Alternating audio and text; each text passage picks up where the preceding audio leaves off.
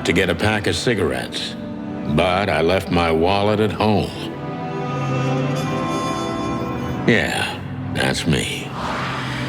I'm getting old. My name is Sonny Featherland, an investigator for 20 years, and once the star of the predatory division of the Clawville Police Department, one half of the legendary Chicken Police. But buying a pack of smokes is more than I can handle right now. Maybe I should just lay low. Yeah, I'll do that. The most colorful place in the wilderness. For all the gods, what bullshit. The last clucking color left this city years ago. And slowly I'll turn gray too.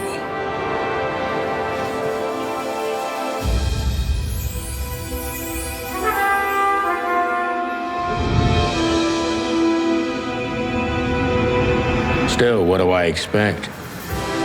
We're living in a vast experiment, and don't even notice that everything got clucked up a long time ago. We believe in this wonderland of peaceful coexistence. Wolves and sheep, chickens and hounds. Yeah, sure, why not? It's just ridiculous. The dog eats the chicken. It's in our nature.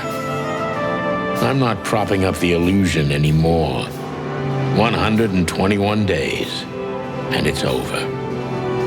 Retirement.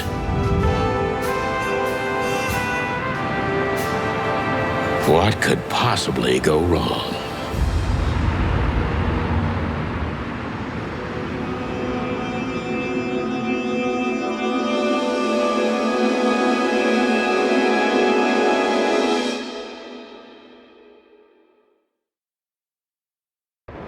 Crap.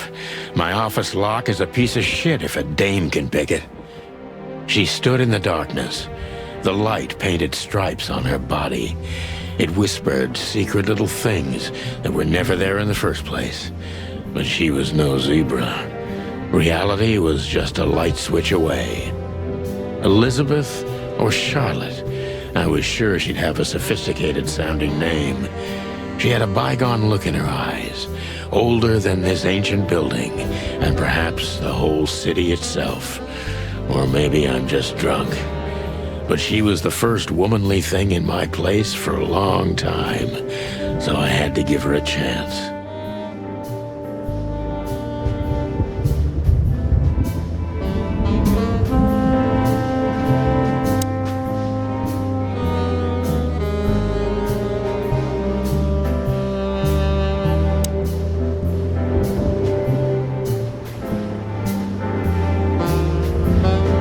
I don't even know what these papers are. Every whiskey has the same color nowadays, at least in this price range. I promised myself I'd write a novel one day.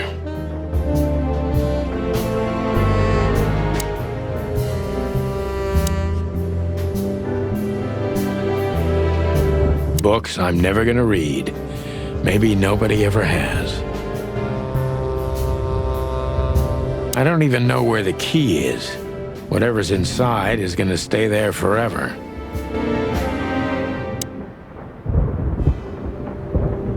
The Wild Gentlemen.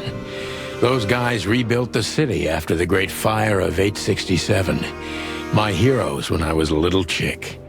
I'm starting to think they should have left Clawville as it was, burned to the ground.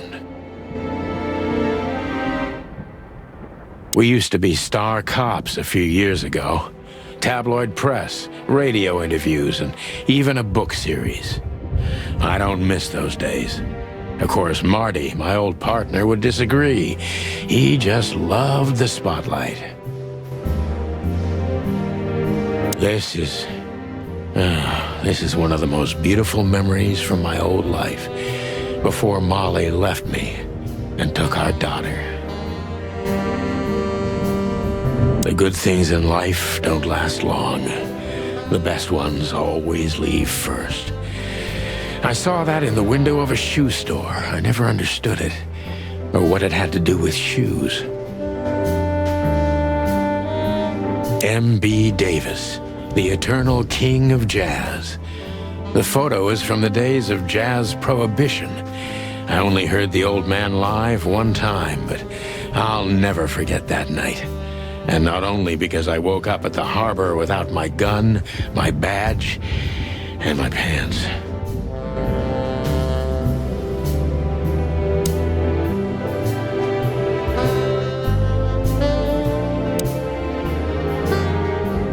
I wanted to travel the world when I was a kid, but I think I'm gonna end up dead in here whether I like it or not.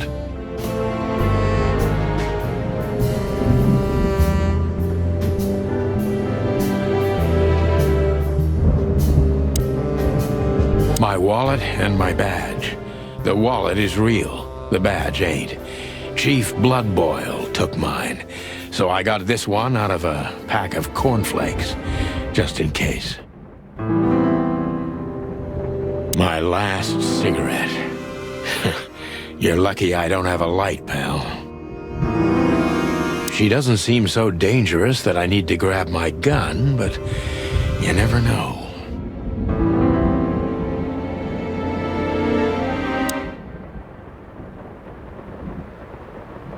I don't see colors anymore. Only emptiness. Everything faded. I need another drink.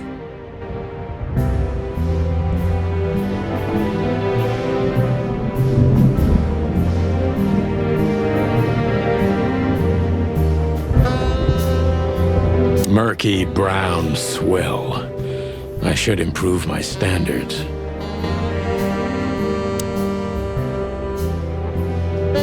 Who is this dame, anyway? And what the cluck is she doing in my apartment on New Year's Eve? Behind that door lies the kingdom of dirty clothes, cigarette butts, and empty bottles.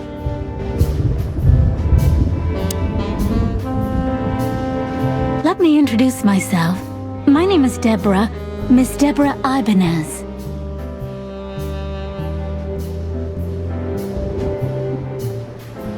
You're mistaken, ma'am. Oh, really?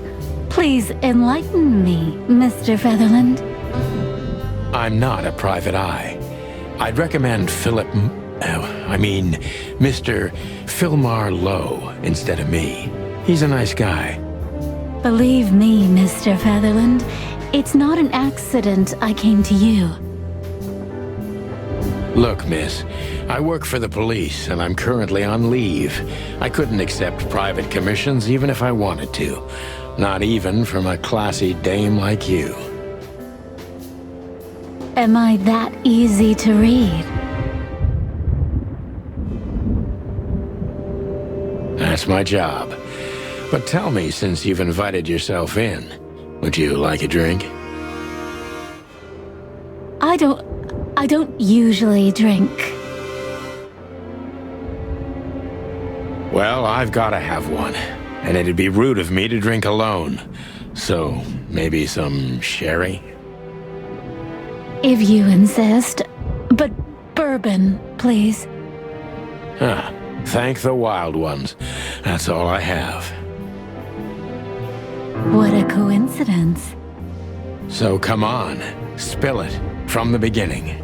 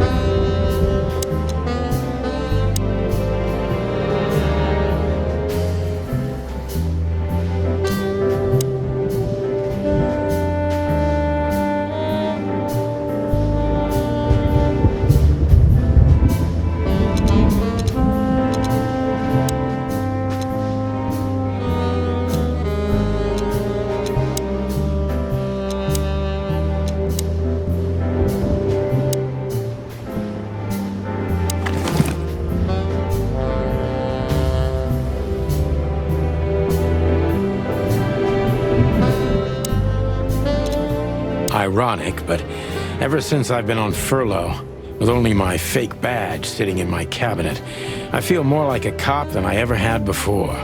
More like a Clawville cop, anyway. I haven't dusted you off in a while, partner. Looks like I may be needing you now. Oh man, I totally get you.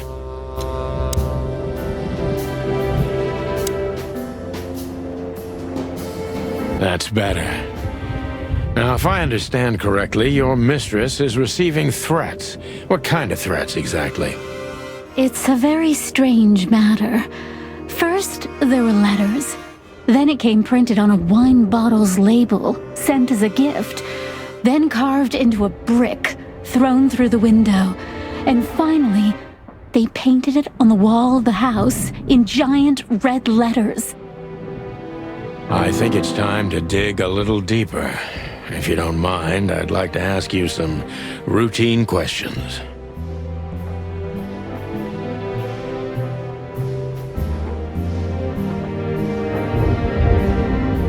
Please, that's why I'm here.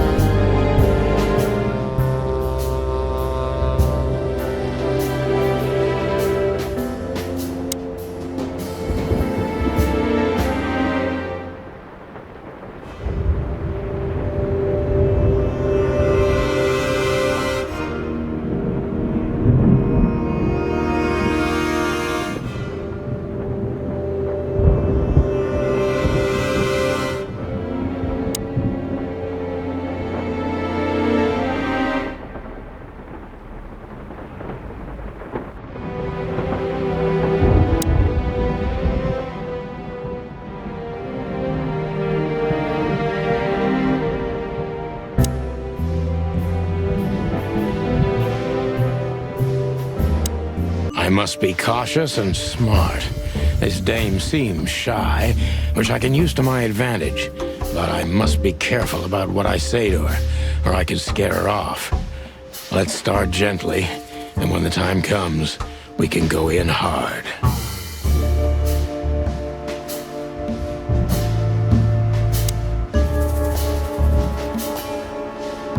Who exactly are you, ma'am?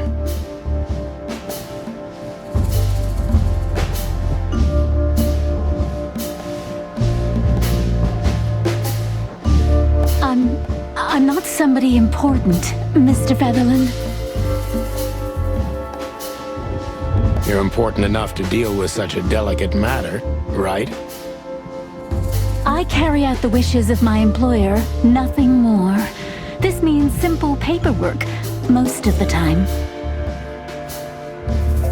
You've been thrown into deep water, sweetheart. Tell me, can you even swim? Believe me, this is just as unpleasant for me as it is for you, if not even more.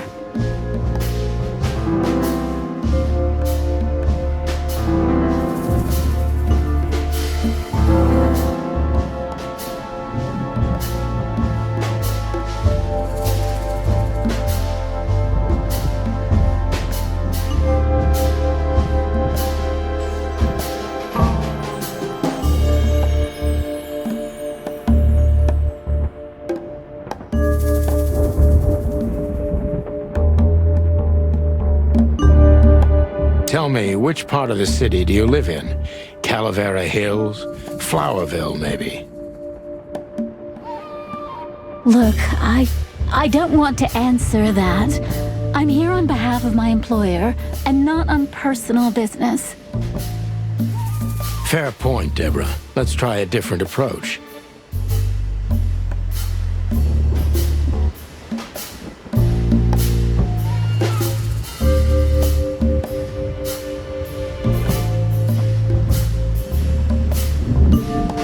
Why did you have to visit me this particular evening? I have my reasons.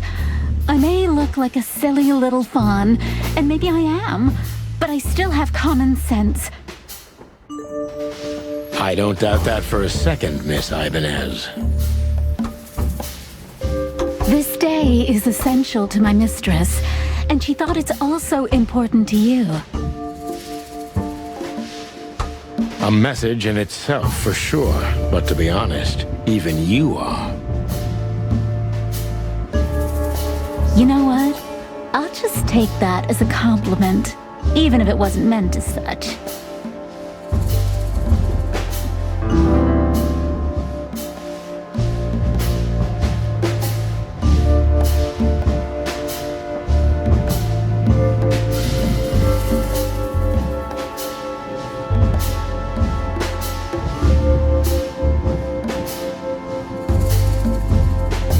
Why did you come to visit me?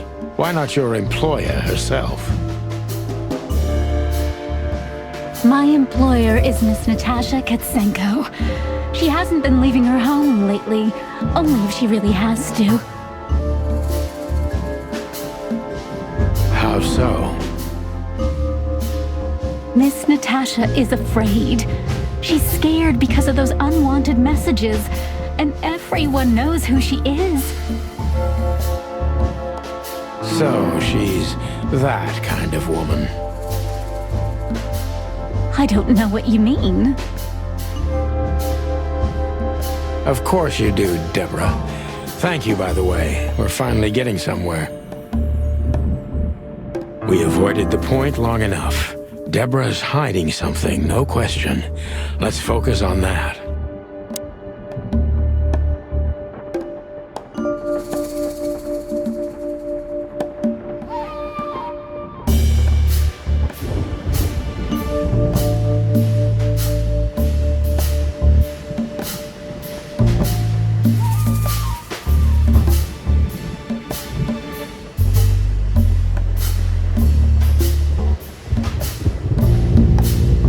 What do you want from me? Me? Oh, don't be silly, Deborah.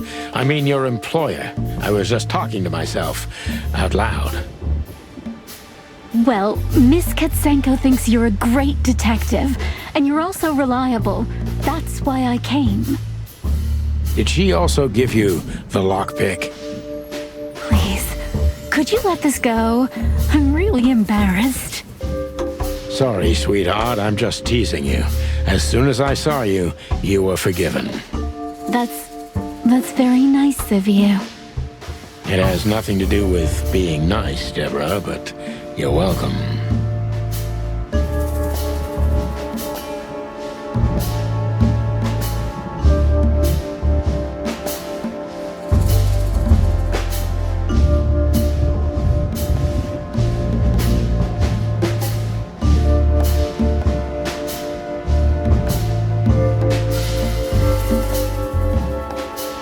Don't you think this whole thing is a little suspicious? Look, Santino, I'll explain everything. I have no doubt about that. You look just the type, sweetheart. No offense. I'll take that as a compliment. Or maybe I'll act like I haven't heard it. You see, we're starting to understand each other.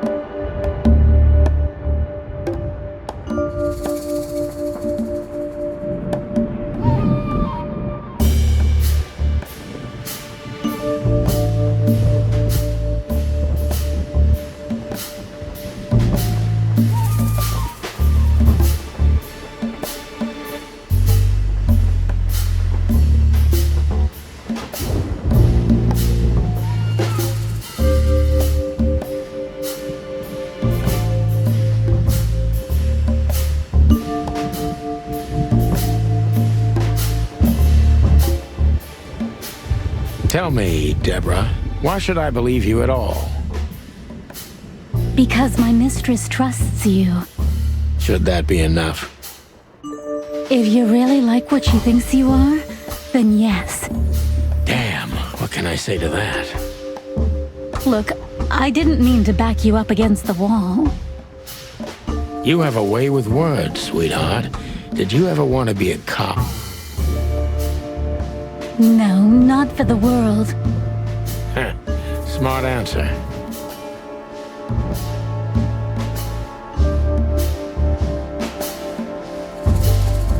Be honest and tell me what you're so afraid of. You know, Mr. Featherland, my mistress's partner is Hobart Wessler. Or as most people know him.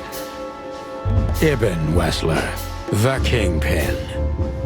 Exactly. Feathery gods, help me. So you get it now. The secrecy. To put it mildly, I think I understand it all. Wessler. This little piece of the puzzle changes everything.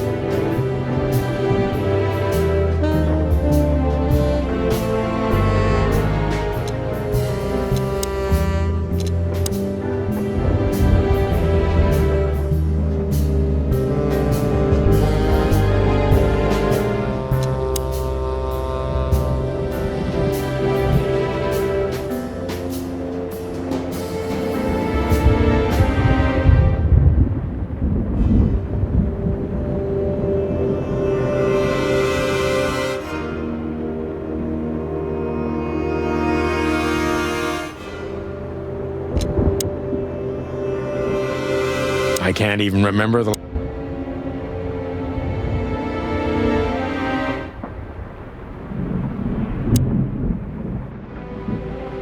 Why don't you take it to the police? Just go there and file a report. Photos, flashing lights, fingerprints, you know the drill. The evidence is very clear. Even a moderately talented detective could easily wrap this case up. Or just try the phone. 555-111. Please, take a look at this. Well, okay. Let's see.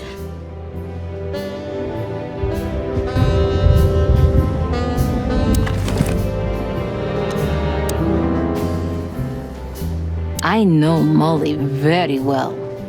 Please note this when deciding whether or not to accept my assignment.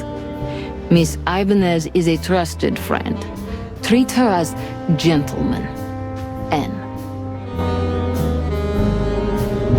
I felt like I'd been hit on the back of my head with a blackjack. Reality tilted. Molly. Good gods. What was her name doing there?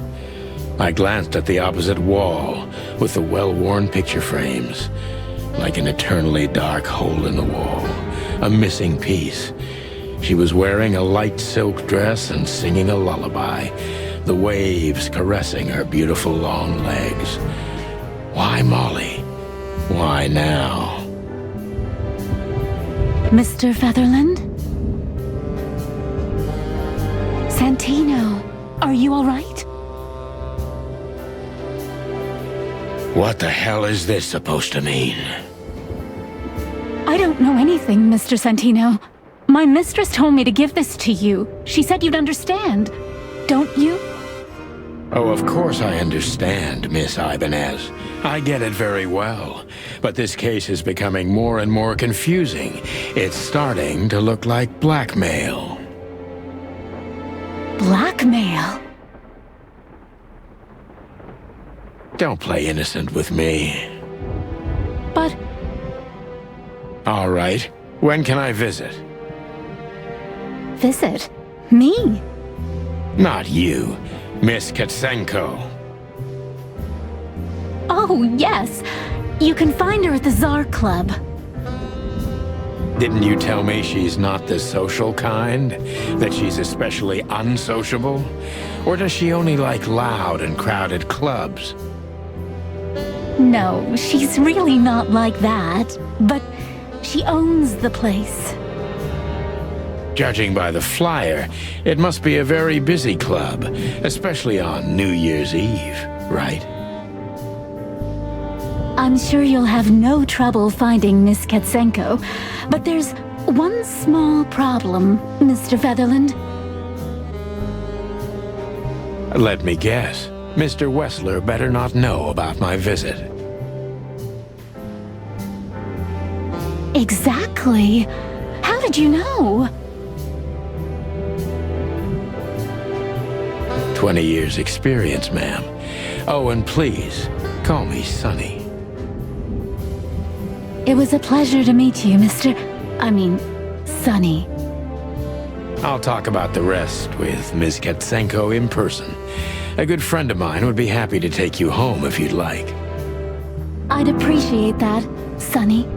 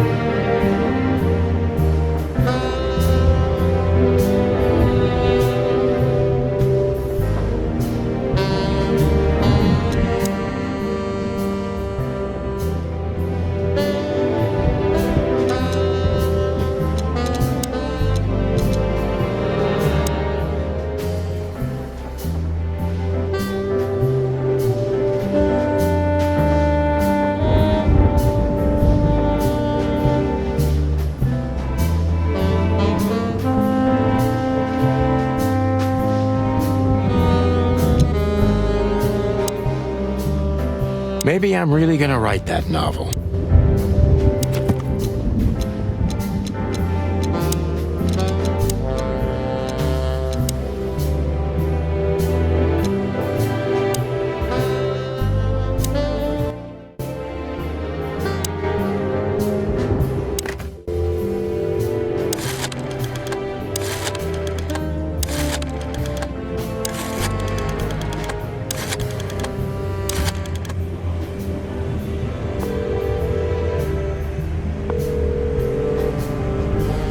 Hey, Lewis. Am I bothering you? No. Of course not, Sonny.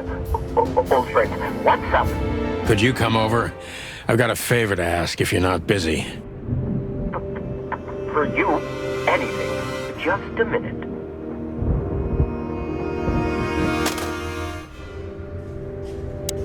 Lewis arrived a few minutes later.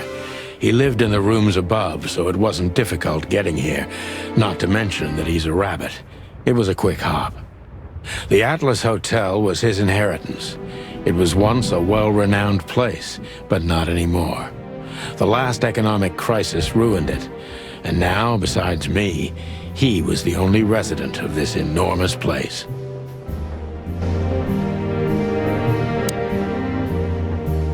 The good old rabbit. I can always count on him, even on New Year's Eve. Thanks for being so quick, Lewis.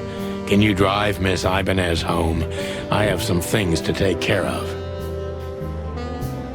Of course, Sonny.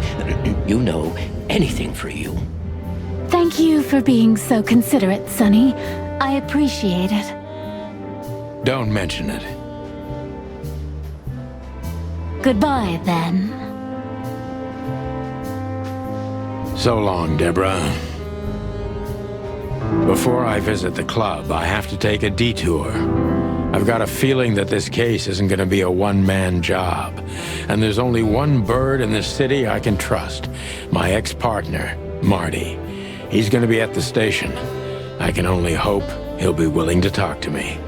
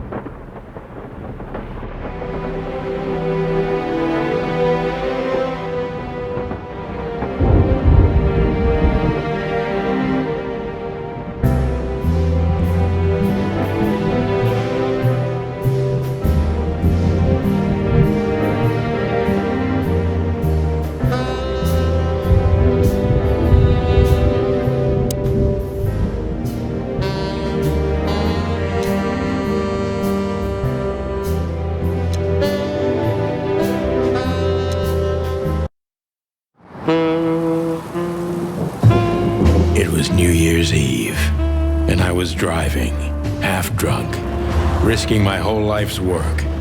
But still, it didn't feel any different. Every day was the same, and the 121 days I had left till my retirement seemed like an eternity. When I look out the window of the hotel room I call home, I see the same thing every day. A woman in a red nightgown dances slowly in circles to smooth music. The 9 o'clock show, with a glass of cheap bourbon and the red gown with the silent music. In the meantime, the proud city of Clawville is slowly eating itself alive, and we're still here, with nothing left to lose but our sanity, while others, the smart ones, had already gone. Molly. Does her name really upset me this much? All those years of solitude, and I still jump without question every time I hear it. And then there's Marty, my ex-partner, who hates me. But I know I have to speak with him, no matter what. Why do I feel like the past is watching me on this goddamn night?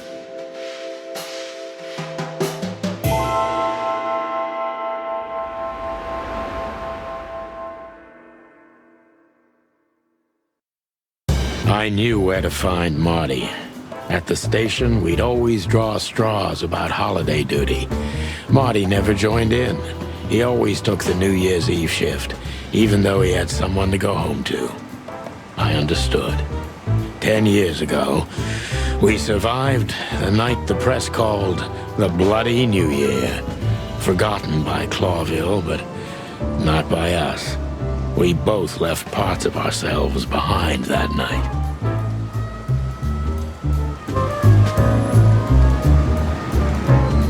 Back in the day, I used to patrol the city's streets in one of these. I don't miss it, but it used to have its advantages.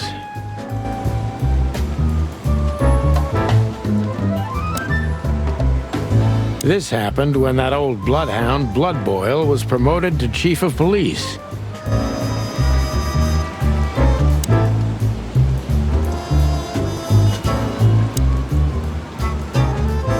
Every time this poster disappears, good old Bloodboil puts it right back, immediately.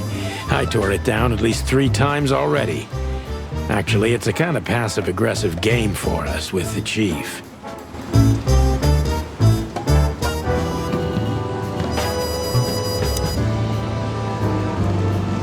Did you miss me? No? Same here.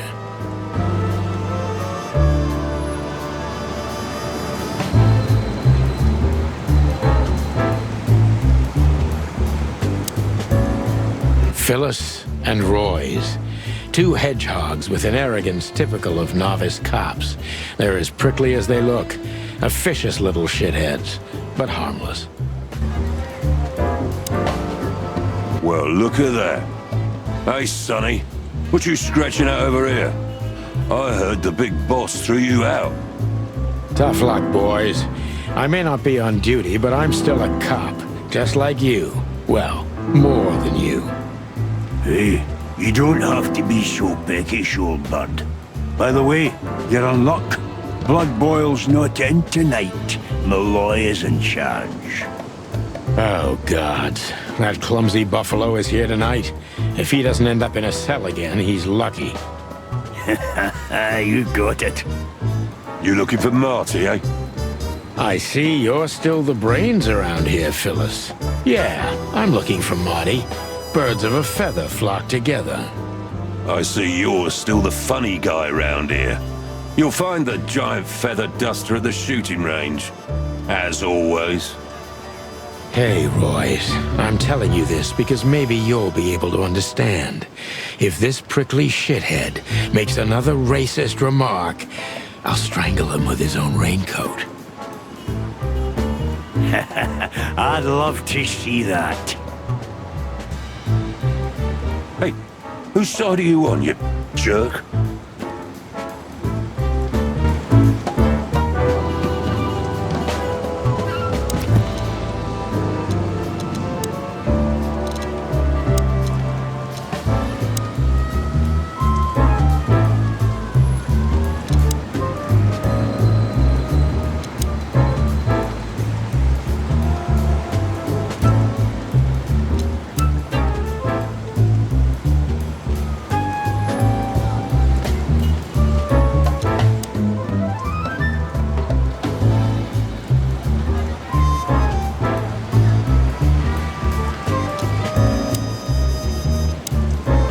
Here we are again, Clawville Police Department.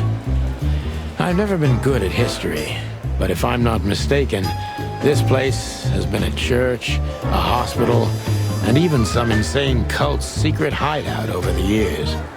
Anyway, the place holds the secrets of the ages, and some drunk pigs in the big...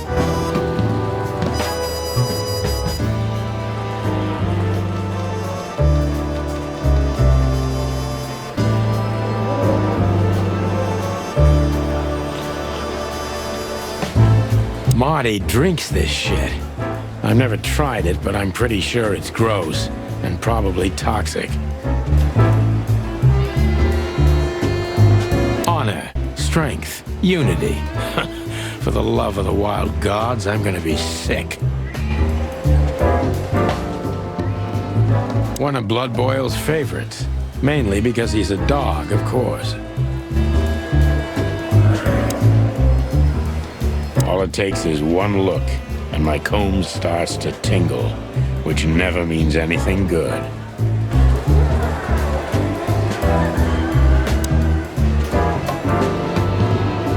Officer Jardine. They say she's clever, smart, and dangerous. We need more of her kind in here. We used one of these as target practice once. Not out of disrespect. We were just too damn drunk.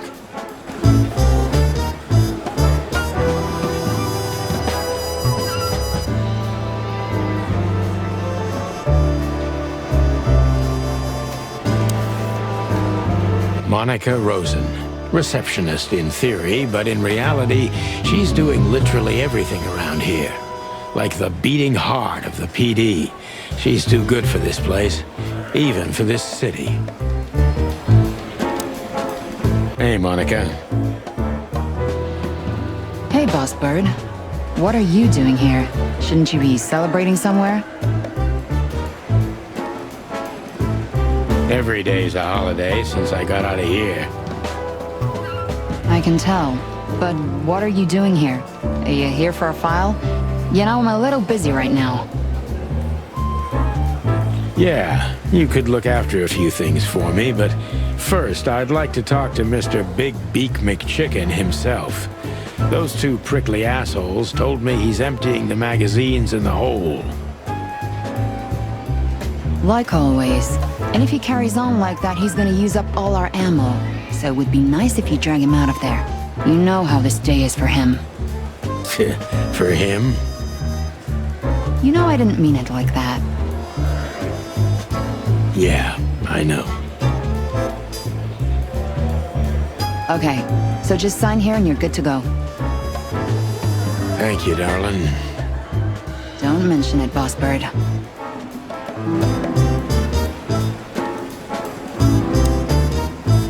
Mort Mardigan, a notorious deadbeat. Poor guy's been blind since his teenage years, but that doesn't stop him from running into trouble. What the cluck did he do this time? Detective Chow Hound Bosco.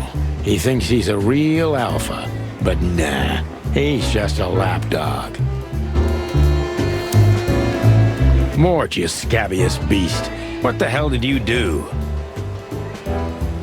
It's Morty to you, sonny boy. Everything's fine. There was just a bit of trouble in the bar and someone got knocked on the head with a glass. It wasn't my fault.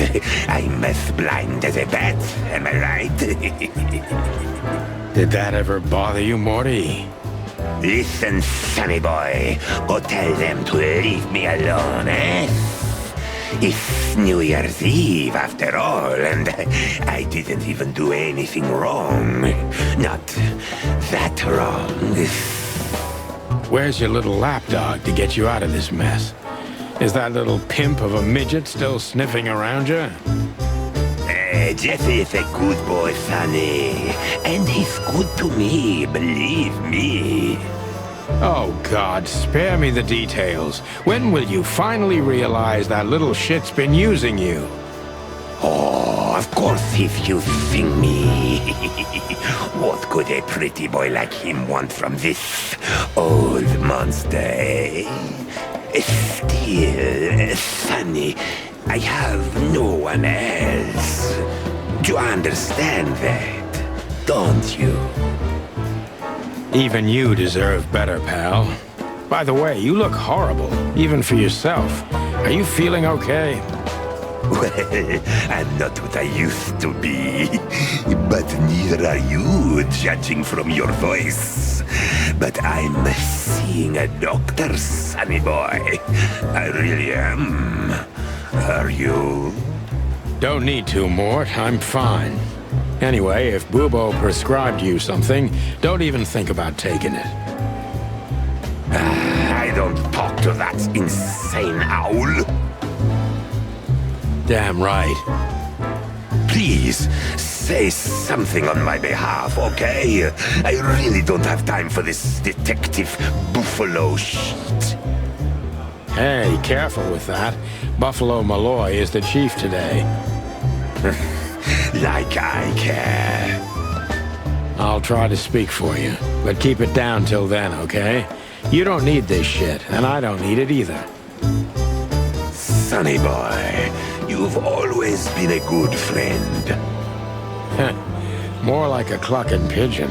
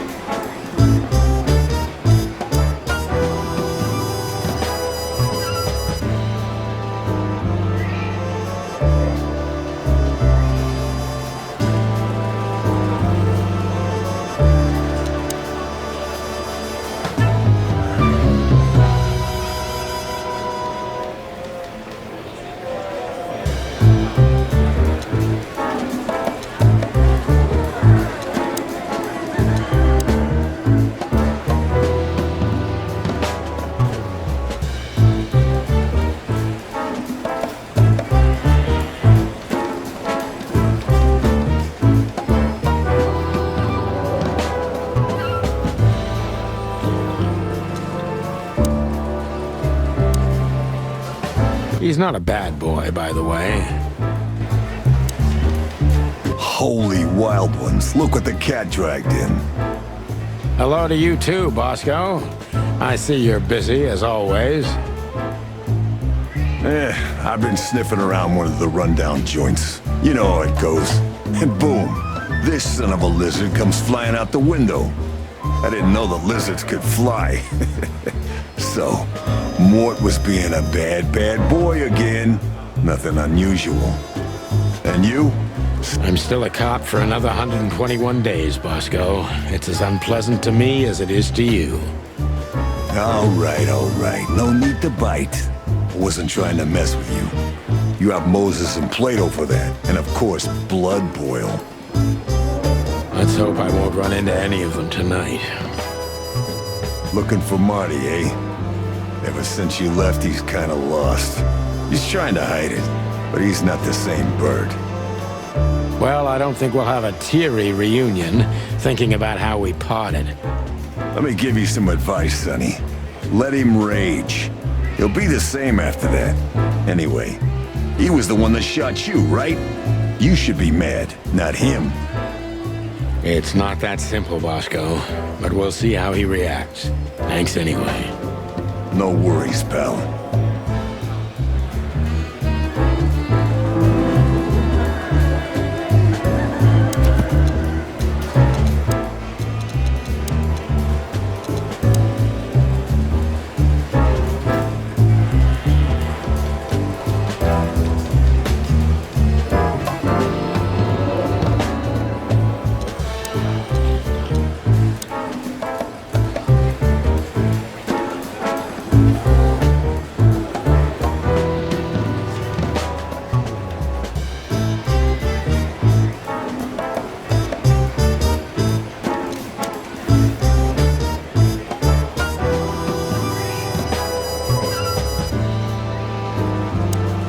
This is gonna be a hard ride.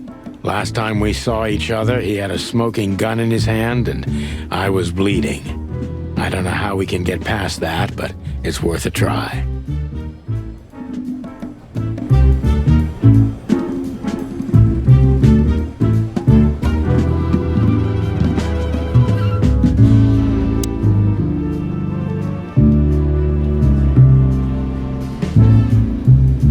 Swinging thighs and a big gun. That's Marty's idea of a perfect woman. Can't blame him for it.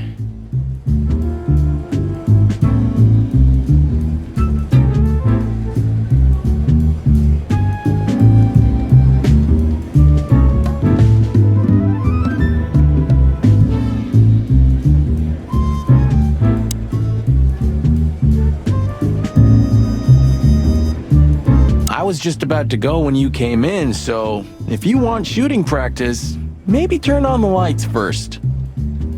You're right. I'm gonna do that.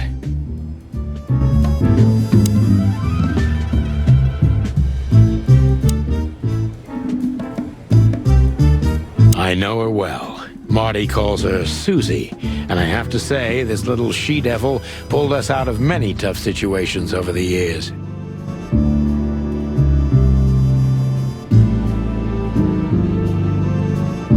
Claudia. Tiny, dark, and angry, and hits you where it hurts the most.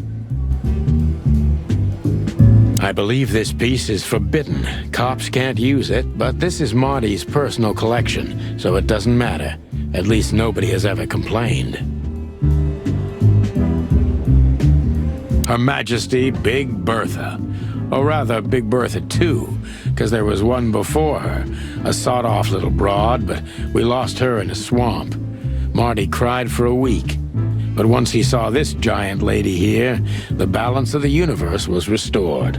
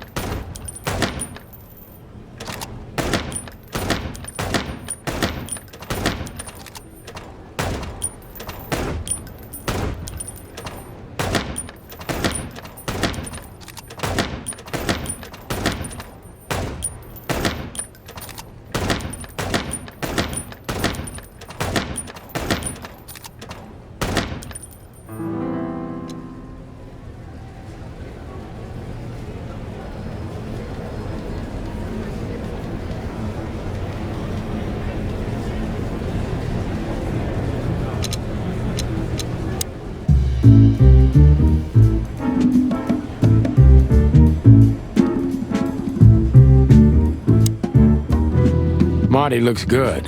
Big and loud and angry as always.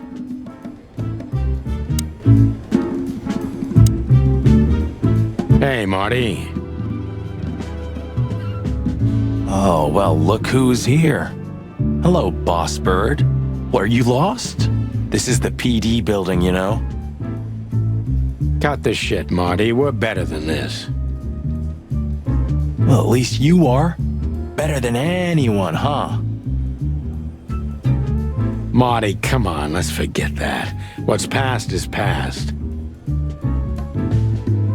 Easy for you to say, Sonny. Damn it, Marty, you shot me, remember? I almost bled to death.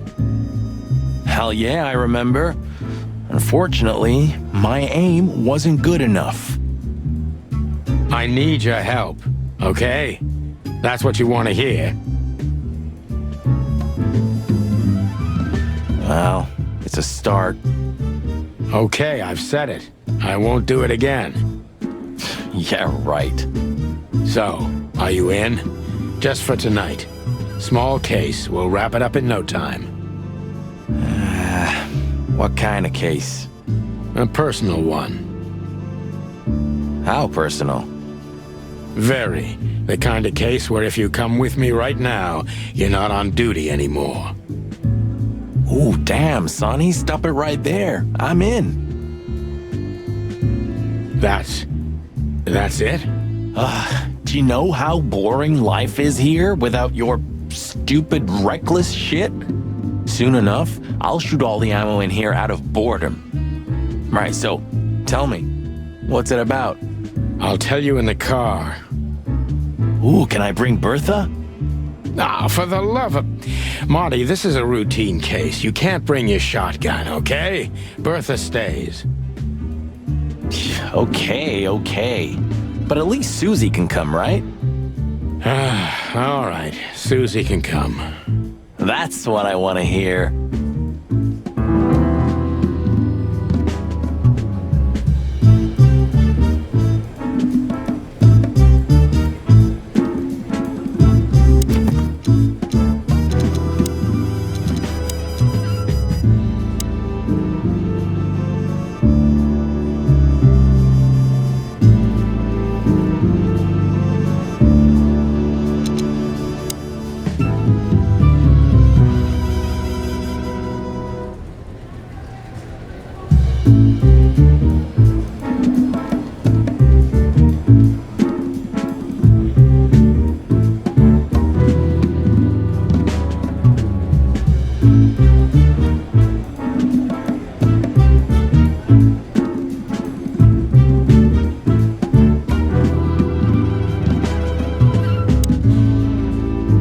Still drink coffee?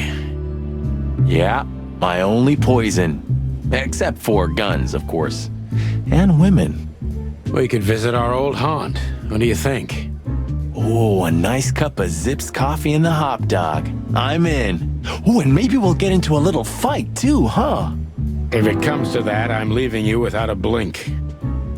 Oh yeah, like last time? Those were different times, Marty, with a different Sonny. Well, all right. To the city then. You don't have to come with me, you know. Okay, I know. Let's go. Sonny, there's a little problem. Not so little, and it smells, too. What the furry hell is Blood Boil doing here? Well, it seems we can't avoid speaking to him. Oh, yes, we can. You have your rifle with you, right? What? Just kidding.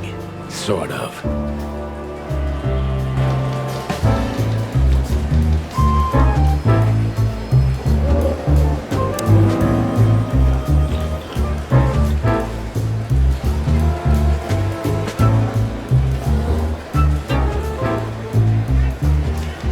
Do you still drink that garbage? Hey, it's not garbage, okay? Allegedly, they've used it as medicine once, if you must know. Yeah, once they used to heal with bloodletting too, Marty. Don't believe everything that's on these labels. You're not a little chick anymore. Okay, Dad.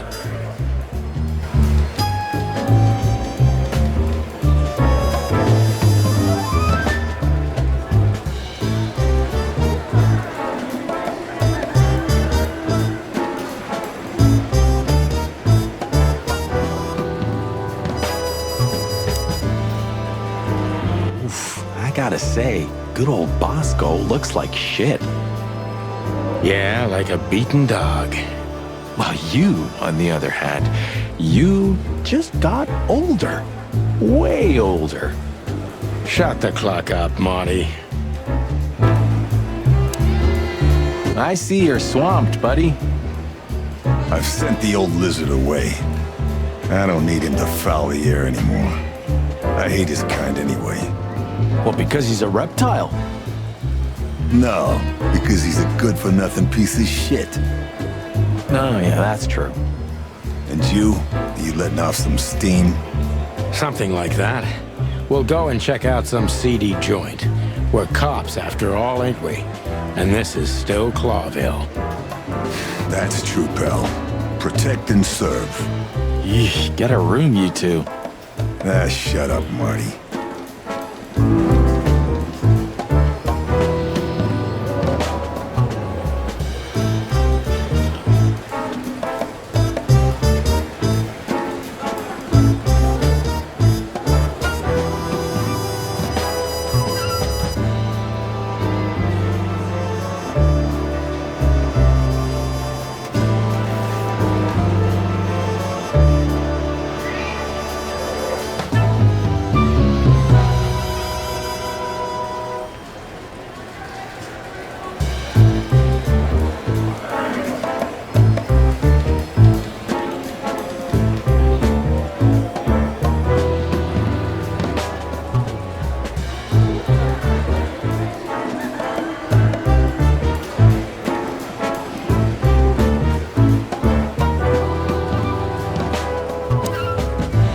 The chief doesn't seem to be in a good mood, but he never is, actually.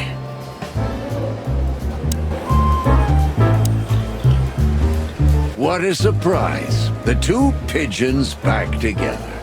And without my permission, of course. Chief Bloodboil. Damn. What was that, Santino? Nothing, sir. What a lovely evening. Am I right? I don't want to hear your crowing, Santino. What the hell are you doing here? Hey, careful with the racist barking, old hound. Oh, it's getting hot in here. Can we just skip this part? It's New Year's after all. And you're on duty, if I'm not mistaken, Martin. Where do you think you're going? That's it, boss. To serve and protect. Sonny was in the neighborhood and stopped by to say hi. He's a cop too, right? Only on paper, and you know that very well, Detective. I don't want any trouble, boss. I just wanted to say hi to Monica, and then this feather pillow showed up. I invited him to grab a quick coffee. You can allow him that much, can't you? Your coffee breaks usually end up in shooting or brawling, chickens.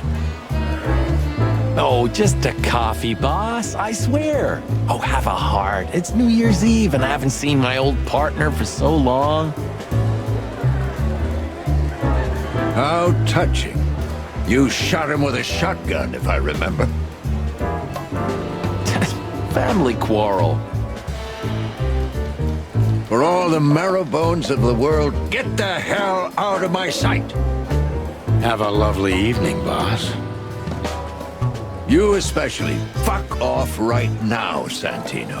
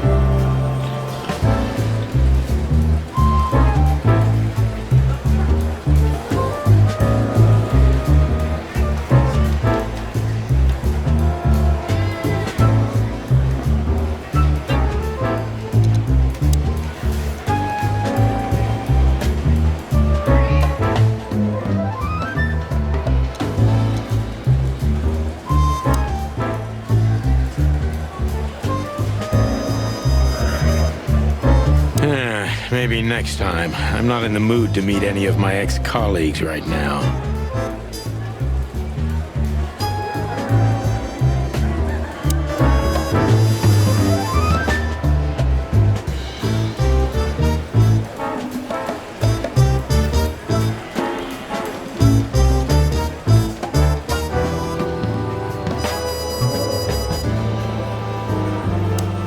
Look at these two simpletons. They don't even realize their jackets are full of holes. For the wild God's sake, don't dare tell them. I already tried, but nothing happened. Figures.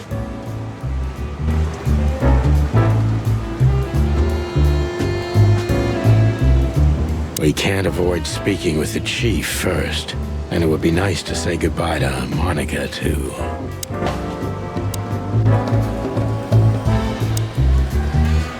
We're leaving, sweetheart. Stay safe, boys. I'm glad to see you two together again. I'm afraid you're alone with that. Hey, don't make me change my mind. You won't, Marty. I bet you can't wait to get mixed up in some serious trouble again. Yep, that's true. I'm serious, boys. Be careful out there. We're big birds, Monica. We can take care of ourselves. Mostly. Okay, but take care of each other, too. Will do, Monica. Yes, ma'am.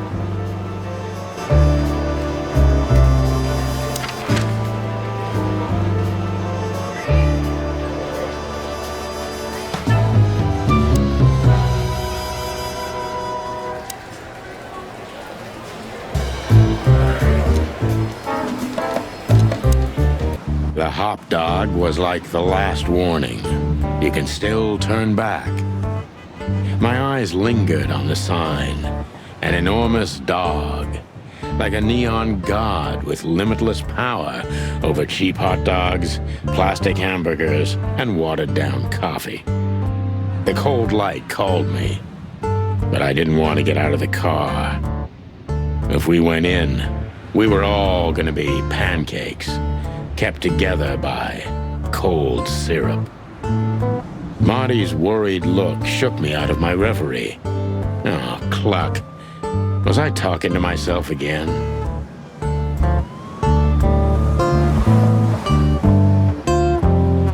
There used to be such life around here before it became an insect ghetto. That was a very long time ago, Marty. I was a little chick, and the hop dog had the best pancakes in the entire city. Well, since Zip became the owner, the cook, and the waitress, I imagine it's all gone downhill. True. But at least the coffee's good. That's right. I have no idea what that mongrel's doing with it, and I don't want to know, but its aroma is unbeatable.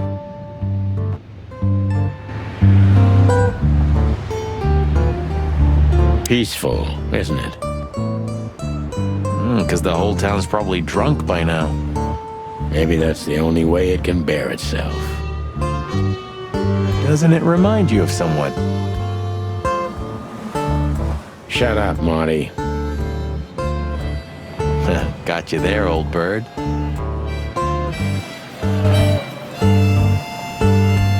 Did this wreck belong to Zip? Well, it's a wreck just like him, so I guess it could.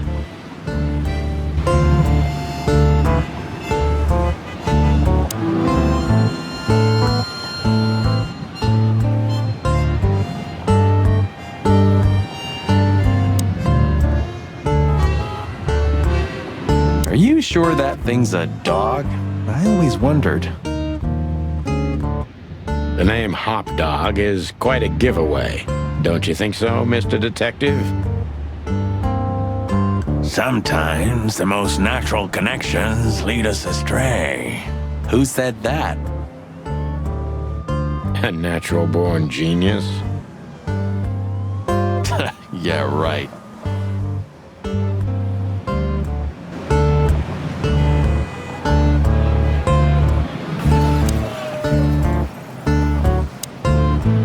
look at the poor bastard. He's looking okay, Marty. Remember what we saw when we worked at the Hive? Wild ones. Don't even remind me. Trying to forget that shit every day. It's been even worse since. I guess you heard about the riots. Who hasn't? You know, people are afraid that the Great Fire will happen again, and those hive houses are pretty flammable. I don't speak of the devil, Marty. But to be honest, I have no idea how this insect matter can be solved. I do. We just open the ghettos and let the insects live among us like they did for centuries. Your heart is pure gold, buddy. But you know it's not that easy. Clawville isn't what it used to be.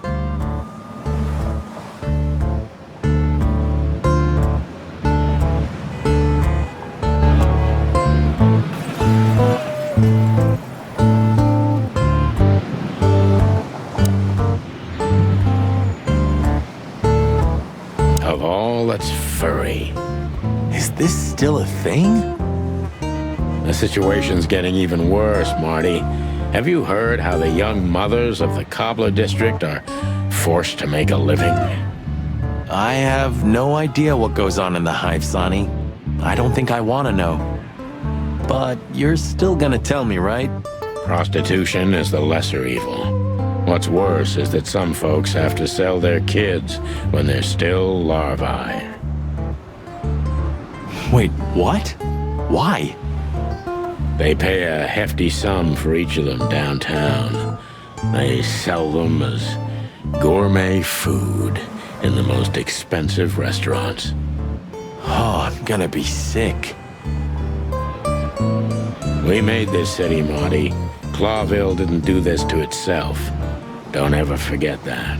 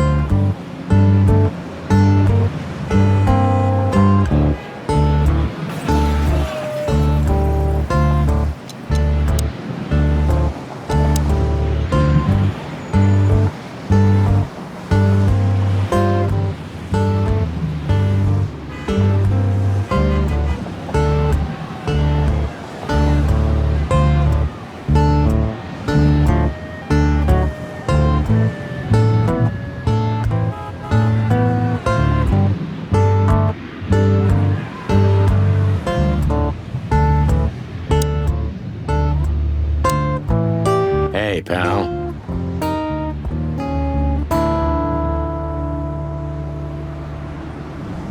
Can you hear me?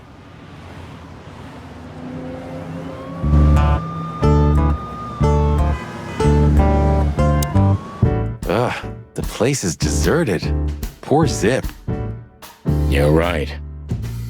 Yep, the guy's middle name is Bad Luck. That's for sure.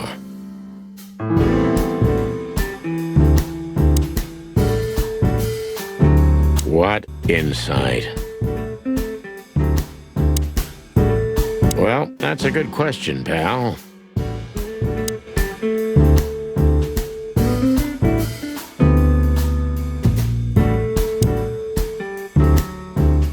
The highlight of my day. Yeah, I can smell it already. How does he make the coffee here so special? Look at that mangy trash panda and tell me, do you really want to know? You're right. As always. And voila, the master himself. What a finch. Sonny, he's a pigeon, not a finch. Don't make me angry, Marty. Okay, I was only joking.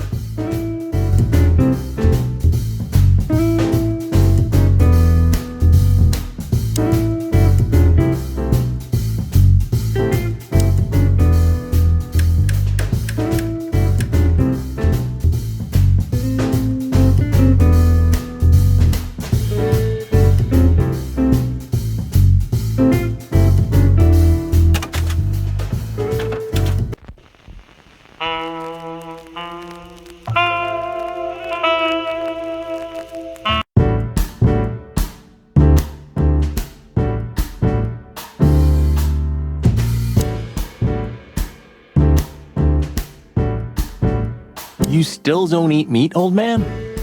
I'm a rooster, a chicken. Why the hell would I eat meat? I don't mean real meat. I'm not a lunatic. But a meat substitute? There's about 10 different kinds. Have you never tried any of them? Why would I? If I don't eat meat, why would I eat a substitute? Because you can. That's the point. Wild gods, Marty. Stop being such a sheep. Do you fall for those adverts? Substitute isn't meat, Sonny. And if it's tasty, why wouldn't I eat it? I don't care what you eat, but don't be surprised when you lose all your feathers or you try to bite off your own leg one day.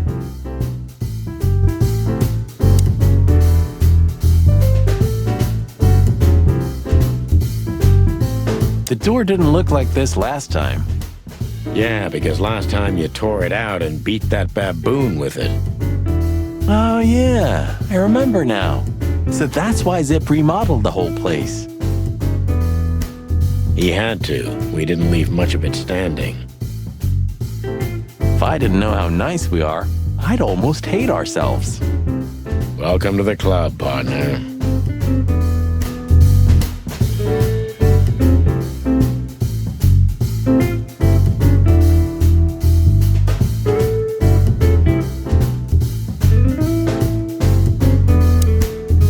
He sure didn't get any younger. Or prettier. You think he's still mad at us? Frankly, Marty, I don't give a damn.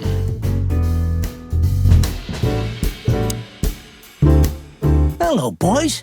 Now, get the hell out of here while I'm asking nicely. Hey, is that how you greet two old friends? Hey, I'm not joking, Sonny. I got a shotgun under the bar. No, you don't, because if you had, we'd arrest you here and now. If there's still life in you when you're full of buckshot. It's going well so far. We're just here for a coffee, Zip, okay? Like old times. Nothing's like old times. Haven't you noticed? Yeah, as a matter of fact, it's quite noticeable. Shit. All right. And where'd you blow in from? We haven't been anywhere yet, but we're going somewhere. Everybody's going somewhere, right? Tell me, how much do you know, Zip? That depends. How deep is it? Bottom of the well kind. Goes down around Ibn Wessler. Holy hell! Wessler? You've dipped your wings in deep shit, boys. If you've got anything on him, don't keep it to yourself. We'd be grateful. Grateful? Maybe you're not gonna trash my joint this time, eh? You know, Ibn's acting strange nowadays. He always believed that if you want something done, you do it yourself. That's how it was for years anyway. And?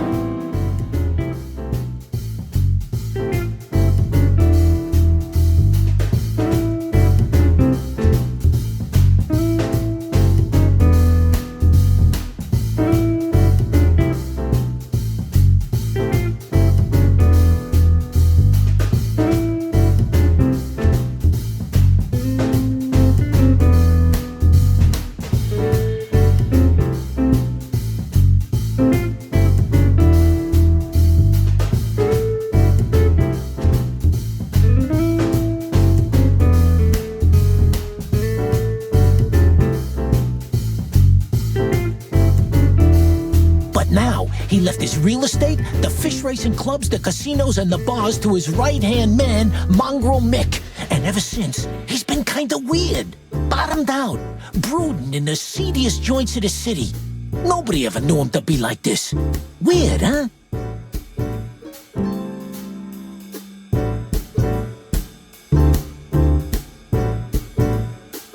Yeah, weird. Do you think it's about a lady? It's always about a lady.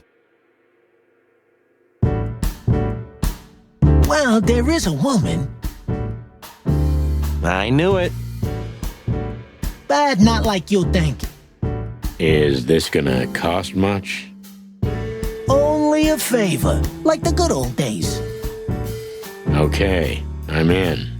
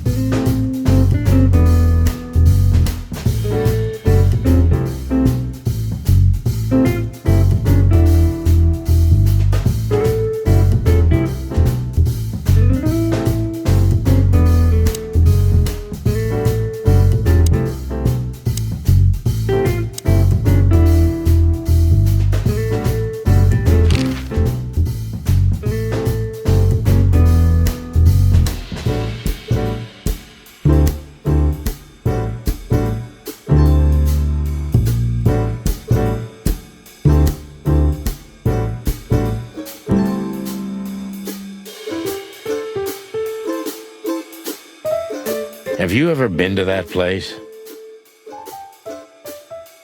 Of course, 100 times. Everyone who matters in this city's been there. Sorry, guys. But then, it had a different name and a different owner. Business affairs, right? Yeah, that was the dark era, Sonny. I don't want to talk about it. Roger that.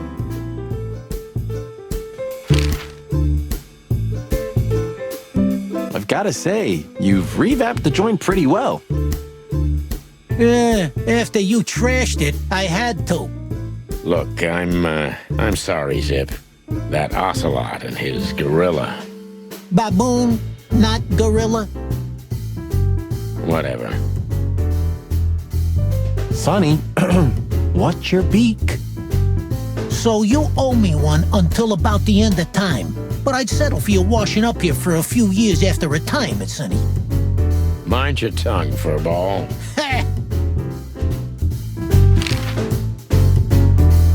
So, Ibn's gone insane. Love will kill you in the end, they say. Seems like everyone's in a poetic mood today. You're one to talk, by the way. Huh? Why?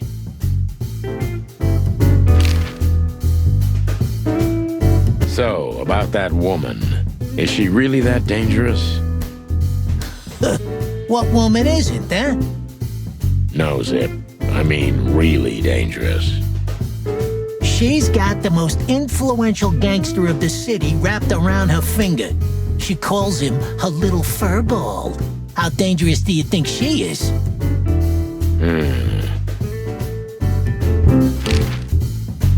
You didn't get any younger, pal. You're telling me? You look like you haven't had a good night's sleep since forever. To be honest, I've never had a good night's sleep in my life. You will when the big sleep comes. And what are your plans? Dying behind the bar?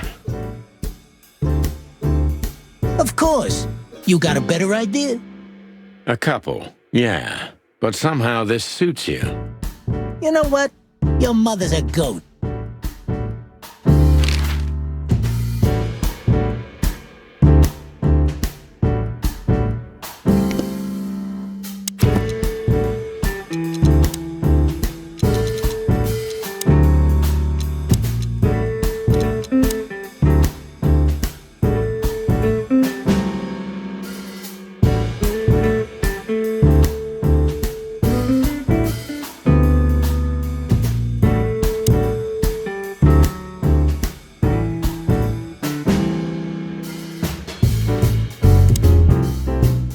Natasha's a mysterious woman, a real cursed jewel if you ask me.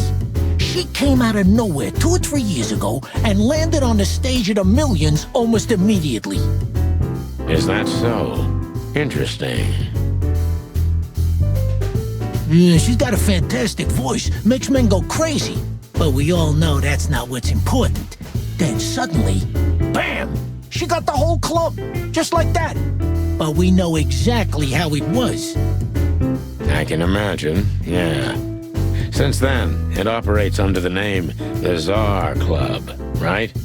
The old click is still clicking, right? Yeah, the club was renamed and remodeled. Everyone knows she was Ibn's lover, but she's not your usual canary. She didn't get involved in Ibn's dirty dealings. Then how exactly does she fit into the picture? Check this. A few months ago, the old rat pulled out of his own businesses and gave control to Mongrel Mick and his mob.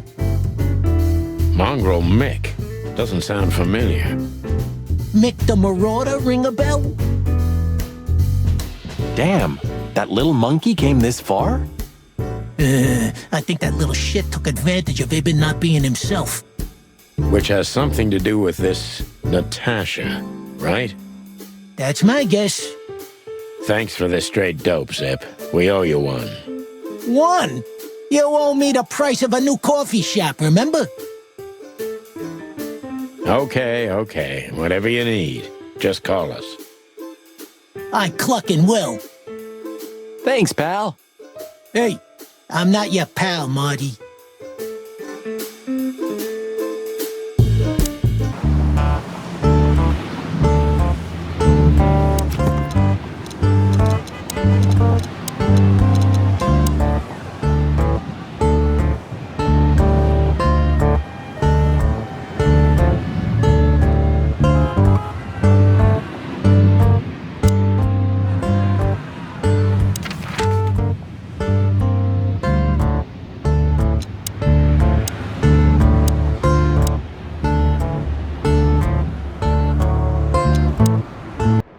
Yeesh, my condolences, pal.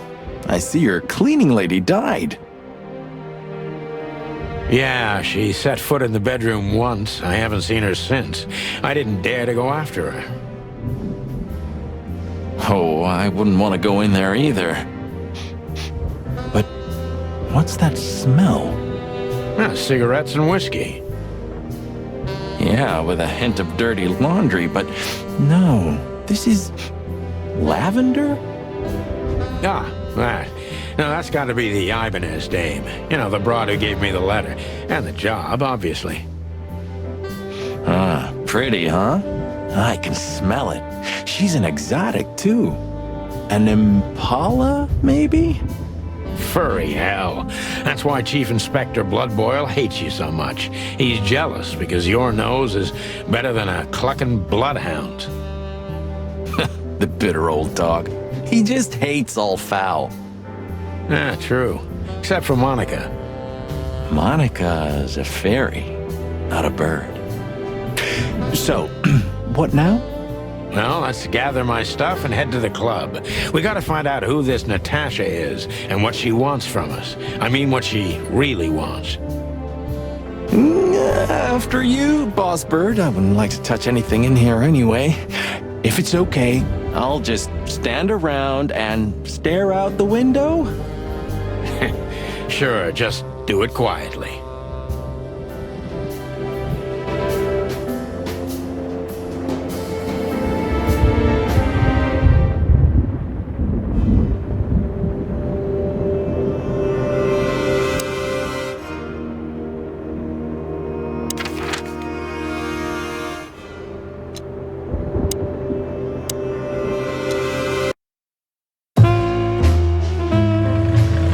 Midnight had passed, and the intoxicated madness kicked in. We could only crawl along Shalva District's main street toward downtown. The city's heart beat differently. Ancient buildings were defaced by neon signs and billboards, like half-drunk lovers on a fine leather sofa. Great old houses neighbored by garish modern blocks. A place that makes the head hurt. The Tsar's huge neon sign was visible for miles. A blazing red sign advertised tonight's main attraction, the amazing Natasha. Cops were never welcomed at places like this. I hoped we were too late for the show. We had to be inconspicuous, but it was never easy with this bird mountain by my side.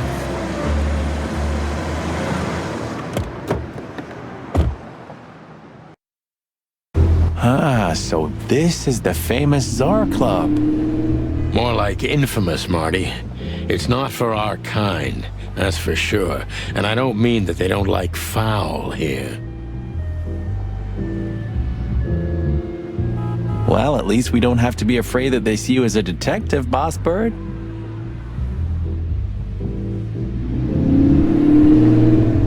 Very funny, Marty. So what are we gonna do now? We find Natasha, the broad who sent me the message, remember? But first, we need to get into the club. And Marty, please, don't monkey this up.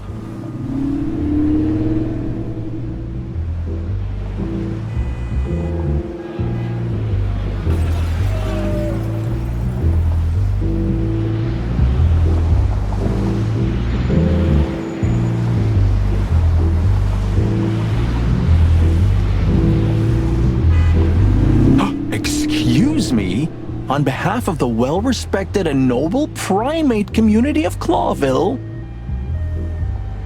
Cut the crap, Marty. Let's focus on what we're here for, okay? As you say, Boss Bird.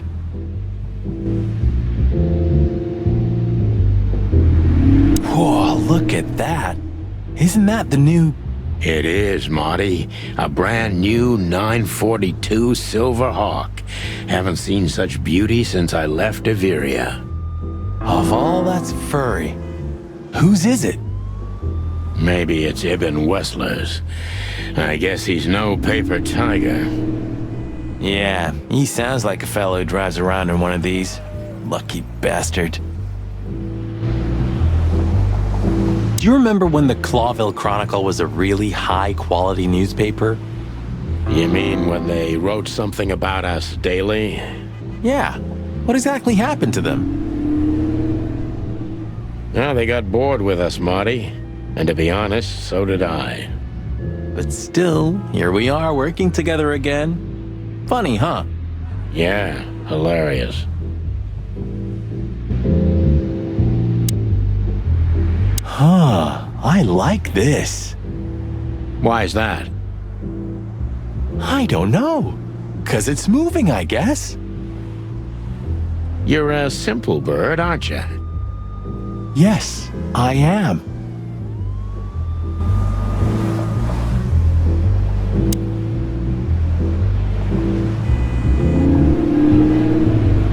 One day, neon signs will cover the whole world, I'm telling you. You read that in some kind of science fiction book? No, it's just what I think. Oh, so you have your own thoughts now. The world's really moving forward. Pluck off, Sonny.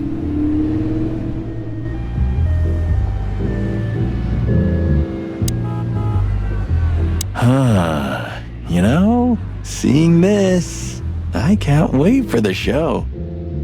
The girls? New Year's Eve's once a year, right? And we're not on duty.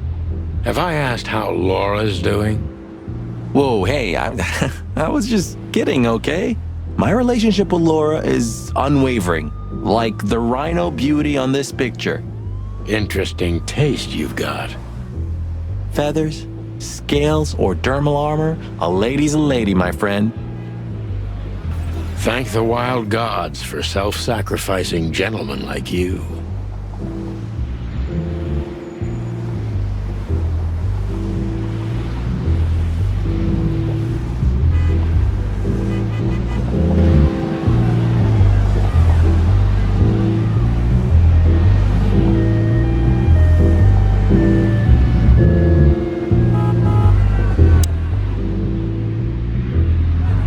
Honestly, I think these types of women only see faceless tuxedos, cufflinks, and wallets. And in the mirror, they're just brooches, necklaces, and earrings. Don't be so radical, Marty. They're women. They live by different rules. That was kind of deep. It's not. Just bullshit. There's more where that came from. Ooh, teach me, Master. When you're old and wise like me, you'll realize none of it is worth a damn thing. Wait, that was deep again, right? Maybe it was, Marty. Maybe it was. Amazing.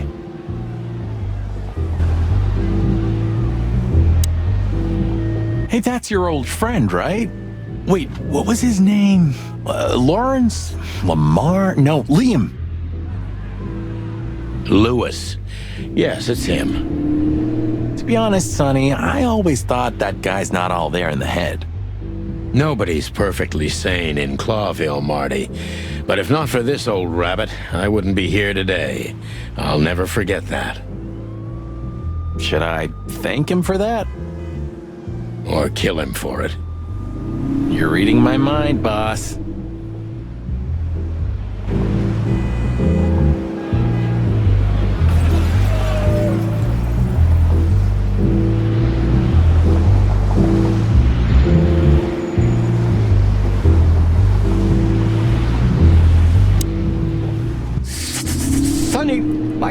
friend. Hi, Lewis. This is my partner, but I'm sure you already know. You have no idea how happy I am to meet you, Mr. Marty. I'm a big admirer of your work. Pleasure's all mine, Lawrence. Lawrence? Anyways, so, the legendary Chicken Police back together? Isn't it amazing news? Don't ruffle my feathers, Lewis. Those days are long gone. We're just here for the entertainment. Or something like that. I see.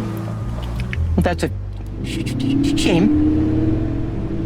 See you inside? I have something to do, my pal, but I'll try to make it for the main event. Okay then. Catch you later, pal.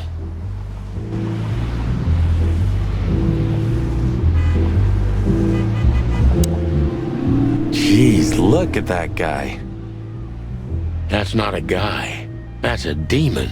Straight from the dog-eared pages of a cheap detective novel. Yeah, I bet his name's Bill. Nah, he's definitely a Bob. $5 for Bill? Okay, I'm in.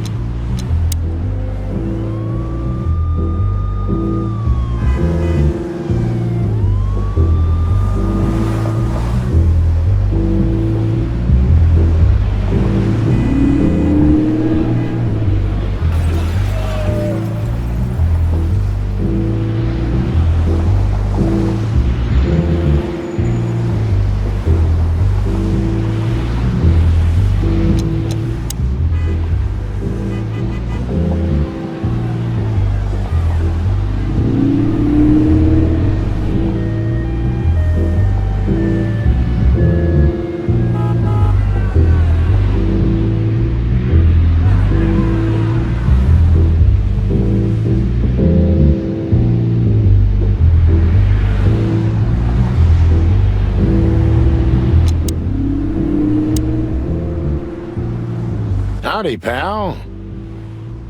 Gentlemen, how can I help you on this wonderful, chilly night? We're expected in the VIP lounge. My apologies, but I don't remember ever seeing you gentlemen here before. May I ask? Stop right there, big guy. I get it. Yeah, I know exactly how this works. So what do you have to do to get in? Nothing's easier, sir. Are you on the list? The list? Yeah, don't tell me you forgot. I'm afraid I did, Marty. Sorry, big guy, but I'm pretty sure we're not on the list tonight. That's a shame. I'm really sorry, sirs. In that case, you can't come in. Yeah, right. Thanks. My pleasure, gentlemen.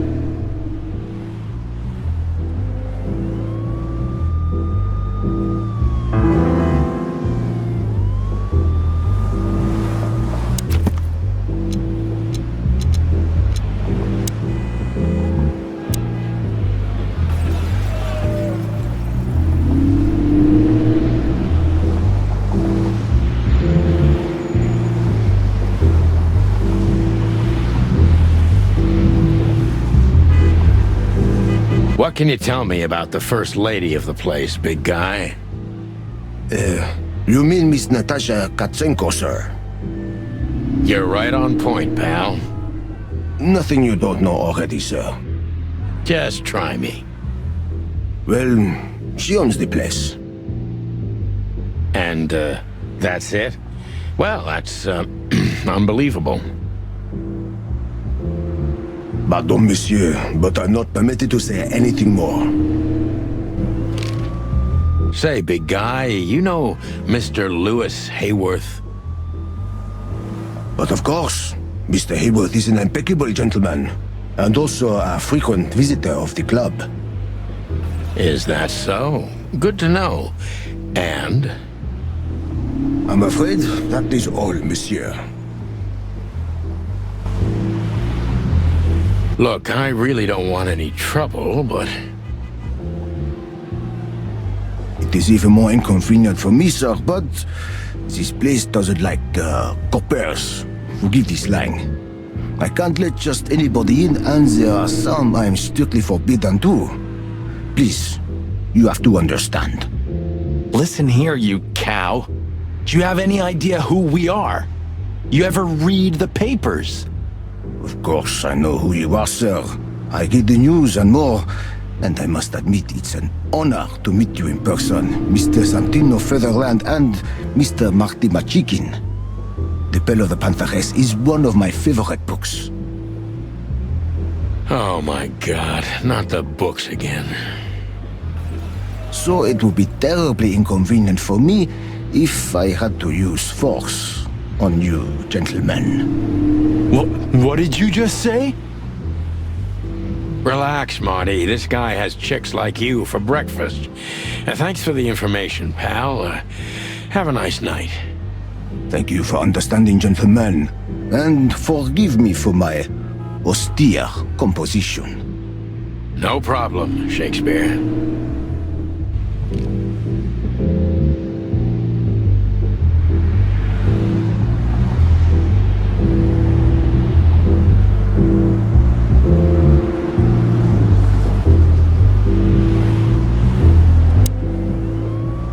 Look, Lewis, that bouncer over there. Well, yes. He is a bit intimidating, but his manners are impeccable. Am I right? Yes, indeed, but it seems tonight we're not on his list. Oh, I see.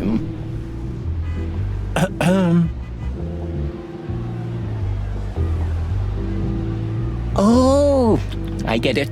I get it. You'd like to go in, but he won't let you. Yeah, something like that. No problem at all. Come with me. I'll talk to him. Much obliged, pal. Yeah, thanks, Bunny. Excuse me. Ah, jeez, what the hell's wrong with you, Marty? What? Did I say something wrong?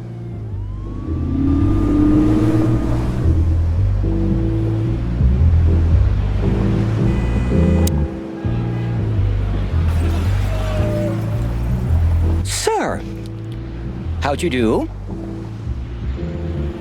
Everything's fine, Mr. Ayworth. Good.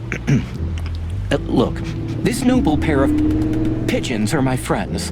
They're on the list, okay? L'Arche-Lamont, sir. And as for you, you owe me one, gentlemen. Thanks, old pal. It was my pleasure to help you, as always.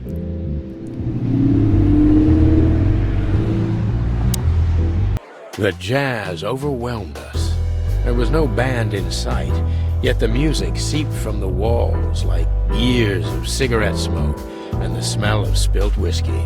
Behind the bar, rows of fancy bottles reflected the harmonious voices of pretty dames and the clinking of crystal glass. It was the kind of place that makes you drunk, even if you've never had a sip. A dangerous place for someone like me.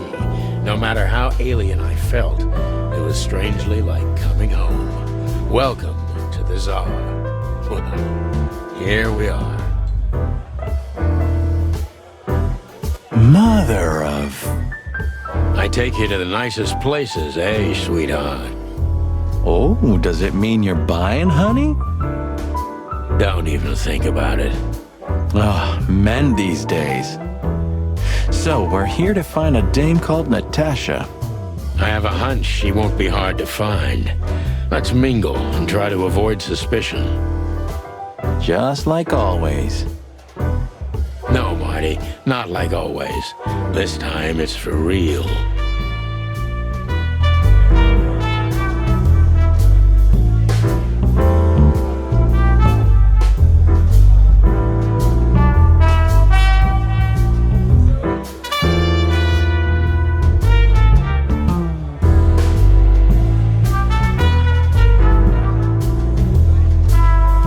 has pretty long legs.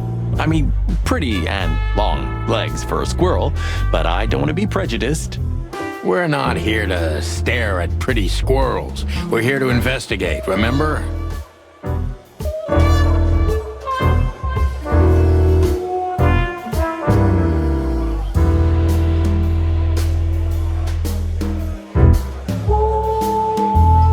So, where the hell is Natasha? Let's ask that stud over there with those nice gals. That guy looks way too horny for my taste. Oh man, your sense of humor is bad as ever. You just need to get used to it again. What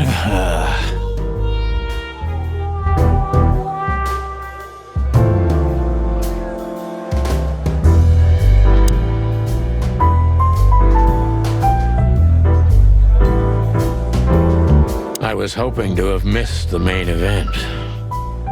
You're a rusty old cock, that's why. So says the little butt jam. But what? That's not even a word. It is now, all because of you. You should feel honored. Butt jam. You know, Sonny, sometimes you're like an evil little child.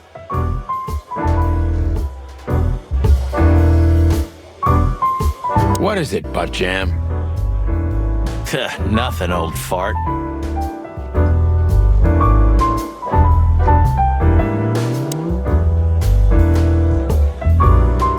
A fox is a wolf who sends flowers. What? Oh, nothing. I read it somewhere. Fascinating. I didn't know you could read. Ha ha ha. Very funny.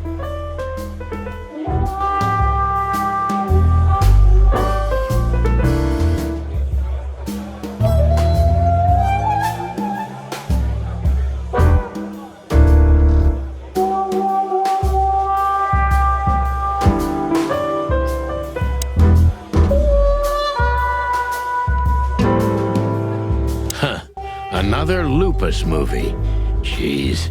Is there nothing today they're not trying to sell with this guy? Whoa, don't be rude, Sonny. Lupus is a timeless genius. Have you seen Predator City? God, I'm still getting chicken bumps. But wait, who's that next to him? Cassandra Ruby Faye. Nah, never heard of her. Cassandra Ruby Faye. Oh, gods, even her name makes me go weak in the knees. Watch your blood pressure, pal. Don't mind me. Just women and guns are my only weakness. Huh, no shit.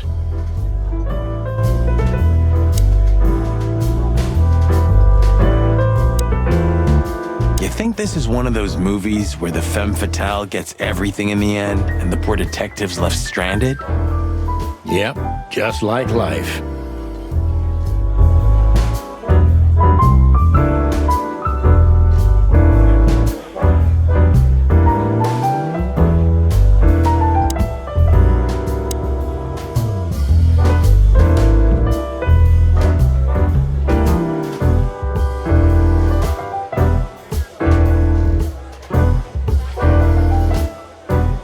Ooh, I've seen this. Hicks Poodle plays a private eye, hired to look for a woman, then gets into some kind of blackmail thing that's connected to the first case, and...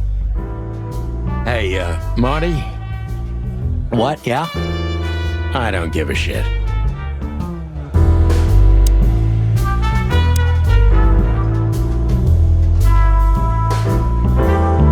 Oh, I know this fodder guy.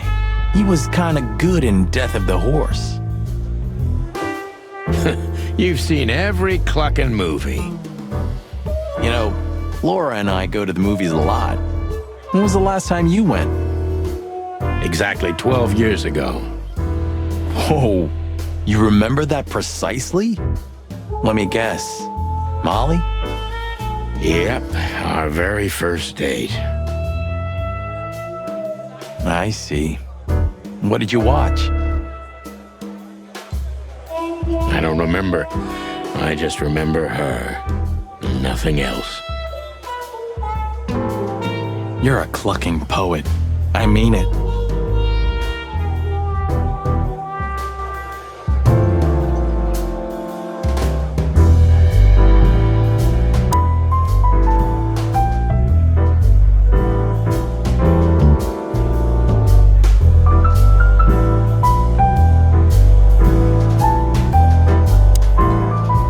Hey, there's Philmar.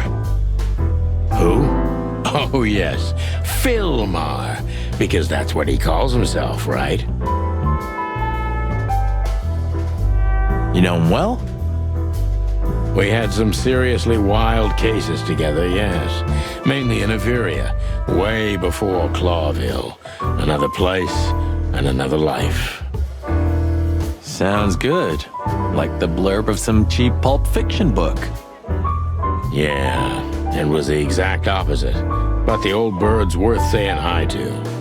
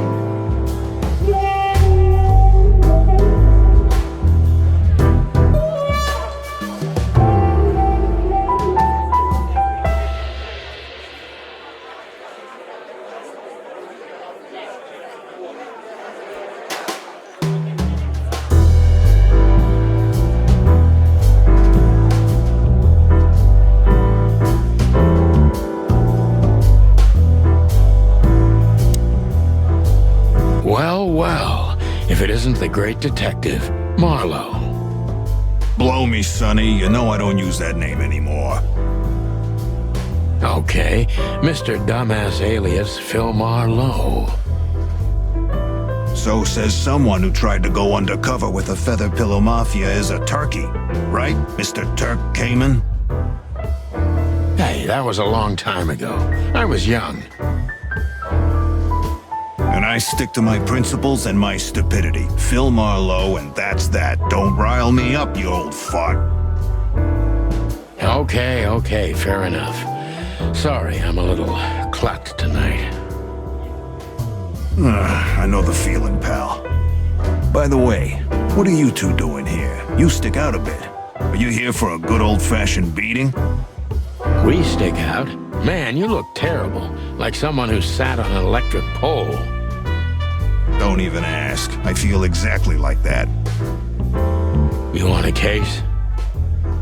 5 feet tall, half of that legs. Angelic voice, demonic eyes, just the usual. Oh boy. And you? Something like that. Just don't know the exact numbers yet.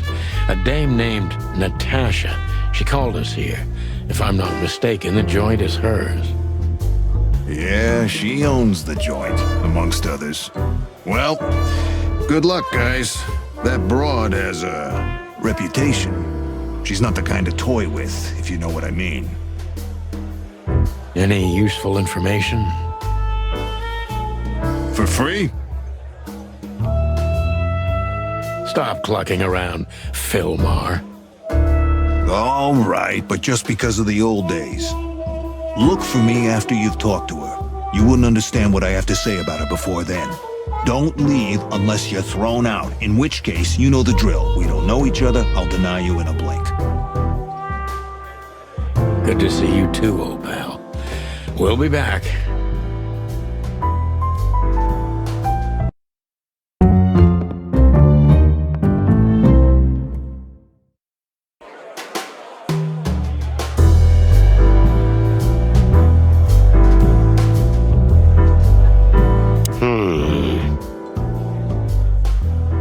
Look, Sonny, I I know it's not my place, but Laura's father went to that guy when his, problems had gone too far.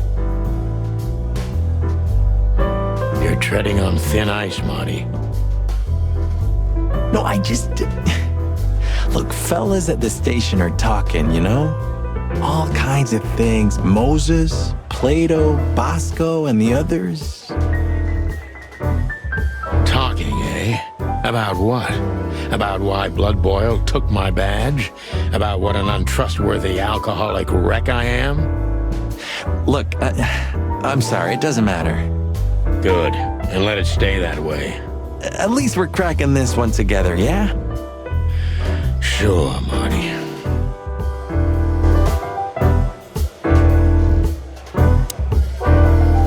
Two whiskeys, kid, and no horsing around.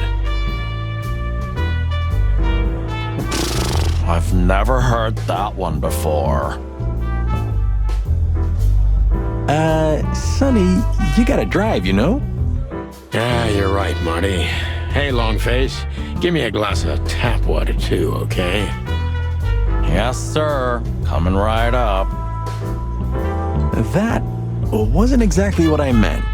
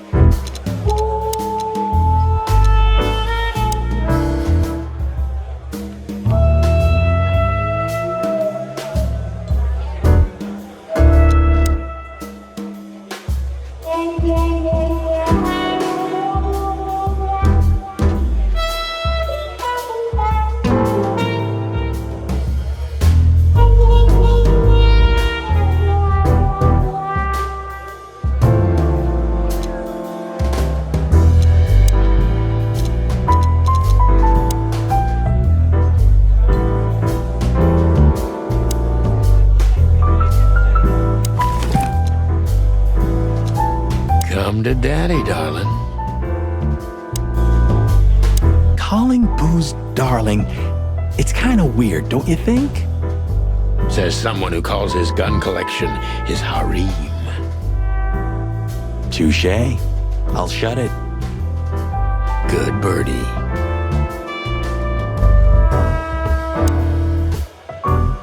Tell me, Hey Breath, have you seen Natasha tonight? Not yet, sir, but she's coming on soon. Well, can you tell me anything about Mr. Ibn Wessler? Sir, I don't want to. What about, let's see, $5 maybe? But, sir, you haven't even paid for your drinks yet. Yeah, stop riding on the details, Big Nose. You do your job, and we'll do ours, okay? I mean, we're not here for work, of course. We're just here to relax. Oh, yeah, exactly. Just a little fun.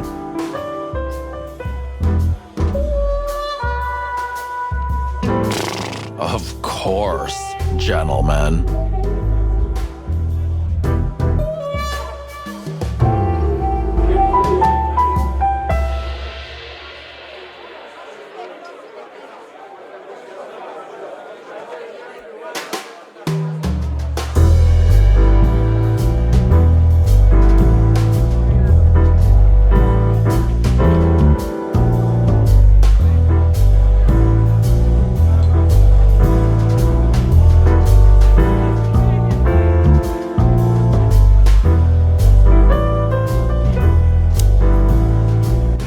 Woman with Ibn. I think I know her from somewhere. Maybe in your dreams, pal.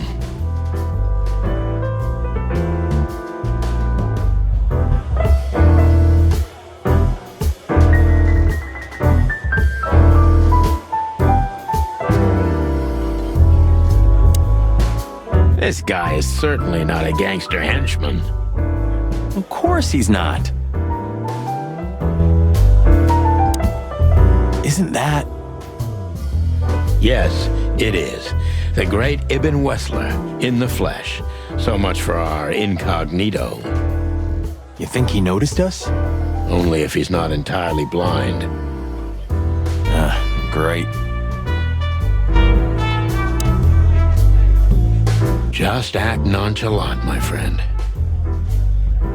No, it can't be. What now? Is that Olivia? No, Marty. Hey, Olivia. Are you talking to me? It's me, Marty McChicken. Oh, God. What a pleasant surprise. The Rooster Copper's in person. Chicken police. But yeah, Mr. Wessler, you could say so. The name's... Sonny Featherland, of course. Chicken police. Your partner is, he is,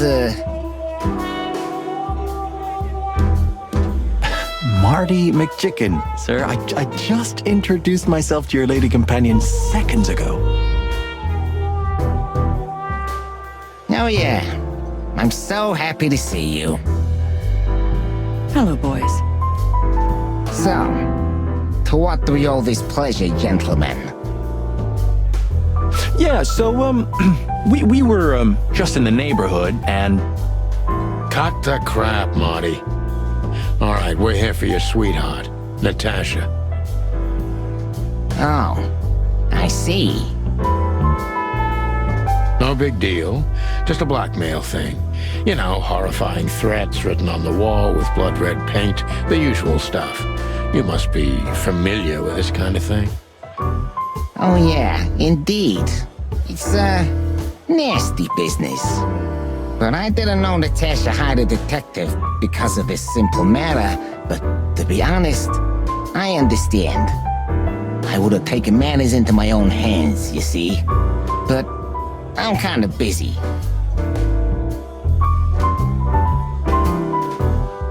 Mr. Wessler had a meeting with Attorney General Hamtaro yesterday, so he's rather tired. If you would excuse us.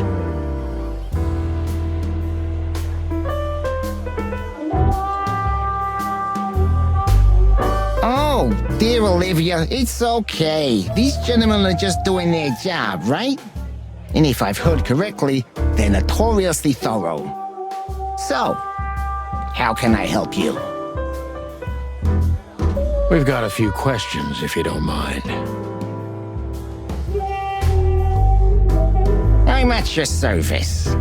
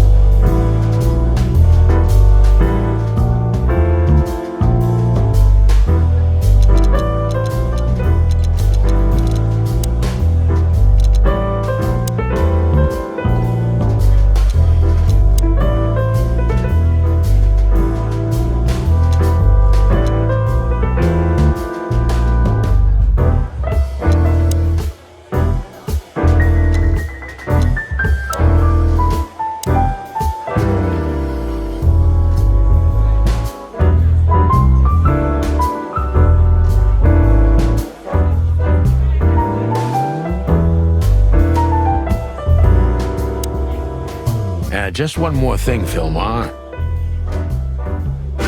I see you haven't changed a bit. Do you think we're walking into a trap? You always had good instincts.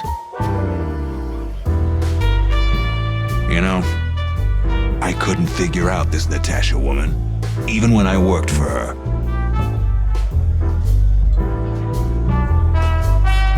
Then the trouble is bigger than I thought. Just take care of yourselves, and don't leave your guns out of reach.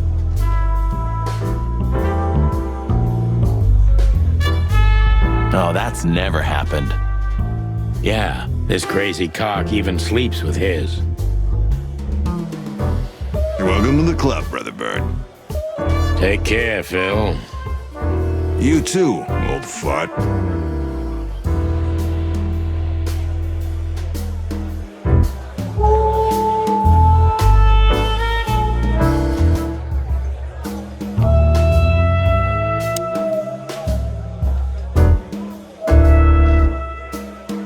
Nice bunker you got here.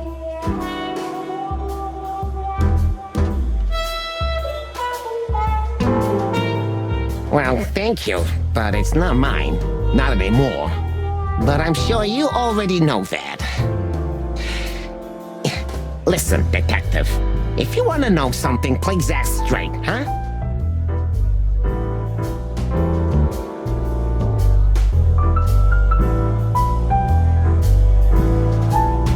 All right, Mr. Wessler, let's make this a bit more professional.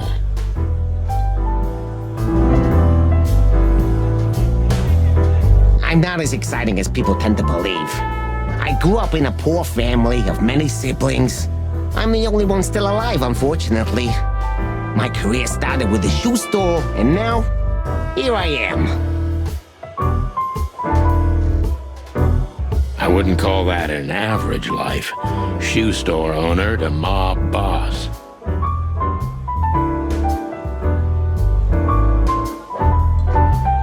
How dare you speak to Mr. Wessler like that? Leave it, Olivia, dear. It's just provocation. I'm sorry if I offended you, Mr. Wessler. Shall we talk about something else?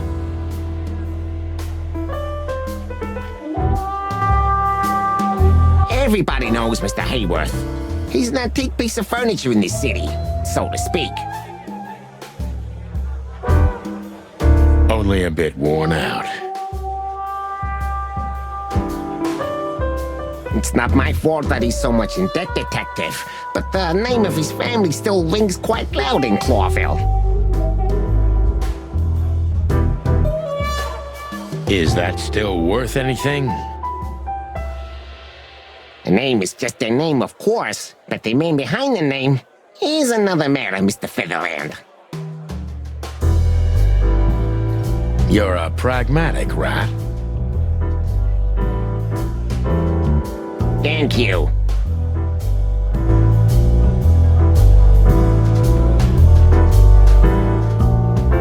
Look, detective, if you want to know something, just ask. All right, Mr. Wessler.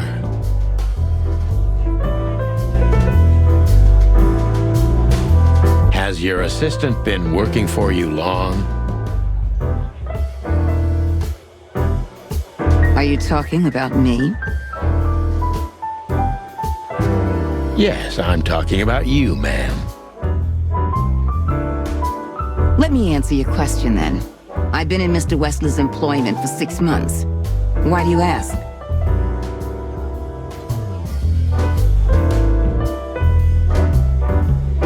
Oh, just routine questioning, you know. Most of them aren't good for anything. Just killing time. It sounded rude to me. Yeah, please forgive her, detective. Olivia's a real firecracker.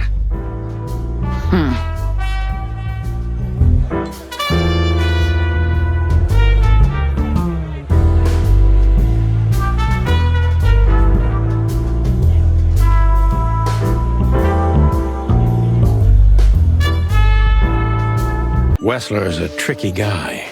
Unfortunately, I don't know enough about him, so I have to be cunning. I can't just pin him against a wall. Yet.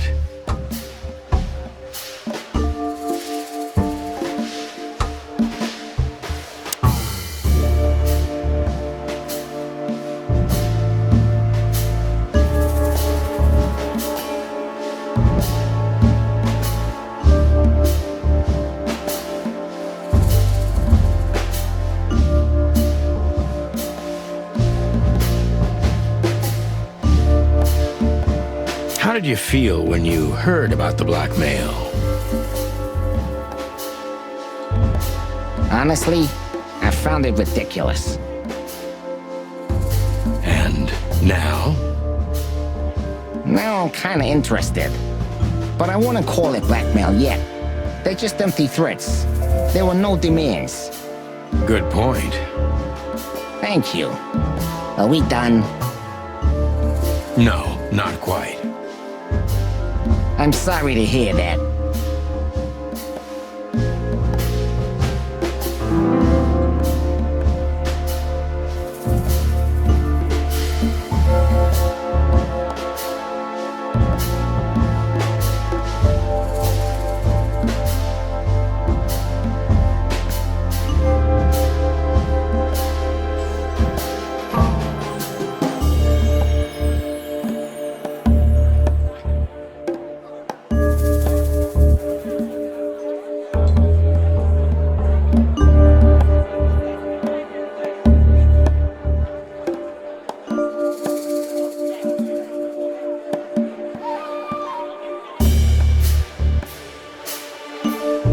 You seem a very busy man.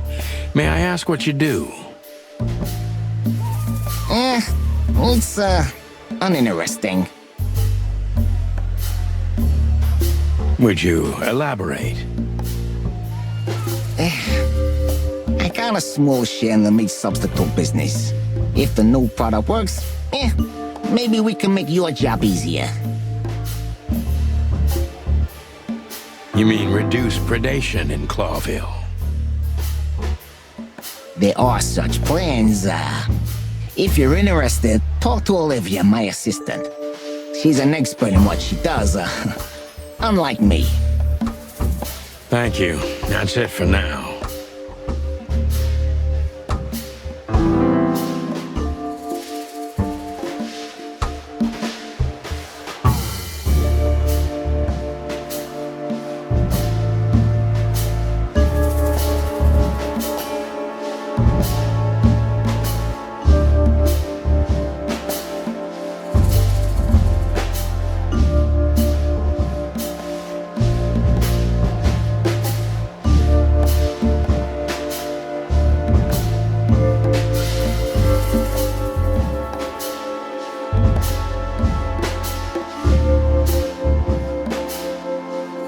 How are your alibis, Mr. Wessler?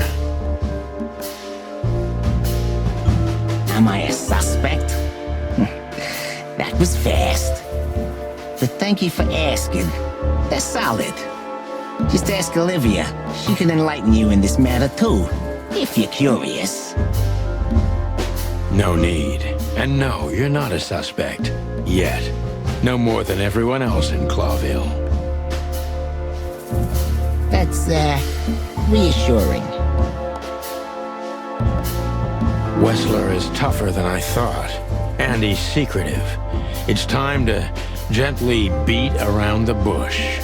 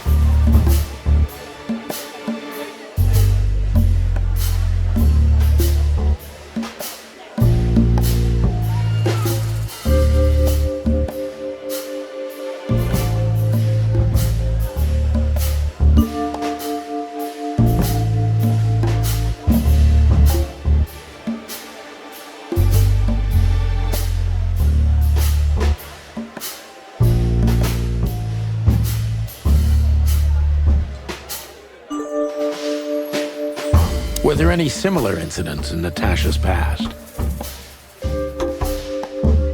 I mean, threats, blackmail, enemies, or insane fans. Psychopath pianists, perhaps. I don't know about enemies, but she's a celebrity. A star shining bright in Clawville's night sky. Do you understand? She gets endless fan mail. It could be anybody. I wouldn't overreact. Natasha doesn't feel that way. I've noticed.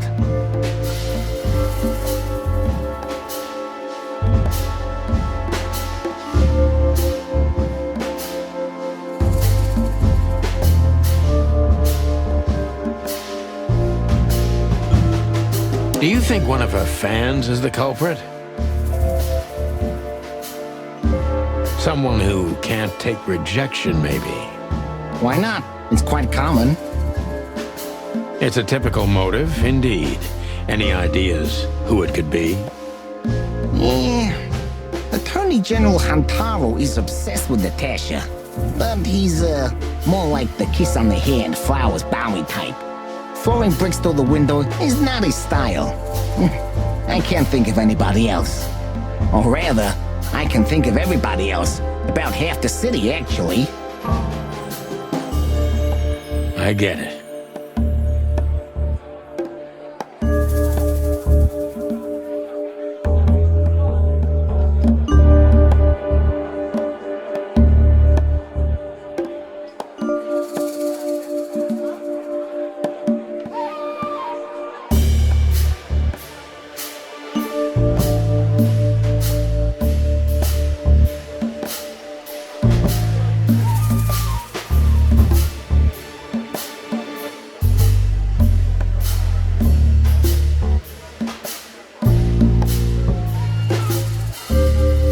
The mob boss and the pussycat, eh?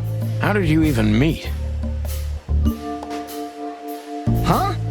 Are you trying to piss me off, Corpora, so I accidentally let some big secret slip out, huh? A simple answer would work. You know, Natasha, she's both connoisseur and muse. So, how was it? When was it exactly? You don't remember? That's strange. Ah, yeah. The Millions, of course. It was like another lifetime. It happened right here. Only this place was called the Millions back then. She was a dancer. Behind the scenes, I arranged opportunities for her on the big stage. Yeah, maybe she still doesn't know it was me. Then one day, I invited her for a drink with a promise that if she was willing to meet me, I'd buy the place for her.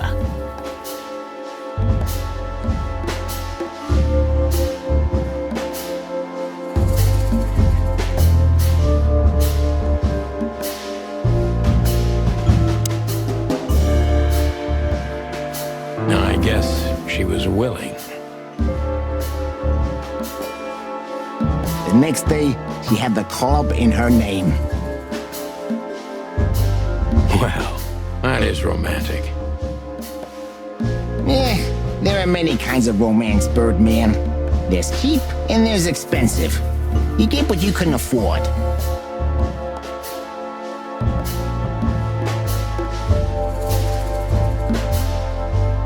Do you live in the same house as Natasha? Oh, you're really something. Natasha's a free woman, but mostly, yeah, at my place in Gold Town. But she has her own kind of a weekend house. How often does she use the weekend house? Yeah, every other weekend. Roughly. I see. That's very important information. Yeah, if you say so.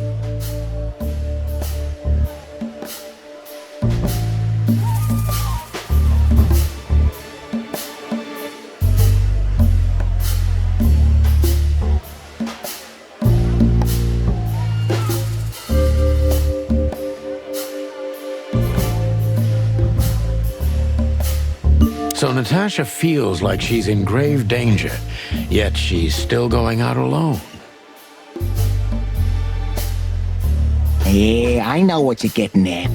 But I'm 100% sure of her loyalty. She's gone out very rarely since this started, and mostly in my company.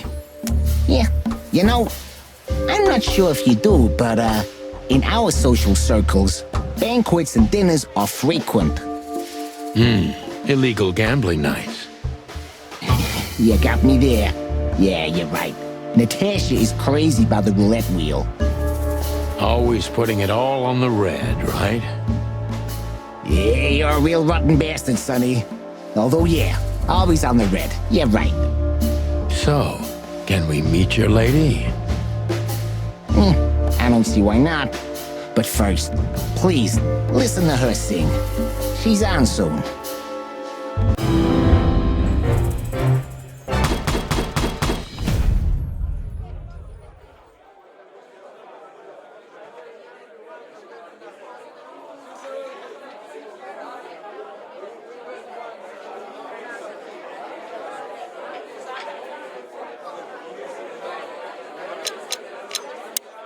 Thank you for your time. We'll be seeing you. I have no doubt about that, unfortunately. Hey, we should grab a coffee or something, Olivia. You know, for old time's sake. Pleasure to meet you, gentlemen. Goodbye. Oh. Please, take a seat. The show's gonna start soon.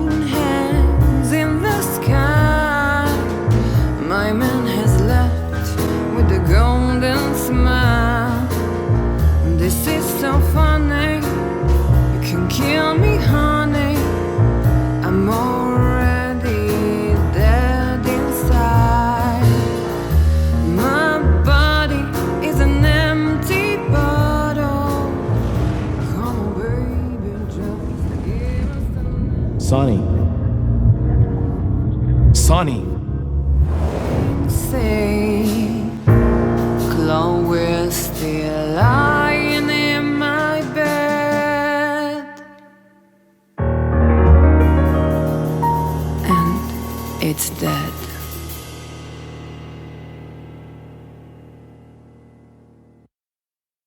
That was, unique. Oh, that is cute. Nobody has ever given me such a unique compliment before. Forgive me, my name is Santino Featherland. I thought so. You look more or less like I imagined. More or less. Sometimes less is more, Mr. Featherland. You were amazing, dear. As always. Could you be my little furball and fetch me a cocktail? But of course. Ibn will be back soon. We'll have a few minutes to talk. Then he'll end the conversation and throw you both out. With all due respect, ma'am, we're not that easy to get rid of. Doesn't matter who's trying, believe me. Doesn't matter, he'll do it. That's why I'm telling you. I don't want a scene. My room's upstairs. Meet me there in 20 minutes. Come alone, Sonny. You'd be too conspicuous otherwise. Hey! I understand. You know, they call him Target Marty at the station. I don't have time, Mr. Featherland. Sure thing, Natasha. I'll come to your room. 3 knocks, a short pause, then another 3. I'll be waiting. Go, before he comes back.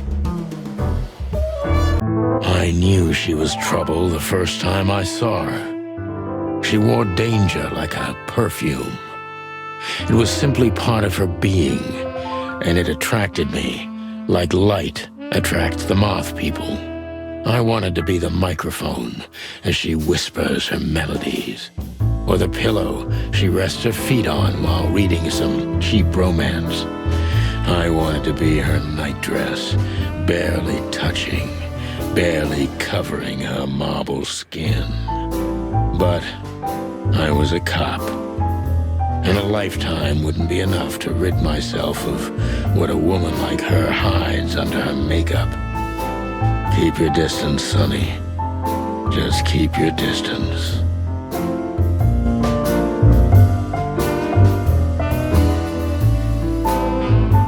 I bet you spend a lot of your time staring into the mirror. Do you even recognize yourself?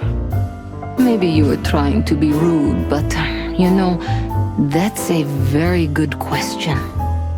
I was just trying to be rude. Oh, really? Well, then I'm sorry. Don't mention it.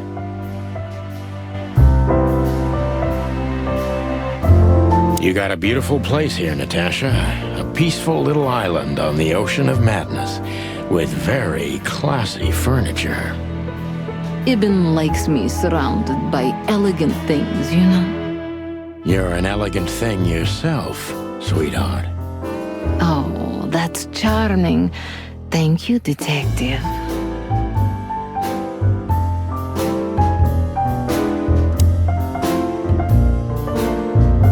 Gee, that is a unique picture, and kind of daring.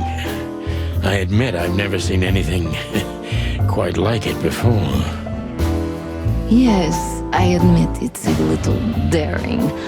I keep it. It evokes good memories. A precious old friend of mine. A most wonderful artist. He's got an eye, that's for sure, considering his model. Was that supposed to be some kind of compliment? I don't know. I don't compliment often. Not on purpose, anyway. Oh, you're funny.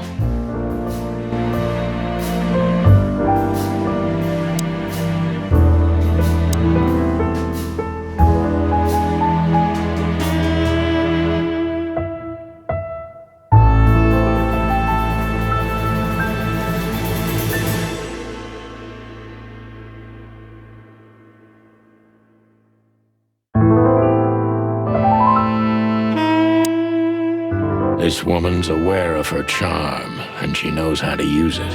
A rare and dangerous combination. How do you like your bourbon, Mr. Featherland? In a glass. But thanks, I had a couple before I came. I feel like this may be a long night. I hope it doesn't bother you if I have one myself. I get offended if women don't drink in my company. Oh, you are a funny guy. So I've been told. Anyway, lovely room. Yes. Look, Mr. Featherland. It's sunny. Saves us a lot of time. Okay, Sonny. So, why am I here? You know, men tend to babble in my presence. It must be exhausting. It is, but you're not the type to beat around the bush.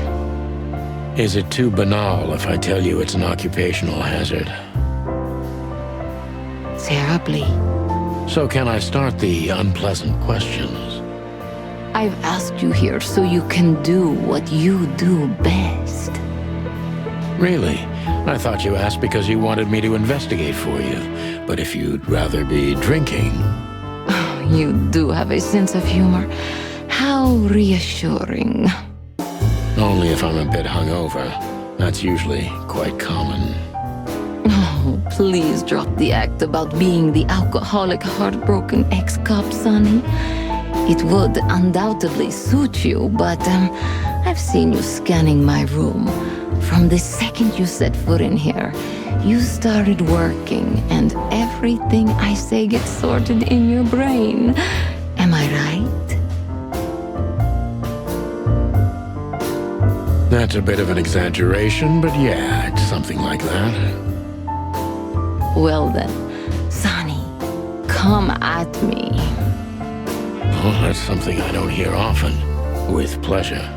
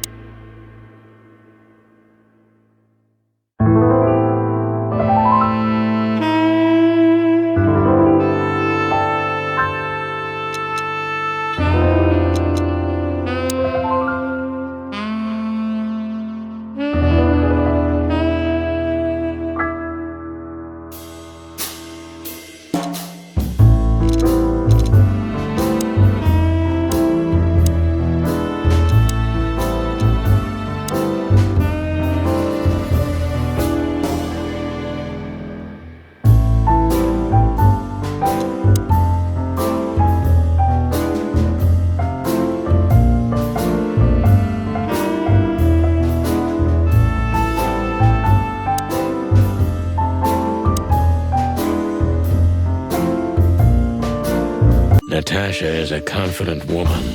I can exploit that. But I must be careful. Every part of her oozes danger.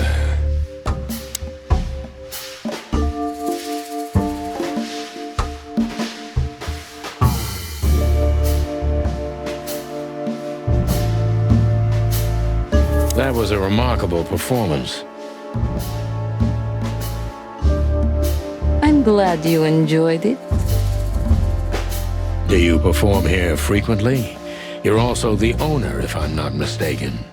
Sadly, I don't have the time, but the stage still calls my name, and I perform just a few times a year, and always with a new song. So that was all the excitement. I have many admirers, if that's what you mean. Yes.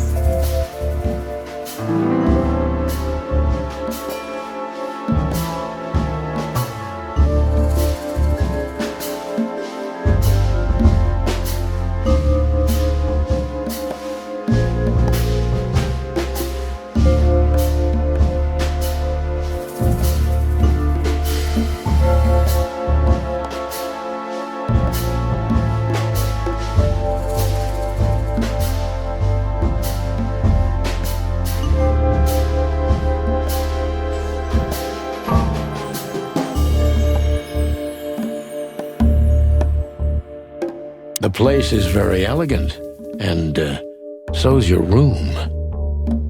Why, thank you. I kind of feel like I'm in a museum. Well, that depends on the kind of museum. The kind with nice things. Oh. Suspiciously nice things, just like you.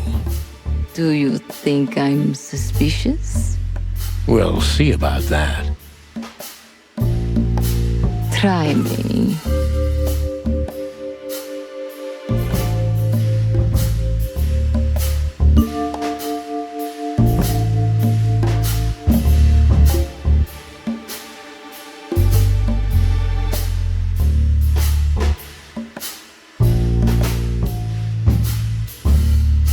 Do you think one of your admirers might be behind the threat? Those who admire me usually idolize me. No, I don't think it's one of them. You know, the soul of an animal is extremely complicated. Sometimes all it takes is a bad look or some small rejection to turn admiration into hate. That's a stillborn theory.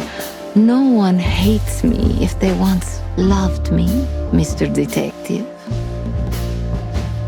Ah, I see.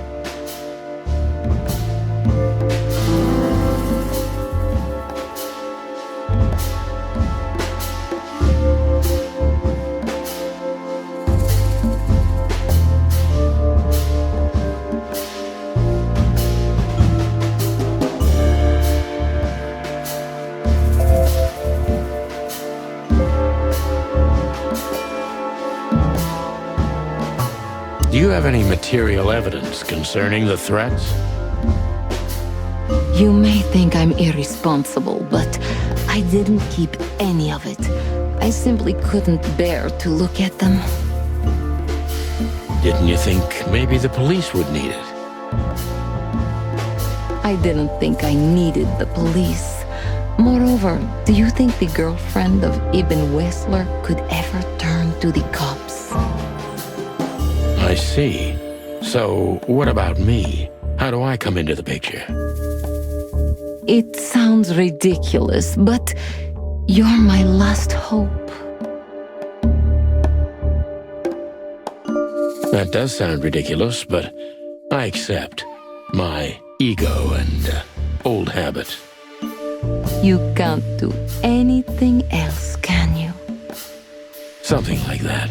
A leopard can't change its spots. Deep behind the diamond skin lies the truth. It doesn't matter how hard Natasha's trying to hide it. She's scared. Now I must concentrate to finally find out what I want to know.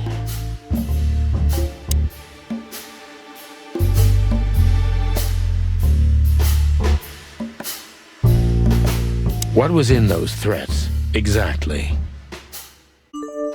The message itself is not a threat. It's just a word. But a word again and again is threatening. Exactly. So? You really don't have any idea which word could be used for a woman like me? I guess I do. Yes, I think I know what it could be. Whore.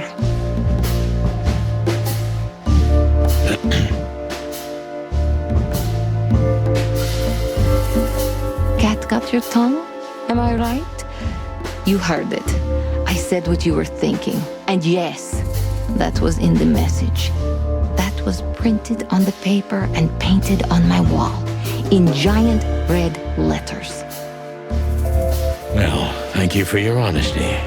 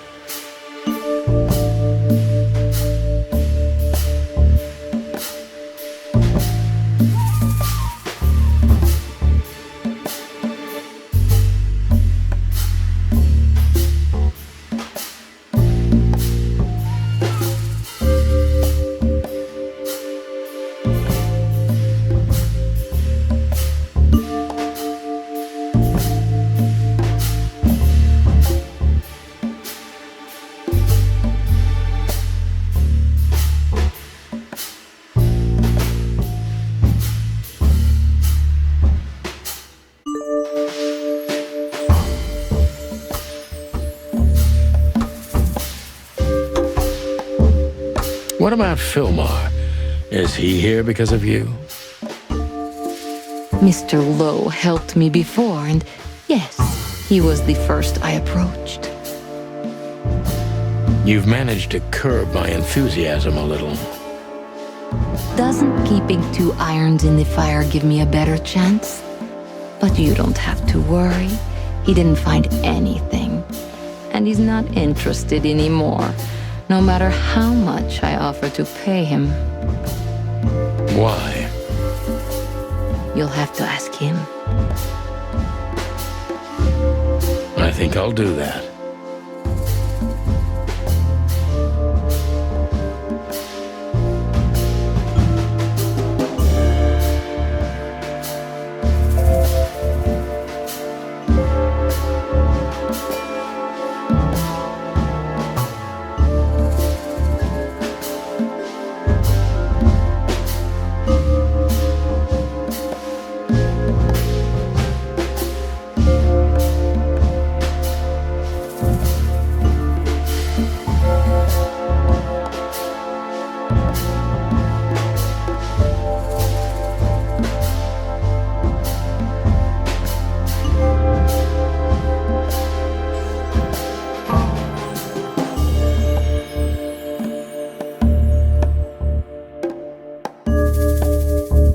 So it's not a fan and not an inside job.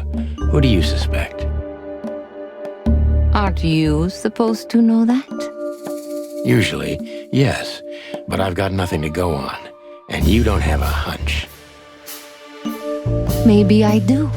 But first, I want to know if you'll even accept my case. I'm here, aren't I? That's true, but I must know if I can trust you. The proof of the pudding is in the eating. I wish it was that simple. Natasha is a mysterious woman, but I must gouge out at least one of her secrets. Enough games. It's time to know why I'm here.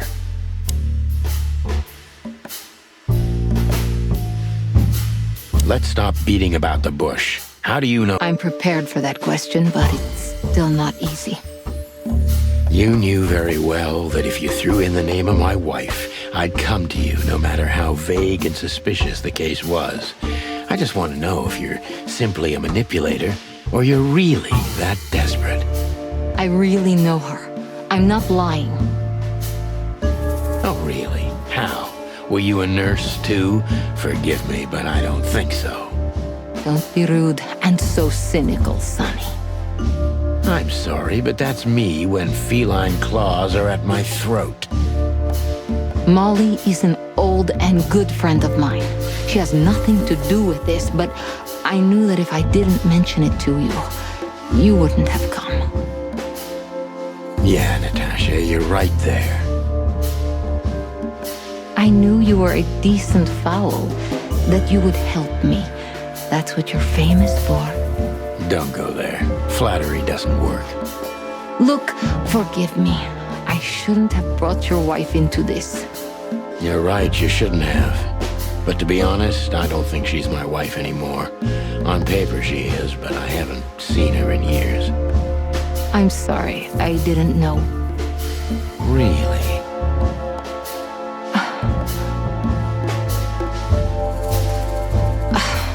I did. I knew. I checked you out before I sent Deborah. Luck me. This case is getting more and more intriguing.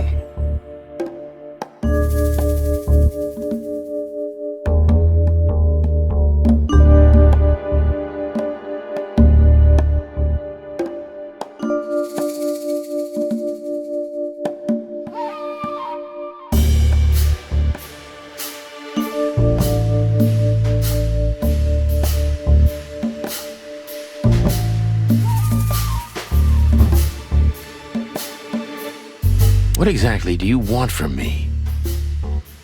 You are really as good as they say you are. And I'm not selling lucky dips, Sonny. Find them, whoever they are, and... Whatever it takes? Not exactly, but something like that. You know, if I didn't see the speck of fear behind the confidence shining in your eyes, I wouldn't take the case. I'm not afraid. You're terrified, Natasha. Don't be ashamed. You must solve this. As soon as you can. Money's not an issue.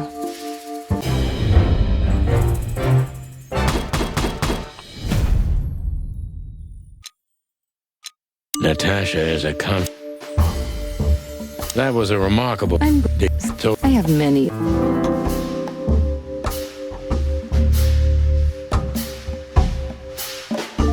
The place... Wait.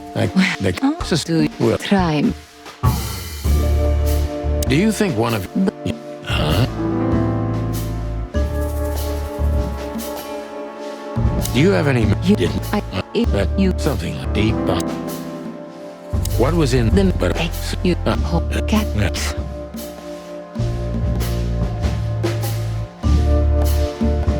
What about film? Miss... Does... What? You'll... I think I'll...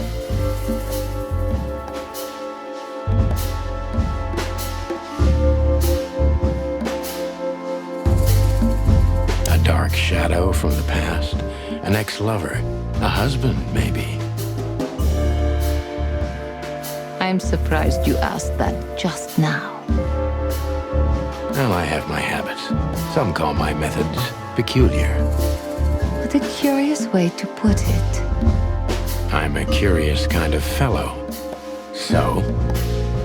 I've never been married, and I don't really have any serious relationship before Hobart. A more dangerous, not serious relationship, maybe? I've never been with anyone long enough for them to hate me. Love is just another face of hate. So is hate a face of love, then? I guess. Were you on the run? No, Mr. Featherland. I came to Clawville with a clean slate, and I'd like to believe it will stay that way. You mean as the girlfriend of Ibn Wessler, the biggest mob boss in Clawville? Yeah, good luck with that. Natasha is a mysterious woman, but I must gouge out at least one of her secrets. Enough games. It's time to know why I'm here.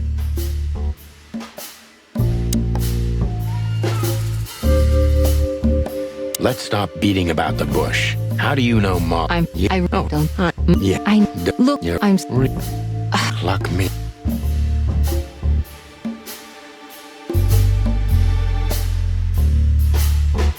You played me from the start, didn't you? It wasn't my intention. I'm an old cock, Natasha. I've played too many of these games, and I've been on the losing side often enough. So, you're going to walk away? You're damn right. I don't know if it's worth it for me. Look, Sonny, money's not an issue. Oh yeah, your fawn had already mentioned that. But unfortunately, it'll be hard to spend all that dough when I'm dead. Dead? Don't even say that. Do you have a gun? Me? Of course you, Natasha. Do you have it on you? Not at the moment. Well, let me give you some advice. Keep it with you, always. Maybe in your purse. You don't think they, whoever they are, would hurt me? Don't be naive, Natasha. You're right. I'll keep it with me. I don't want to scare you, but 2 cops snooping around can mess something like this up, even if it's just 2 roosters. You'll keep snooping? Thank you, Sonny. Maybe you're getting yourself into even deeper trouble with me. Thank me when this is all over.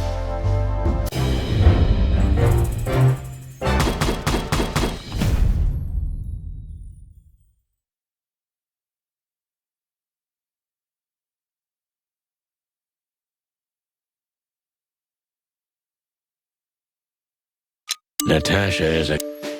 That was a... I have met...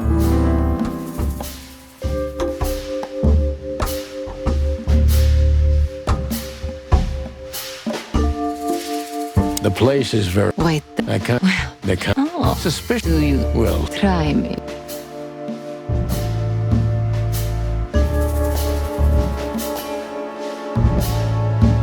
do you think one of those? Huh?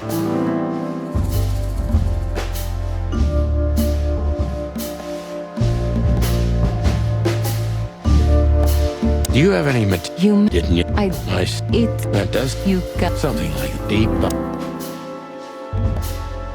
What was in the but you cat.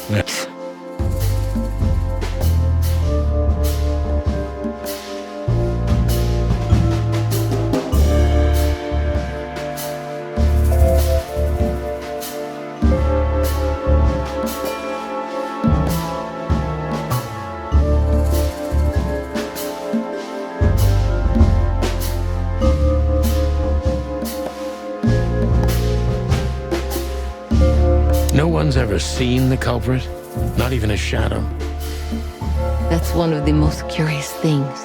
Ibn has men everywhere, literally, my shadows, ghosts in every alley. But no one saw anything. One of them could be the culprit. Ibn pays his animals well, and he's the most dangerous man in the city. A combination that nullifies your theory, I believe? Maybe, ma'am. Love is capable of insane miracles and miraculous insanity. What poetry. Did you ever think about writing a book? Never. I'm afraid I'd learn too much about myself. Maybe that's the point. I would read about you. Not like the chicken police Pulp Fiction. Furry hell. Do you read that trash? Like everyone else in the city. Oh, great. I think it's flattering, even as badly written tales of heroes in the gutter. You enjoy it? Well, just a little, Sonny. Just a little.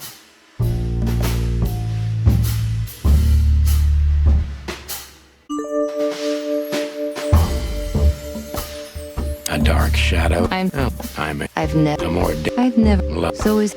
You mean as the. Let's stop. Don't. Yeah. I look. You're I'm. Read.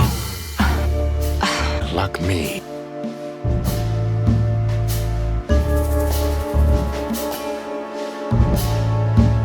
You played me from the start. I'm here. Oh, do you? Me. Of course. No. Well, let me. You don't. I don't want to. You'll keep. Maybe.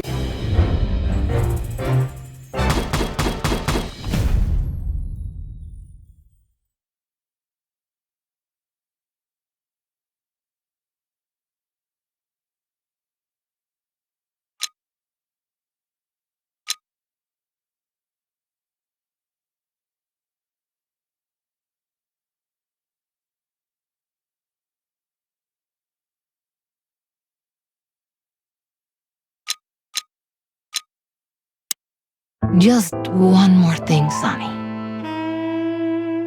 Natasha. Please, come to 37 Rochester Street in Flower Town tonight. I'd like to show you something that could be of a great help in your investigation. I was afraid this was coming. Why there? Why not here and now? It's something I keep hidden there. I won't take the risk of Ibn or one of his men seeing it. Isn't Ibn too dangerous to keep secrets from? Sonny, a woman is naked without her secrets.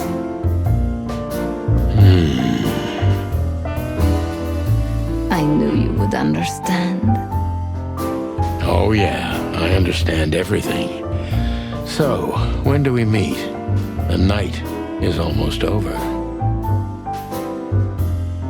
I'll be there in an hour. Don't be early, and don't be too late.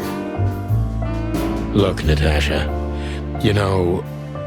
Please, this is very important to me. Sure, I get it. I'll be there. Thank you. Until later, Natasha. Goodbye, Sonny.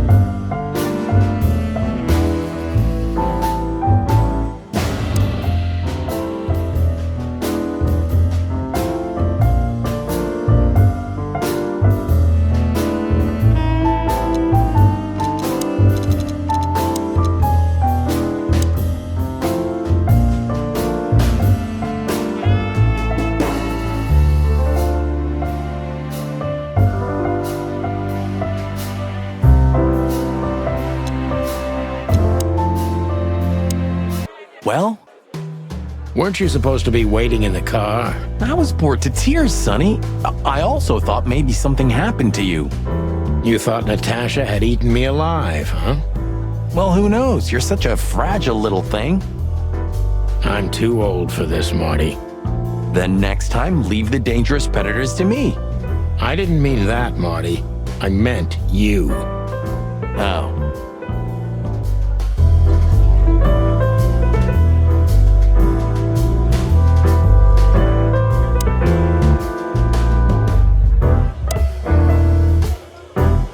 Oh, it's you. How can I help you, gentlemen? Look, we really don't want to dig into your personal life, but... But what exactly is my relationship with Mr. Wessler? And how close am I to him? You don't beat around the bush, ma'am. Well, actually, I remember. I don't have time to chit-chat, Mr. Featherland. So yes, I'm not one to beat around the bush. And no, I'm not sleeping with Mr. Wessler. Well, thanks for the quick and straight answer. Anything else?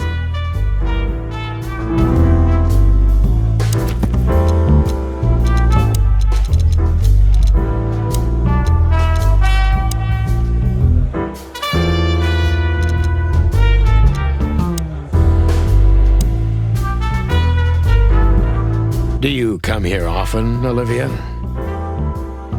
No, not really. Well, okay. Thanks. You're welcome. You know, Ibn's not as ferocious as you'd think. On the contrary, he's become very different recently. I heard. Don't you find that weird? A sudden change of heart? Sometimes an animal just has enough. Fed up and wants a change. I deeply respect that. Well, thank you for your honesty, ma'am.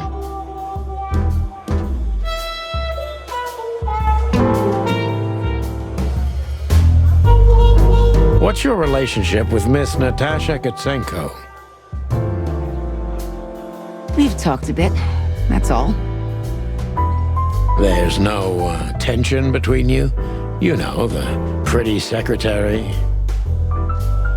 Well, thank you for your compliment, Mr. Featherland. No, no tension. Natasha's an intelligent woman. I respect her. Is that mutual? That I can't tell. If I'm not mistaken, Natasha has a weekend house in Flowerville. Yeah, that's right. Can you tell me anything about it? I've never been there. Allegedly, it's beautiful. Elegant and luxurious. Just like Natasha herself.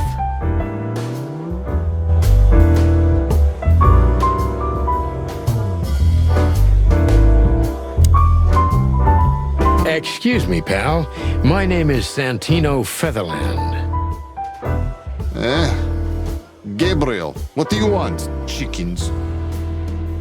Do you happen to know where Mr. Wessler went? Do you take me for a fool? Get out of here while I'm in a good mood, birds. Okay. Thanks, big boy.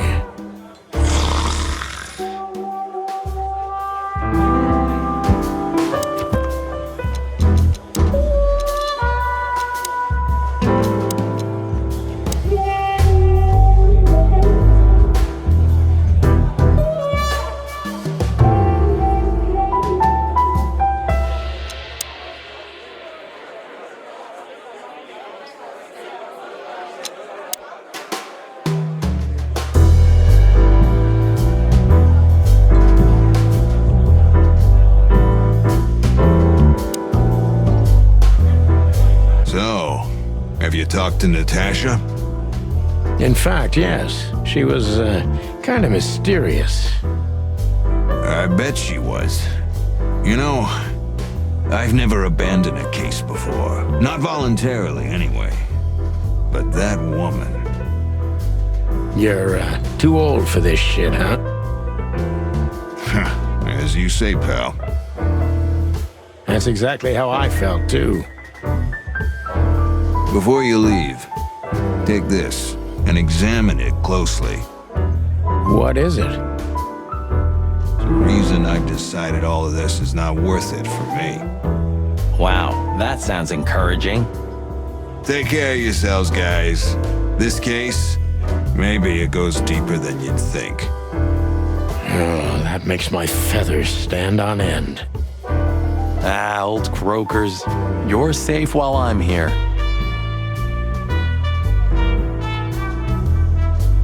Okay, I didn't say anything.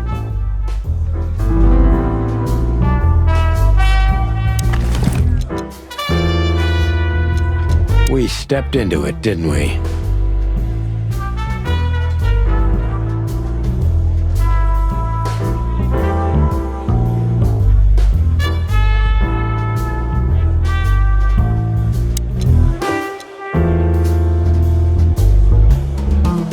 Of all that's furry, what kind of a list is this? Exactly. I have no idea, but I don't even want to find out. Those names, all top dogs. Maybe they play cards together. Sure, that's very likely. Anyway, I pried this list out of a dead man's hand. Somebody dropped him outside the forest, a few miles from the Wessler residence. I should have known she was keeping secrets. Keeping secrets? She's the secret herself. Thanks, Philmar. This could be important. Don't thank me. Maybe I've just signed your death warrant. Oh, thank you, sir. Oh, shut up, Marty.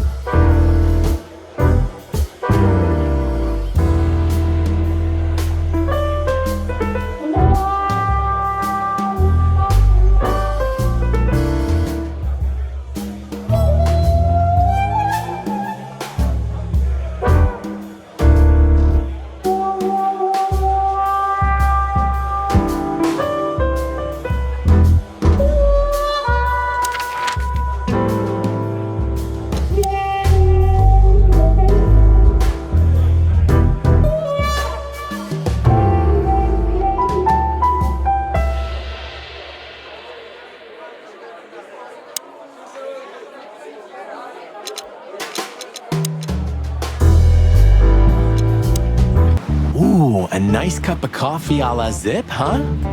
We're not here for the coffee, Marty. Zip always knows more than what he lets on. It'd be worth interrogating the old trash panda. If he forgave us for wrecking his joint last time. He'll never forgive us, Marty, but we helped him out of trouble so many times, he's not gonna have any choice. I hope you're right, old bird. Ah, jeez, boys. Out of 2,000 joints in the city, you had to end up here, huh? Hello to you too, Zip. How's it hanging? I had no problems, until now. Ah, don't be such a drama queen. We just want to ask you a couple of questions, then we're out of here.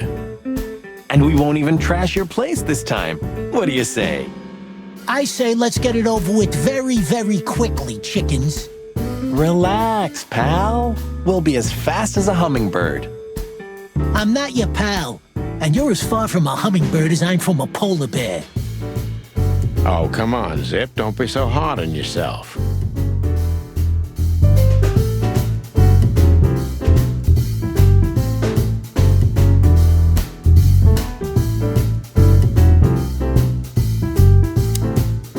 Damn it, what's the scribbler doing here?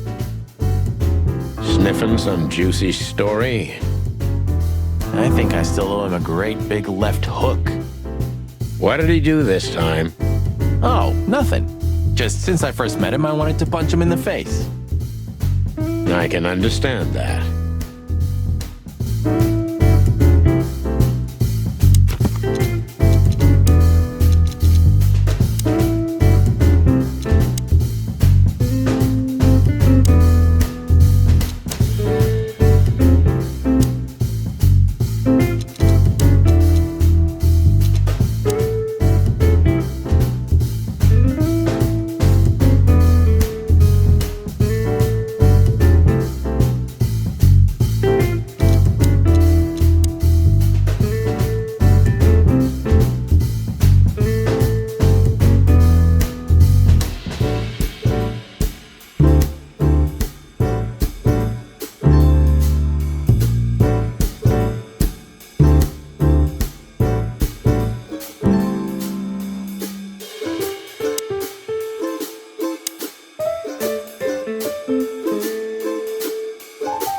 Look what we found, Zip. Furry hell! Who'd you beat to death for that? Beat to death? Who do you think we are? We simply confiscated it. You sneaky broilers. I'll give you $50 for it. Don't make me laugh. It's worth 3 times that. Oh, come on, give me a break. Tough luck, Trash Panda.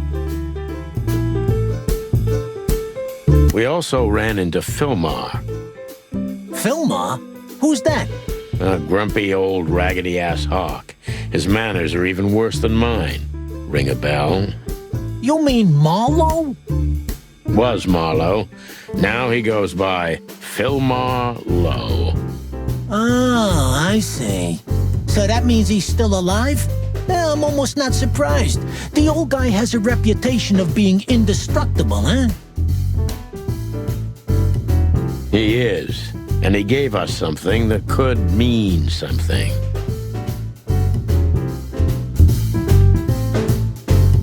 Look at this, Zip. Holy crap, what's this? The guest list at a king's birthday party?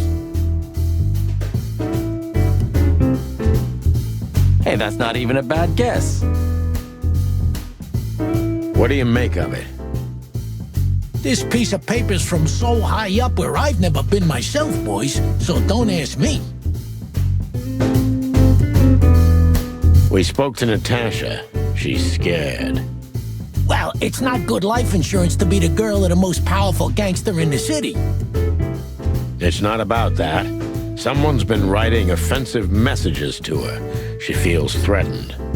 I only know that every second husband in the city wants to have her, and every second wife wants to wring her neck because of that. Nothing else. Thanks, Zip, but we're not any further ahead. But not further back, right?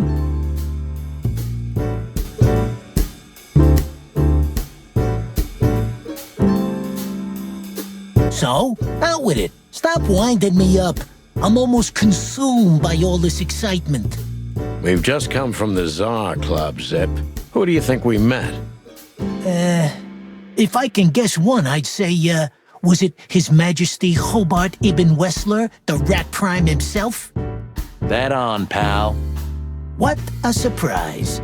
So, what do you want to know? Just because I don't know anything. Of course you don't. Just a couple questions. Go on, boys. Hurry up, will you?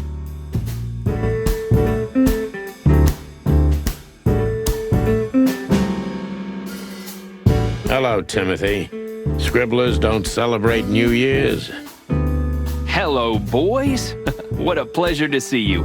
answering your question, no, not really. Not me, anyway. I'm always where the story is. Mm-hmm. And where's the story now? I can't see it anywhere. It just stepped through the door, pal. Oh, you mean us? Well, I think I'll have to disappoint you. The chicken police are back together? I can't let that go without an ink stain, am I right? No, Timmy, you can. We're not working, we're just having a little fun, that's all. I'm not buying that, boys. You'll have to, Tim. We'll see about that.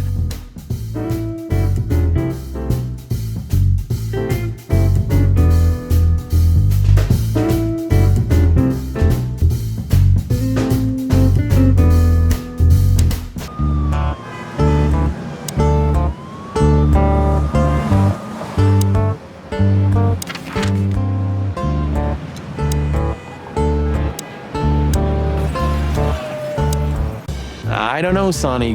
What exactly are we doing here? Let's hope we can learn something about Natasha and Ibn by sniffing around before we visit that weekend house in Flowerville. Learn something? From Phyllis and Roy's? Well, I wasn't exactly thinking about them. Yeah, figures.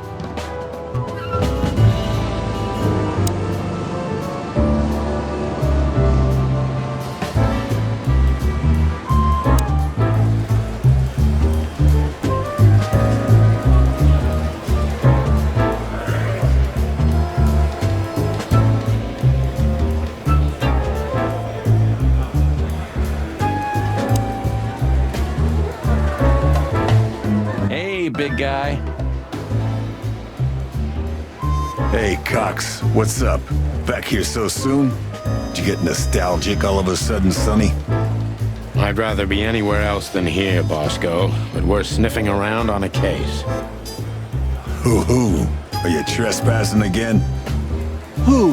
Us? What are you thinking? Just an old case. Still open. Not official, but not active either. We're not bothering anyone. You know. I know. I'm just messing with you. So, how can I help you?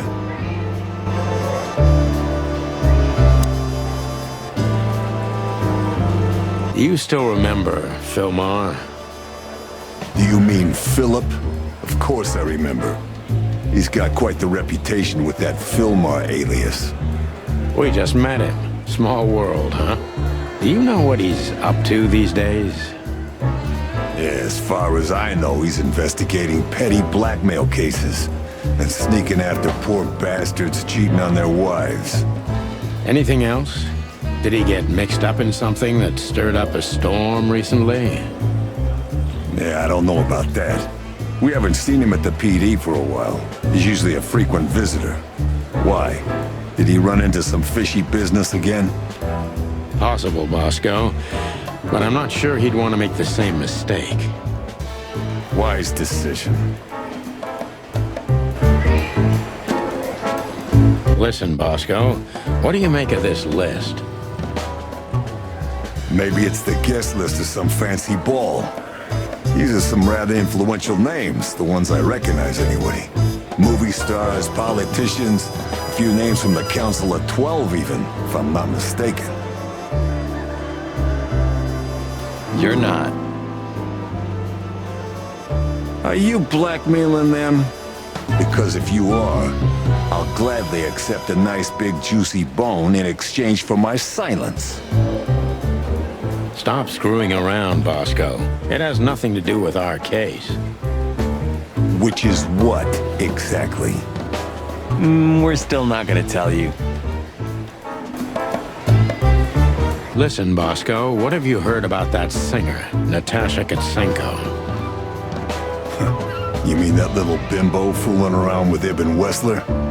They say she's the jackpot, but I've never been into cats, you know. You couldn't be more racist if you tried, Bosco. Don't misunderstand me.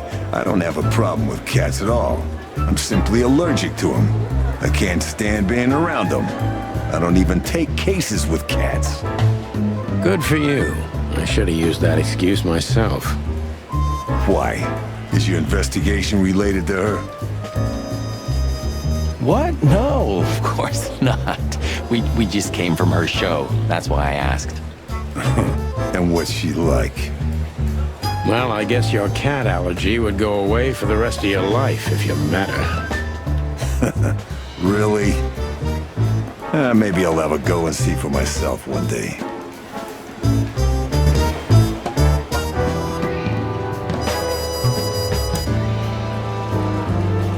So soon? That was fast. Almost a record. Sorry, Mon. We're just here for a little, info. When are you not here for that, boys? How about wish me a happy birthday for a change? What? Is it your birthday today? Of course not. Don't be silly, Marty. You know exactly when it is. We've talked about it a dozen times. Yeah, of course I know. Yeah. So, could you help us with this and that? Of course, boys, but be quick about it. I'm in over my head with paperwork and blood boils breathing down my neck. We'll be quick like a hurricane.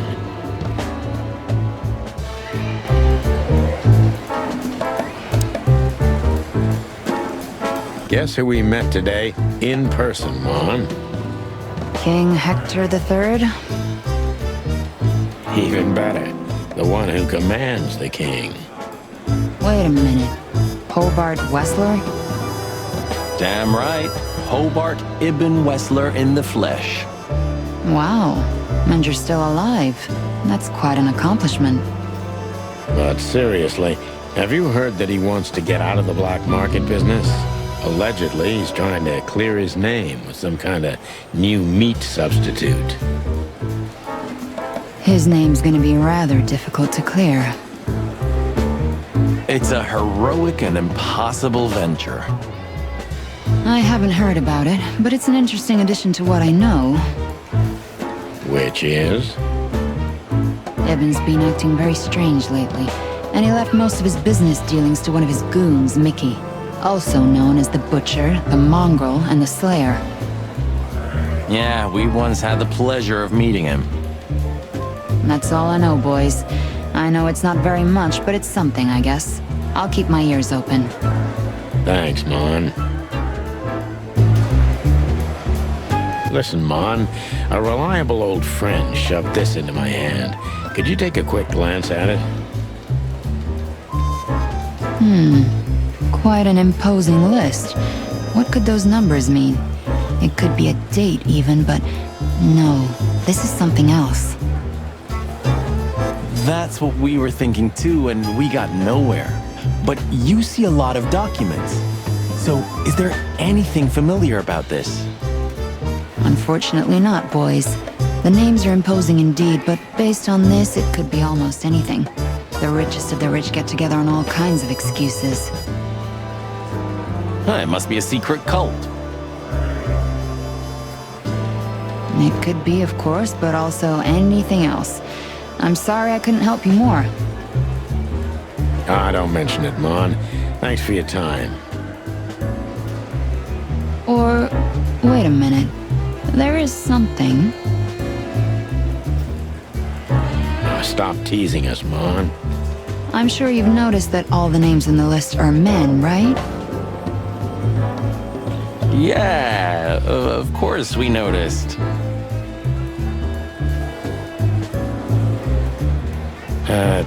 Thanks for the observation, Monica.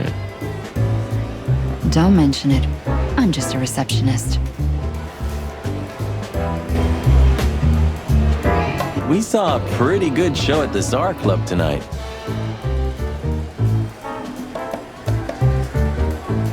Good for you, I guess.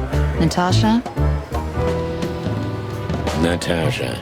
She performed a new song. She also sang about why she called us there. Or rather, me.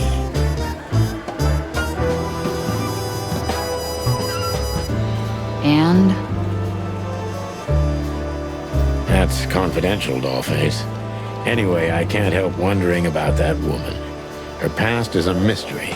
I couldn't draw much out of her in person either. Women like her always have something to hide, Sonny. I think that's exactly what makes men fall head over heels for them.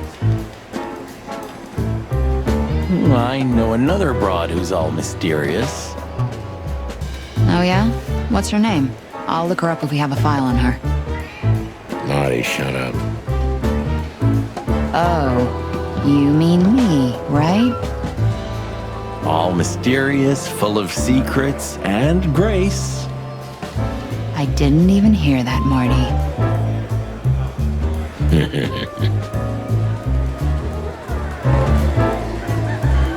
Do we have a file on a woman called Olivia Blackwig? She's currently working as Ibn Wessler's assistant. We don't have a file on her, but there are a few Blackwigs that could be related to her. Mountain goat, crow, or caiman? Crow, around 30 to 35. A very pretty socialite. Maybe we have a catch then. Theodore Blackwig was a rather influential banker until he went bankrupt. He died a few years back, but his daughter could have ended up in the same social circles as Ibn. And since they lost their money, she took a job as his assistant. Yeah, it would fit the picture. But it's a big city, Sonny. There are maybe more than one Crow family with a Blackwig name living here. Thanks, Mon. I'm glad I could help, boys, as always. If it doesn't take a lot of my time, that is. We know. We're not even here anymore.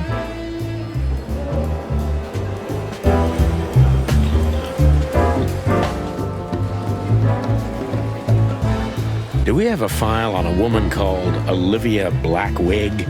She's currently working as Ibn Wessler's assistant. We don't have a file on her, but there are a few Blackwigs that could be related to her. Mountain goat, crow, or caiman?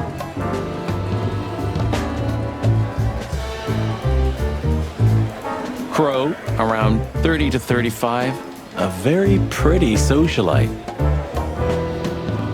Maybe we have a catch then. Theodore Blackwig was a rather influential banker until he went bankrupt. He died a few years back, but his daughter could have ended up in the same social circles as Ibn. And since they lost their money, she took a job as his assistant. Yeah, it would fit the picture. But it's a big city, Sonny. There are maybe more than one Crow family with a Blackwig name living here. Thanks, Mon. I'm glad I could help, boys, as always. If it doesn't take a lot of my time, that is. We know. We're not even here anymore.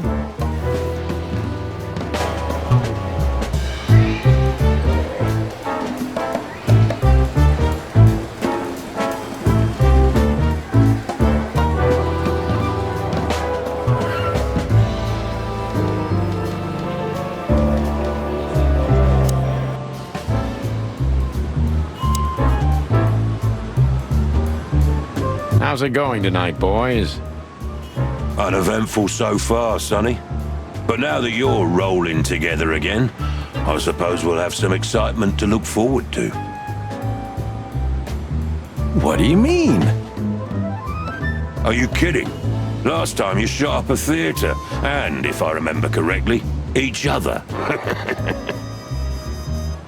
That was a complicated evening. Sure. Complicated.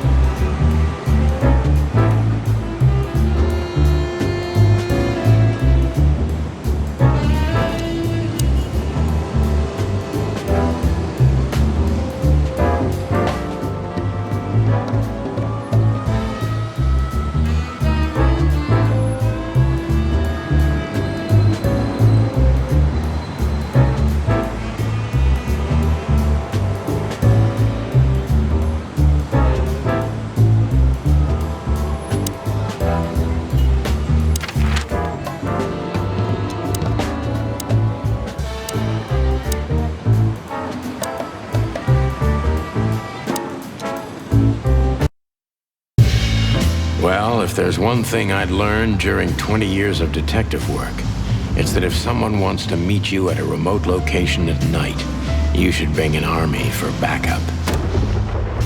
One time, me and Marty were stupid enough to underestimate a situation like that, and we never really recovered. And yet, here we were again, about to step alone into something hauntingly familiar. Only one tactic remained, as the old dogs say. Balls to the wall.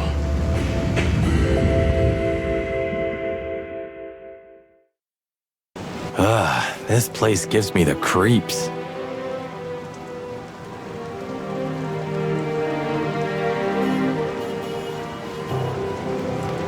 I wouldn't say I like it either. Let's take a look around before we go inside. Textbook. I'm telling you, it's a trap. Shut up, Marty.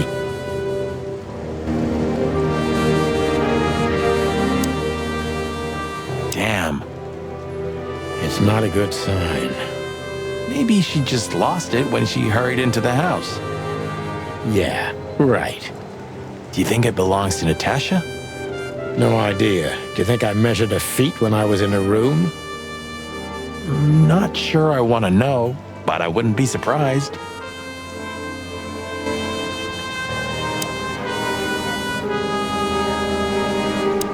Chicken police, hands up. Marty, that's enough. So, this is the word. What can I say? The message is loud and clear. Yeah, what matters is who is it for and what does it mean? I can't misunderstand that if I wanted to. We'll see. Wait a second, did that bimbo put a spell on you? As you used to say, don't let it cloud your objective judgment, Boss Bird. Watch who you're talking to, boy.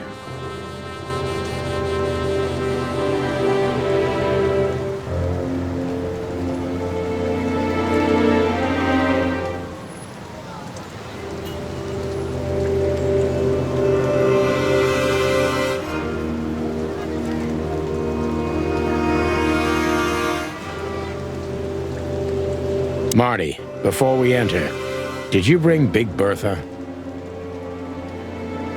Of course. She's in the trunk. It's time to get Her Majesty out. That's what I like to hear.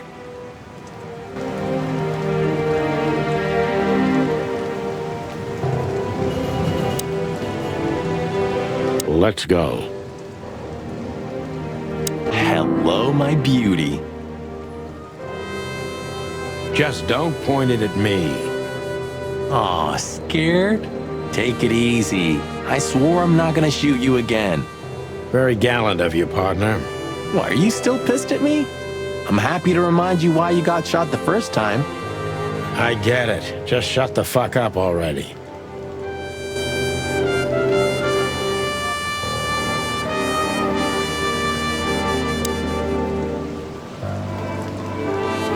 It's the nothing. What was that? Forget it. Just an old quote from a movie. It means it's fucking dark in here. Flashlight. I didn't bring one. Me neither. What a pair of fucking professionals. Yep. But you do have a shotgun with you. We should have shotguns for this kind of deal. Is that from an old movie? No, it's an original. Figures.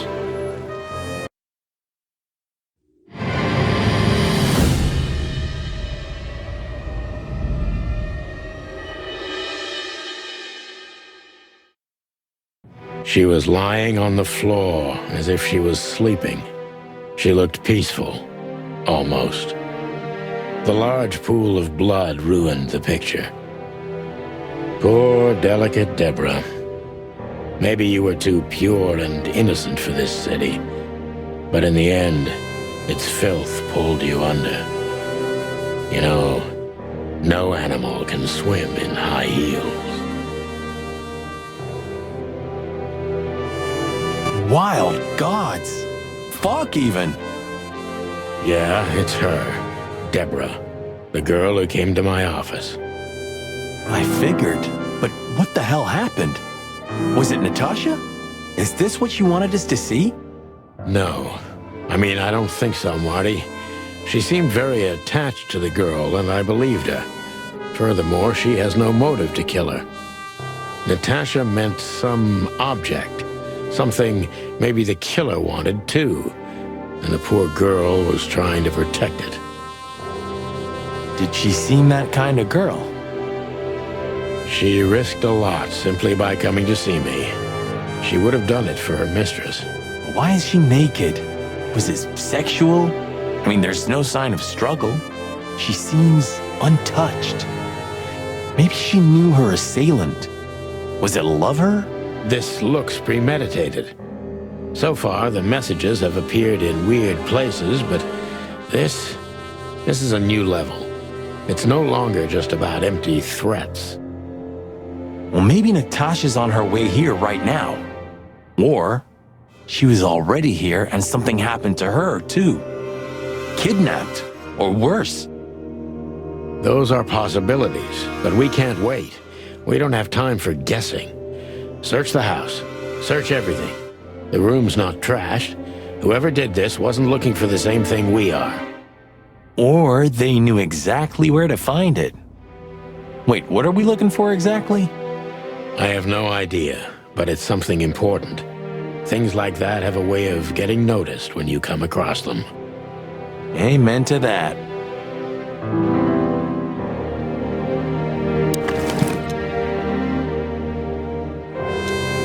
Come to Daddy, darling.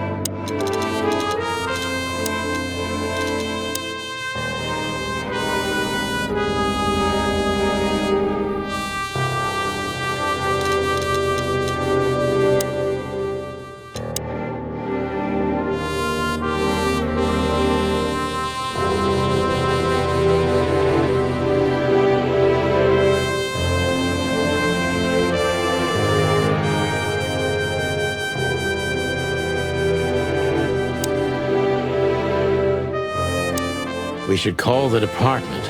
Anonymously, of course. Do you still remember the number? I haven't called my own workplace in years. Cretin. Of course I remember. 555-111. Is it? Since when? Since they invented the telephone. Yeah, of course. No, I knew that. I was just testing you. Yeah, right.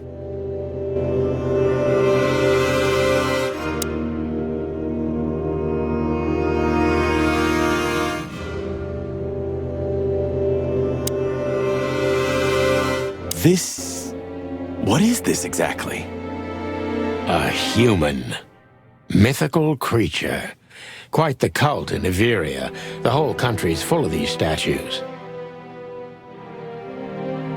Does it mean anything?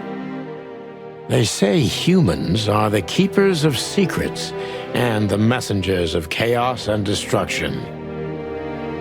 You don't think... Let's take a closer look.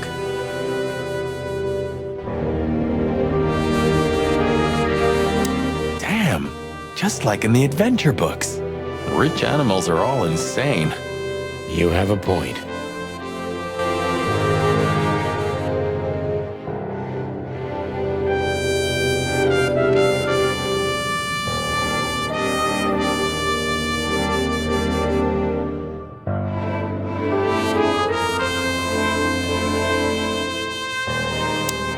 You can't be serious.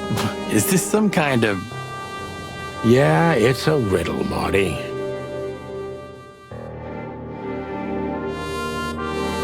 But it doesn't make any sense. Why use something as simple as this when a 4-digit number is almost impossible? An idle whim, or the riddle has a meaning? Maybe. 4 animals into 4 places. What does it represent? Think, Marty. Where did we see 4 animals holding something in their hands?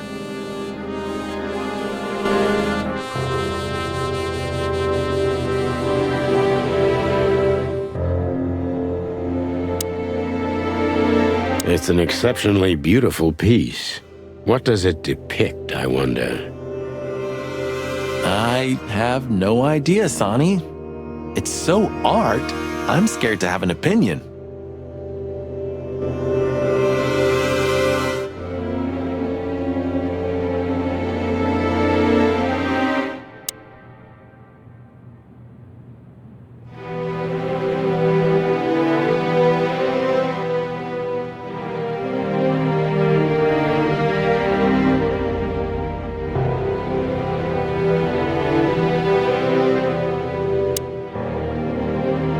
This must be Natasha's family. Wealthy.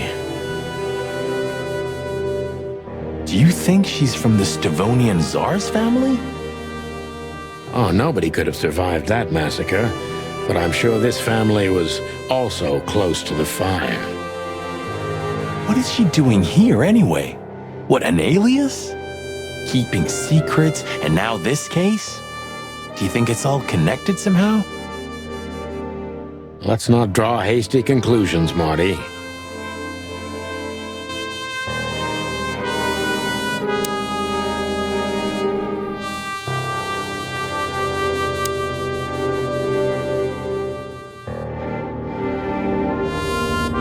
The message. Here, too. Yes, but this isn't about Deborah, and wasn't meant for her. It was meant for Natasha. Obviously. What have we gotten ourselves into, Sonny?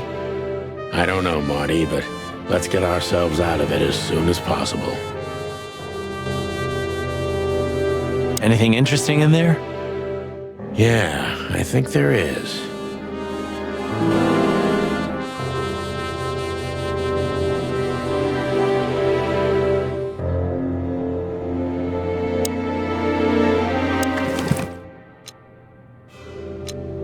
SN. Could be the initials of a person, a place, a company, or a club. Too many possibilities. But we must find out where it's from.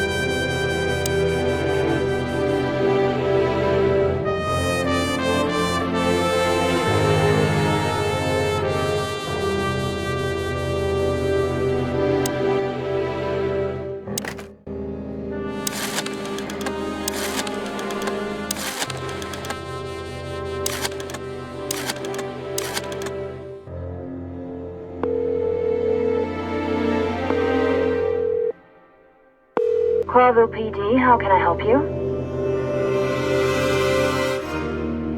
I found a corpse. A woman. She's dead. Cold. The address is Rochester Street, 37, Flowerville. Sir, please, would you repeat that? Rochester Street, 37. Write it down and hurry up for the sake of the wild ones. Hurry! Hurry! Like a pro. Yep, like I've done it before. Oh yeah, I almost forgot. How can you forget a case like that? How many times have you seen a three-headed monkey in your life? I have a memory of a chicken, you know? That's for sure. Now let's get the hell out of here.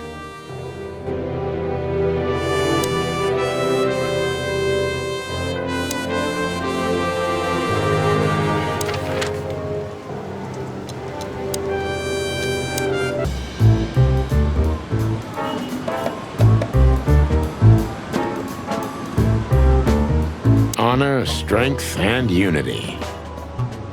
Pigs, ruffians, and vigilantes.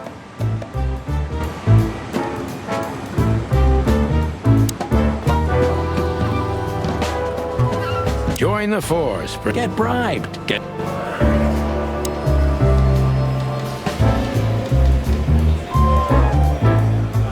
Did you ever notice how much bigger the lion and the fox are than the other animals?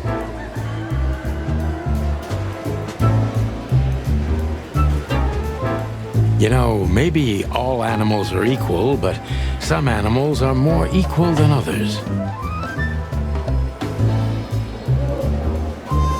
Huh. So that's why our king's a fox and not a sheep or a bird, right?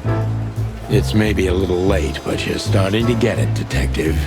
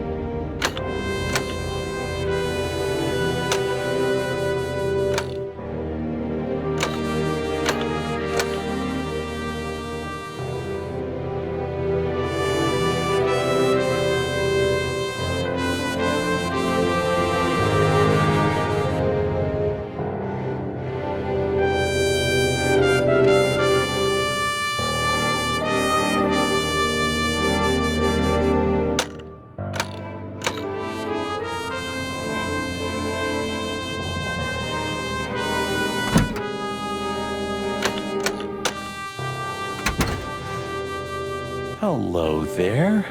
What could this be? Maybe a piece of a painting. And there's some kind of squiggle on it. The signature of the painter? Yeah, I can't make it out.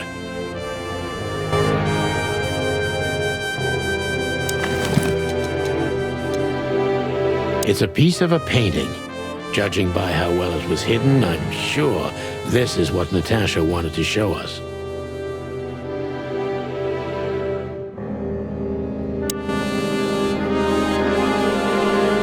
So a piece of a painting?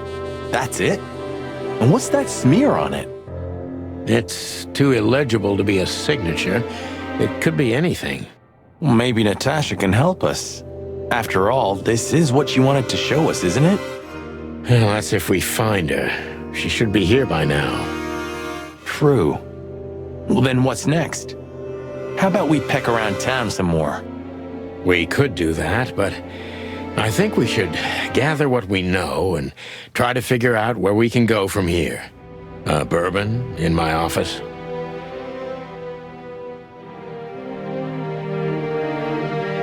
You know what? After all this, I could use a drink. Right answer.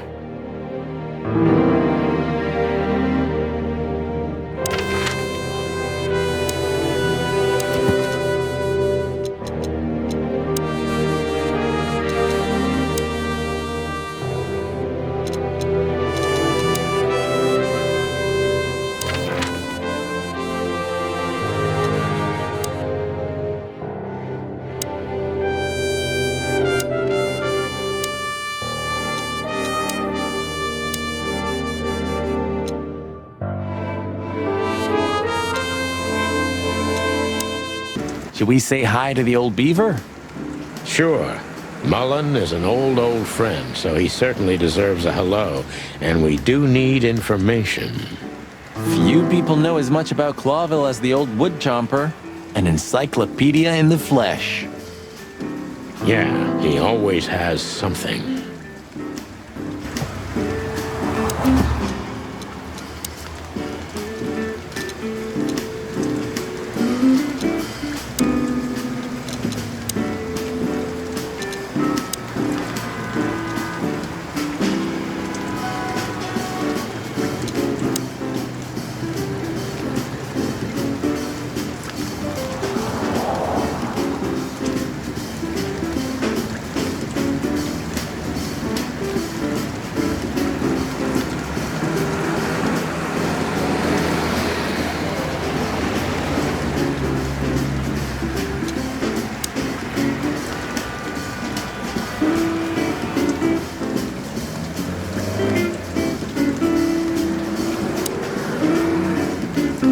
The Clawville Chronicle, the most read and probably the most biased newspaper in the city.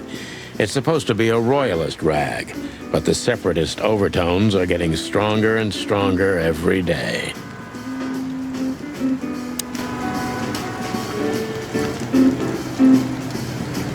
Murdoch and Falcon is a famous law firm in Clawville, run by a blind bat and a bird-brained falcon. The taxi company for the upper class only, politicians and gangsters.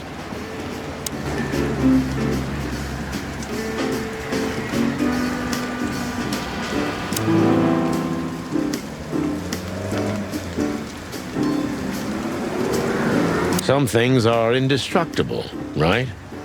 Yeah. Mullen's kiosk's been here since I was a little chick. My old man used to drive here from the other side of town for his daily papers. Yeah, many still do. He certainly is something. Mullen's a wizard from a forgotten age. Yeah, kind of.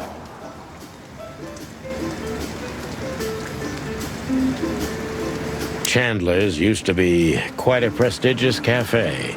Magnificent animals had breakfast here. And in the evenings, philosophers and writers would get drunk together and argue.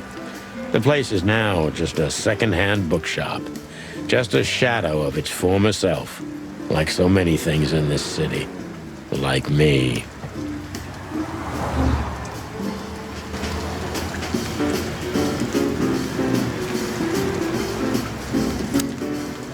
We're getting older and older, and Mullen's not changing a bit. Where's the justice in that? He's just eternal. Like an ancient god or something. Or the... What a lovely thought. But if the city took shape, it would most likely be some kind of vermin. Yeah, true. But that wasn't very politically correct, coming from you, pal. Hey, you know I didn't mean it like that. Yeah, I know, Marty. You're too good for this world. Aw, thanks, boss. It wasn't a compliment, Marty.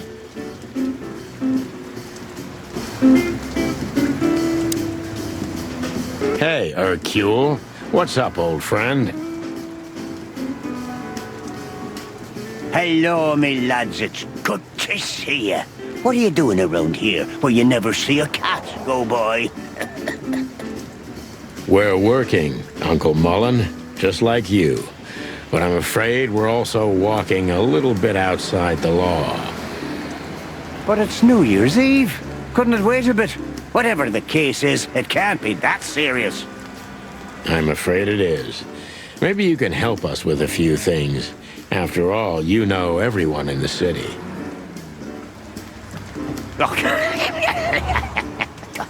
What a compliment. But of course I'll help if I can. I know you ever since you appeared in the city. Young, fresh, full of ambition. And little Marty had been just a chick when he was already coming here every day with his daddy, eh? You're like me sons, so you are. Aw, thanks, Uncle Mullen.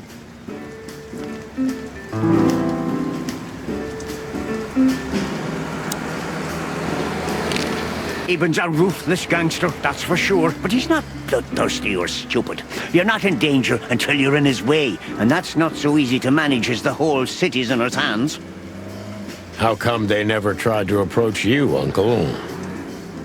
What? Of course they tried. They wanted to buy the whole area and build some huge parking garage on it.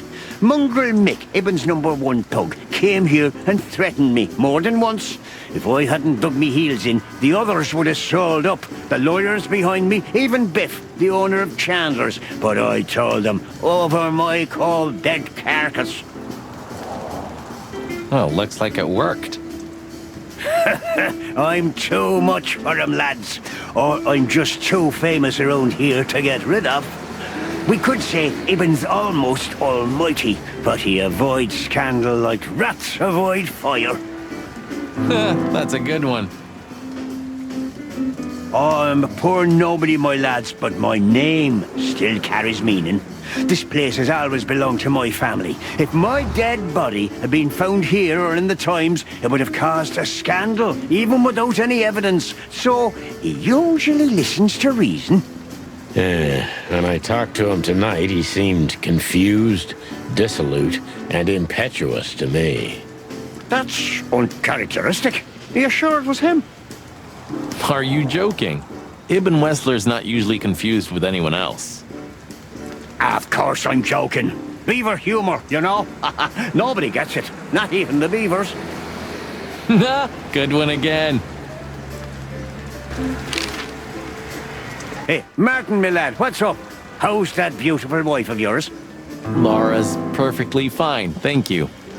It's crazy you could grab an amazing woman like her, son. Are you blackmailing her with something? I missed your famous beaver humor. I'm just messing with you, son. Anyway, you look good. You're in good shape. You look more like a turkey than a rooster, if you ask me. Thanks. This is priceless. Thanks, Hercule. We'll be back again soon. Yeah, sure will. Nice girl. She used to come here for a while, but I think she moved downtown.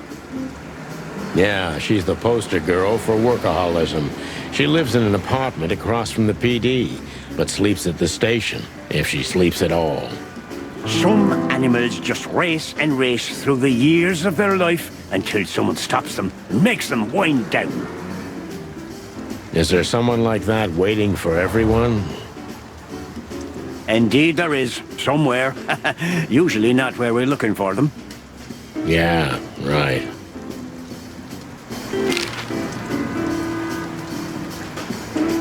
How's Desiree? What about her? She's still beautiful, and she's still my wife, and I still don't get why she hasn't left me already. Because she's too much like you stubborn old dam builder. You see, you're right about that, sonny boy. And, the cubs? Cubs? More like jumbo cubs. Johnson's a hotshot lawyer in Galadia, and Timmy also left Clawville to try his luck in Grassmore. But who could blame them? Good move. Yeah, but they visit me often, though. They're good kids. I know, pal. They're from a good litter. If you say so, sonny. You know anything about a woman named Natasha Katsenko? Sonny boy, what have you gotten yourself into again? That lass is Ibn Wessler's protege, to put it politely. She's the crown jewel of the city, a shining new star. If you dare talk to a gal such as her, you can expect some serious lead poisoning, me boy. Well, I suppose I should have come to you first for advice. Doesn't matter now. We're in it, Uncle. Up to our combs.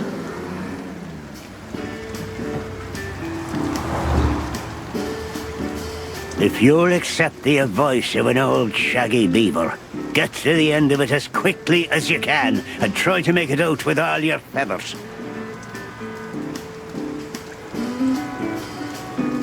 Yeah, that's the plan. But do you know anything about her? Anything, interesting?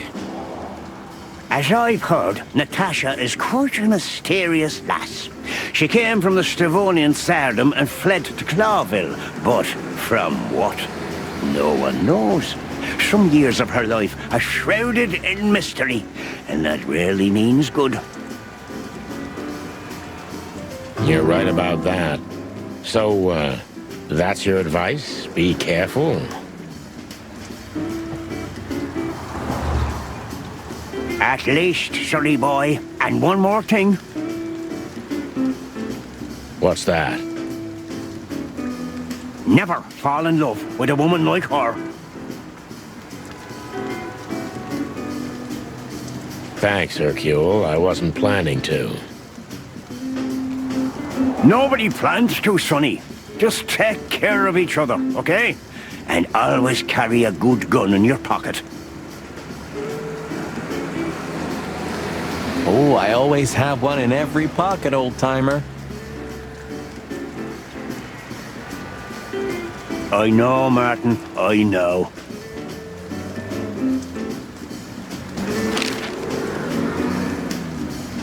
What's up, old man? Is everything all right? Me bones are creaking. My eyesight's getting more and more blurry, and sometimes I hear sounds that aren't even there. I think I'm getting old. Or maybe I've gone crazy already, but the old ticker's still ticking. So, here I am. Ah, it's good to still have an old familiar spot in the city. Nothing lasts forever, boys.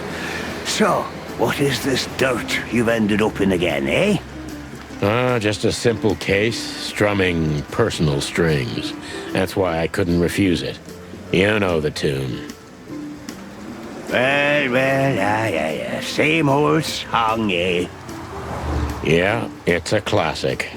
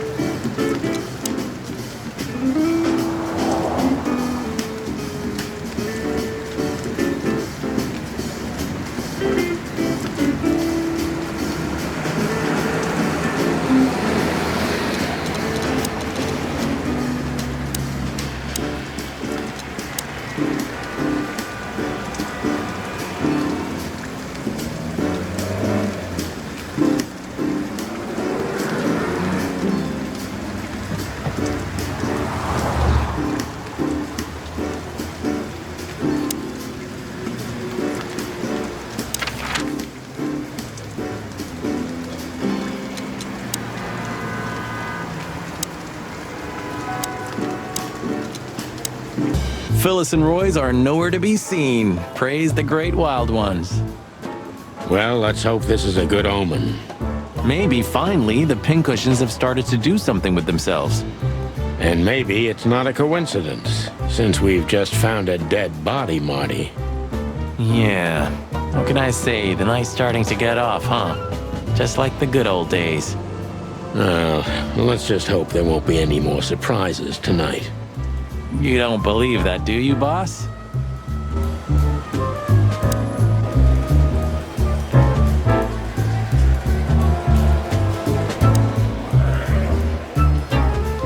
Hey, Mon. Is the boss, angry today? Angry? That's an understatement. I see the New Year's madness has started. Everyone busy? As normal, boys. The city's gone crazy, and we already have our first dead body. They found a girl in Flowerville. It's a nasty case.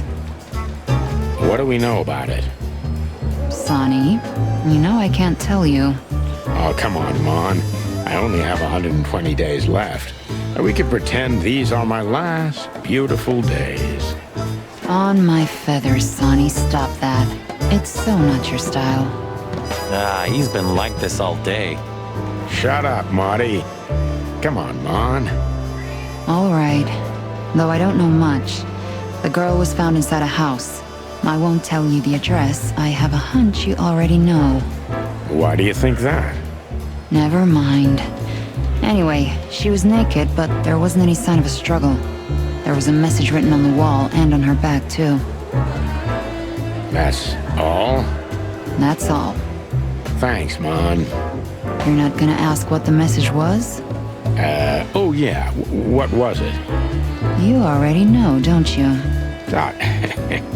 I'm an open book to you, Mon.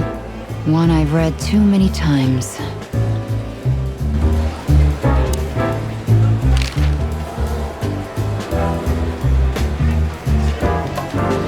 I see the boss is ready to explode today. What did you expect? The madness kicked in and he's gotta be at the PD. Deputy Malloy's blind drunk. What's the name of the old man's wife again? Poor lady. Marcia. She was waiting here for a while too, hoping it'll only take a few minutes. But as soon as they saw the state Malloy was in, she got into a taxi and went home.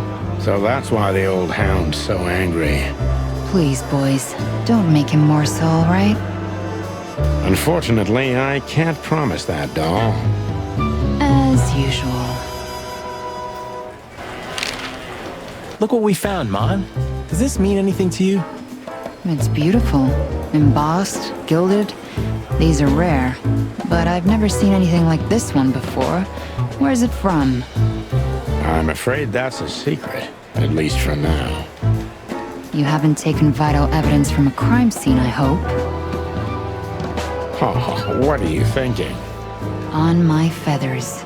You're gonna be in trouble, boys. Only if we don't wrap it up, Mon. Listen, Mon, that girl they found in Flowerville. You've seen her, right? Yes, we were first on the scene. Boys, you know I should report you immediately, don't you? We know, Mon. We're only asking for a little more time. We're hot on the trail. If you learn anything, would you, please tell us? Are you crazy? Hey, keep it down. Blood boils right behind us. Please, Mon. It's a matter of life and death. God damn. Okay, but only because I can see how much it means to you. Thanks, doll. We'll be forever grateful. Good old Philmar hasn't been sniffing around here recently. Yeah, he was here a week and a half ago. He used the archives and took out some public records. That's all? That's all. Oh, and he asked me out for a coffee. I hope you said no. Why are you so interested, Marty? No, I'm not. I just... I told him no. Just like I told you no on all 25 occasions. Glad to hear that.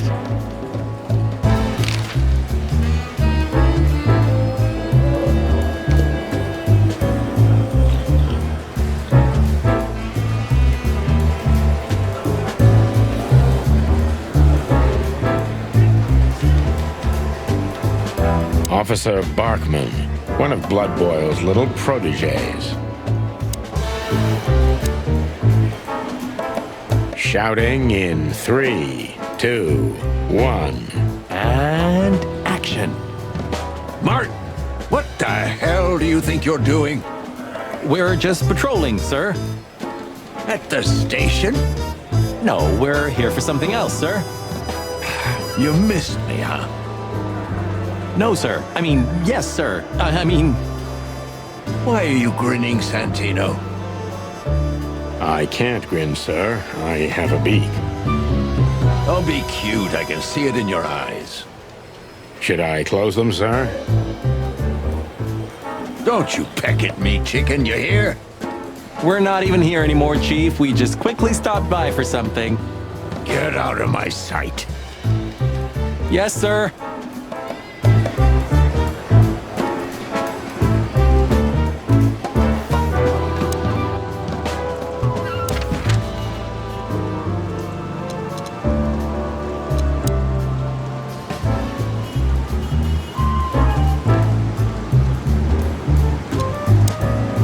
So what are we doing here again, Sonny? I don't know. Maybe we could question Natasha. Do you think she's here? Who knows, Marty? We'll see. There's Philmar. Maybe he knows something. Yeah, maybe he's not drunk as a skunk. Stop projecting onto others, old chicken. Ah, shut the clock up, Marty. Oh, I'm sorry I hurt your precious feelings, Boss Bird.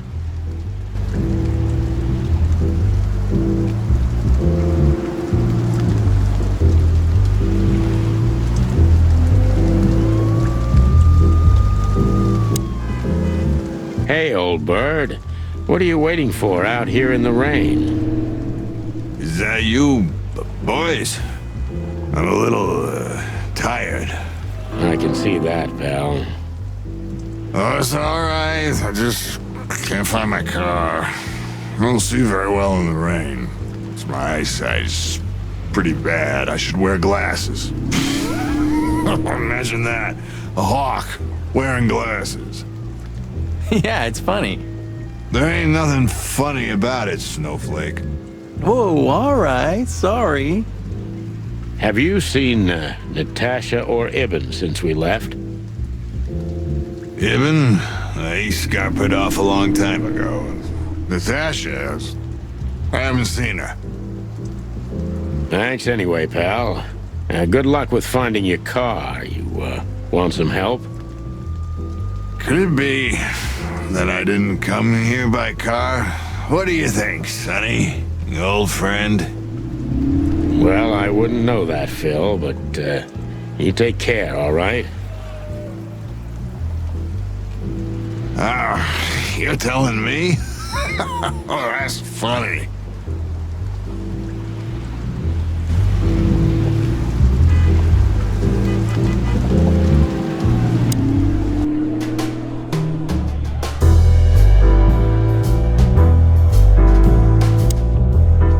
Hello again, Bojack. Please don't call me that, sir. You're right. I'm sorry. What's your name again? Well, if you really must know, I'm Lance, sir. Okay, Lance. Listen, it's very important. Oh, please, sir. Don't get me involved in anything. I just want to get my shift over with and go home to sleep. Relax. There won't be a problem. Just answer the questions honestly. If I must, let's give it a try. Right, kid. Lance. Lance. Yeah. So, have you seen Natasha since her performance? Oh, no. Don't ask me anything about Miss Kitsenko and Mr. Wessler. It could cost me my job or even more. Hey, it's a matter of national security. It could be. Yeah, see, it could be. So, if you help, you won't only be helping us, but the Crown and the whole city of Clawville. Oh, okay, all right, just stop that chicken shit, will ya? I saw Natasha, yeah. She came down, spoke with someone, then stormed out the front door. And then what happened? She came right back in 2 or 3 minutes later, soaked to the bone. She was in a hurry. She went up to her suite, then came back down and left. And you haven't seen her since? I genuinely haven't seen her ever since, sir. Thanks, Lance. You've been a great help. I'm happy to hear that. So Natasha had left? Seems so, but she never arrived at the weekend house. Then? Then we'll stay with the original plan. We'll gather our thoughts at the office and go over everything we know. Okay, Boss Bird. Lead the way.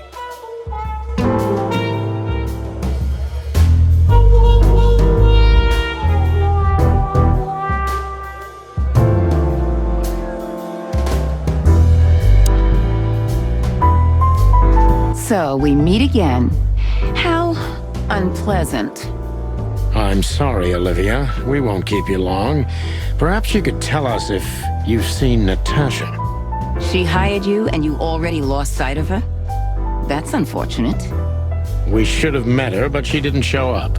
Should we be worried? Are you asking me that? I haven't seen her since she was on stage. Not like I was paying any attention to her or anything. Thanks, sweetheart. We won't bother you anymore. Thanks, Olivia. Don't mention it.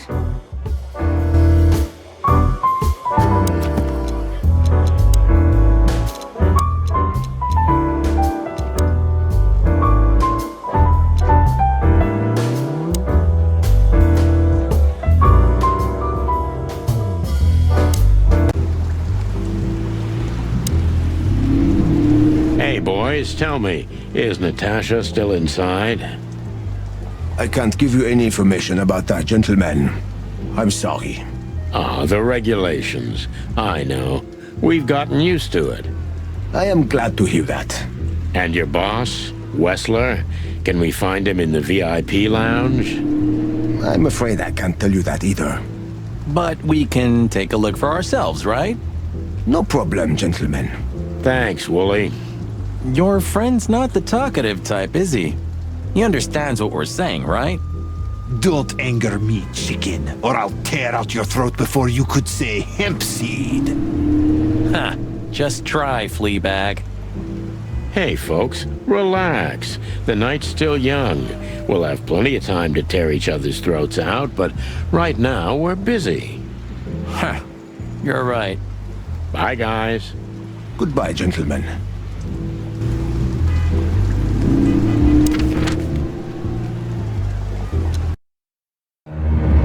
We had no choice but to continue the investigation where it started. In that shady little apartment I called home. The only lead was the list Fillmore gave us, with all those imposing names on it. But what could it mean? And why did Natasha keep it secret from us? But most importantly, what did all this have to do with Deborah's death? The trail started to get cold, and so did the air outside. There was something unsettling in the black clouds, hiding all the stars. I prayed that they didn't bring an early snowfall. The night was already painful enough. So, what are we doing here? Trying to calm down. I'll have a shot. Sure you will. And we're trying to put the pieces together, of course. Figure out what's next. And what is next, Boss Bird? Let's take a look at what we've learned so far. So, how did this whole case start?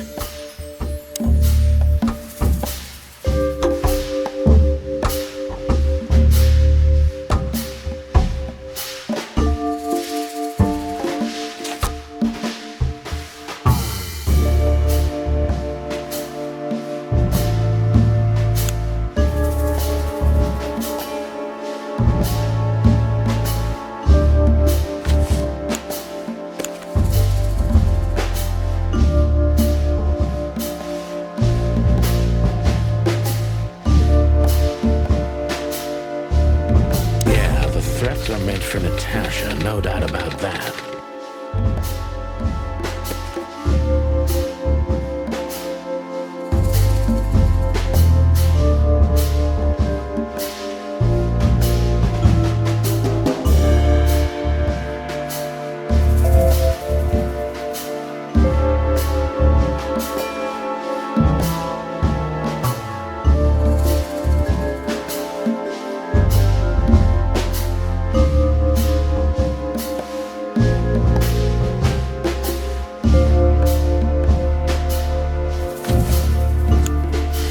There was something Natasha didn't speak about.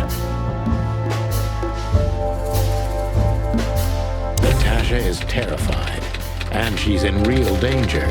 But she kept this list hidden from us. It seems too important to keep it a secret.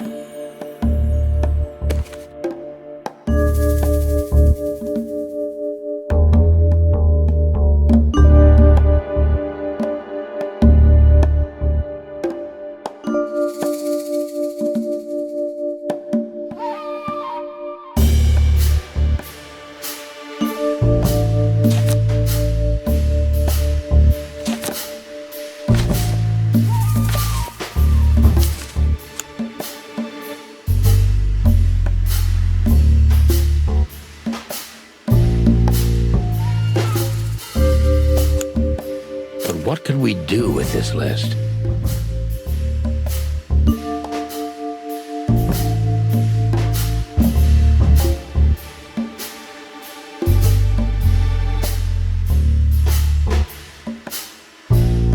I know only one person who moves in circles high enough to know where it's from. Lewis. We must ask him if we want to get out of this dead end.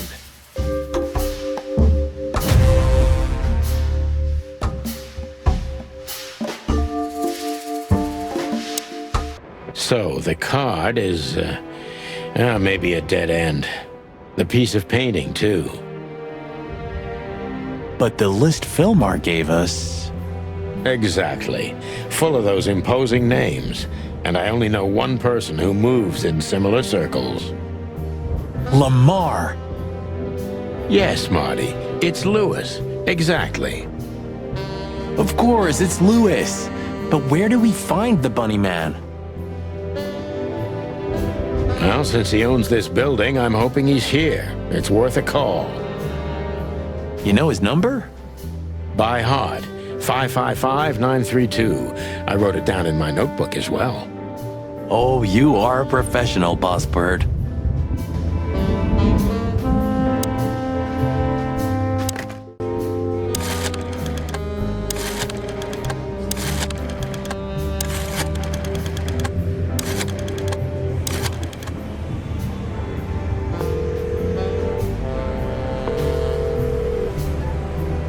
Hey, Lewis, sorry to disturb you again.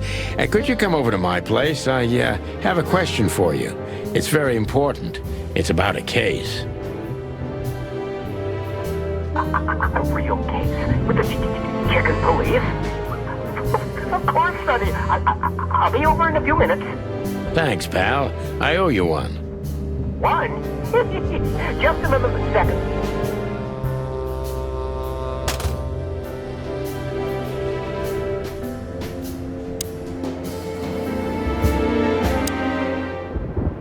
Thanks, Lewis. Again. Oh, don't mention it. Besides, it was my big dream to help you with a serious case. Well, let's hope you can help. What can you tell me about this list, old pal?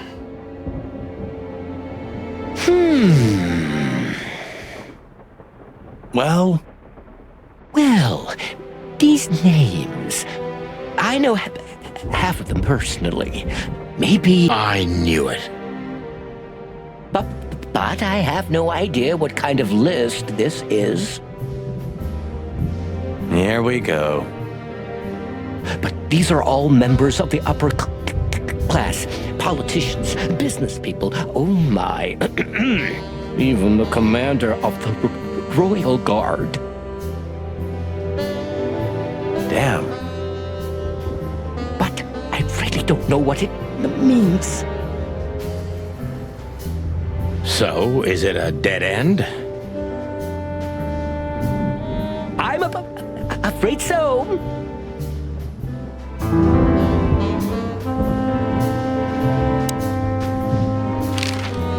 Deborah, the girl who came to me tonight.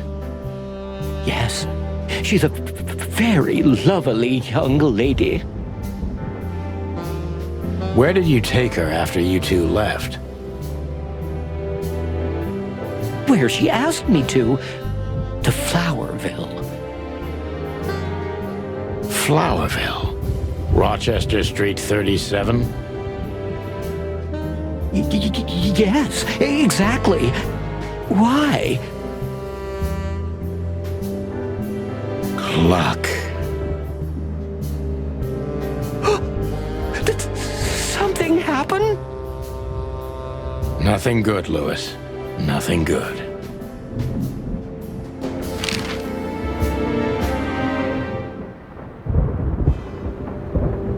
This? This? Oh, my goodness. I think we have a bingo, gentlemen.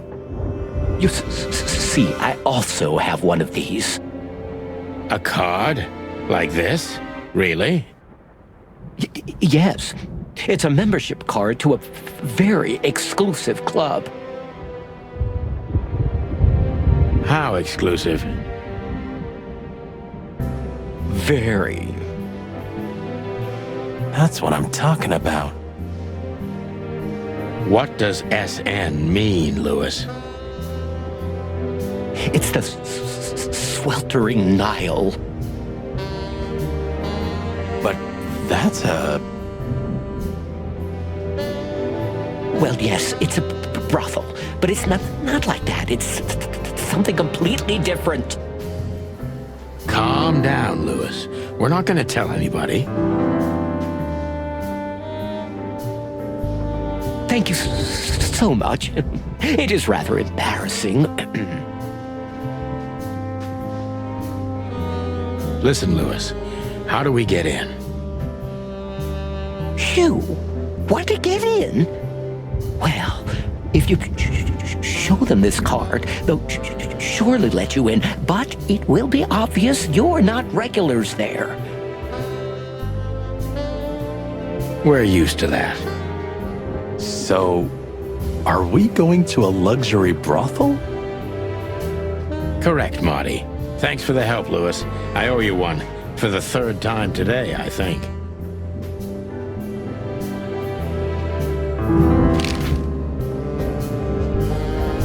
I don't know what you said to him, but after you finished, he almost immediately Van disappeared.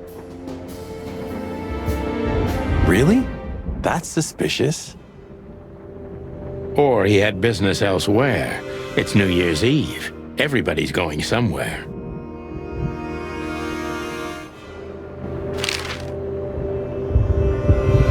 I didn't see her after the show. If I'm not mistaken, she usually leaves when everyone else has already left. What else do you know about her, Lewis? Oh, not much. What everybody knows. She was a dancer, then a backing singer, then star, and then club owner. We found out as much already. Do you think she'd fled the Slavonian massacre? That's why the secrecy? Do you mean the massacre of the royal family? I'd say her accent is a dead giveaway, and her name too, though it's undoubtedly an alias. So it's possible that she is a part of the royal family? I don't think so. Nobody could have survived that awful night. You're probably right.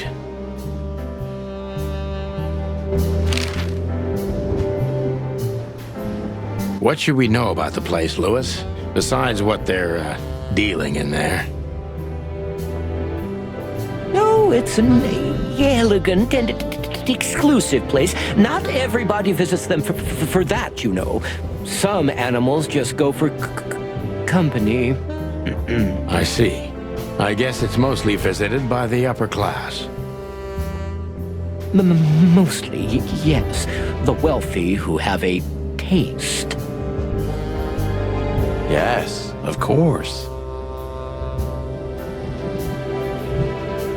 Is it true what they say, that it's some kind of hidden stronghold of the Royalists? The Nile is a proud herald of the coexistence of all the species. Yes, but stronghold? I don't think so. But the place must be an eyesore for the Separatists, right? Oh, don't worry for the girls, Sonny. They can defend themselves quite well. The Separatists wouldn't dare to go near the place. Well, we'll see what they have to say about these two old cocks.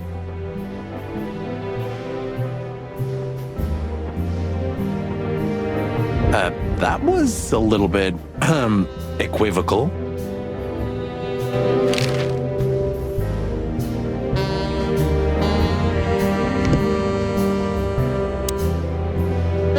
Look, I'm sorry I dragged you into this, Marty.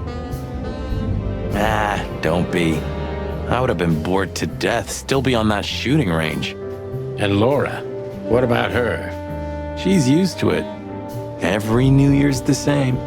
You know, since that special one. Don't say it. A bloody New Year's. Yeah. So Laura's probably at home, waiting for me on the couch, staring into a candle and killing a bottle of wine. Or two. You can get out of this any time. You know that, don't you? If you start something, finish it, right? Let's just make it through alive, okay? Or Laura will bite off my head. Literally. I'm on it, partner.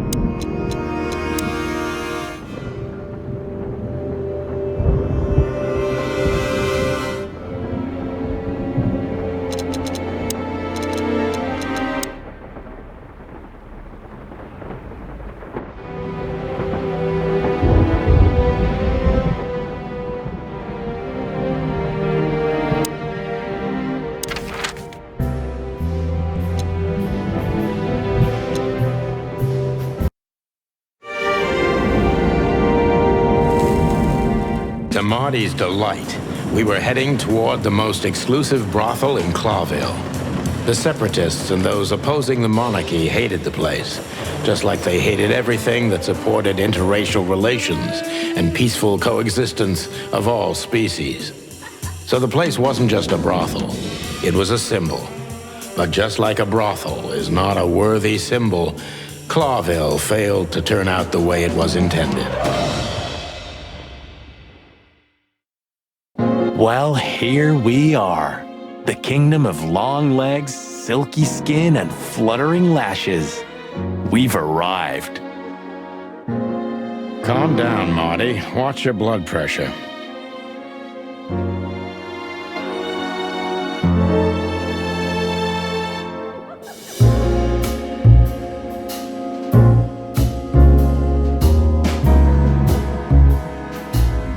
These brides are elegant, just like Laszlo said.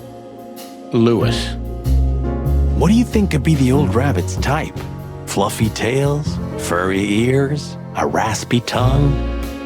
Oh, for the love of all the gods, stop it. But just think about it. Please shut up, Marty.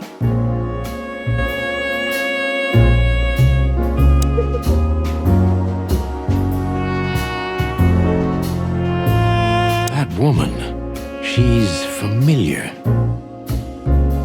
Do you think it's her? The broad from the Bloody New Year's? God damn Marty, do you have to say it out loud? It gives me goosebumps. Chicken bumps, more like. Anyway, I don't know if it's really her.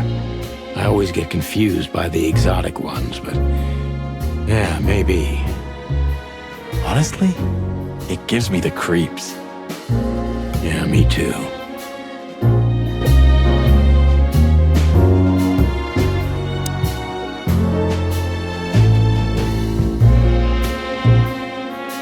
She's what I call an exotic beauty. Well, that's one way to put it. Hey, every animal's the most beautiful thing in the world to someone. Yeah, you're right. Oof, I don't know about you, but I go weak in the knees for stripes. Please, Marty, I don't want to know. And I don't care. Keep it to yourself. And let's get out of here quickly. Can't I even talk to you anymore? You can. Ask about the weather, or how's my lower back. Those two are even connected if you want to know. Old fart.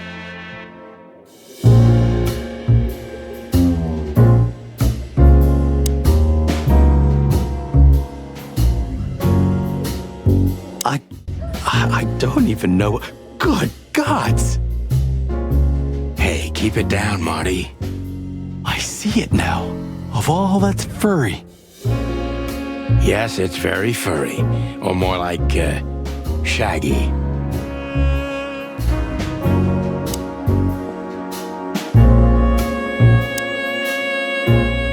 Holy fur. You swallowed so hard, the whole place shook. Are you kidding me? I've never seen anything like this before. Is this even legal? Why wouldn't it be? I don't know. Vice? You really must be joking. Vice? In Clawville? Okay, I was pulling your leg. But still, it's a little hot in here. Oh, cool down, Marty. Don't even look over there. Remember Laura, your wonderful girlfriend, whom you love more than anything. You don't need to tell me. All I'm thinking about is her. With a hatchet in her hand. More like my nuggets. That's...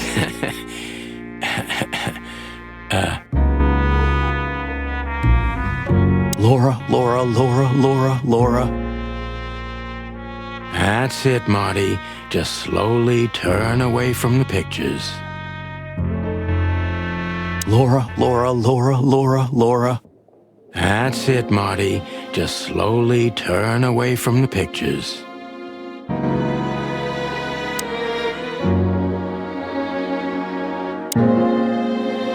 Excuse me, gentlemen. Would you be so kind as to help me? With pleasure, ma'am. The zipper always comes down on my dress. Would you kindly zip it back up? Can I, Sonny? What am I, your mother? Do what you want, for God's sake. Happy to help, ma'am. Oh, what a gallant young man. Clucking lords.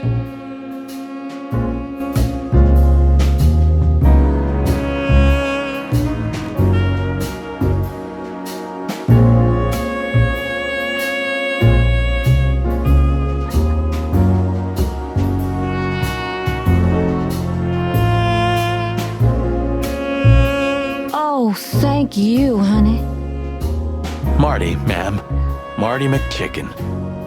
Thank you, darling Marty. I'm much obliged. Anytime, ma'am. Anytime.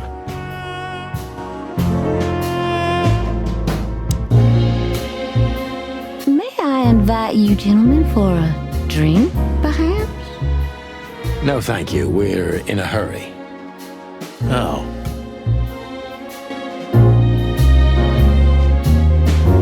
Yeesh. That guy's stare gives me the creeps. I can see why. I've always told myself that birds are weird. What did you just say? Huh? What? Me? Nothing. I think she must be the receptionist. Bravo, Mr. Detective. Why'd you have to be like that all the time? Well, sometimes I seriously can't decide if you've become totally stupid over the years, or it just entertains you to act that way. Well, you know, that's a good question. That's exactly what I mean.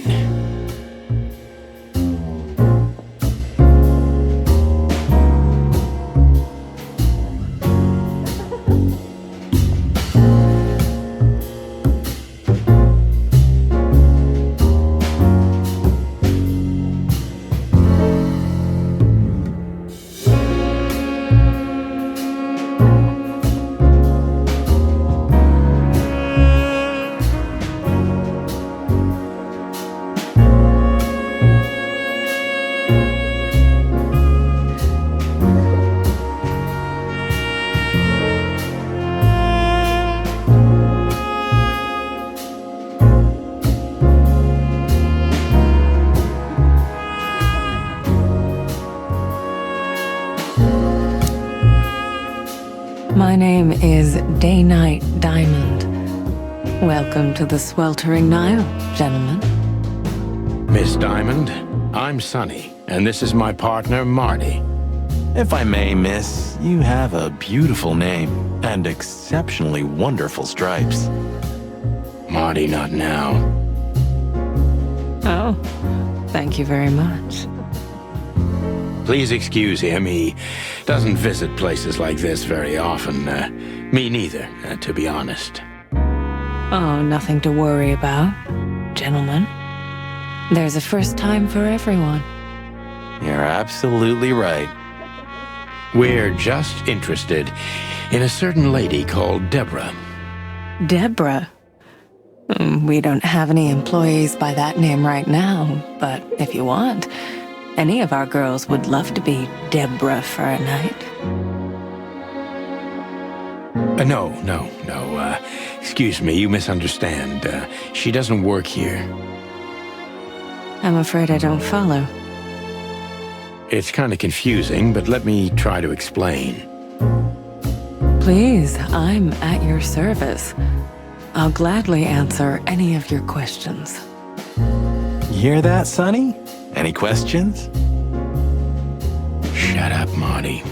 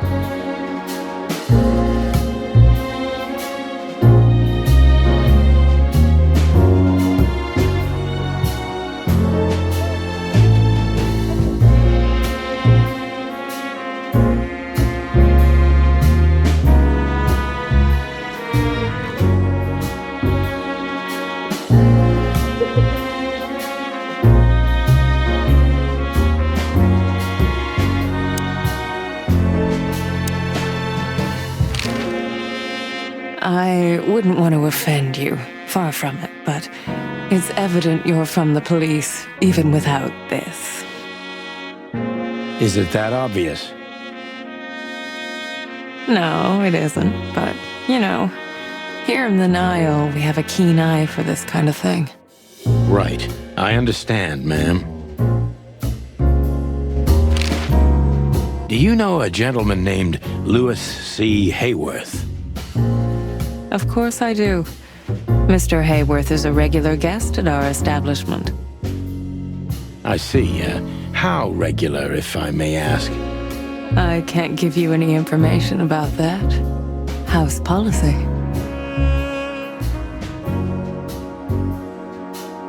We have that too. It's called the law, ma'am. If you have any questions of that nature, please come back with a warrant. Touché.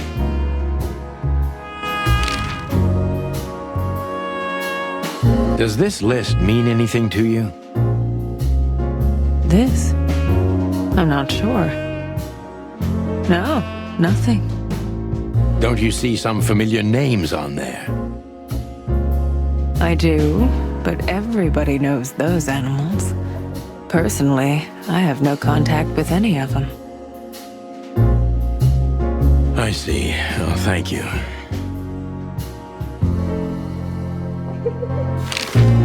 Have you been working here long, miss? Almost 5 years, sir. And do you like your job? Very much so.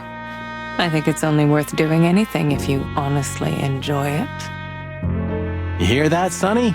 You should take that advice. I'm on it, Marty. I'm trying to get myself fired if you haven't noticed. Yeah, and me too. Collateral damage. Look, she gave this to us. The girl named Deborah, the one we asked you about. I see. Do you know what this is? Of course. It's a membership card. Was this person a regular here? If this belonged to her, then yes. I can check for you. Please, the ladies will entertain you while you wait. I'll be right back. Thank you. Much obliged.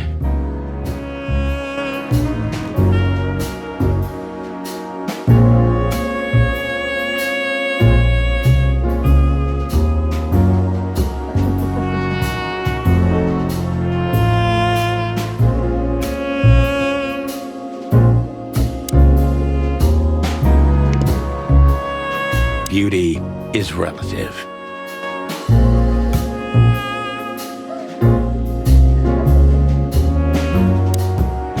May I invite you gentlemen for a drink, perhaps? No, thank you. We're in a hurry.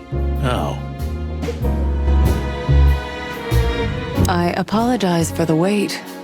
Please, come with me, gentlemen. So you were successful. My mistress, Madame Zavas, would like to meet you. You mean that, Madame Zavas? As far as I know, there's only one of her, so yes. Please, miss, take us to her. With pleasure. Madame Zavas was a legend in Clawville. Her name was known all over the wilderness. She's an avid royalist, former member of the Council of 12, spy master, assassin, businesswoman, and courtesan. To be honest, I didn't even know she was still alive. She's no spring chicken, that's for sure. She could also be my mother, or maybe my grandmother. First Ibn Wessler, now her. Honestly, tonight, it wouldn't surprise me if His Majesty Hector III didn't grace me with his presence.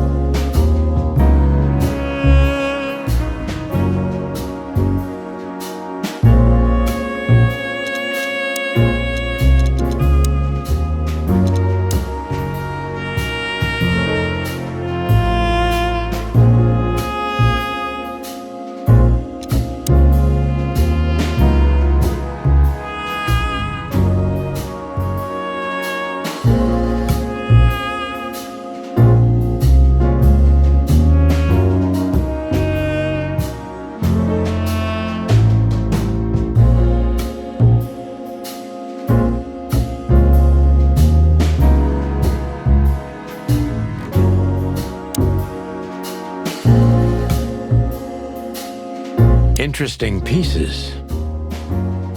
Do you think so?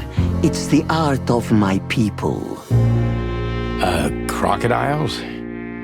There are many kinds of crocodile in the wilderness, Mr. Featherland. This is the art of the Nilenites. Ah, hence the name, the Sweltering Nile. It's a river, Mr. Featherland. My ancestors lived by this river a long time ago. Ah, interesting. Thank you.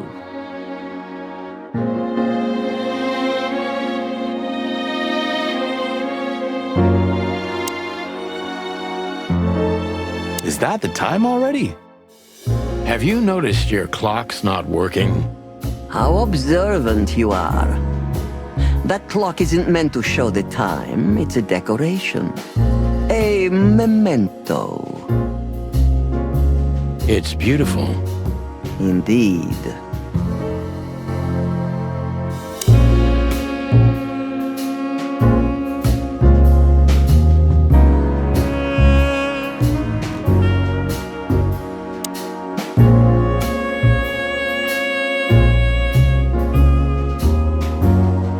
There are books here on quite a variety of topics.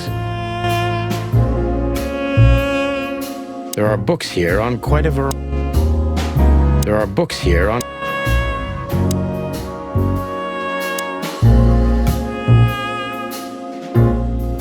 What a painting! Congratulations, ma'am. Marty. Yes. It's beautiful indeed. It's more than 40 years old. You know, I was considered pretty then. Oh, don't say that. You still look great, ma'am. Thank you. It feels good, but no. There's no need for lies.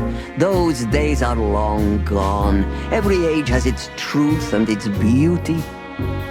For me, beauty is not in the looks anymore. I agree, ma'am.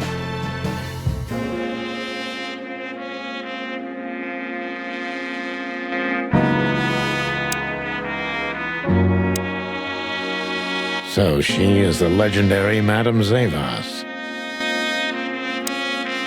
Let me introduce myself properly, ma'am.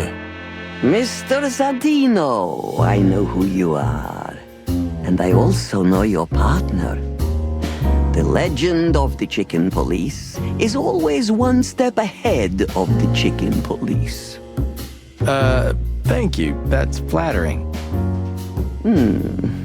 May I ask what you are looking for exactly? Here on this night? You know, that's an interesting question. The card we've shown your lovely colleague belongs to an old friend of ours, whom we haven't seen for a long time here. And the name? Unfortunately, no, Mr. Santino. That's confidential information. In my line of work, discretion is everything. Well, you know, in our line of work, the law is above everything. Oh, do you think so? I could tell you what your colleagues think is also above everything, but, as I said, discretion. Look, ma'am, we don't want to impose. We're conducting a private investigation, which started off as harmless, but now it's murder. That sounds serious. It is serious. That's why we'd be grateful for your help. In that case, I'm at your service. Ask your questions, and I'm going to answer to the best of my knowledge. As long as you're not wading through muddy waters. Fortunately, I swim very well for a chicken. I swim well, too.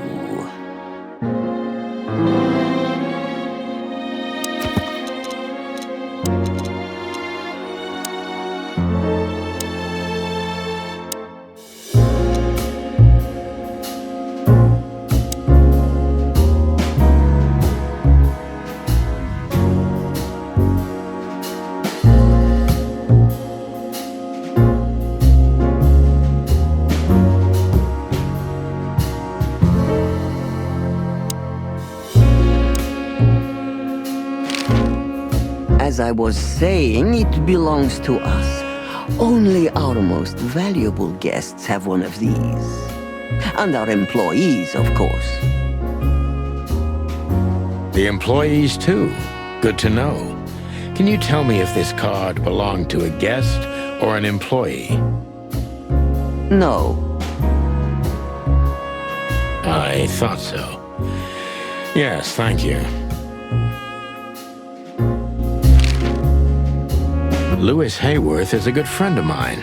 It surprises me that he's a regular here. You wouldn't believe our clientele. You would be shocked. No doubt. Louis, does he come here often? Not so often. Thank you for the vague answer, ma'am. The mystery is thrilling. The thrill is life itself. That was beautiful, ma'am.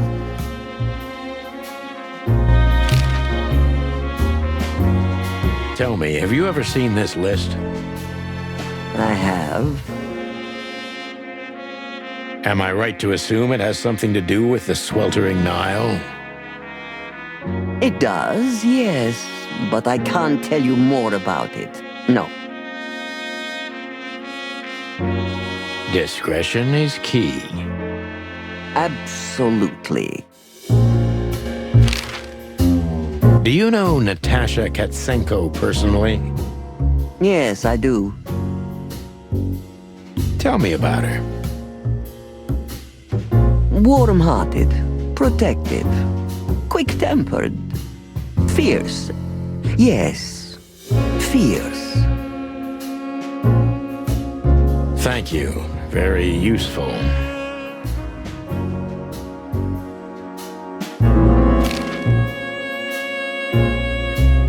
This place isn't just our home with the girls. It's a sanctuary. Really? How? It symbolizes why the city was founded almost 1,000 years ago. Unity, love, freedom. Interbreeding? That too, yes. Do you have a problem with that? Oh, don't get me wrong. I don't. My girlfriend's a predator. Really? I'm glad to hear it.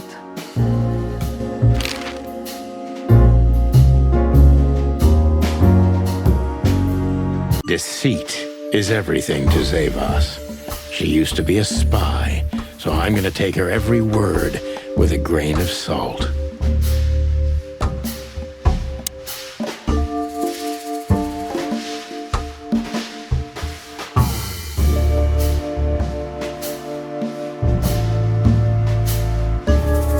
Who's behind the legend, Miss Zavas?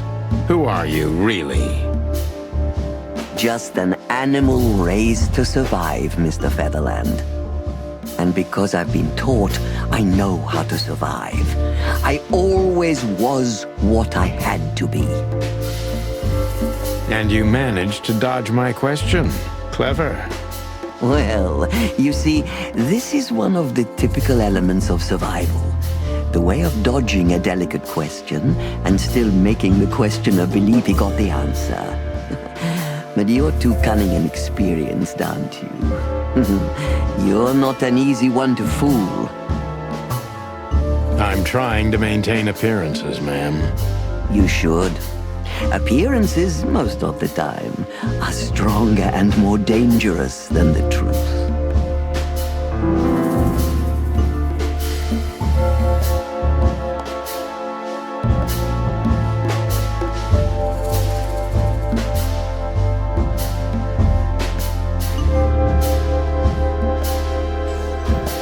Tell me, were you really the king's spy?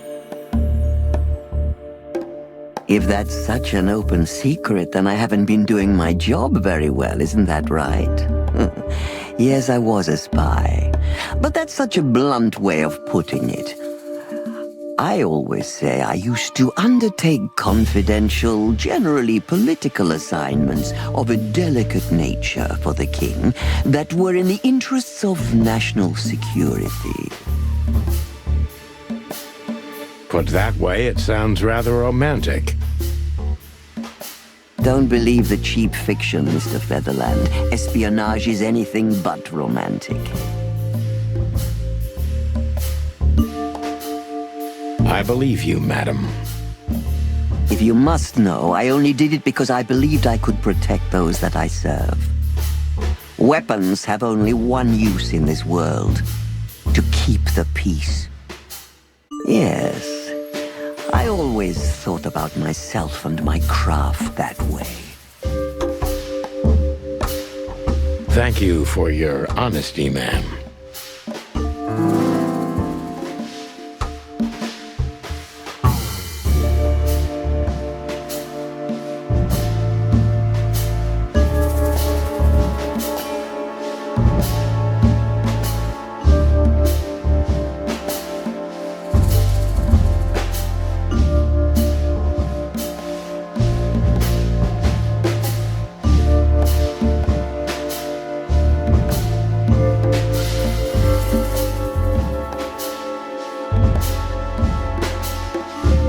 Why is the identity of the card's owner so delicate, Miss Zavos?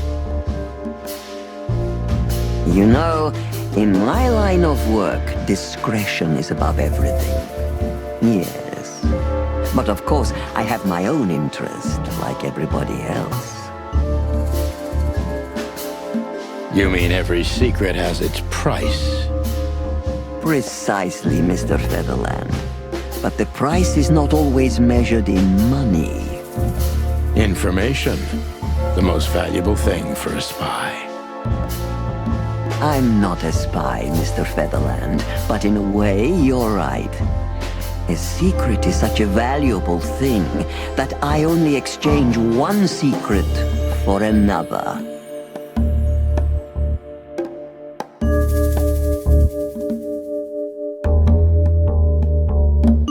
If I guess who the card belongs to, will you tell me? I wouldn't say that's an acceptable price for such a secret as this, but if you guess right, I won't lie to you. Then, I will tell you you were right. Yes. Good. Let's see.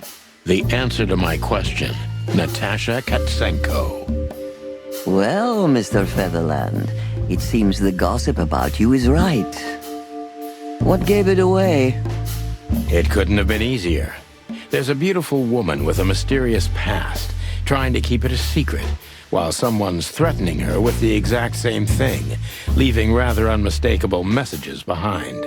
Plus, we found the card on Deborah, who was her best friend and confidant. So she was either trying to hide it or destroy it forever, so no one could find out the truth. Am I right so far? Indeed, Mr. Featherland. So if I'm not mistaken, Natasha used to work for you before she met Ibn Wessler.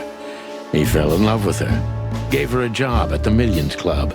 The rest is history.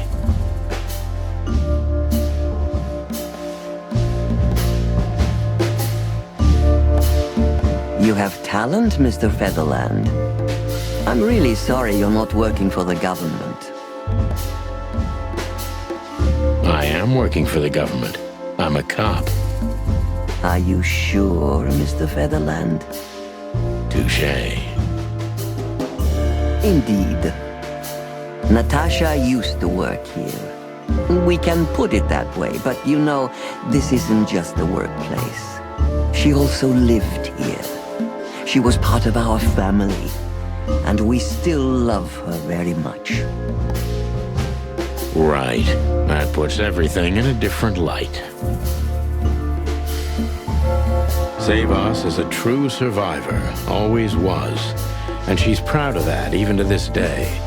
Maybe I can get her to trust me if I play to this part of her.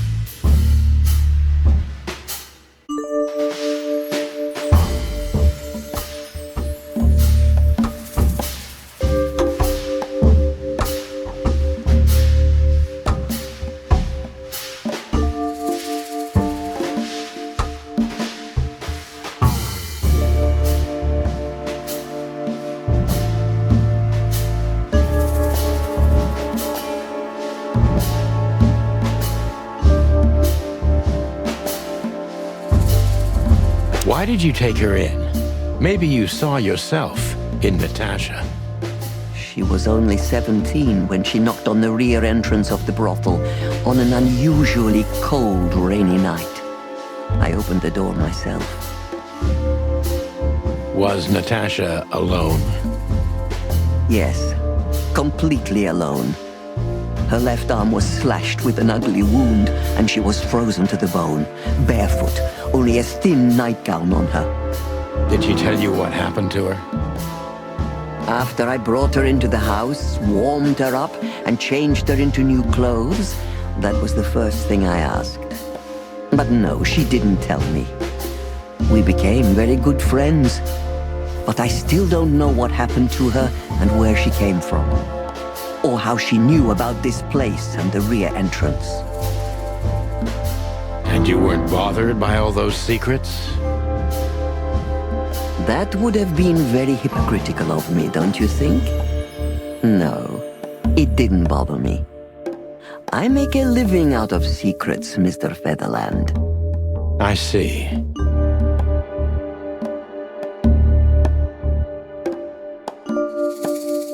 Do you know where Natasha came from before Clawville?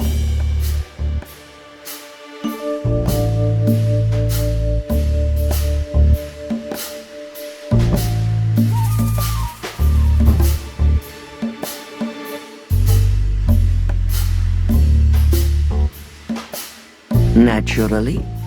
The poor dear couldn't even deny it. Even her name's eloquent, her accent, but mostly her manners, Mr. Featherland.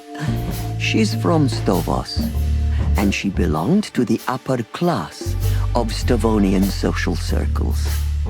She could barely even speak the language when I first met her. That's all you know about her. An ex-spy like you must have checked up on her new protege's past. That's the most exciting thing. Yes, I have. Multiple times putting my most treasured connections to good use. But nobody found anything. Natasha's trail could only be traced back to the Stavonian border. What happened in that country, no one knows.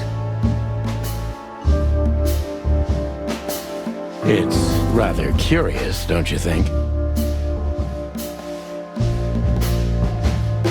It is, Mr. Featherland, yes, curious. That's why I've always been rather fond of Natasha.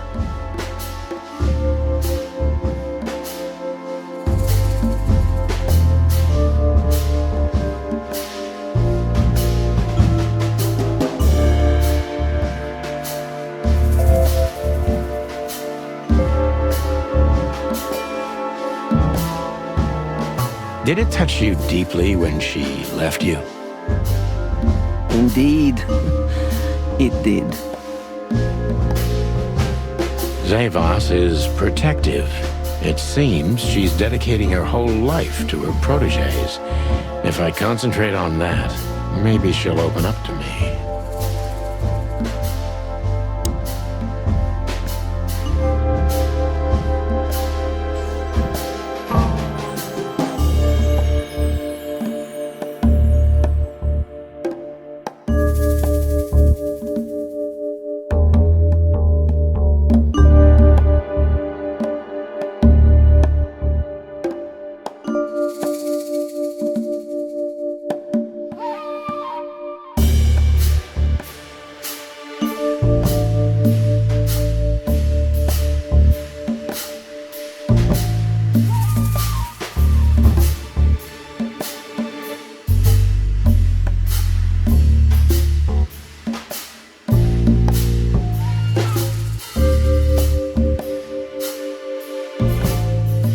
Have you kept in touch?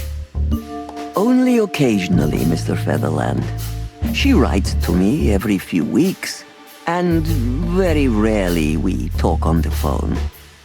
But I haven't heard from her in weeks. The truth is, I've started to worry about her. Did she give no sign of being in trouble? Never. No. Natasha's not the kind to talk about her feelings. Yeah, I've noticed that myself.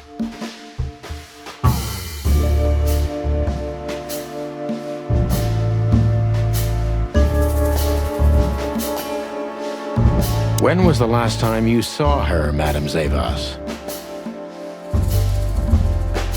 Maybe around 2 months ago. There was a ball, attended by Ibn Wessler, his beautiful mate Natasha, and myself. Yes. Was she herself? Did you feel like she was afraid or worried about something?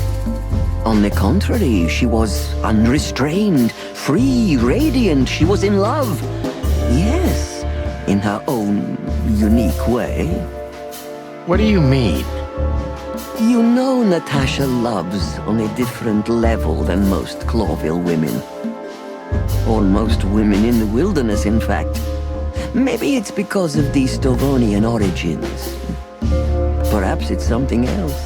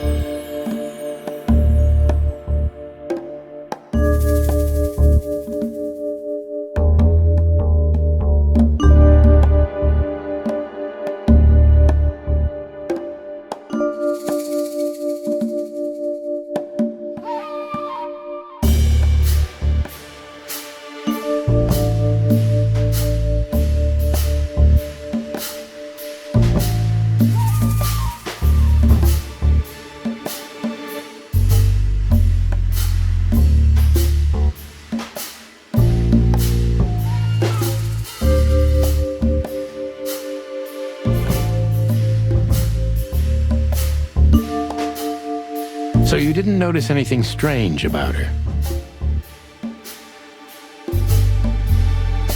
Well, if anything could be called strange, it was that I saw a woman positively floating above the ground, who previously used to stand on it with 2 feet. I see. Thank you, madam.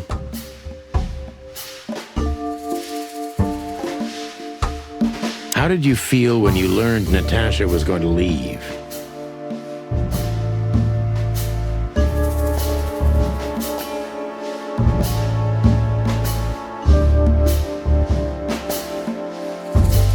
Honestly, I was very hurt. I loved her as a daughter. How would you have felt? I couldn't say.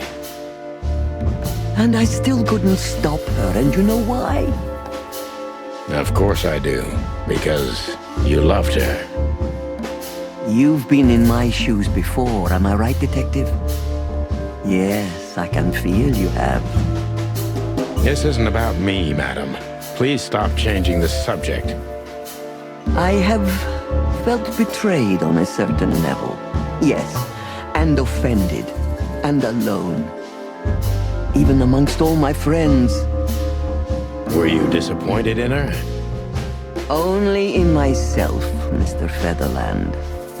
But I have a hunch you know this feeling very well. Yes, you're right. Well, thank you for your time, madam. Anytime, Detective. Yes, anytime.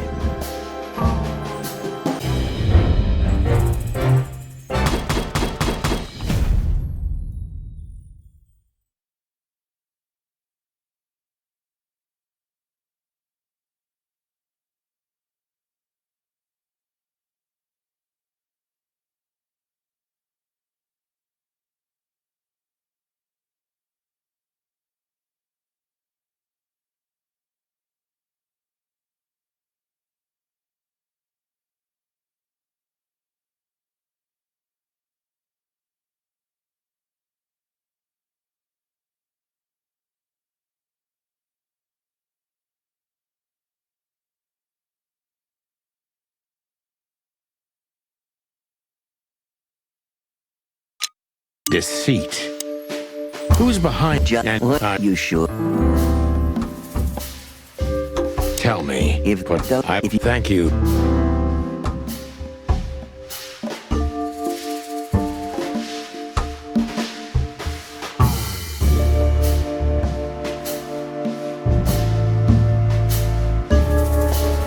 What? Why did you decide? You know, Young, no. and this was the best. You see, and it. very.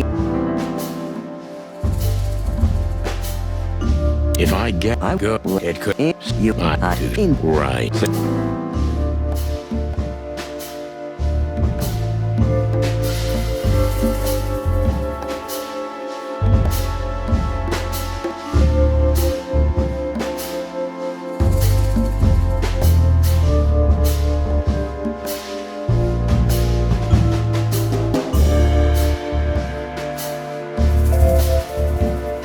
Why did you take her in?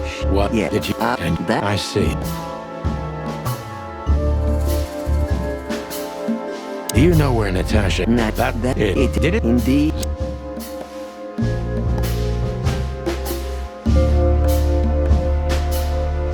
Have you kept? Didn't? Yeah. Were you angry at her for leaving?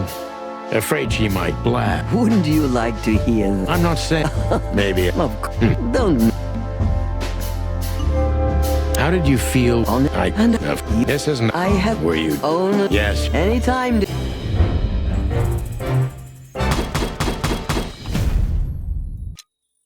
Deceit. Is it? Who's behind? You sure? Tell me. If you thank you. Why did you just young and very? If I guessed, I wouldn't go. It's you. I you do share. Indeed. Right. Save us is a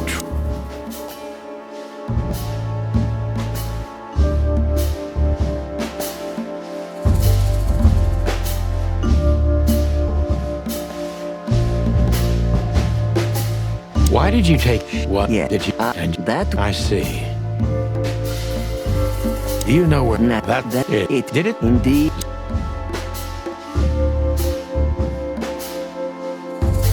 Have you kept? Did you? Yeah.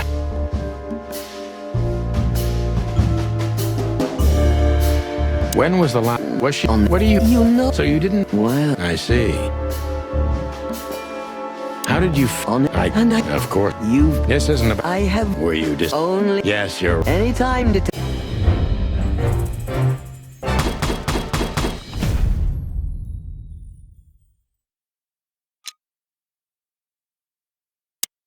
Please, gentlemen, wait here a moment. I would like to show you something that could help you. Oh, that's excellent news. Thank you. We will wait. Do you trust her? Not in the slightest. Even her smile is fake. This woman wallowed in other animals' secrets until she became one too. That's exactly how I feel. Anyway, now that we're here, we can take a better look around. Just what I was thinking.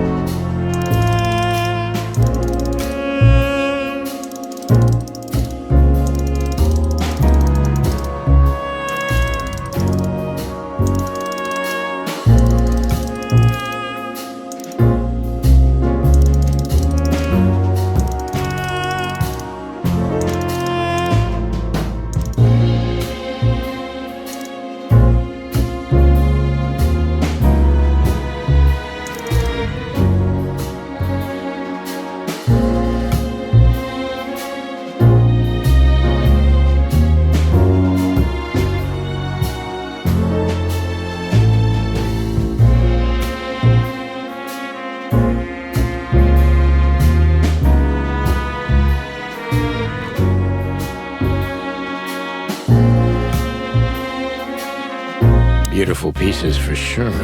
They must be worth a fortune.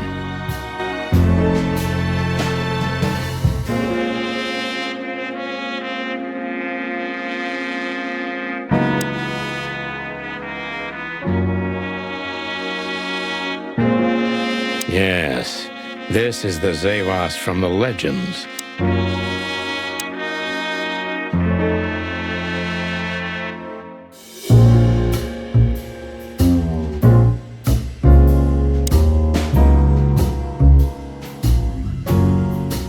These books are here for a reason. They mean something. These books are here for a reason.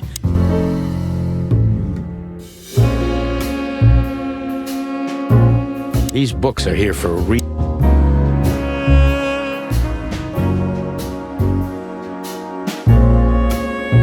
These books are here for a reason. They mean something.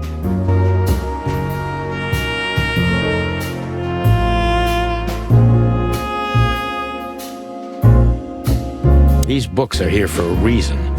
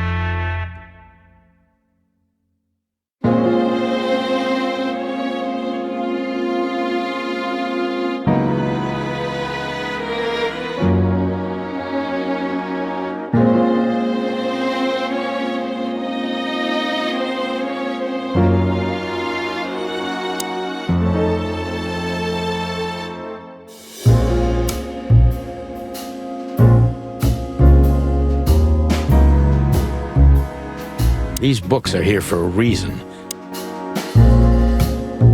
These books are here for... These books are here for...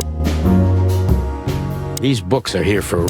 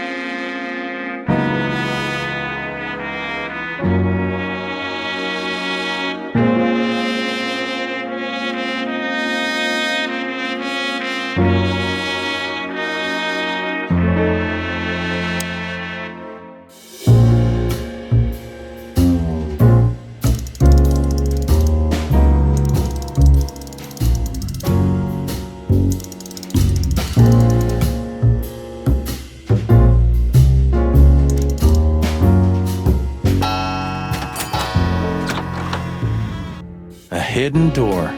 Who'da thought?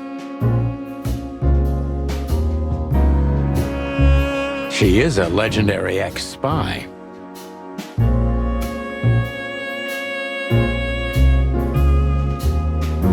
Well, this is something I've never understood. Why isn't a key good enough? I mean, you can take that with you, but riddles can be solved by anyone. I don't think many animals get to be in this room, Marty. And the other thing is...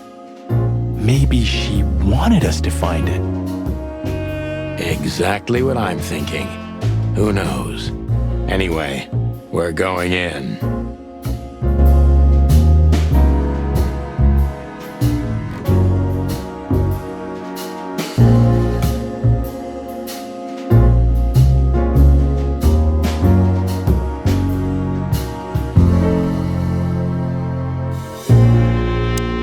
This room is not like her at all.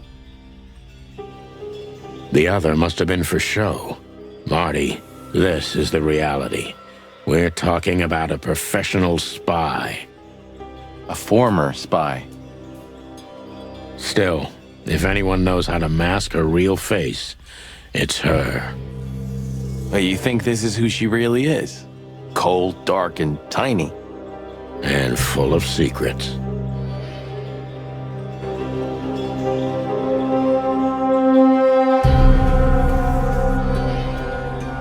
Ugh, this place gives me the creeps. Me too. We better get out of here before she comes back.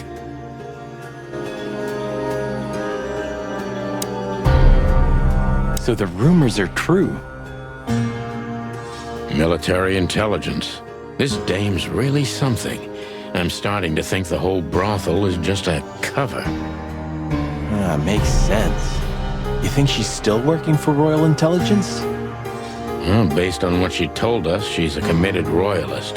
So I imagine she does. Hector III, our great and fair king. I feel sorry for the poor fox, to be honest.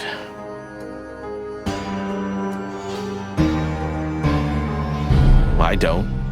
He has it pretty good. Would you like to live your life as a puppet? Everything you do, carefully planned. Your rule and authority, the whole thing, just for show. Even if he is just a puppet, Clawville needs a king. He gives strength and hope to many animals. Huh. I guess.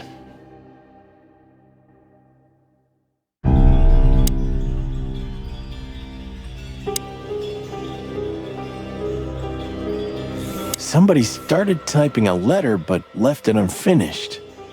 What does it say? Number 2947222, report about separatist group movements. Damn it. Don't even read that. What? Why not? I don't know about you, but I don't want to get caught up in the royalist-separatist conflict. What you don't know can't hurt you, right? I can't even recognize you, boss. Where did you put your sense of adventure? My sense of adventure has retired. Leave it alone.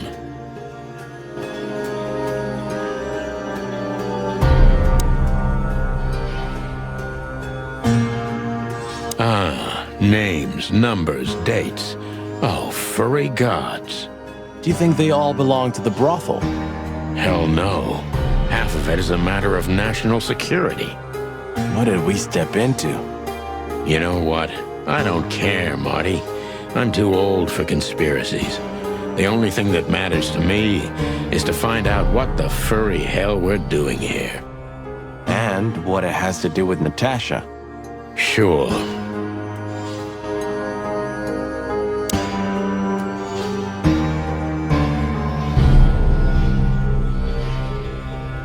This has got to be it, Marty. Look at the missing page. Oh, gods. And look at the names. Yeah, the ladies and their guests. Damn. What this means, Marty, is that the most influential people in the city had been Natasha's patrons. Some even from the royal family. This book could destabilize Clawville. At least the Clawville we currently know. You think this is behind everything? Somebody's blackmailing Natasha because of this?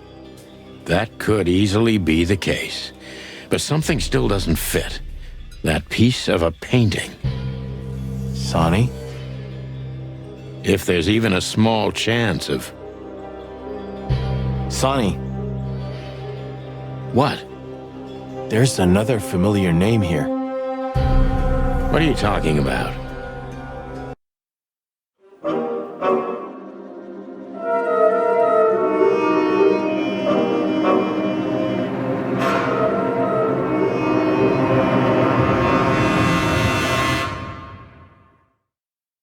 Clucking hell, Sonny. Molly? She was working here too. It's probably someone else with the same name.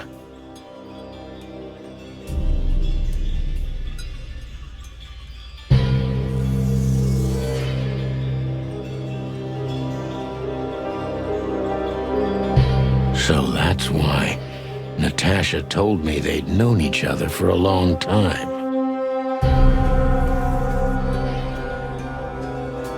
Look, boss. I can't believe it. All those stories about her past.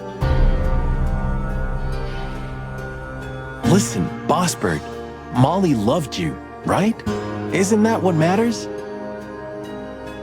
Marty, please shut your fucking beak right now or I'll shut it for you. Okay, boss, I'm sorry, but...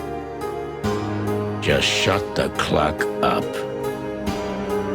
We've caught them sneaking around, Miss Diamond, you see? I see, madam. Oh, back off, ladies. There's no need for this. We don't want trouble.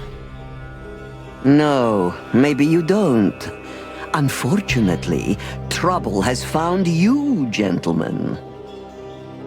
Madam Zavas, we needed to know the connection. What this place has to do with Natasha. And my wife. Filthy cops? He's talking gibberish. May I shoot him? No, not yet, Miss Diamond. I'd be very sorry to put holes in your lovely striped skin, but believe me, baby, I will. I've always wanted to know if diamonds are bulletproof. Please, madam. It'll all be over in a second. No. We have received different orders, Miss Diamond. Stand down. Oh, I see. The pony does tricks on command. Well, I'm not surprised. That's enough, Marty. You knew who she was, didn't you? What she meant to me. Well, well, Mr. Featherland. Aren't you interested in your case anymore? No? All it took was a name from your past, and your professionalism drowned in the mud. Stop playing games with me, Zavos. What does all this have to do with Molly? Nothing at all. No, she was just a little bird among the many who sought refuge here. You forced her into this. You'd love to hear that, but until she met you, she was one of us. Just another... You clucking... Sonny, no!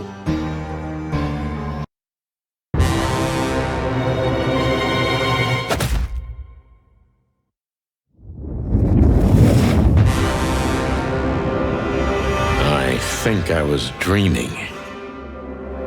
But it wasn't the kind of dream you'd want to remember. Dark and painful. Then the suffocating smoke woke me. It wasn't fried eggs, that's for sure. Where was I? What happened? That treacherous crocodile.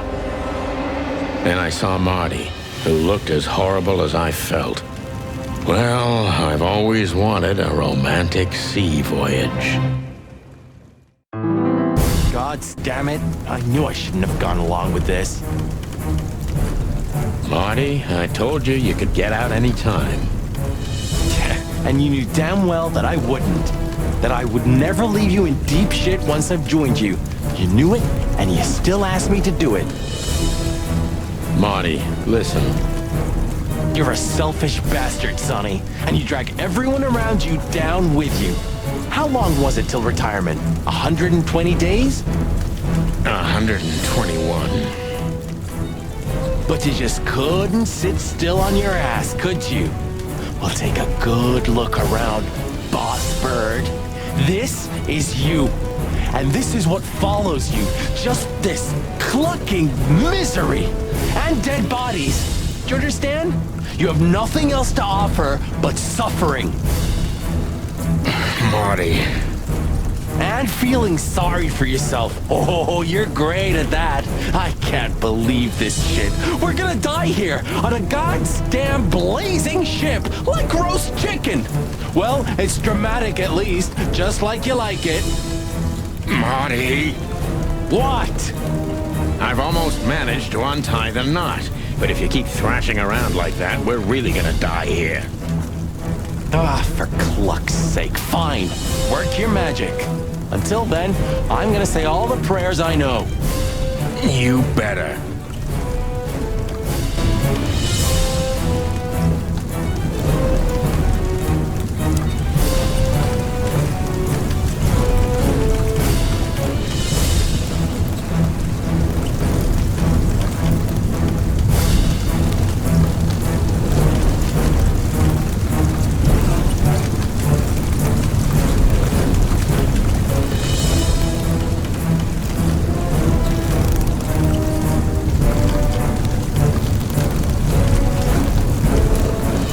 What now?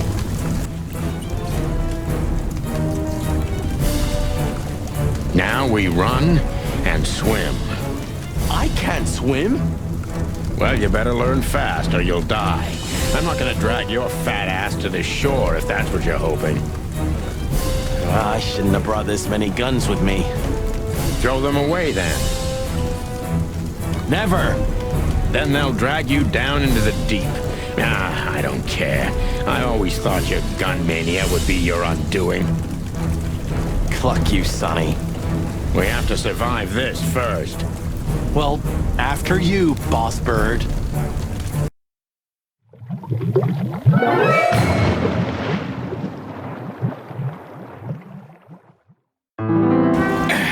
That furry, fucking clucking gods.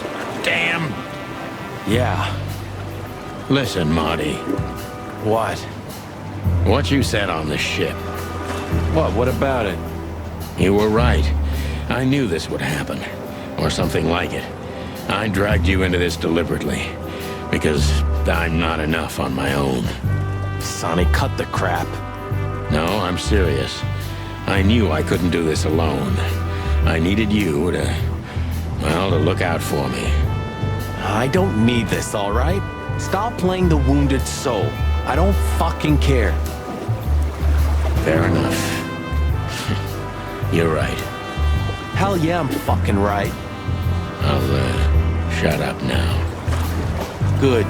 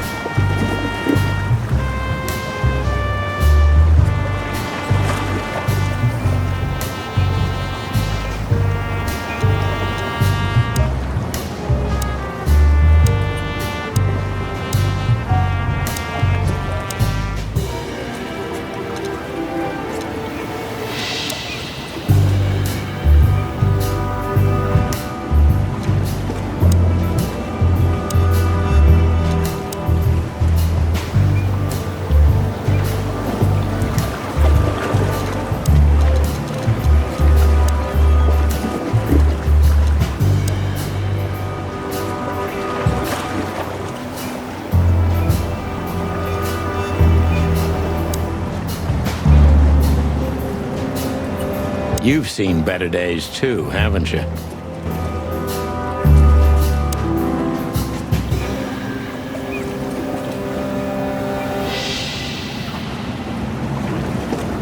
Clawville. You tried it again, but I'm still alive. You know, I have a feeling this night's just getting started. We were almost finished. Yeah. You don't want to quit, do you? No, Sonny, I don't. Thanks, partner. Yeah.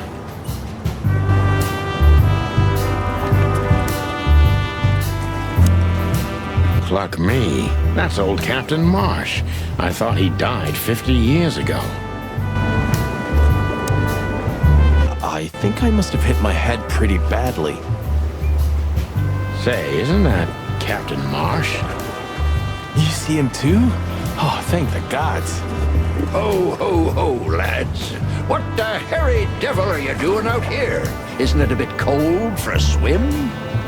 It was warm on the ship, at least while it was burning. I bet it was. Arr! Hey, Captain, how's it hanging? It's hanging all right. Arr! What about you lubbers? What was all that ruckus, eh? Oh, I think someone tried to kill us, Captain. Again. Come on, Boise. There's nothing new there. Yeah, old rust can't be scraped away. Did you see anything, Captain? Arr! Of course I have. A burning ship. Then two cocks suddenly learned to fly. And even swim, by gad. Oh, what a time to be alive, eh? You haven't changed a bit, old man. Sure I haven't. I'm steady, like the Sea of Clawville. Yeah, except that Clawville doesn't have a sea. Of course it does, laddie. Just not here in Clawville. Okay, that's too much for me.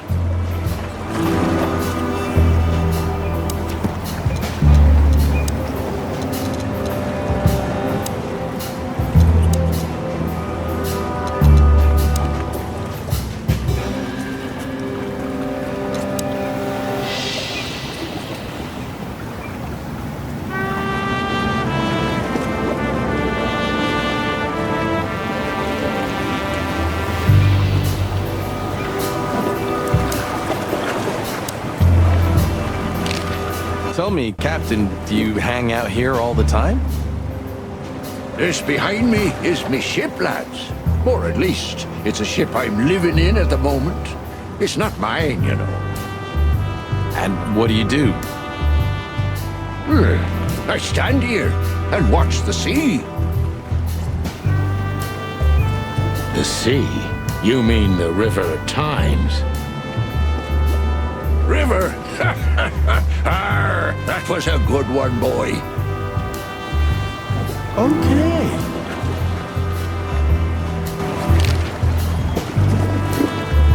A black car stopped not far from here. A rich-looking car, shiny and all.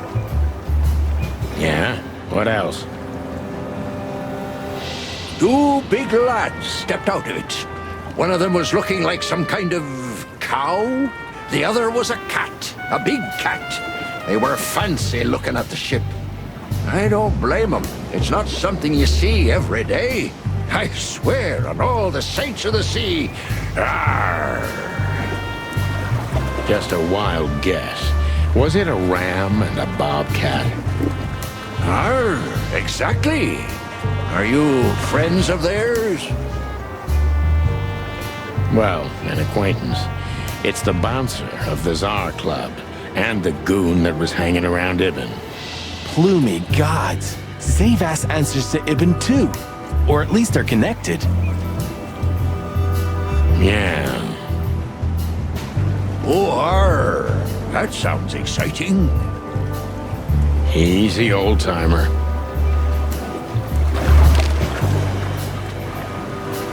This Ram fella, what did he do after watching us?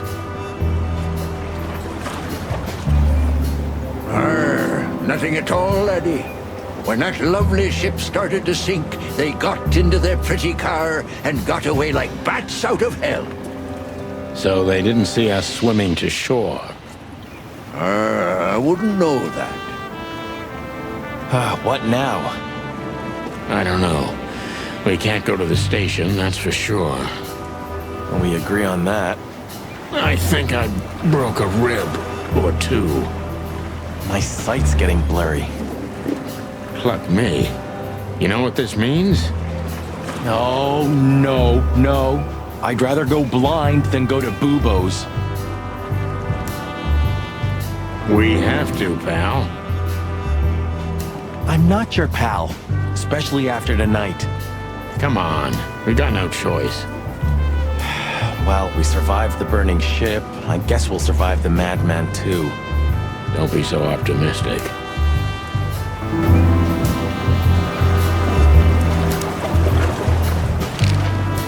Do you know anything about the place called the Sweltering Nile?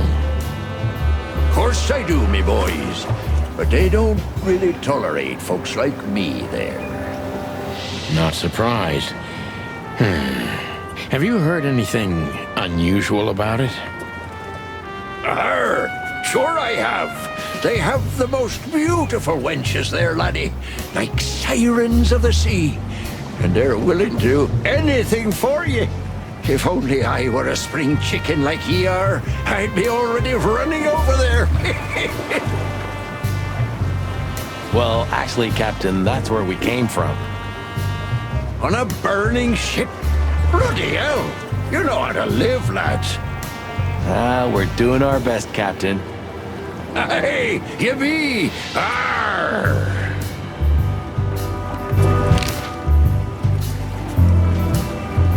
Have you heard the name Madame Zavas?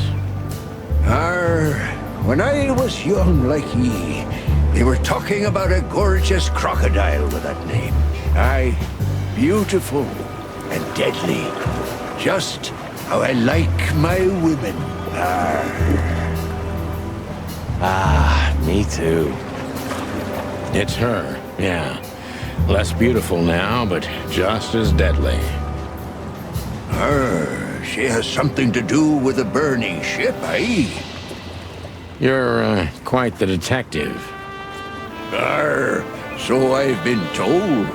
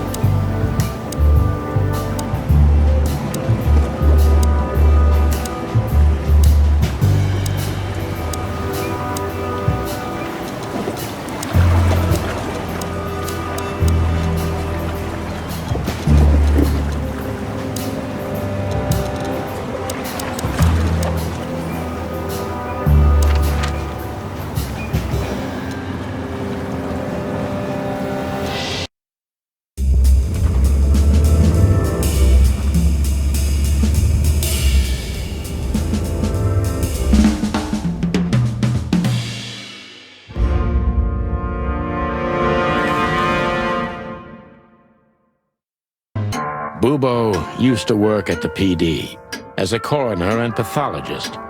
Then a couple of limbs and organs went missing, and the morphine stock suspiciously depleted, so the force said goodbye to him. He then set up a private practice, but lost his license pretty quick. Now he's doing something that vaguely resembles medicine, fixing up gangsters and bent coppers. Or pigeons like us. I hadn't seen the doc since he had to pick a dozen pellets out of my drumstick. Thanks, Marty.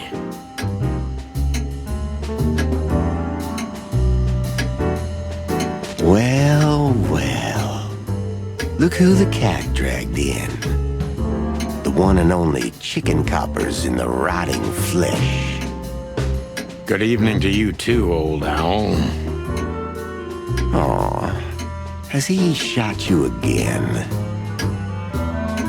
Not yet. Ha ha, it is to laugh. I just need a strong painkiller, and since we're already here, some information too. Well, then I hope your pockets are full. We just crawled out of the river, so if it's all right with you, I can pay with a pocket full of mud. Well, I owe you one anyway. One? Don't make me laugh, Bubo. You're indebted to us for the rest of your life. Okay, tell me what's wrong and do it fast. It's a busy night. On New Year's Eve, animals love to shoot or even eat each other. Tell me about it. Tonight's starting to remind me of the bloody New Year's Eve. Or worse. Yeah, Blah, blah, blah. Did you come here to cry me a river? Spit it out. Then get your wobbly waddles out of here. Ursula will be home soon. Charming as ever, old bird.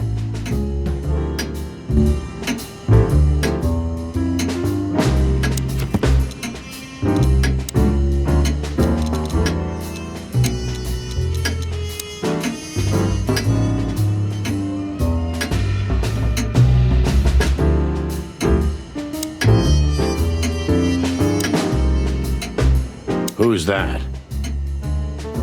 Who? Oh, he's my father. Your what? Why are you so surprised? He gave his body to science. Then what's he doing here? Hoo hoo hoo hoo. You're a hilarious guy. That was a good one, Sonny. Yeah, thanks. Huh. Two infantile monkeys.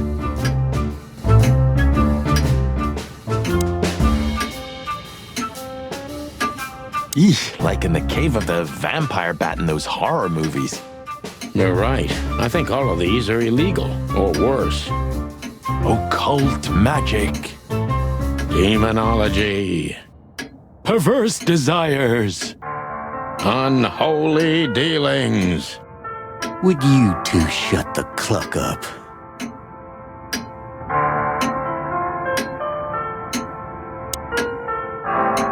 What do you think? Is this a medical illustration or the good doc's dinner? Unfortunately, the two are often one and the same. Ugh.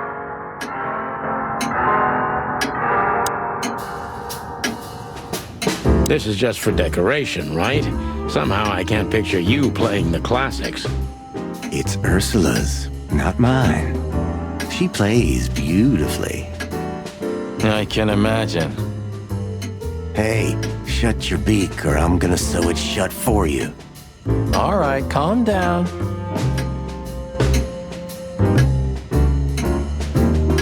Do you keep the dead bodies and your stolen morphine stash here? The morphine's long gone. Oh, poor Boobo. Watch your beak, Martin.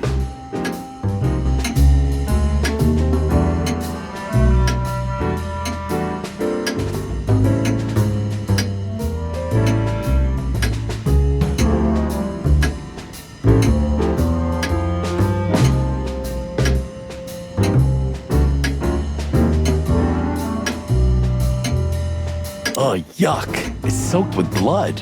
Fresh blood. I was operating on someone a few minutes ago. Totally sober, huh? More or less. Probably less. My hands tremble if I don't drink, okay? Just leave me alone.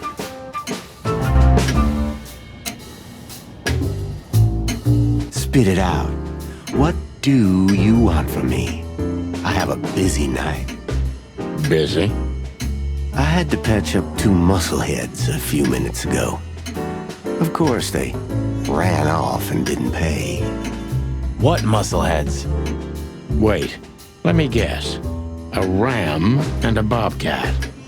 How did you know? Shit. What was their problem? Why did they come here? The bobcat's hand was badly burned and something had sliced the ram. Well, it's not an easy job to haul two unconscious roosters onto an abandoned ship and then set it on fire. What have you gotten yourselves into again, you fools? Those two work for Ibn Wessler. You don't say. Well, in this case, it was nice to know you, gentlemen. Don't celebrate in advance, Doc. As you can see, we're not so easy to kill. Just tell us everything you know. And give us some strong painkillers. Well, all right. Ask away. But I must warn you.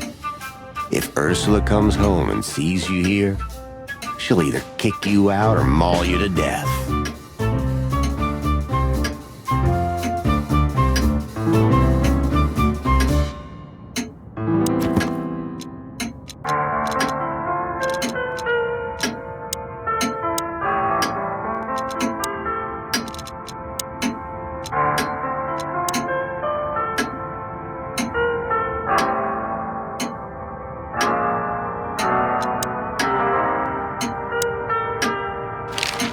Joking aside, how are you, Doc? Long time no see. Oh, you should get shot more often, then you'd see me more. Yeah, right. I'm on it. I'm still alive. Clawville's still standing, to my surprise. Ursula still bears with me, to my even greater surprise. What else can I say? You don't need anything else then, right? You know, I could use a big house, a normal job, and a ton of money. And it'd be great if that ridiculous King Hector would finally resign from the throne. So you still support the Separatists? Wow, this old owl's heart is beating. But your life partner is a bear. Not a problem as long as I don't marry her. You're a goddamn hypocrite, Bubo. Why, thank you. What does this tell you, Bubo? That you tore off the corner of a painting?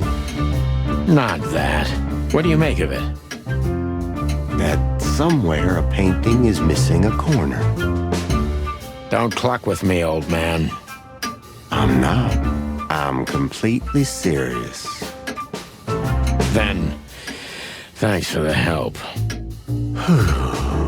Don't mention it.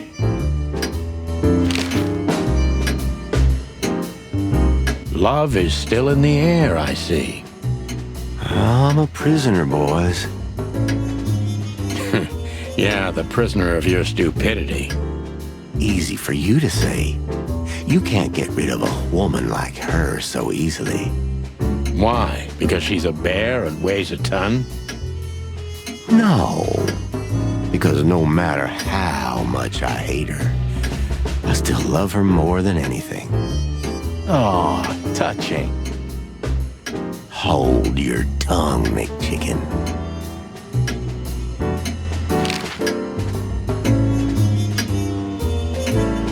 What do you know about Madame Zavas and her affairs? Zavas, huh? Who? That woman's probably even more dangerous than Ibn Wessler himself. Oh, great news. Is there some kind of link between them? Ibn's contacts span the entire city, and his new girlfriend, that Natasha, worked in the brothel once. How do you know that? Everybody knows. Oh, great. We almost died for that information. Why didn't you ask? Shush, shut up, okay?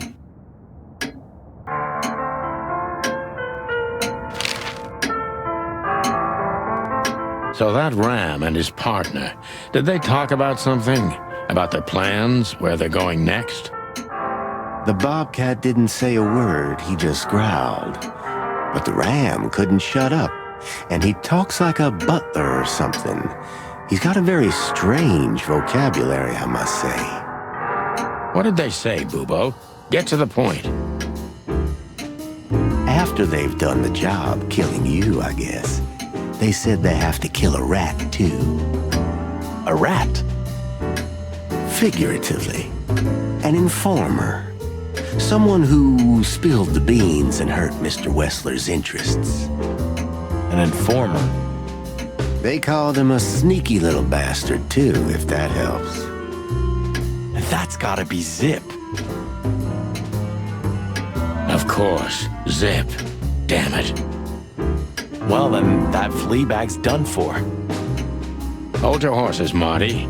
Zip is like a cockroach, practically immortal. I guess. We gotta help him then. I'm afraid you're right. We still owe him one. One? I didn't even hear that, Bubo. So, who tried to get us out of the way, and why?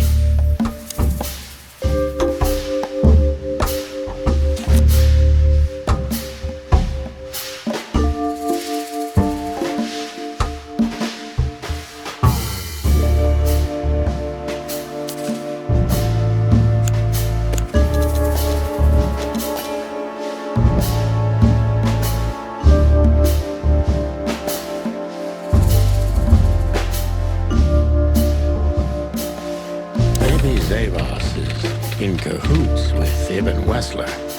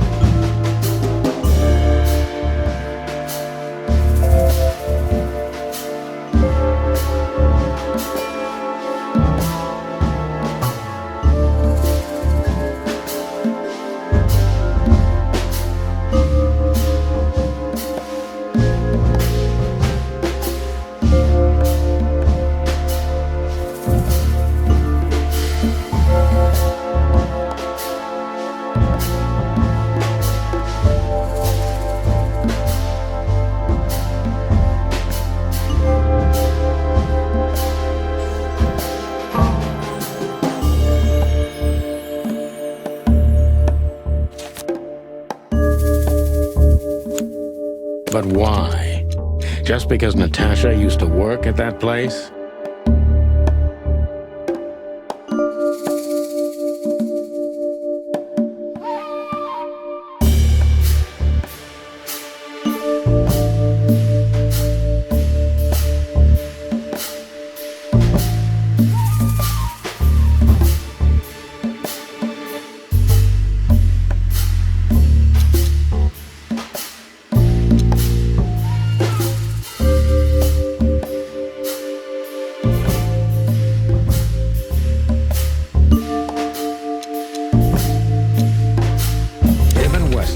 Wants to hide the tracks leading to Natasha's past.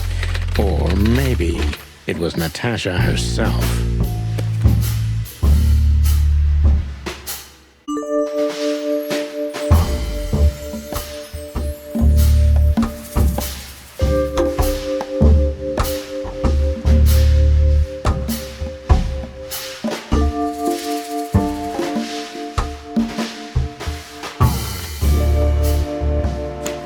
But what does it have to do with Zip?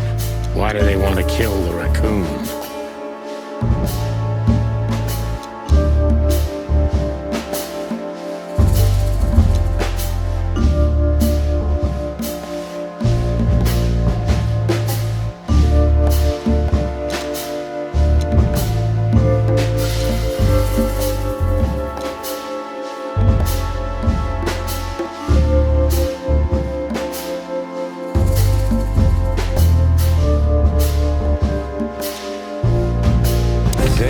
Something or has something that can unveil Natasha and Ibn's secret. We need to find out what it is.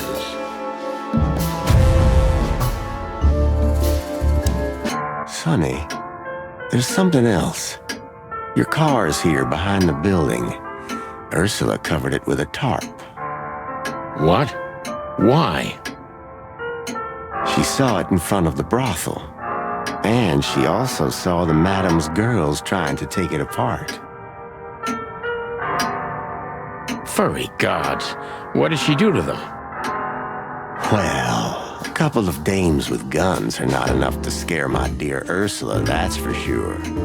But relax. She didn't tear them to pieces. She just chased them off and got away with your car. You know, for once, that's wonderful news.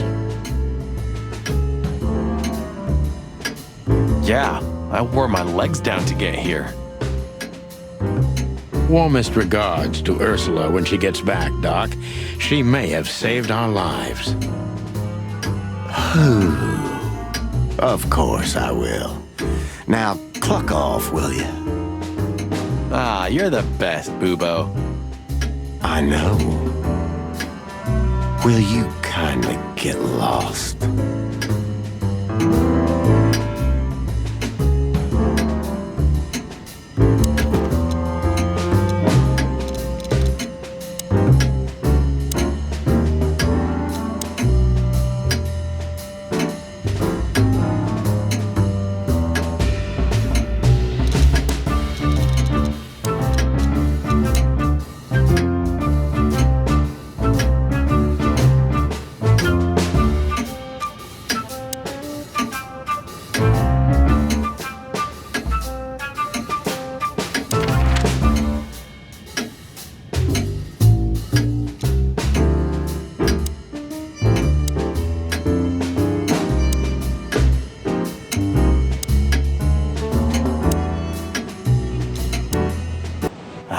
busted, boss. Yeah, the boys were quite fast, I admit. What are we gonna tell them? Any chance we were just joyriding around here? Not much. That's why they're gonna believe it. You think so? Just watch and learn, cub.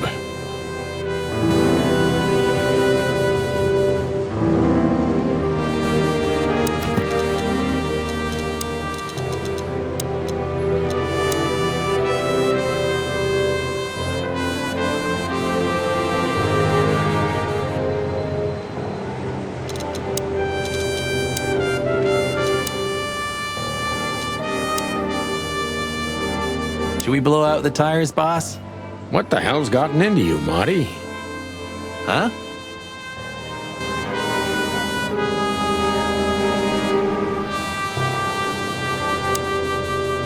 Hey, boys. I see you're working hard. Hey, what about you?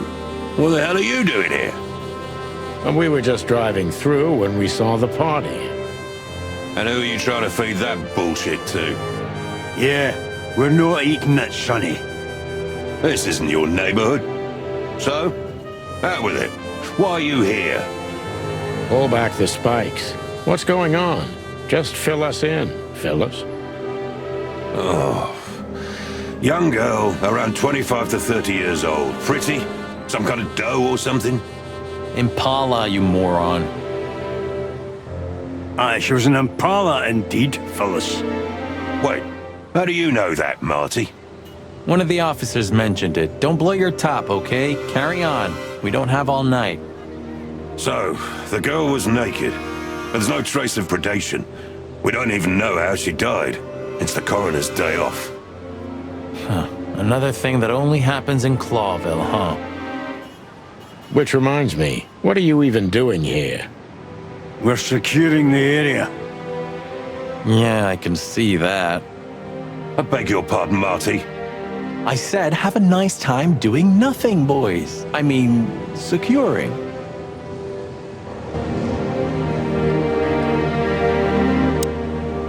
Sorry, guys. Crime scene. You can come in if you want, Marty, but unfortunately, Sonny counts as a civilian. It's all right, Bosco. We understand. Anyway, I don't think whatever's in there would surprise us much. What? Why'd you say that? Oh, nothing. We've just heard what's going on. It's one ugly case. Yeah, she was young and full of life. At least I think so. Sometimes I feel like I'm too old for this shit, you know? Well, what are you doing here anyway? I heard there wasn't any predation here. It's a simple murder case, isn't it? Yeah, it would be, but the city's too busy tonight. We simply don't have enough officers on duty to cover everything. Sound familiar? Yes, it does. So everyone's doing everything, eh? And nothing. Not what they should, anyway. But you know, I'm not even here.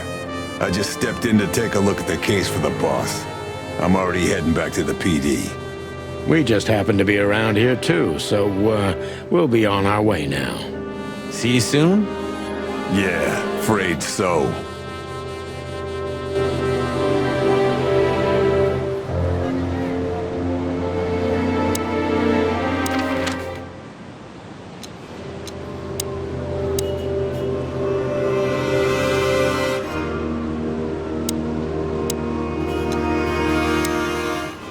Well, looks like the party's over. Yeah, it looks like it. And just when I was starting to get into the mood. Damn it. I thought I was gonna see you shake a tail feather tonight, boss. Yeah, let's not go that far.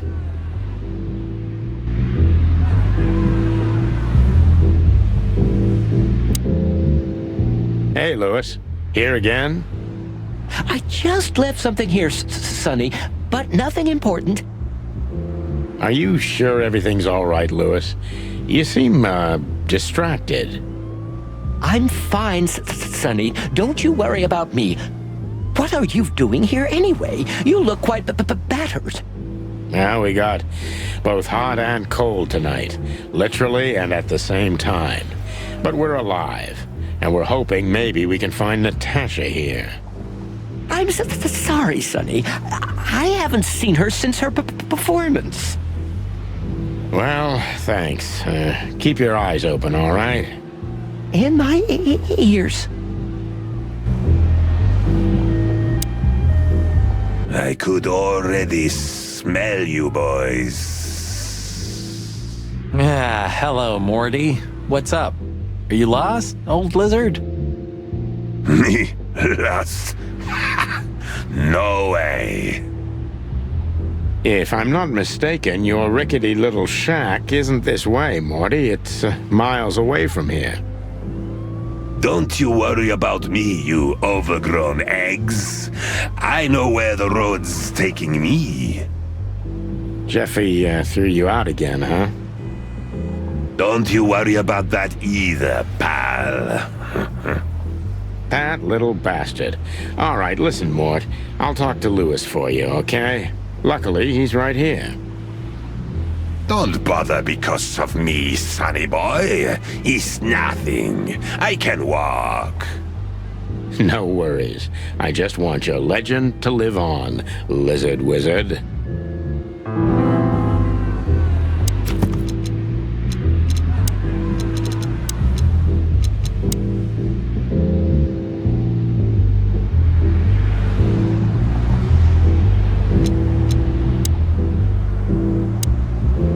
Listen, Lewis, I need some help. A favor. Sonny, you know, for you, anything, my friend.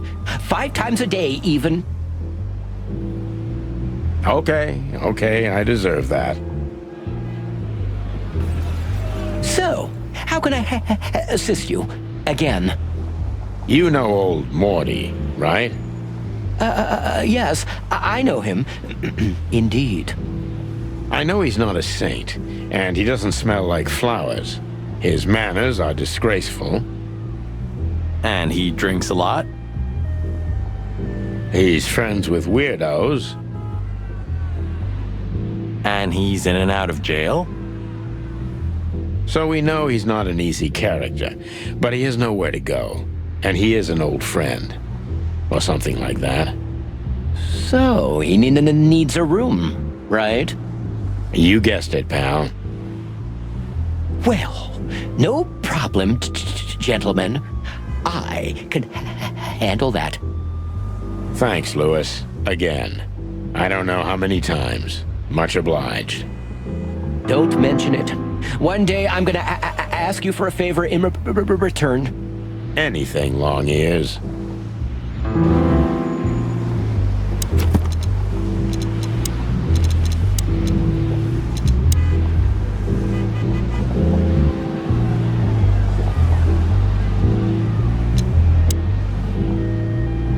Hello, ladies. Not even what happened to us at the brothel and on the burning ship discouraged you, huh? On the contrary, Sonny. I haven't felt this much alive in a long, long time. All right. You have 5 minutes. Then we're leaving. Thanks, Dad. But I'm not gonna talk to them. You know me. I only conquer from afar, and only in my mind, ever since Laura turned my head and my world upside down. What a lucky woman, eh? I'm the lucky one. That's for sure.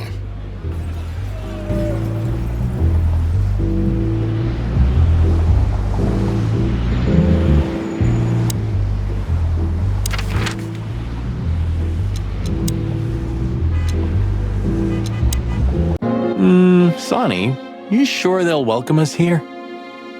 No, they won't, but I don't care. I like this new Sonny.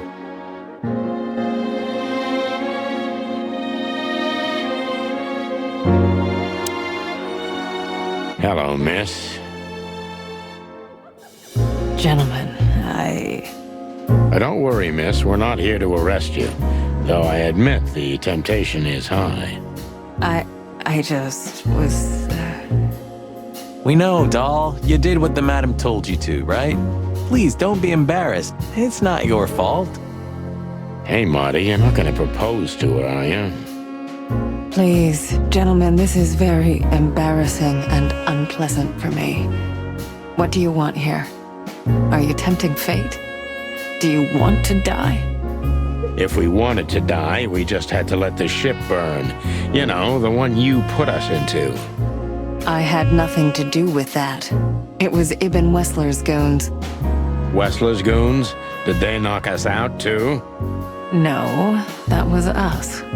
The girls. But we had no choice. I can't tell you more. Tell us this then. Is the madam here? Yes, but I'm sure she wouldn't want to see you. You have to understand that. We'll see about that, Sweet Pea. Thanks for the help. But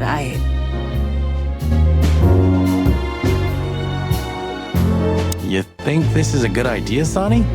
We're gonna make the crocodile even more angry. Stay outside if you want, Marty. I don't care. Gee, okay, boss. I didn't say anything. The end is nigh. The dead walk among us. Greetings to you too, madam. Are you surprised to see us? I must admit I am a little.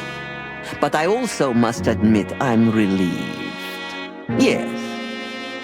Relieved? Wasn't it you who put us on a burning ship, by any chance? No, it wasn't me, Mr. Featherland. Though I can't deny my part in it either. How comforting.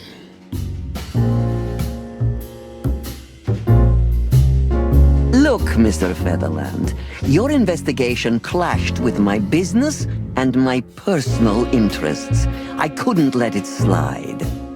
That's all there is to it, nothing more. You're expecting any other explanation in vain. You really are cold-blooded, aren't you? Not my fault. I'm a crocodile. It has nothing to do with you being a crocodile, madam. Whatever you think. So, what can I help you with, gentlemen?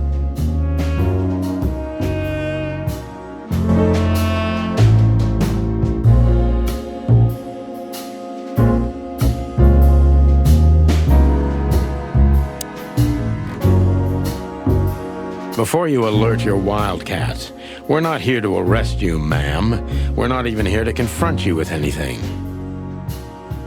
I simply want to know why.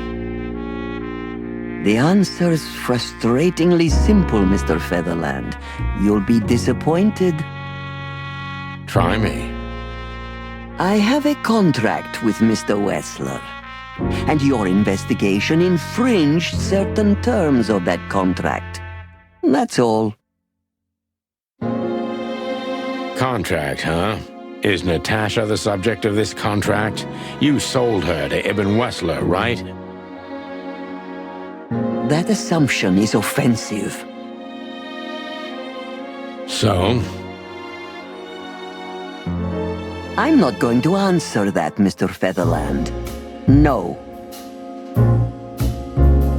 I knew it. You know, sister, you could be a famous crocodile. You're still just a snake. And I hope snakes will forgive me that I mentioned them in the same sentence as you. I'm truly sorry you feel that way, Detective. Maybe one day your opinion will change.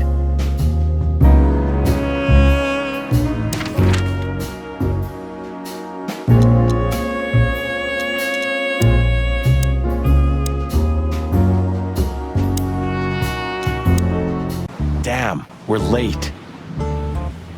I don't see him anywhere. But that jerk's here. Yeah, the famous scribbler Tim in the flesh. He must have seen something. And because he's here, he must have caught a whiff of a serious case. We should interrogate him. Oh, let me be the bad cop, Boss Bird. Permission granted. Yes.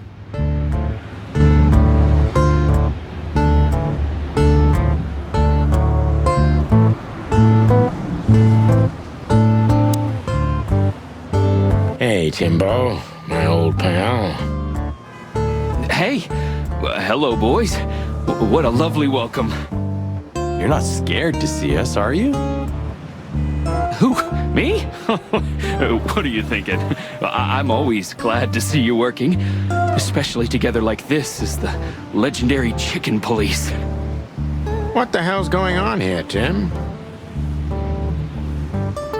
That's exactly what I was thinking. You see, what the hell could have happened here? Right? Very strange. Indeed. Where's Zip, Timbo? Keen observation, boys. Because that's the most exciting thing about the story. Let me guess. A ram and a bobcat appeared and took him with them. Well, you could say that if it happened, but it didn't. Then what? Isn't it great? Here's the twist. Start talking, Tim, or we'll have to see if you can really fly. Come on, Sonny. I was supposed to be the bad cop. Shut your beak, Marty. Hey, quit playing tough, will ya? You know I'll help you even if you don't threaten me. I always do. Mostly. Stop babbling. Just answer the question.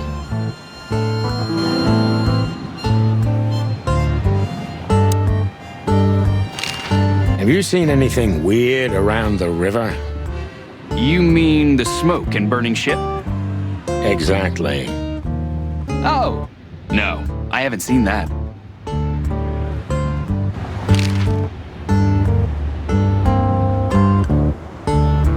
What do you know about Madame Zavas, Timothy? What's the old hag up to these days? I only know what everybody does. She's rich, she owns a brothel, allegedly she used to be a spy, and she's an enthusiastic supporter of the Crown and the Royalist Party. What else? Well, I haven't heard anything else, I swear. She's surrounded by secrets. She was a spy, you know. Although... Yes? A little bird told me she's been entertaining quite a lot of foreign guests recently. I mean, real high-quality VIP guests. Who? From where? Well, I don't know, but allegedly, she's welcomed patrons from Stavonia, Averia, and even Nautica. Basically from everywhere that matters. And? Well, that's all. You know I can get into everywhere, but even I give the Nile a wide berth. Those wild girls are capable of anything protecting the madam. Trust me. Yeah, we've noticed. So, what about Zip? I'm telling you, I don't know. He was already gone by the time I got here. Why are you still sniffing around? I was trying to make that fella talk over there. What, the old fly guy? You speak insect? What if I do? I'm educated, you know? All right, Tim, my patience is gone. It's time you start singing like the songbird you are. Hey, that's seabird. Okay, back off. We're old friends, aren't we? Exactly. That's why I haven't smeared the walls with you yet. Ouch.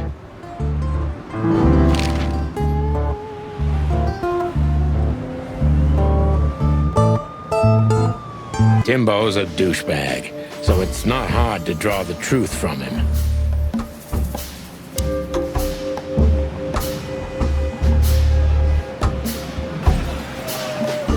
So what the hell are you doing around here, Timbo? All right, I confess, but you'll be surprised. I was looking for you boys. The whole town's talking about you. Really? I'm swelling with pride. Everybody's whispering about the Chicken Police being back together again. And that you've already turned the whole city upside down. Great news. What else do they say? That you've threatened Ibn Wessler's sweetheart Natasha, then trashed Madame Zavas's brothel. Hard stuff. Really? I'm not surprised. Oh, and the best! You set fire to a ship, too. Yeah, right. Ah, and one more thing. A poor girl was found dead at Natasha's place after you visited there. Is that so? And you believe all that?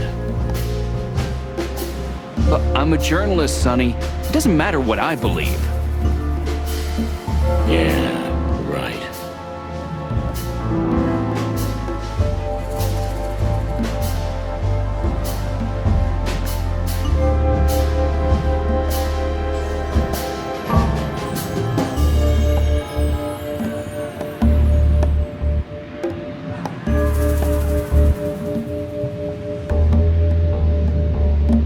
And why were you looking for us here, of all places?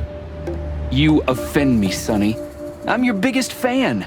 I knew the hop dog's gonna be on your list. So it was a lucky guess. Something like that. And I'm wasting time here often anyway, so I had nothing to lose. And here we are.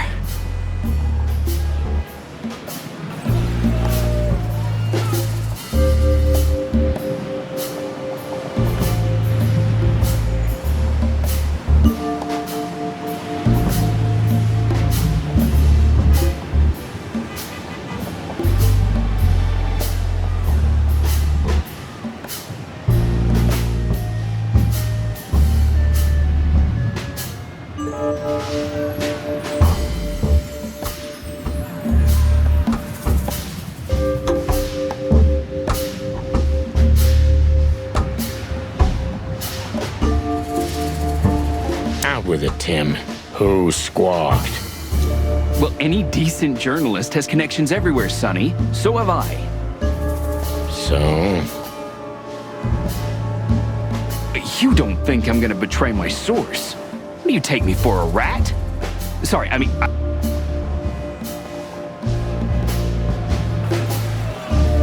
What happened to Zip, Tim?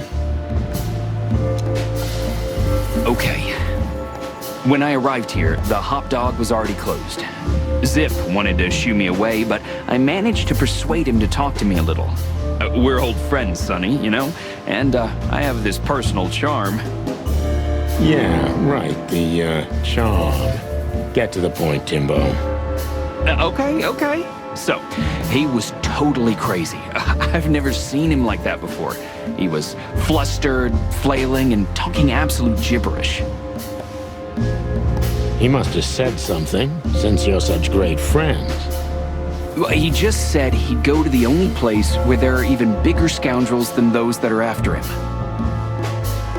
Really? I can guess where he meant. I didn't have a clue. Anyway, after he closed the dog behind me, and then the cops came and took him away in handcuffs, I came to the conclusion that all of this makes no sense. Zip, you clever son of a bitch. Why? Oh, what is it? Oh, tell me. You just keep your beak out of this, Scribbler. I think I've got an idea about what our little friend's up to. Timbo loves to brag, and it's easy to approach him through his ego. Best if we ruthlessly exploit that.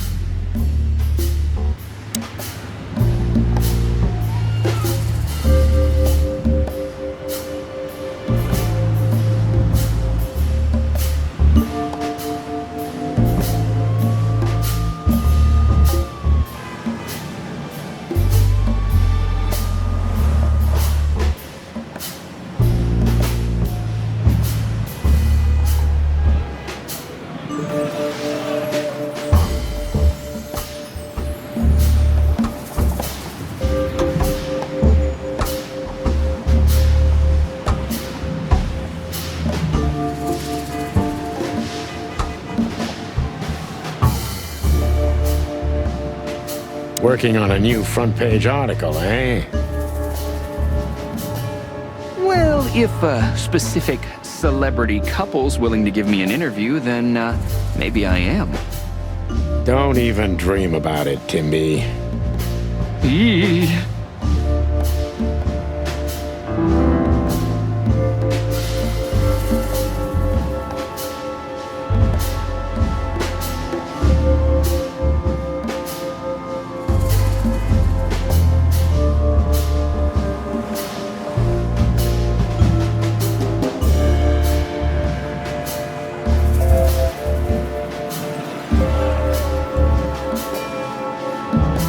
As you're so well-informed, Timster, tell me about Madame Zavos.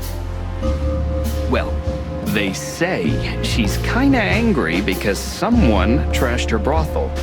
Oh, and that someone was allegedly you and Marty. Yeah, you already told us. Good story. Anything else? With a little more truth in it. Allegedly, Ibn Wessler's men were seen around the brothel. I have a hunch that they were the same two guys that came here, too. Gee, that may even be true.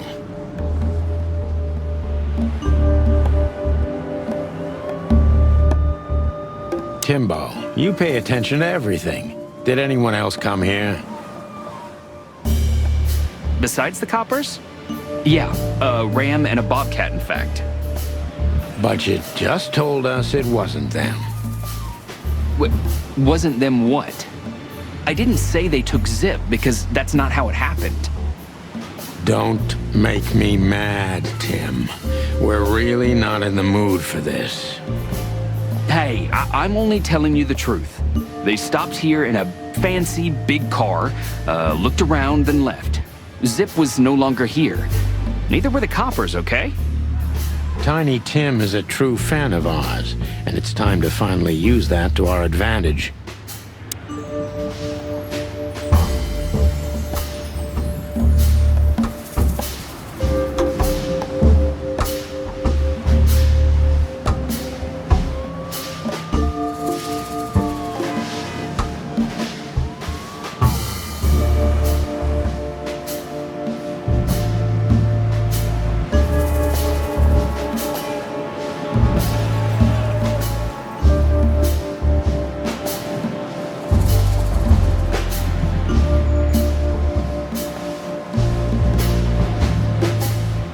Help your old pals, Tim.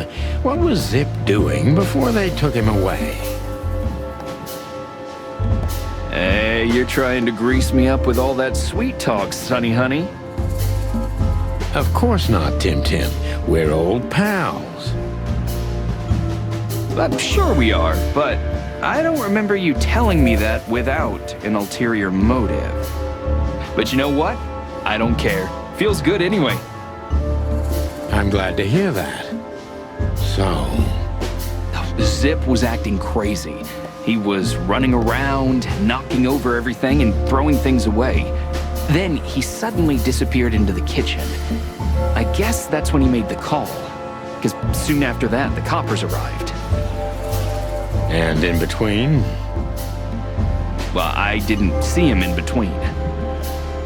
Why didn't you go inside? He's your friend, isn't he? Well, I tried, Sonny. The door was closed. I knocked, even yelled. You know how a yelling seagull sounds like. But nothing. I think I have a hunch what that was all about. Good for you, Sonny.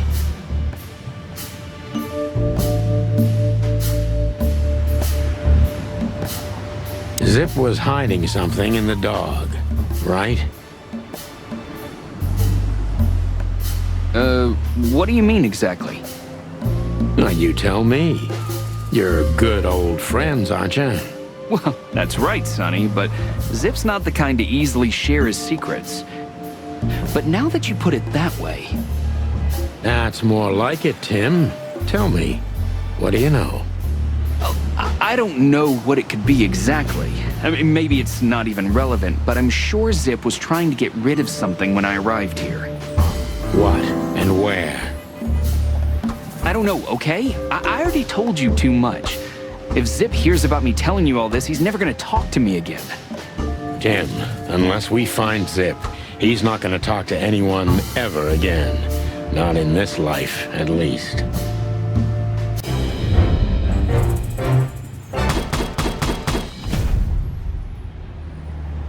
Timbo's a douche. So what the... Every grade that you... Really? Oh! Yeah. Is that...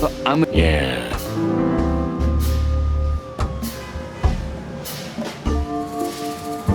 And why were you so it was... Ouch.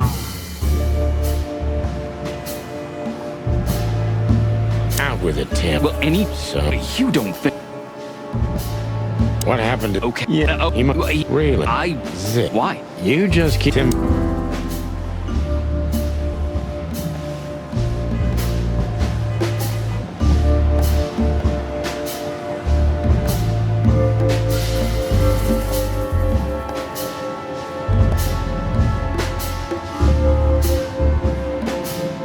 Working on a new... Well... Don't eat.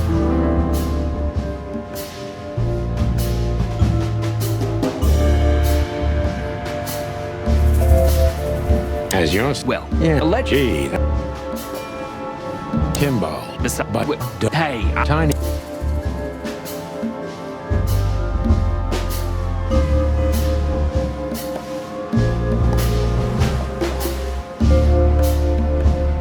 Help, Hero.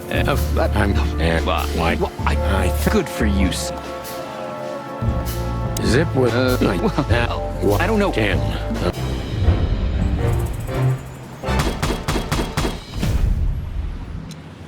Timbo's a dude. So what? That... Rib. Oh. Yeah. Ah. Is that... Yeah. And why were you so...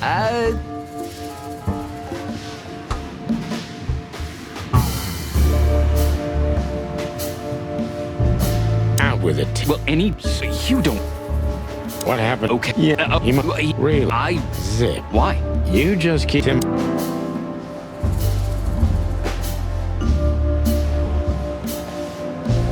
Heard any Natasha? Not only know it, we even felt it. That all? But it could fill a full issue of the Clawville Chronicle. Isn't that enough? It's more than enough, Tim, old pal.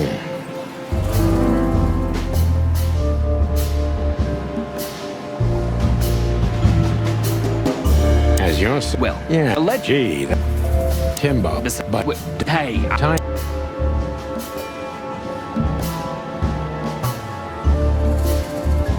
Help, Hero. I'm... Good for you. Zip was... I don't know. Tim.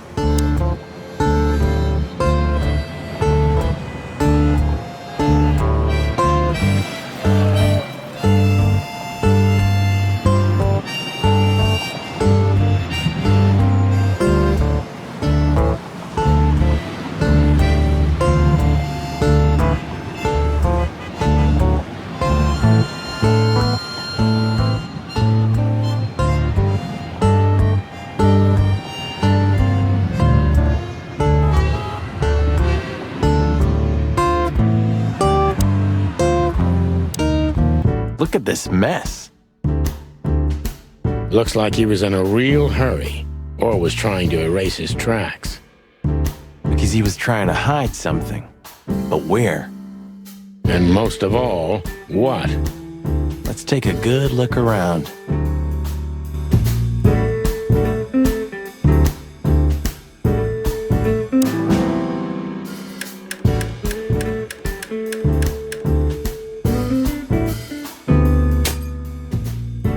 Look at this.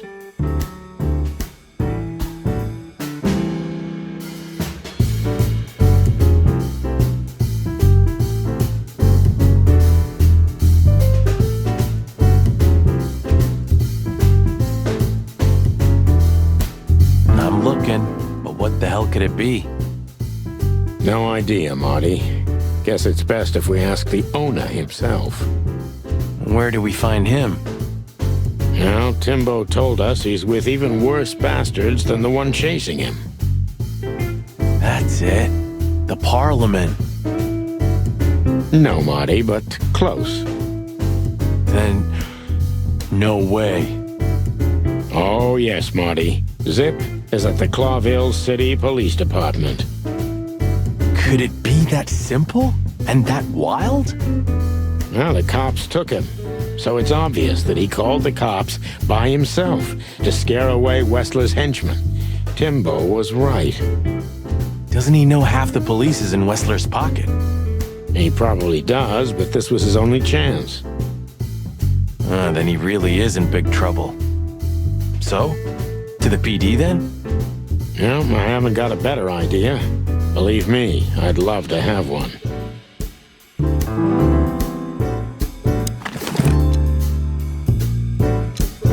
Why did you keep that wristband?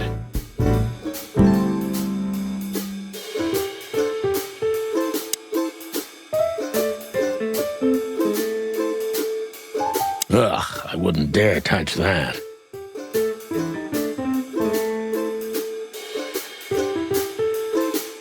Marty already looked through it. Nothing interesting. Greetings, pal. What can I get you? What are you doing, Marty? A nice hot cup of coffee? Maybe some toast? Ooh, our strawberry jam pancake is divine. You must have hit your head pretty bad.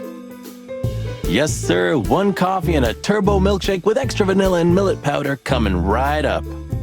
Ah, furry gods help me. Please don't have a nervous breakdown, okay?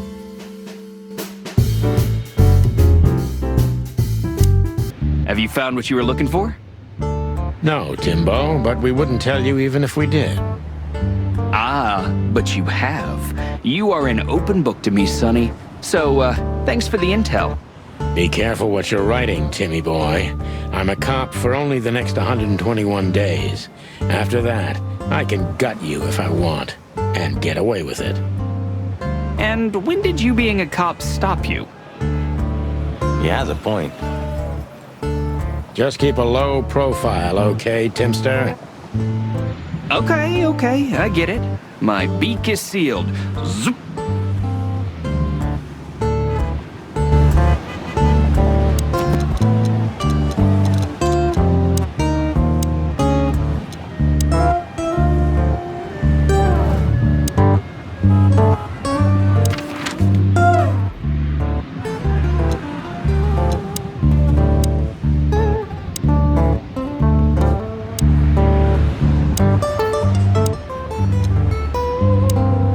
Look at what the wind of the sea dragged in. Our gull friend in the flesh. I can't believe it. Is this guy everywhere? The gull sees farthest who flies highest, Marty. Yeah, that guy's never given up. That's clucking sure.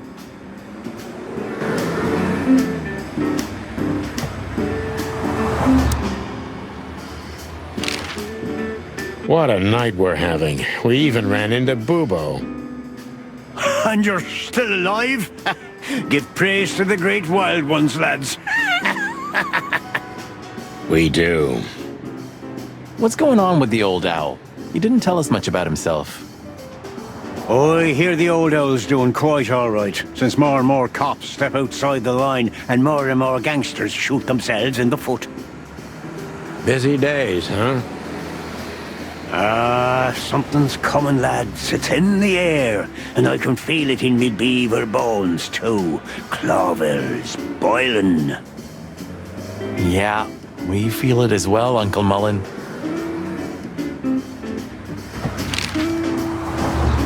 We managed to run into Philmar, too. Good old Phil, huh? I've heard he's not been doing so well of late. He didn't look so good, that's for sure.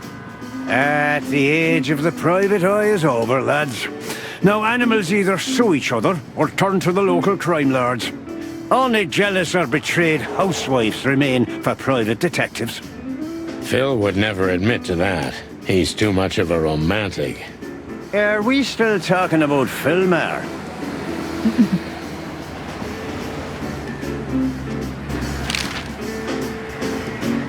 What the hell is Tim doing here? You're still angry at him then? He's not really a bad fowler, and he simply idolizes you. Be gentle with him. It's not adoration, it's an obsession, and I can't bear obsessive people. Then how exactly can you bear Martin? Hey, old man. The exception that proves the rule, right? If I'm obsessed, then what are you, Boss Bird? No, that's different. I have no other choice but to be with myself. The toughest prison on the planet, right? Get a room, you two.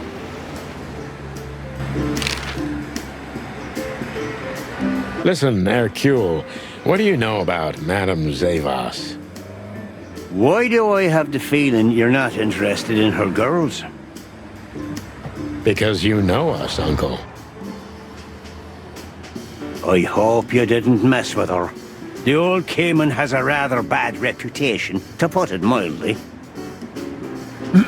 Crocodile. But you're right. We shouldn't have messed with the old gal. She set fire to a ship with us in it.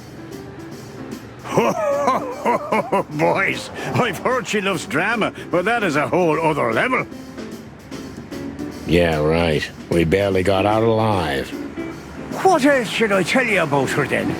Maybe try not to anger her, if that's possible. Thanks. Good advice. I see everything's like it used to be. Yeah, if only my back was the same. You're telling me?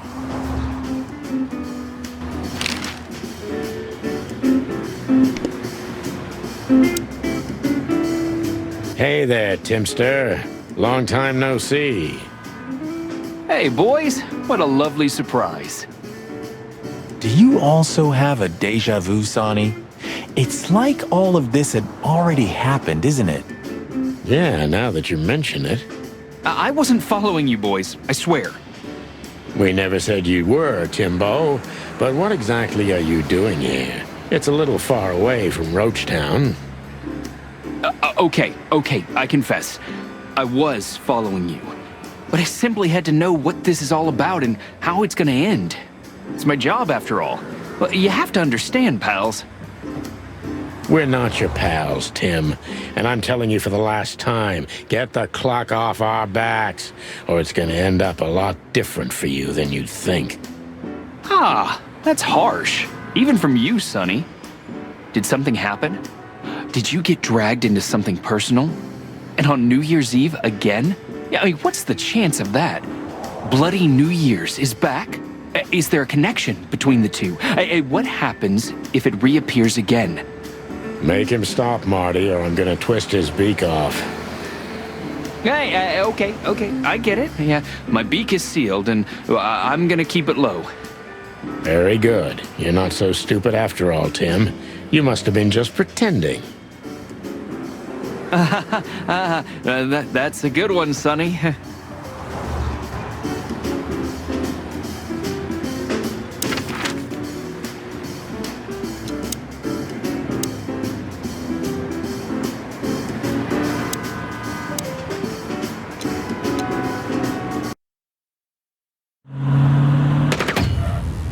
fucking furry hell. So they know we're still alive? And they'd like to do something about it.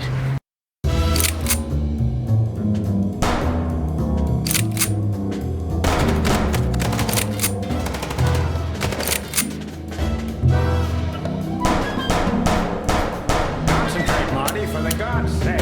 Can you drive like you're not a fucking lunatic? Shut up and shoot, you big feather pillow.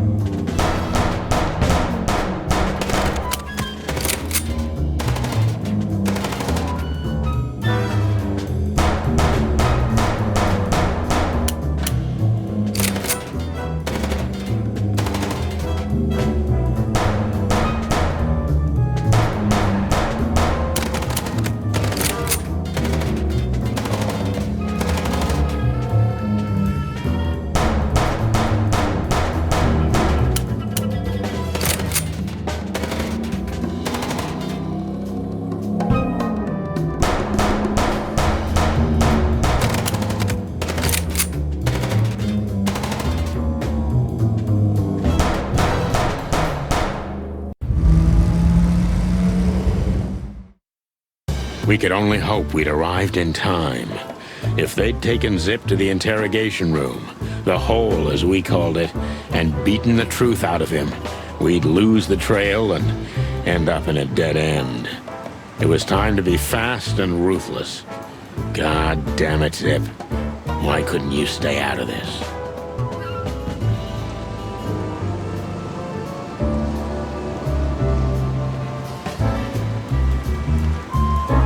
Ah, look who's here. The top of the cops. Idiot's luck. They must have gotten soaking wet because of those holes.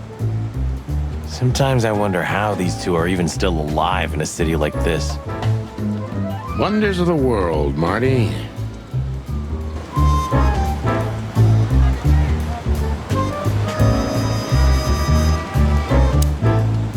Hey, guys. Beautiful night, huh? Maybe a little wet, but, Well, to be honest, I'm soaked to the bone. Maybe the spikes. Shut the fuck up, Royce. And you, didn't you have anything better to do, eh? Better than this? Nah, nothing. We love clowns. Ah, piss off, chicken. Martin, Yes, Chief. you know what I've heard? I have no idea, Chief. Do you think I'm stupid, Birds? No, we don't, Chief. What the ever-loving fuck do you think you're doing? Chief, if I may... Sonny, shut the fuck up. You're not on duty. You're suspended, if you remember. So I'm not your chief right now. Oh, we just stepped out for a coffee, Chief. Then we saw something suspicious at the Czar Club, and we investigated it, and, Suspicious, right? You investigated, right? Yes, sir. Do you take me for a fool, chickens? And what do you know about the burning ship that lit up the entire Times? Burning, what? Wild lords, that sounds awful. Don't play innocent with me, Santino. You both stink like you're in deep, deep shit. Well, you don't think we had anything to do with that, do you? I don't know. But if you do, I will find out. You better know that. I swear, Chief.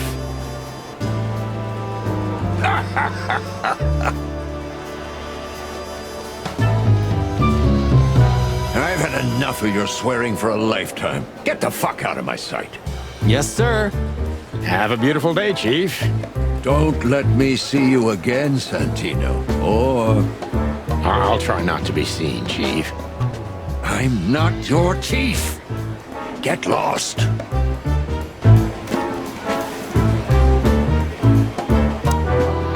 You two again. Say, Bosco, what's all this about, Zip? Yeah, if only I knew. This idiot called us on himself. He told us we have to take his statement. And what does he want to confess to? I don't know yet. We still can't get it out of him. But we're taking him down to the hole soon. There, he'll sing like a little bird for us. No pun intended. Would you mind if we asked him a few questions before that? You know, just for old time's sake. Sorry, boys, but you know the rules. The rules, right. More like blood boil. Yeah, more like blood boil. So sorry.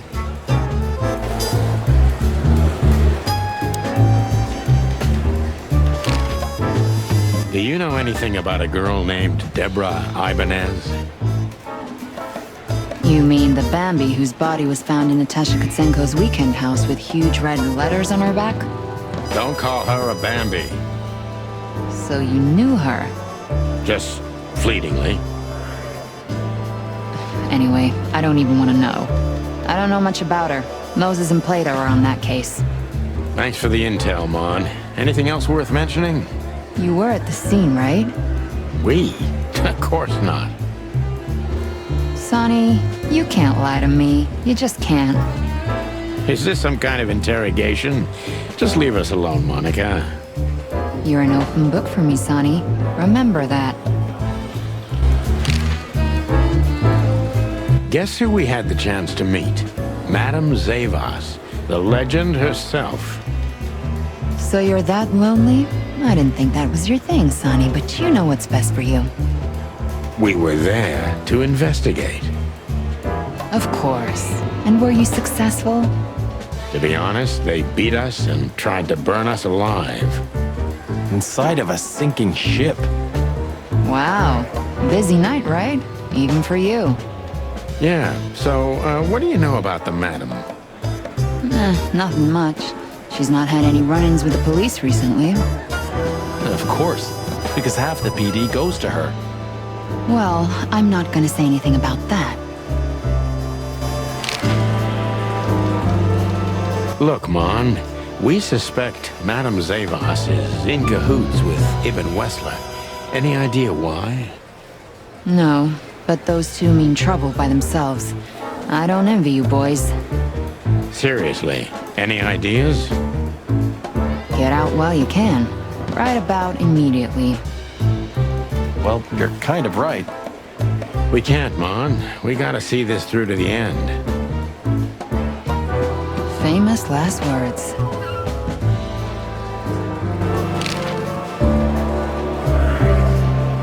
Hey, Monica. Hey, boys. I hear the city's on fire since you're back together again. Not yet, but all is not lost. Metaphorically, I mean. So, how can I help you? We need some information, if you're not busy. Of course I'm busy, and of course you need information. But I'll help you, as always. You're an angel. Yeah, I know, Marty.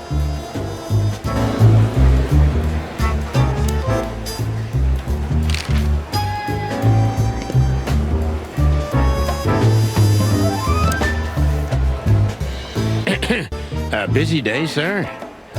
Sonny, you think I'm just joking, right? Speak to me one more time, and I'll fire your ass. Understood, sir. Sorry. I hope this doesn't count. Get the fuck out of my sight, Santino. Yes, sir. Sorry, sir. Not gonna happen again, sir. Did anyone ever tell you you're a real pain in the ass, Sonny? Only my mother, sir.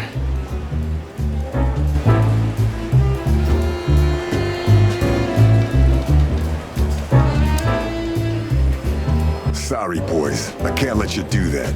You know, protocol. That's the case, boys, like it or not. Stop harassing the witness. Well, what can I do? Sorry, guys.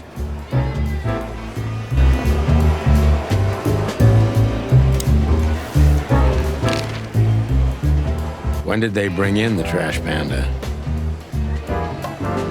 Not even an hour ago. You're just in time. They haven't taken him into the hole yet. Yeah, I can see. Listen, Mon, would you do us a favor? Can I be honest? Not really. Oh, just a small thing. For old time's sake. Me and my big heart. So, what do you want? call Bosco over here for some reason, okay? So that we can have a quick talk with Zip. Okay, I guess I can do that. But you owe me one. We'll thank you somehow, I promise. No promises this time. Shoes. Shoes? Size 35, high heels, black. Yes, ma'am. Good. Hey, Bosco. Yes, ma'am. Come over here for a second. Right away. Don't drink that shit, Marty. It's bad for your health. Sonny, you are bad for my health.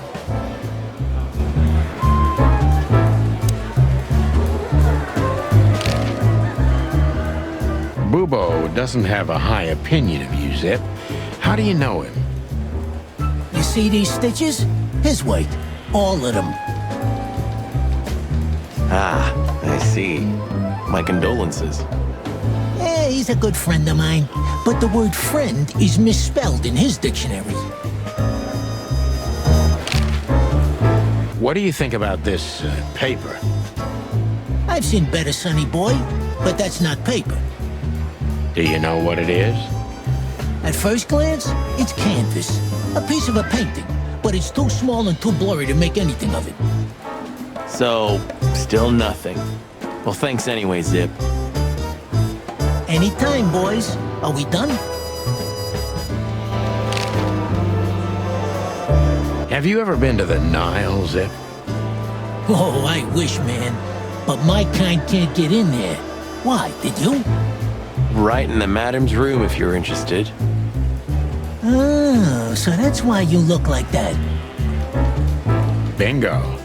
Did you know that the place has ties to the Wessler Empire? That place has ties to everything and everyone in Clawville, boys. Even to the royal family. I'll bet my tail on it. So, we were just about to listen to some sweet music when, Didn't that damn jukebox break all of a sudden? Oh, damn it. Damn it indeed, Zip. There was a wristband behind it, with numbers on it. 984-237-22 to be exact. What? All that from memory? How the hell? I have no idea either, and it scares me too, but that's not the point. Tell us about it. That is, if you want to leave this place on your feet. Okay. You got me. I'll talk, but only if you promise that the cops won't know about this. Do we look like we're on duty?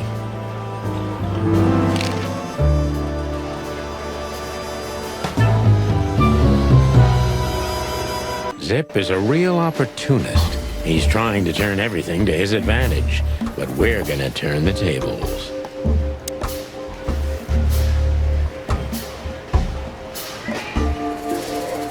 Who did you escape from? And why here, Zip? Why? Because I like living, that's why.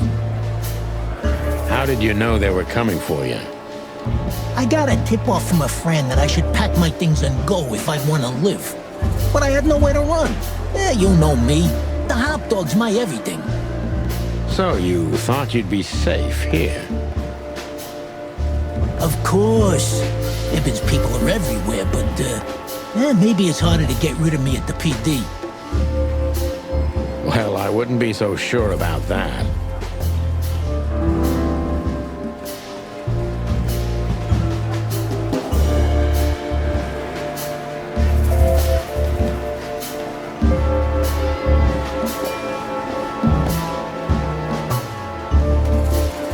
How did you manage to piss off Ibben Wessler?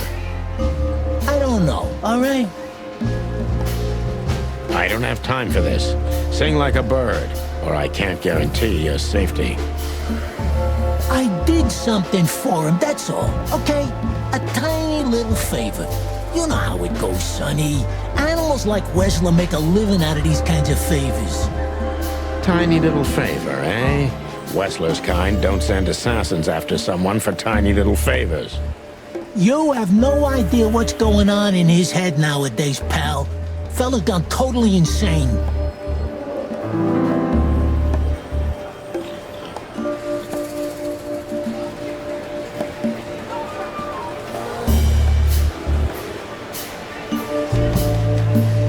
What did you have to do for Ibn?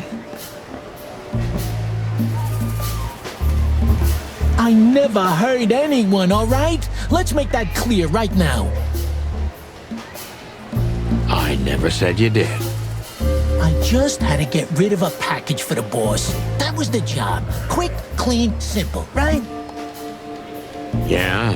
What kind of package? A very heavy one. Dead bodies are kinda heavy, Zip. How did you know it was a dead body?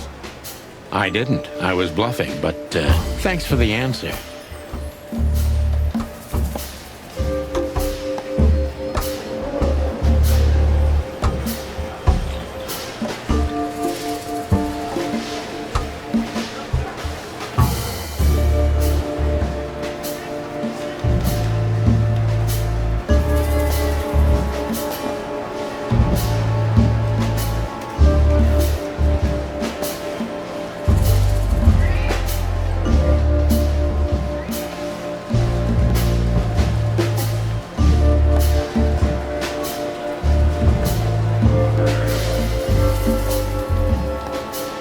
You lousy chicken.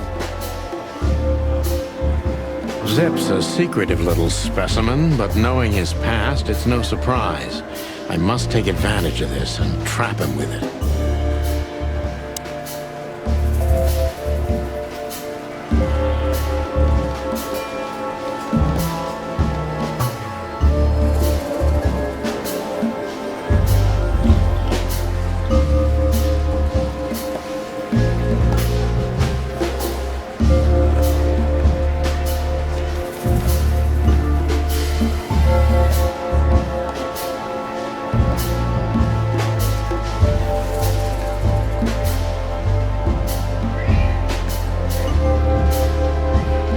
So, a dead body, huh?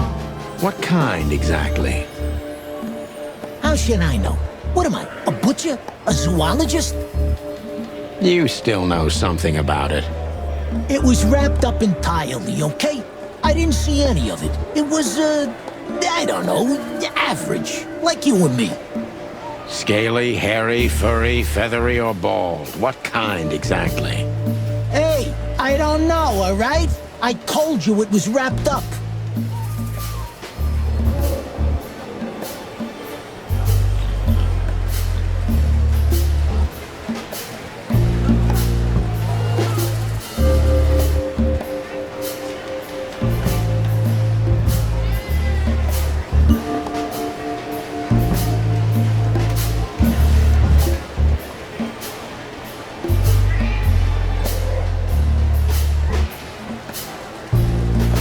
If they let you out, what do you think will happen?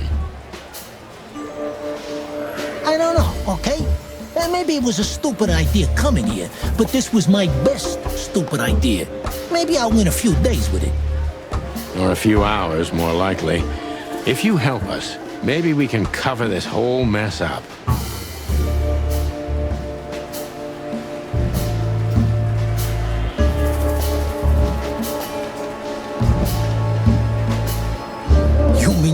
What, Sonny? What a time to be alive. The unbribable Santino Featherland.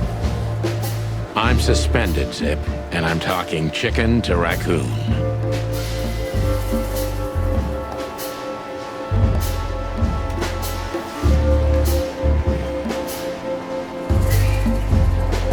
Oh, I see.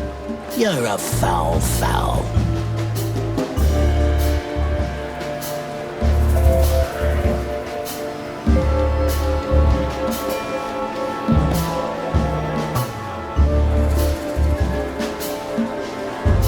Why did you keep that wristband? Because it seemed important.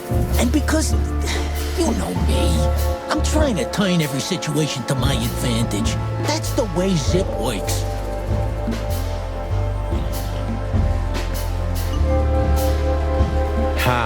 exactly?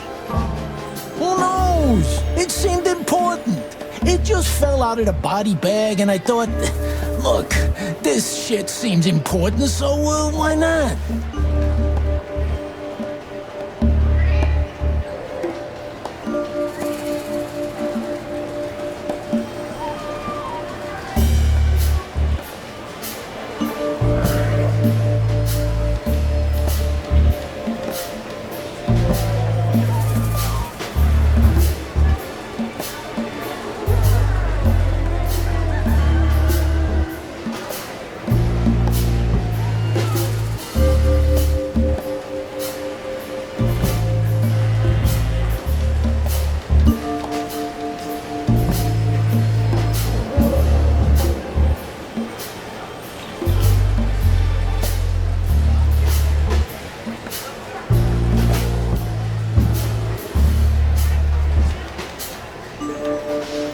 That's why they want to kill you. I have no friggin' way of knowing that. Why don't you ask them, huh?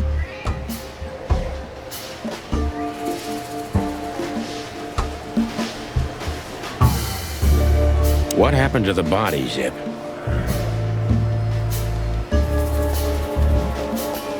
I don't know, Sonny. All I had to do was drop it in an abandoned part of the hive.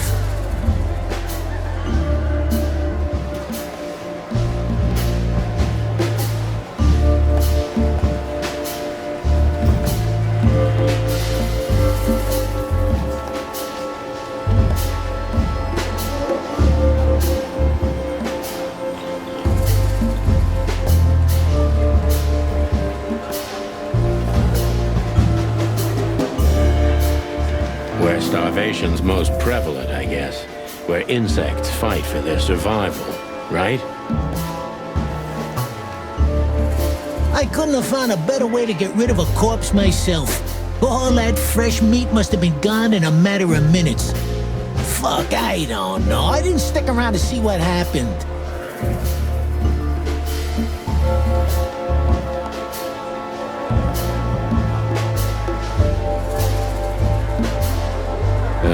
You make me sick, Zip. You would have done exactly the same thing in my situation. Anyone would have. I got the order, I did what I had to. I wanted to survive.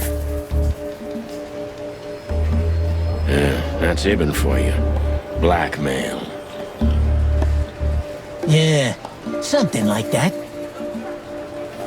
Zip may be secretive, but if he manages to open up, he's also honest. He's not trying to change the subject anymore, so I only have one thing left to do. Ask the right questions.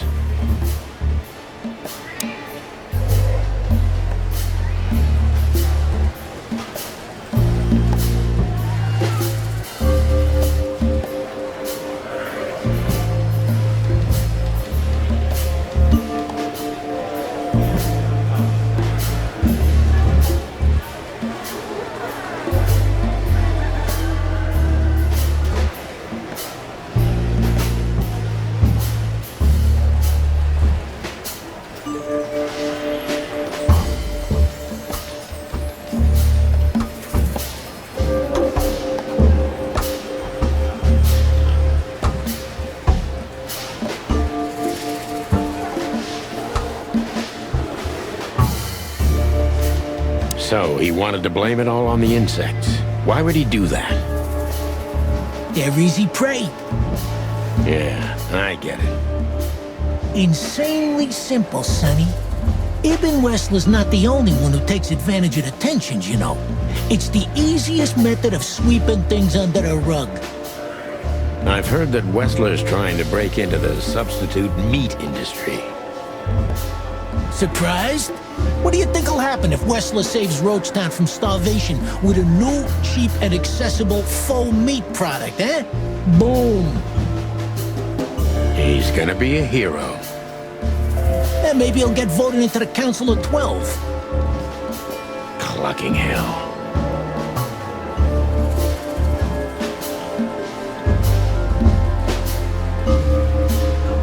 I'm asking you for the last time.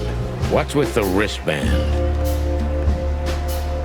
I honestly have no idea, Sonny. It simply fell out of the bag when I threw it down in the alley. At first, I wanted to leave it there, but then, well, you know me, huh? And that's the whole story? That's the whole story. At first, I thought it was some kind of, code. But on a wristband, it's usually an ID number instead. Like on prisoners?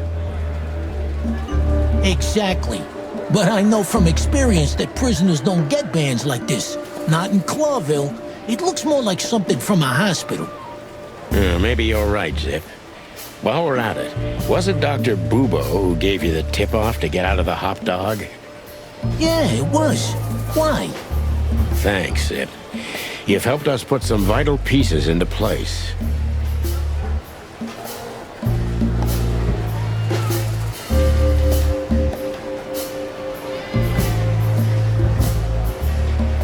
Well, that's great. That didn't help me, Sonny. I don't want to rot in here or end up in an alley of the Hive. We'll see what we can do. You gotta help me.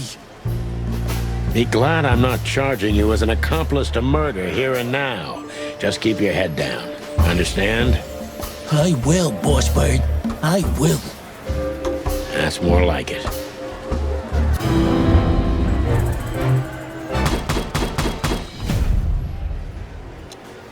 Zip is a real... Who did you... Sorry. Of course. Well, I wouldn't... How did you manage? You have...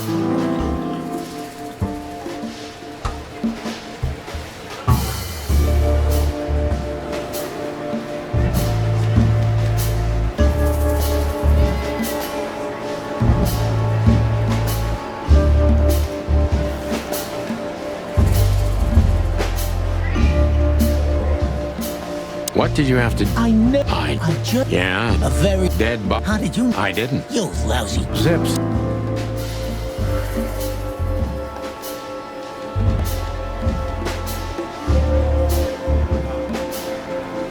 So, a dead... How should I... You... It was... Hey!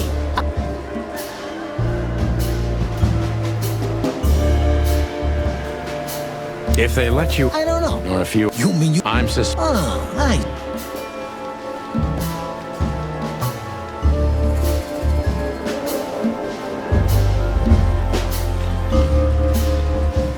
Why did you keep that wristband? Because... How? No. That's why... I have no...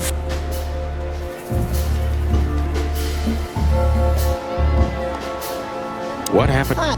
Yeah. So, I'm surprised. Maybe clucking him.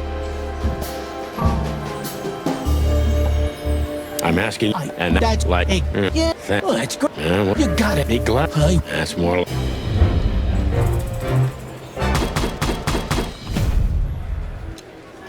Zip is a. Who did you? How did you manage? I don't know. I don't. You have no. What did you have? Yeah. I didn't. You lousy. So, How should you? It was. Hey. If they let you. I don't. Or You. I'm.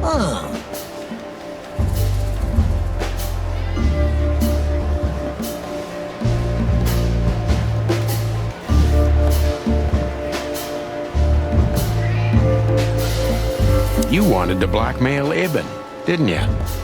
Who do you take me for, Sonny? Of course not. I didn't want to blackmail him. I just thought it wouldn't hurt to have some insurance in my hands. Of all that's furry, Zip, you're incorrigible. Yeah, I might be, but you haven't changed either, pal. Oh, gods. This gambit could cost you your life, Zip. By the look of you, yours is too, chicken.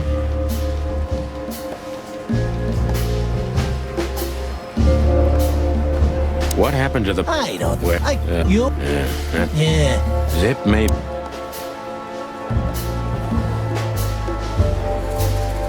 So, I'm clucking. I'm asking, and that's like... that's more...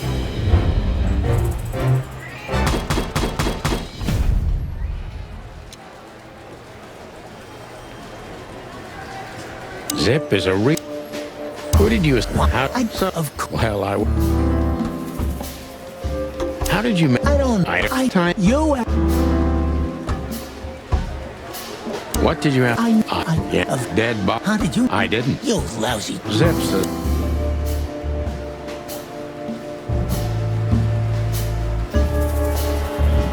So, I... It was... Hey! If they let you... I don't... Or You... I'm...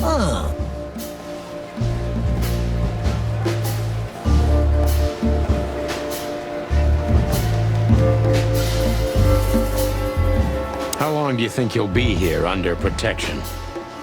Maybe a few days, if I can stall for time. The cell block is full, Zip. You'll be out tonight if you don't punch Blood Boil in the face or something like that.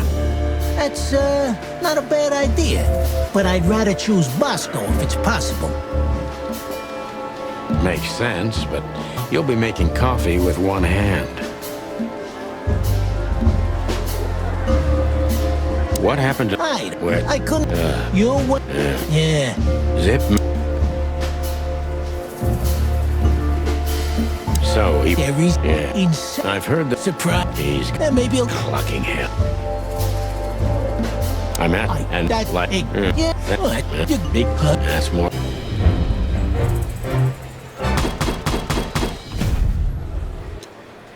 Zip is a... Who did you... How... Well, How did you... You... What did you... Yeah. You lousy... So, I did... You... Escape... Hey!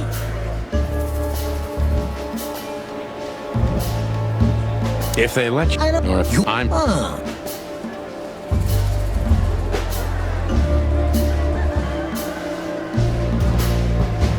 Why did you... How? That's why they want to kill you. I have no friggin' way of knowing that. What happened to the body? Yeah.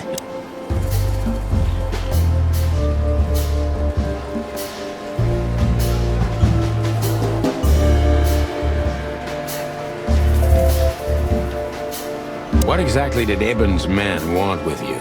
Did you squeal to anyone? Ibn's gone mad, you understand? Something happened, and the whole city's afraid.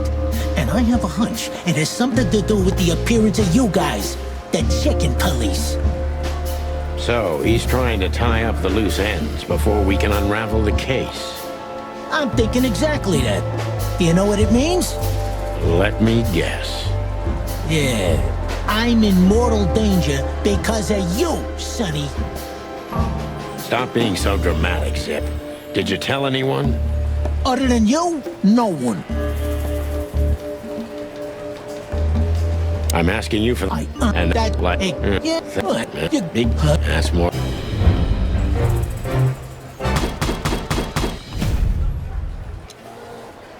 Zip is a Who did you... How...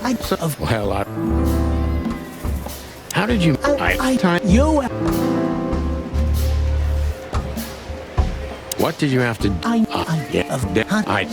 Zip. So, How should you... It was... Hey! If they let... I don't... Or You...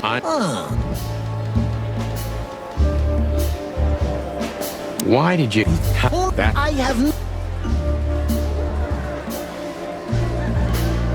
What happened to the body? I don't... Where stuff... I couldn't... You what... Yeah. Zip...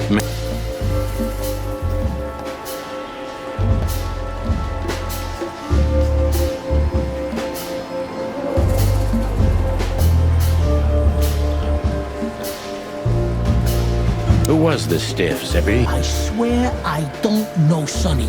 You have to believe me. I have a hard time believing you didn't take a little peek into that body bag, Zip. I didn't dare, okay? I knew they'd kill me if I did. It looks like they're gonna kill you anyway. Not if you help me, Sonny. I haven't received enough important information yet, Zip. I'm asking, and that, like, yeah, that's more.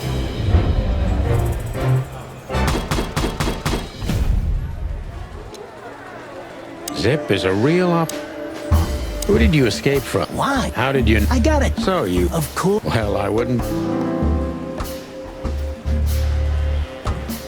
How did you You...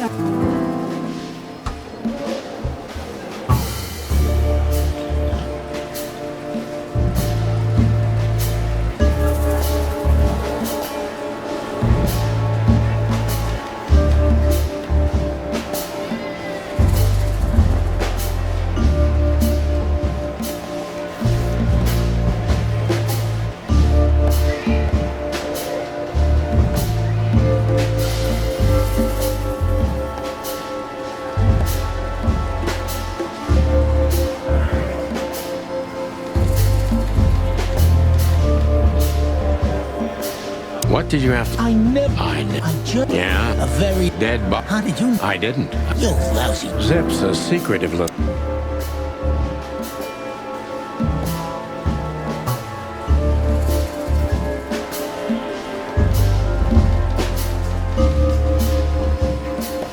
So, I did... How should I... Use... It was... Scale it. Hey! If they let you... I don't... You... Why did you keep... that... I have... What happened? Yeah. Zip...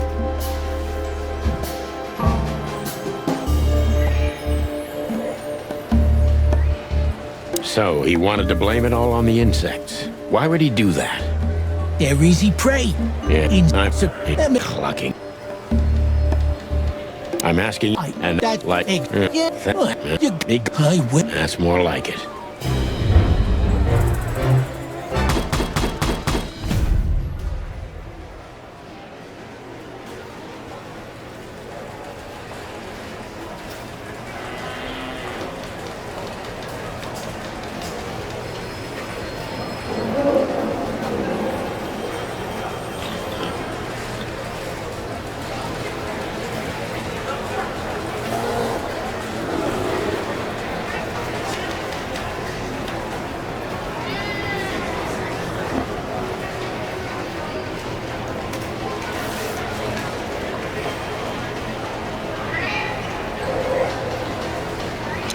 Zip is a... Who did you... How... Well, how did you... You...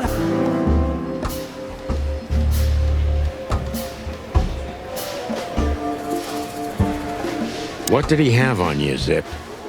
You know the drill. I asked something of him once, and he told me one day he's gonna ask me for something in return.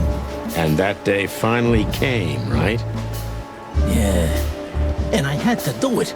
Because even if I got out of it, he'd drag me back for good. Or worse. Nail your hide to the wall. Yeah. That's the least he would do. Believe me.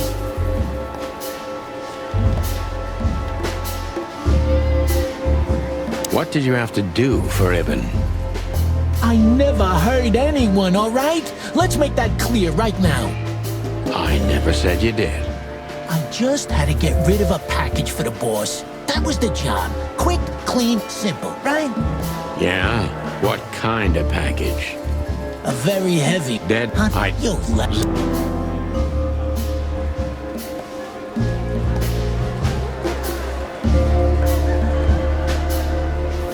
So, How's it was... Hey!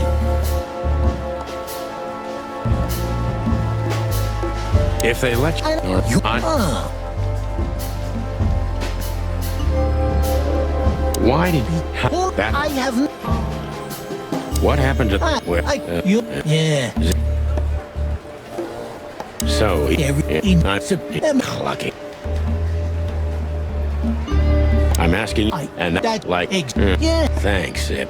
Well, that's great. You got it. Be glad. I will. That's more like...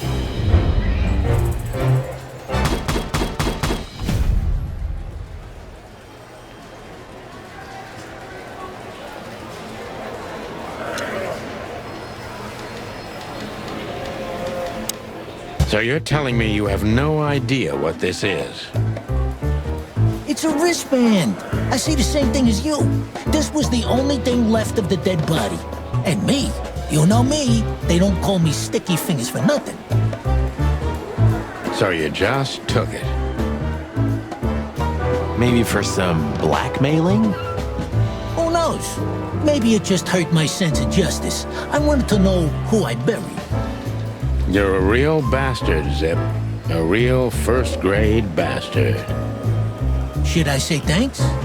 Thanks. Just lay low, Zip. Real low. Thanks for the advice, Sonny. So, where to next? Where did that wristband come from? I got bad news, Marty.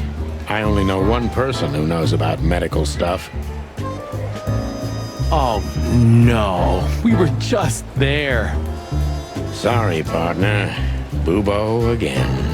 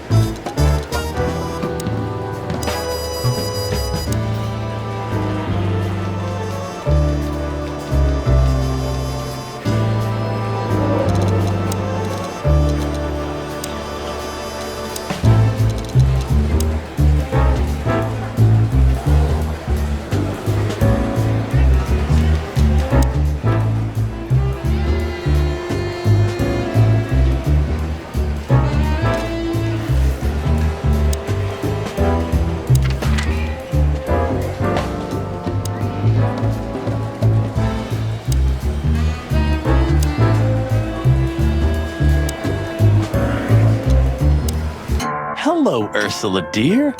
Oh, what's the rush? Is there something wrong?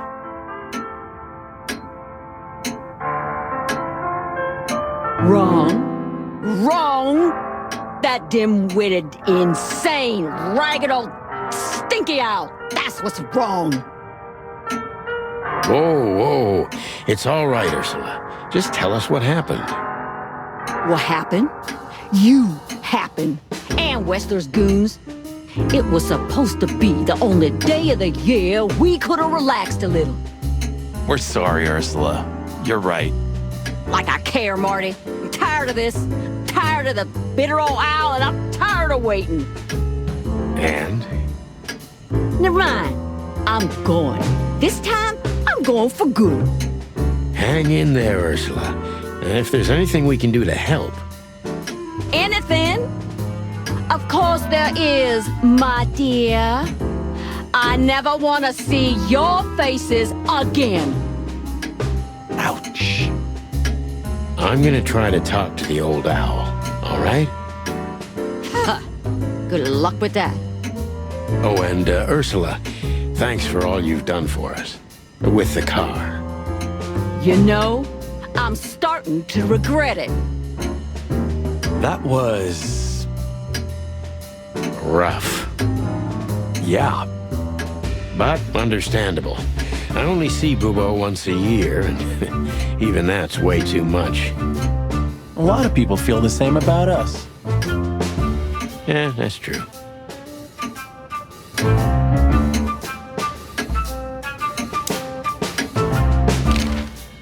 Say, Bubo, about Ursula. What about her? Well, that's just it. What if she's not coming back? I'm a little worried about you, Doc. And you know that's not my style. Well, don't worry, boys. The wind's blowing, the sun's shining. And Ursula always comes back. Exactly. There are things in the universe that are unchangeable. Touching, but you should be prepared for the worst. I thought Molly was coming back too, you know. Oh, yeah. I trust Ursula, Sonny. What else can I do? Well, to be honest, that's all you can do.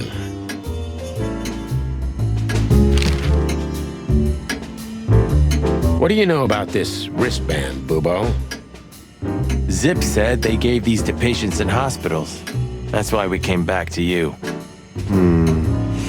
Something similar, yes, but not exactly the same.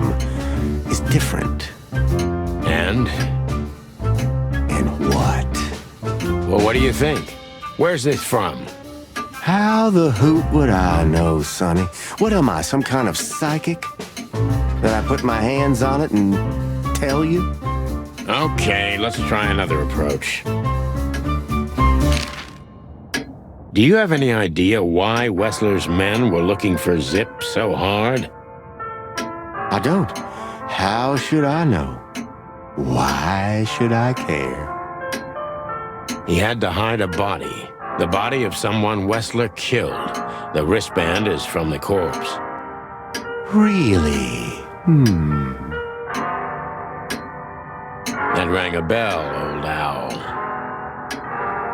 Well, boys, if I'm right, you're in deep shit. That's more like it.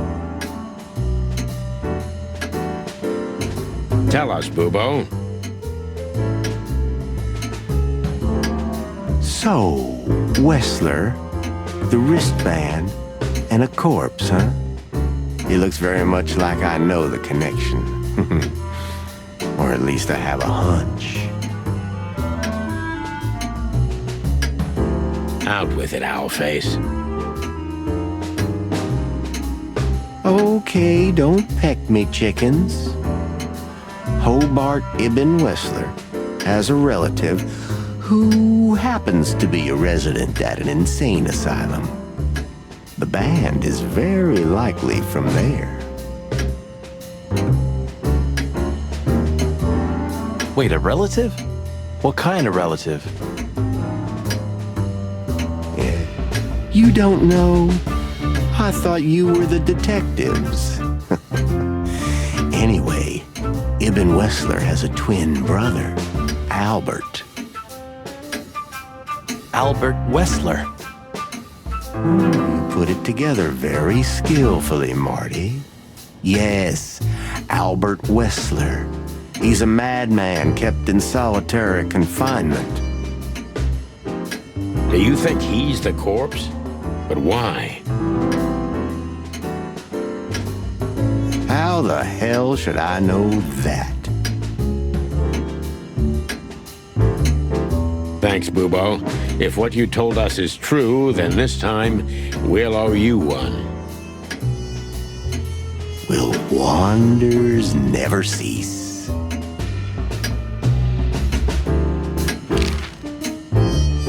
So, Albert Wessler. Which asylum do you mean, Bubo? It's got some fancy long name. I don't remember, but I have a brochure. Let me find it for you. Thanks, Bubo. Here it is. Let There Be Peace Forever. Mental Institution for Ill and Damaged Minds. Quite a beakful.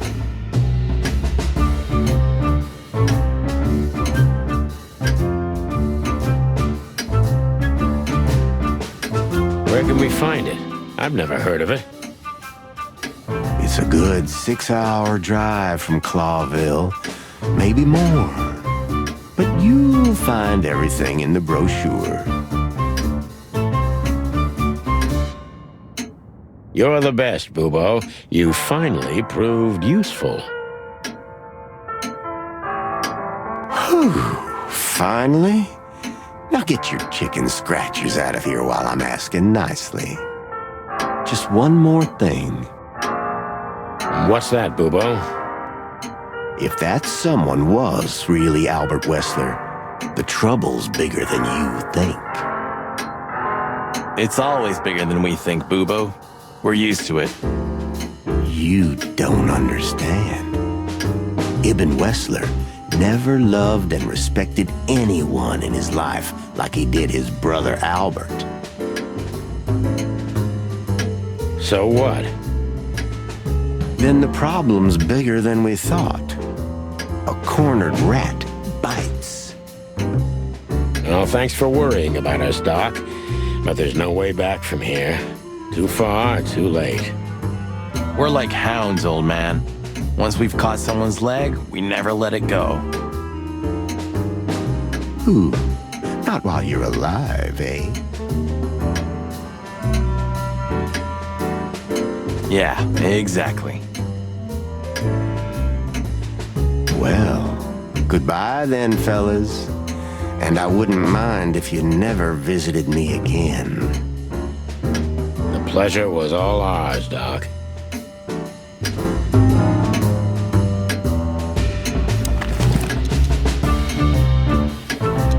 You're the best, Bubo. You finally proved useful.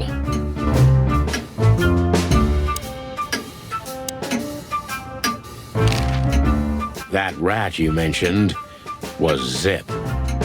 Should I be surprised or what? I knew it was him. Yeah, we knew you knew. What did that old raccoon do this time? Ibn was blackmailing him with something. That's what we wanted to ask you. Do you know anything about it? I don't care about Wessler's dealings, Sonny. I patch up whoever winds up here, and I don't care if they're cops or gangsters. Or gangster cops. It's the same thing. Yeah, brother.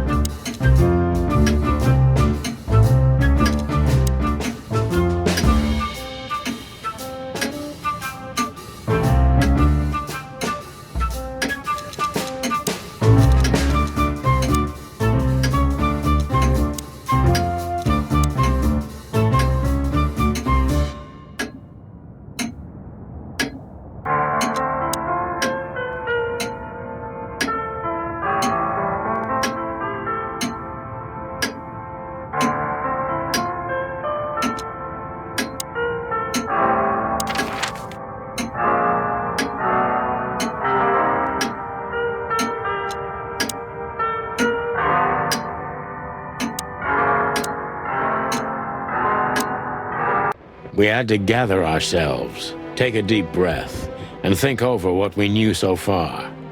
What the chickens had I got myself into? What had I dragged Marty into? Moreover, what had we pulled the whole city into? This was going to be one of those cases that changed things forever. But I wasn't worried about myself. It didn't matter to me. Too many pieces had been plucked off this old rooster. But Marty's different.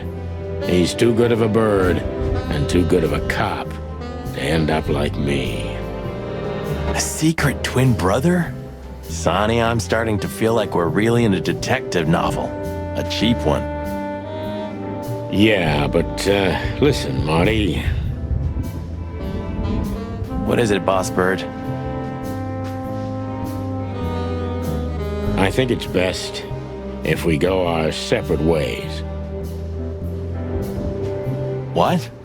Are you joking? I know you have a weak sense of humor, but there's a limit to everything.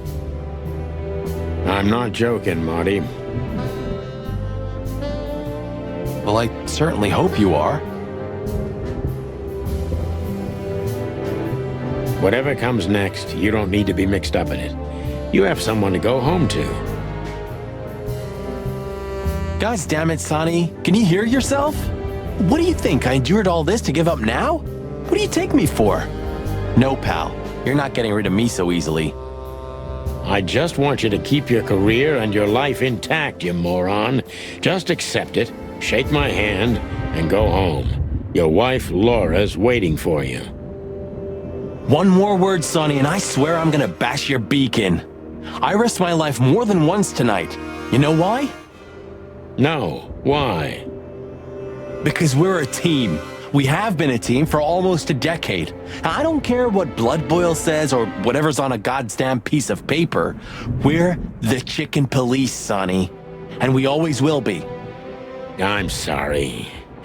You're right. We're gonna go to that insane asylum and wrap this shit up fast and clean. Yeah, just like you said, even if it kills us. Thanks, Marty. Without you, I'd most likely already be sleeping the big sleep. Birds of a feather flock together, right? Like you say, partner. Let's drop this before you start crying on me, okay? I hope not. You almost just did. Clock off, Marty. That's the spirit, the Sonny I know and hate.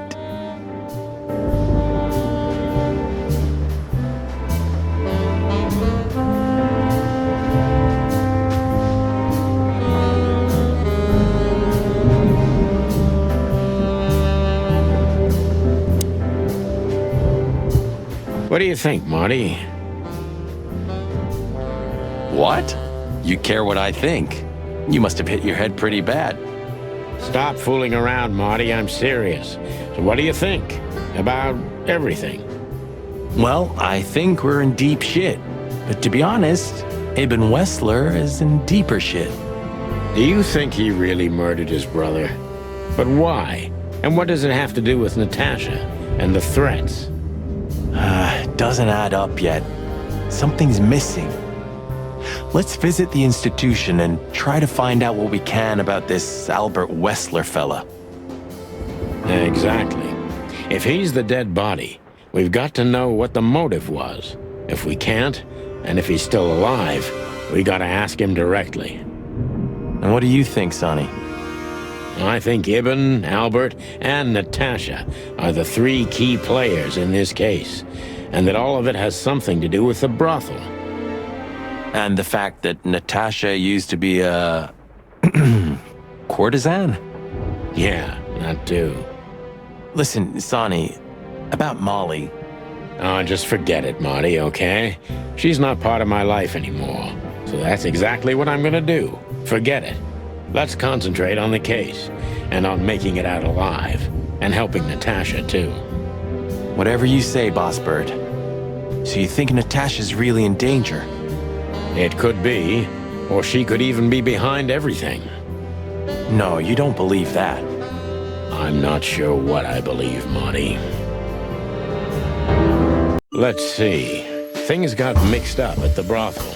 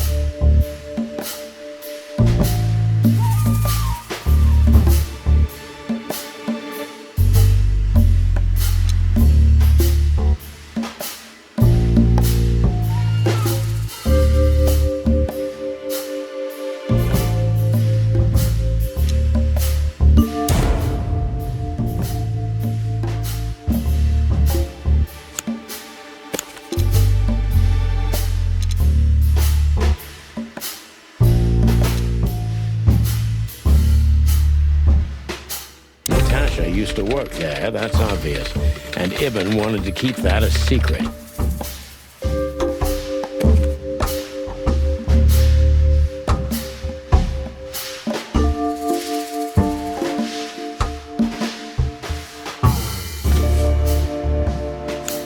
A secret, it seems, somebody else had to pay for.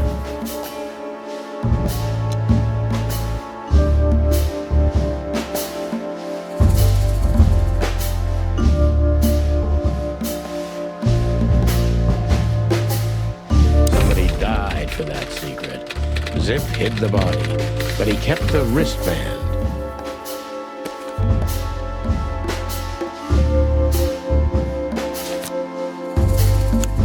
Who could it belong to?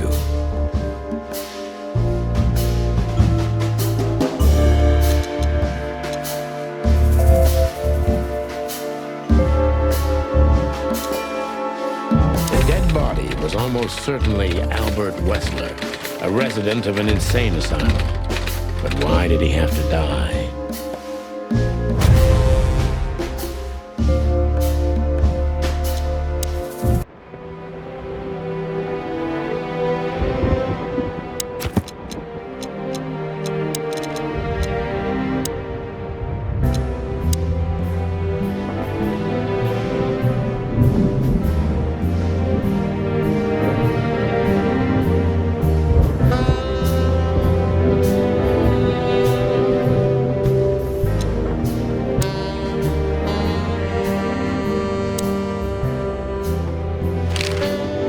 So where exactly is this place? A few hours' drive from here, in the middle of nowhere. It's a creepy old mansion, of course. You think it's a good idea to go there? What if it's a trap? I told you, you can still go back. Huh, wouldn't you love that? No such luck, boss. If I get killed or locked up forever in an insane asylum, that's gonna be on you. Thanks, pal. I deserved that. You still trust her? I never trusted her, Marty. I mean, you believe her? I'm sure she was honestly afraid. People don't fake it that easy. But I can understand why she didn't tell us about her former profession. Or how she knows Molly. Yeah, that too. And the death of Deborah complicated things even more. Hey, Sonny, she didn't seduce you, right? I mean, Natasha. Ah, don't be stupid, Monty. My old ticker hasn't been beating for a long time. Not that way, anyway. Yeah, all right, boss. So what do you think happened to the corpse? Probably been eaten. Horrible to think about, but even if half of what they say about the Hive is true, starvation, riots, arson, predation. You're telling me. Makes my feathers stand on end when I think about what goes on in there. And we pretend we don't know about it. As if Roachtown isn't even part of Clawville. This won't end well. I'm afraid soon Clawville's gonna burn once again. And because of its own foolishness. Well, that's if another meat war doesn't break out first. 'Cause then, the whole wilderness will burn. Lovely prospects, eh? Either way, it was a damn clever move for Wessler to hide the body in Roachtown. It's the only place no one will ever find it. Like the belly of a burning ship. Oh, I think that was an intentional red herring. Sounds about right. Who'd have thought? I believed that little rat. I thought he'd changed. Idiot. There's a point when it's too late to change, Marty. His past caught up with him. Whatever he did since then doesn't matter. Not much. Exactly. And that's the case with us, too. That's why I won't back down. Even though a voice in my head is screaming right now, leave it all to hell and have another drink. Maybe we should do that. Maybe we should.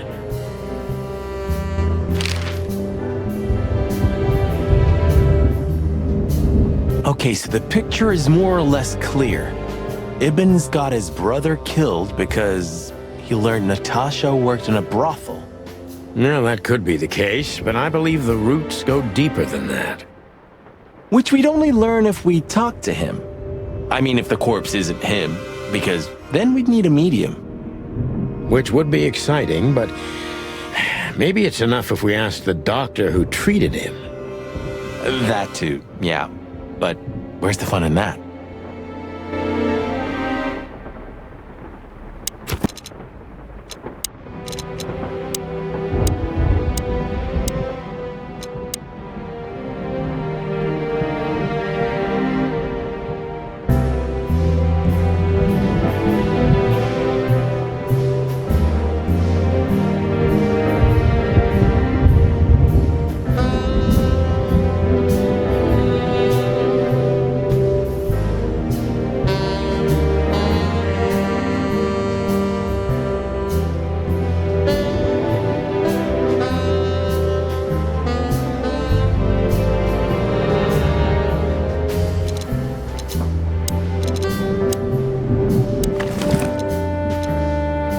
You're the best, Bubo.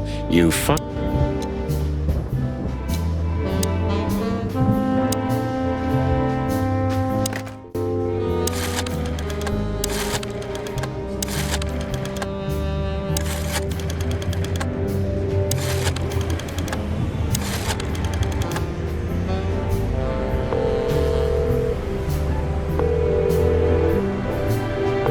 Hello.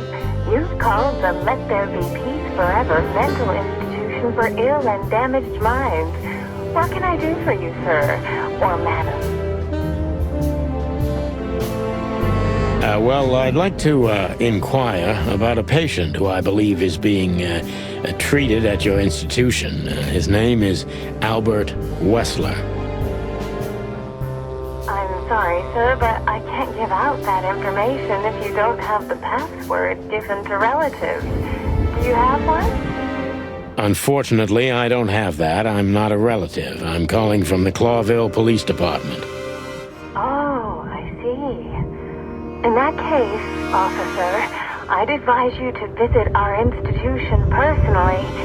Our director and I would be happy to answer your questions. Thank you, miss. I guess I'll do that.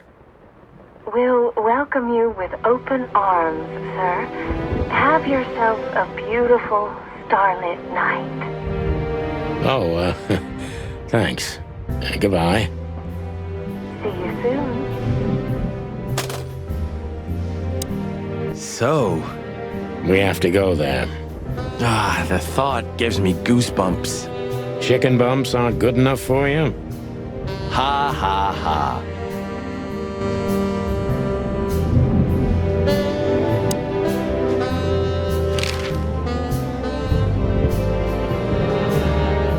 So, I get the couch? It'd be better if I called Lewis. He'll open up a room for you to sleep in. Whew, great idea.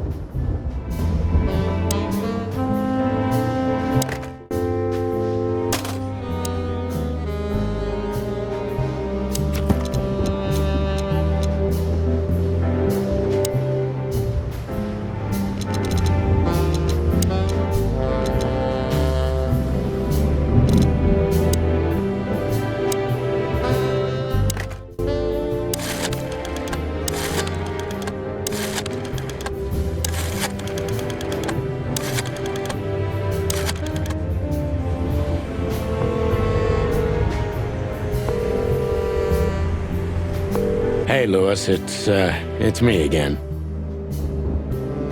Oh, hello, Sonny. What's up? Were you sleeping, pal? Me? Oh, I wasn't. Anyway, I'm always at your service. Would you open up a room for Marty? Naturally, Sonny. Thanks, Lewis. I'm not even gonna say it. I will. You owe me one. Again. Yeah.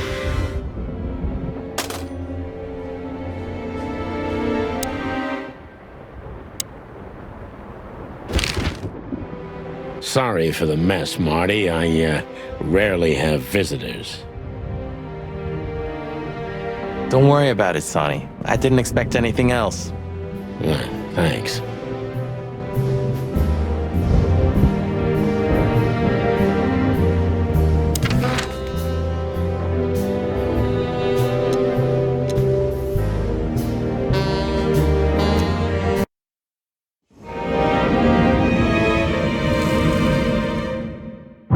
I slept like I used to sleep years ago.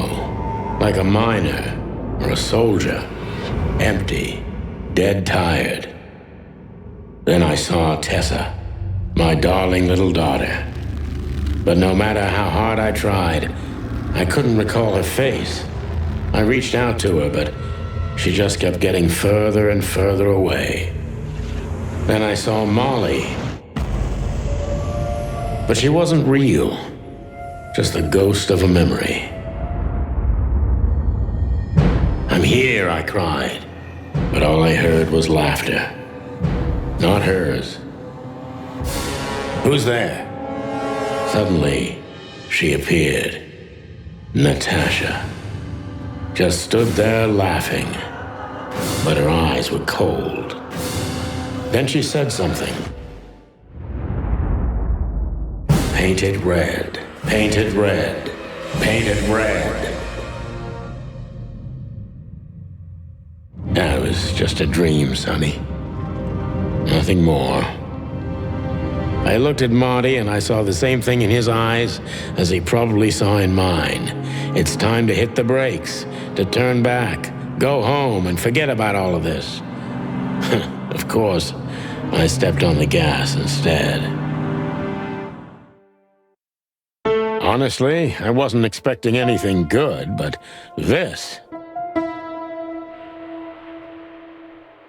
Ooh, just like a horror movie.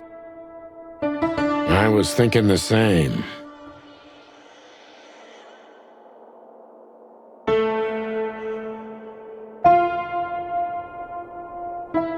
Appearances can be deceiving. Let's hope so.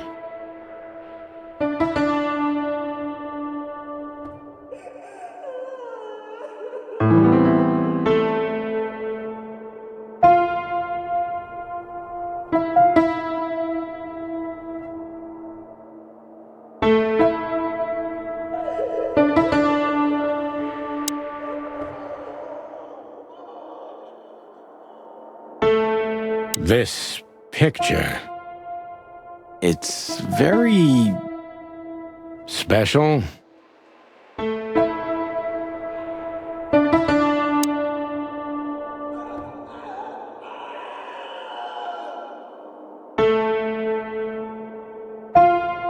Even if you manage to escape, there's nothing but hills and forests for 100 miles. Imagine how many poor lunatic ghosts must haunt those woods. Ooh, Sonny, you're creeping me out.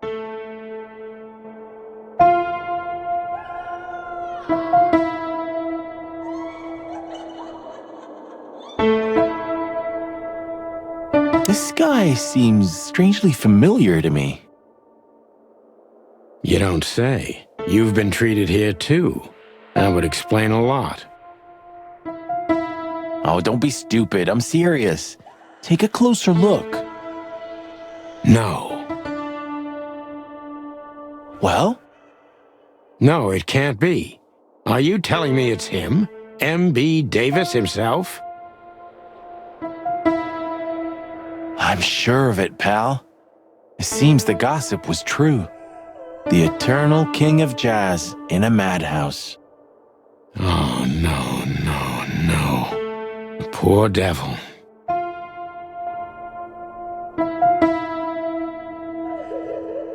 We should go to reception first. Let them know we're here.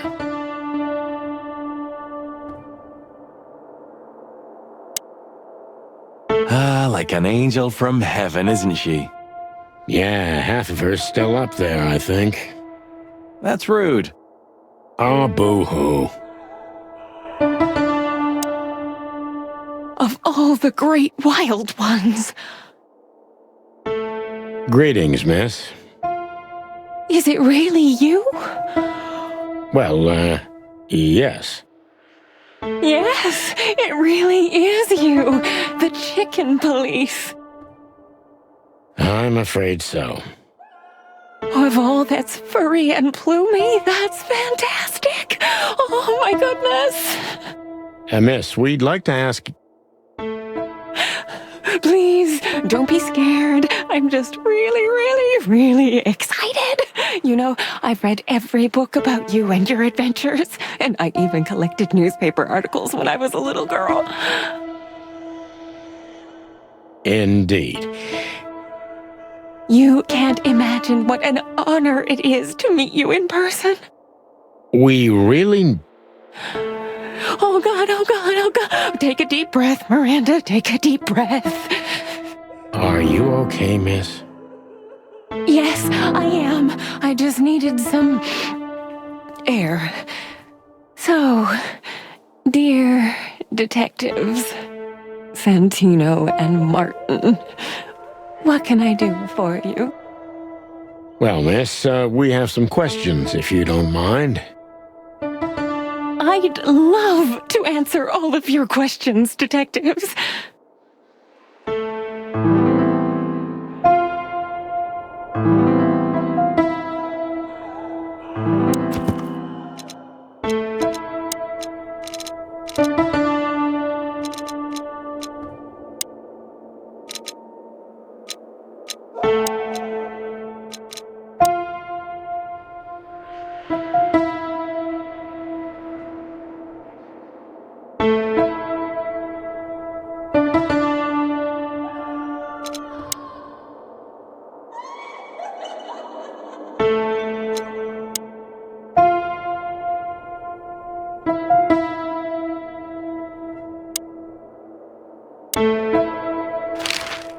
Say, miss, what can you tell us about this place? Our institution was standing even before the Great Meat War, and during the war, it was transformed into a military hospital. Since then, we're relentlessly working on treating injured minds under the leadership of Dr. Quetzal, the famous specialist.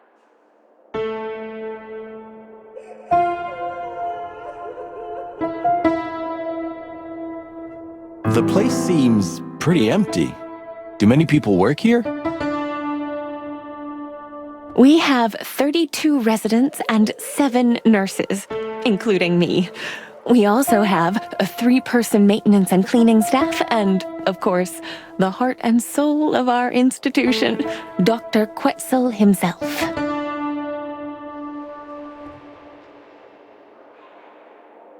I see. Now, this Dr. Quetzal, is he the director here? Exactly. Director, scientist, researcher, patron, and doctor. And even a friend. Quite a guy. He certainly is.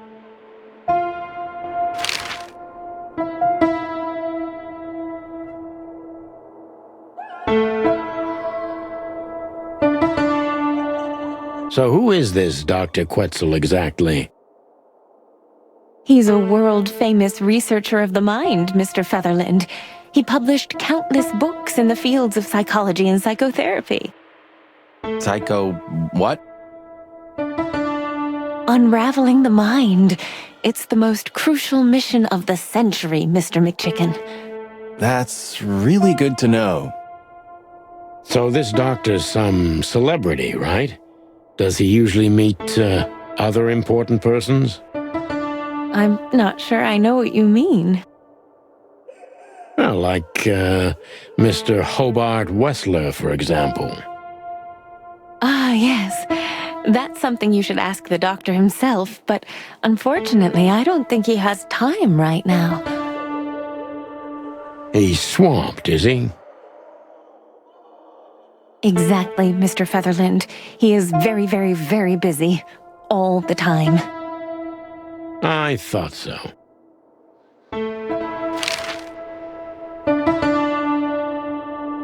What can you say about this, miss? Have you, seen anything like it? Of course. Our residents wear these for identification. But how did you come by it? They only wear them inside the institution. Huh, I see. The wristband does belong to one of our residents, but I'm afraid I'm not allowed to tell you more due to regulations. Oh, come on, Miranda. It's us, the Chicken Police. I'm sorry, I can't. Miranda, this case is a matter of life and death. Lives are in your hands. All right. I'll do it. Albert Wessler. The patient's name is Albert Thaddeus Wessler. Figures. Just as we thought. Thank you, Miranda. We'll never forget this. Please, don't make me blush. And don't tell anyone you heard it from me. Oh, we won't. I promise.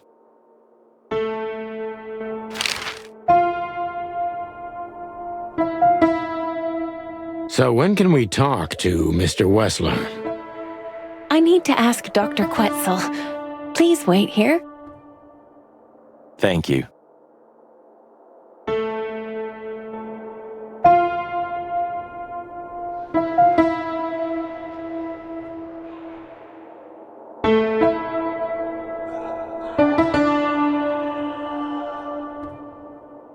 Dr. Quetzal will see you. He's waiting for you in his office. Up the stairs, all the way down the hall, until the last door. What a surprise. It's enough to mention Wessler's name and all the doors are open. I wouldn't want to get mixed up in this, but do you think Albert is in danger? Danger? What do you mean? We haven't heard from him since he disappeared, and we're really, really worried. I see. We don't know yet, miss, but let's hope for the best. Great Wild Ones protect him. Where is he? No idea, Marty. The smell of all that's furry. I'll never get used to it. Well, reptiles have a disgusting body odor, Marty, but they feel exactly the same about us. Exactly. Great Wild Ones, you scared the hell out of me. I already sensed your arrival from afar. You know, snakes have a different sense of smell, and birds used to be our prey once upon a time. Well, yeah. Luckily, we're living in civilized times. Lucky. Please take a seat. How can I help you, gentlemen? Your office is rather Puritan. Simple, I mean. Ain't that the truth? Well, yes. I can't let my mind wander from my work. I only keep what's essential in my office. I see. That makes sense. Why do you have bars on your windows? Because it's a room like all the others, and I'm just an animal too, like all our residents. With the significant difference of you being a doctor and not a patient, am I right?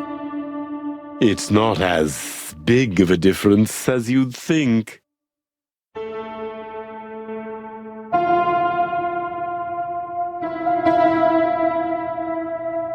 An isle of reason in a sea of insanity. Insanity is such a strong word, and it's mostly an abstract idea. Where does insanity start, and how long is one not insane? Interesting questions. Am I normal, or are you? Maybe neither of us. You see, that's something I think about a lot nowadays. If you like, I can give you an appointment. Oh, this is your chance, Sonny. Don't miss it. We're already here. Marty, clock up.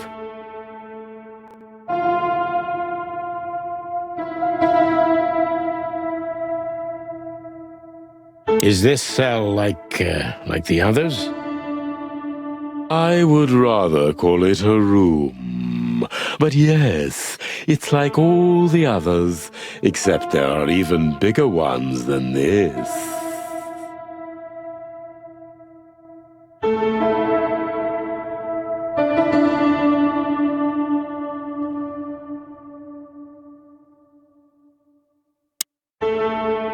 A snake. I can't help it, but they make my feathers stand on end.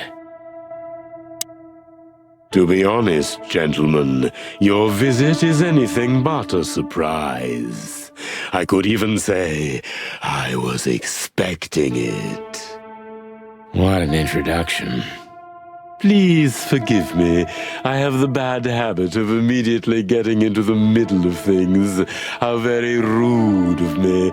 My name is Dr. Sessuus Quetzalcoatl, but most call me Dr. Quetzal to keep it simple.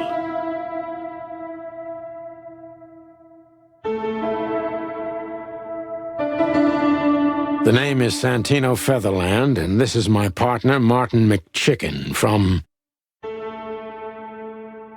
the Predatory Division of the Clawville Police Department. Your fame is one step ahead of you. We're used to it. Certainly. We have some questions about one of your patients, if you don't mind. We'd like to talk to him, if that's possible. Please be specific, Detective. Look, Doctor, we're too tired to play cat and mouse. Not that snake and chicken sounds any better. Very funny, I must say. Just what I expected from you two detectives. We know you know it's about Albert Wessler, Ibn Wessler's secret twin. Ever since we've said his name, all the doors have miraculously opened. That's what we call a bullseye.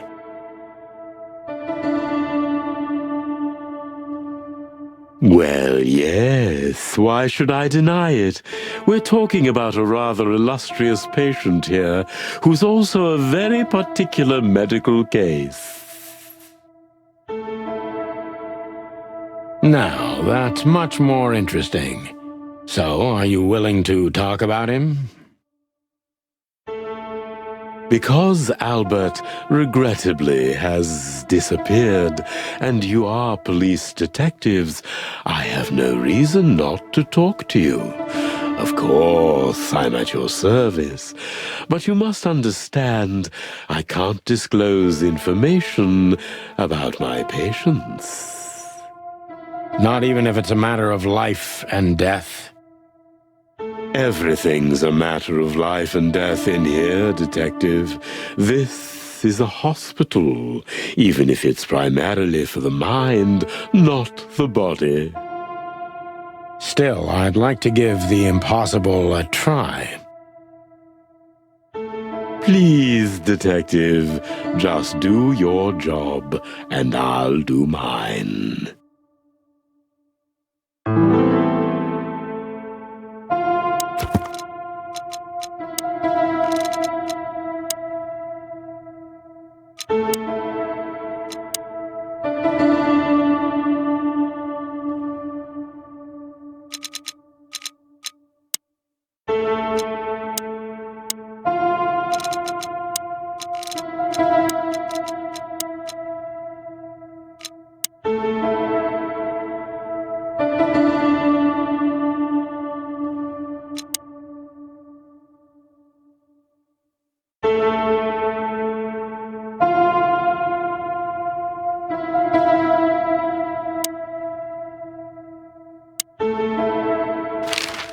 How long was Albert a resident of the institution? for quite some time. His first symptoms surfaced in his teens: depression, panic attacks, and schizophrenia. Was he brought here immediately after the first signs that something wasn't right? You know, the biggest problem with an opinion on insanity is that animals are ashamed of it. That's the reason our institution stands out here in the middle of nowhere. Because animals would rather hide what they're afraid to face. I couldn't have said it better myself. As far as I know, the Wessler family wasn't exceptionally wealthy. Indeed, they were rather poor, but we offer our services gratis. Then how do you sustain yourselves? By the grace of the treasury of King Hector III, of course. I wouldn't have guessed that. My family and the royal dynasty had always been on good terms, Mr. Santino.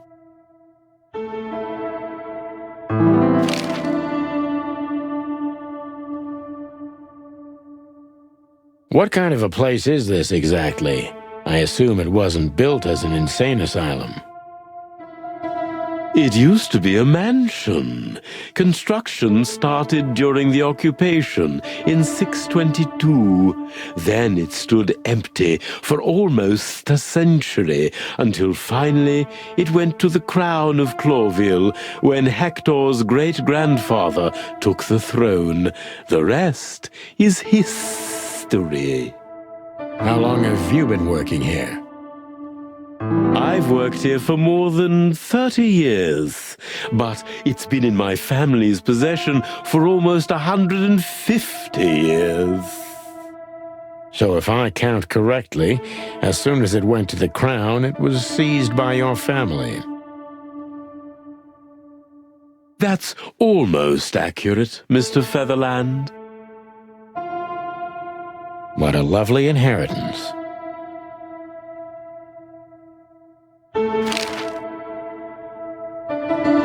Tell me, Doctor, do you know Madame Zavas?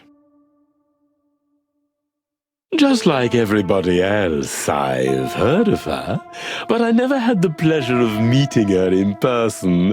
I'm sure she's an interesting case.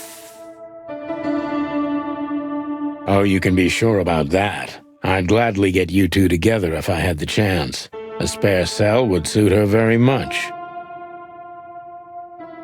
Is that so? As it turns out, she likes small, narrow, secret places. Oh, I see. What a coincidence.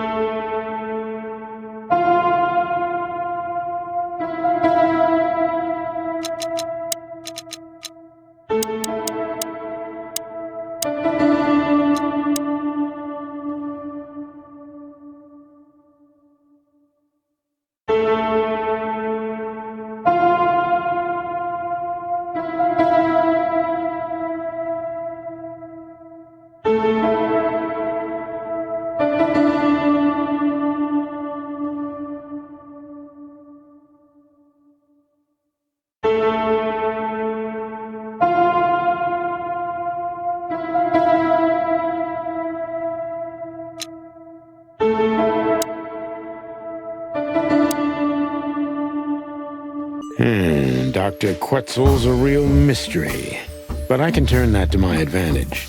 I just need to focus on the strangest pieces of the puzzle.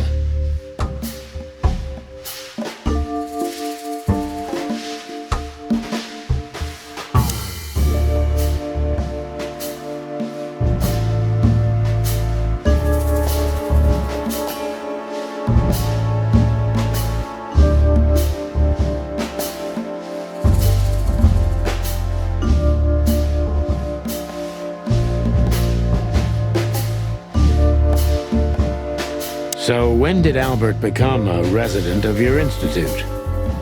Albert and Hobart, or Ibn as you call him, arrived here almost exactly 4 years ago. Could you describe that day more specifically? It was not long after New Year's Eve, maybe the first week of the year, if I'm not mistaken. It was sleeting that day. Wind was banging incessantly on the windows. The power was going out for short periods of time. What was your first impression of them? I already knew the Wessler name. I knew who they were. Or at least I knew one of them, Hobart Wessler. He was famous. Gangster, moneylender, celebrity, lover. And Albert? He was new to me, an invisible gray ghost. The family had tried to keep his existence a secret. Why? Because they were ashamed of him, of course, Mr. Featherland. That's how it usually is. What was your first impression of him? He was silent, but observed everything that surrounded him. His eyes were constantly moving, never stopped for a second. Was he afraid? I wouldn't say so. It seemed to me that he wanted to move into our institution voluntarily. It looked as if he couldn't wait to be here, alone, locked up in silence and darkness.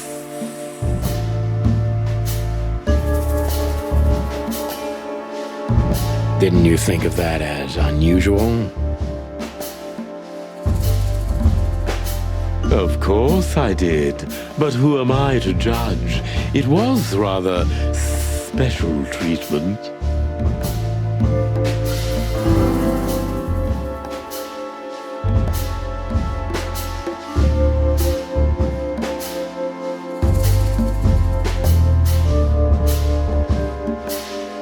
What kind of special treatment did Albert get?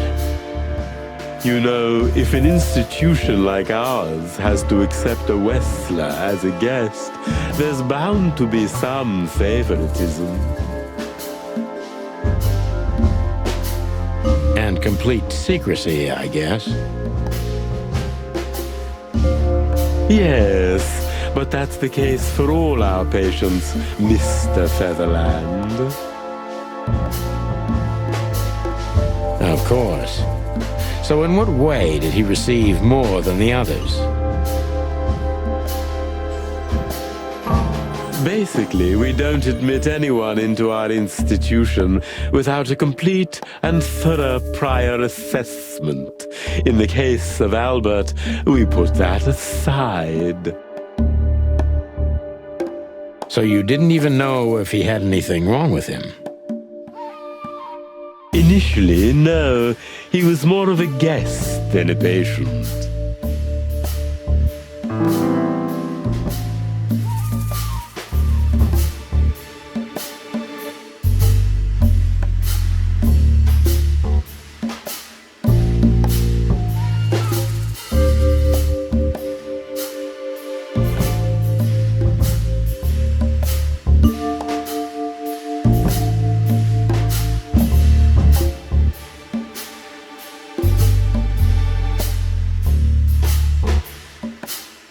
How did you see Albert when you first met?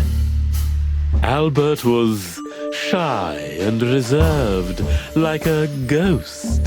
He almost never touched anything. It was evident he was exceptionally intelligent. He measured and observed everything around him.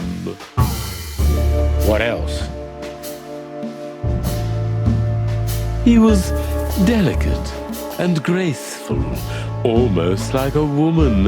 Yes. He was rather feminine. He was an artist, Mr. Featherland, a magnificent painter, and rather good writer, too. Sometimes I even heard him sing. Why did he have to be locked up? I asked the same thing at first.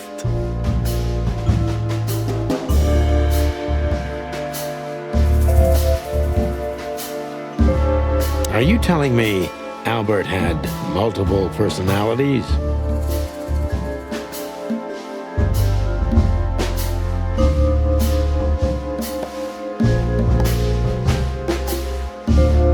We found out very quickly that there was no other reason for the cause of his seizures. He had a cold and calculating personality who sometimes, especially on stormy days, took the reins over their shared mind. He had these seizures from the beginning. Yes, Mr. Featherland, but they started to intensify after Albert left our institution for the first time. He did what? Left the institution? More than once? Oh, yes, Mr. Featherland. Albert left the institution on several occasions until the last time, when he failed to come back. Quetzal's not only very observant, but he's addicted to details. I must focus on that if I want to get closer to the truth. Focus. Addicted to details.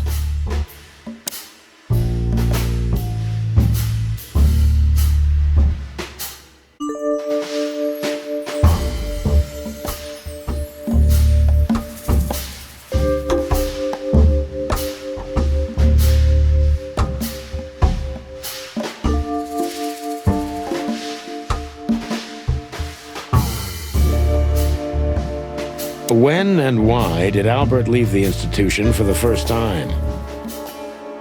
It was about 2 years ago. Mr. Hobart Wessler appeared and demanded we let his brother go free.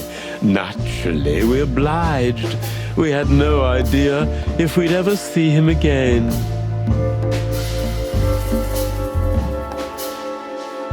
But you did. He returned the same day. Albert was ecstatic. He was unrestrained. I could almost say happy.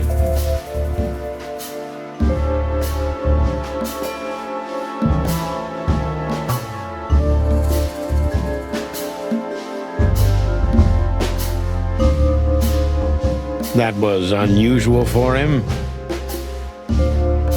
I had never seen him like that before, Mr. Featherland. He just smiled and stared at the empty wall for hours. Did he ever tell you what happened to him outside? Of course he did. Albert and I had a good relationship.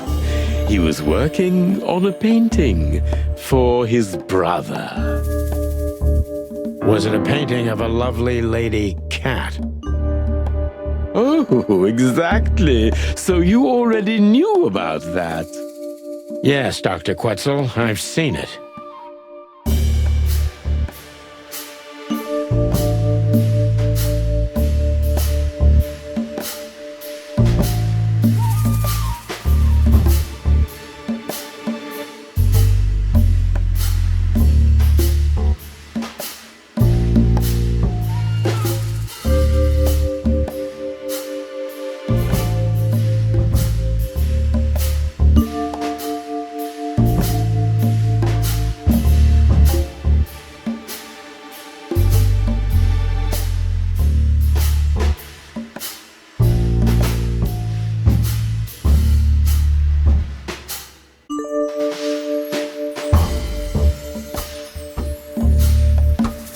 So Albert left on many occasions to continue working on the painting.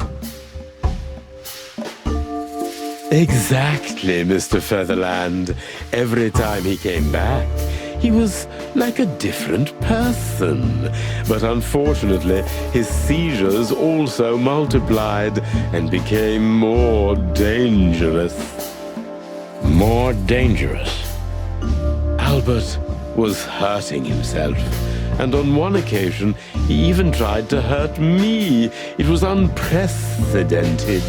It seemed his confined personality was taking over their shared mind entirely, piece by piece.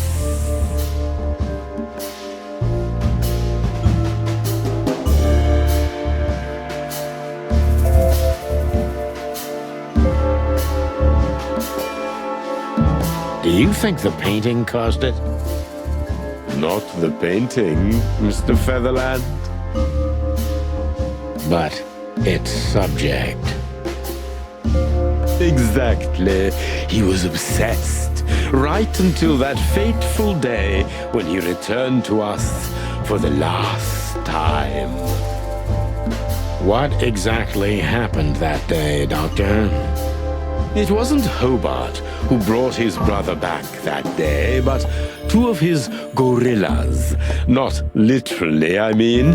And Albert was in a terrible, terrible state.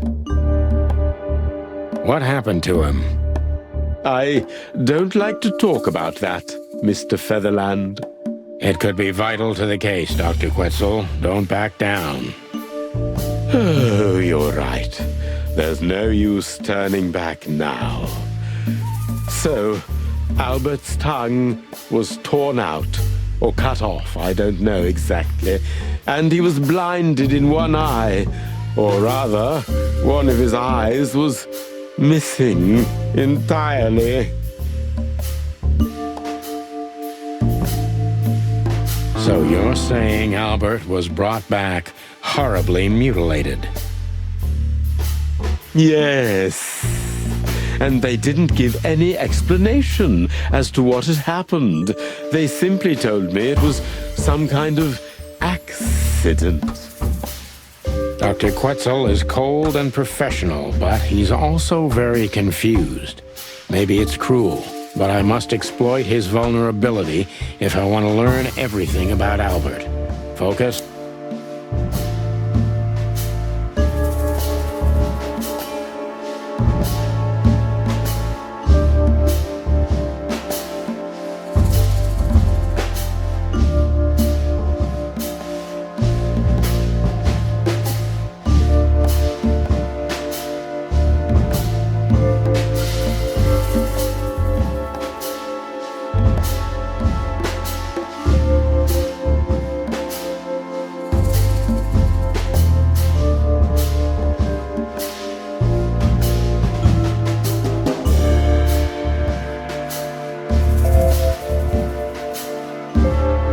You didn't believe Albert had an accident, is that right? Of course not. I'm not naive. I knew immediately that Albert had been severely battered, and I was sure it had been his brother, Hobart. Well, we don't know that, Dr. Quetzal. Would you defend a monster? Take it easy, Doc. One of the most critical elements of my job is not to make assumptions. You're absolutely right, Mr. Featherland. I'm sorry I got carried away. It's all right. Happens to everyone.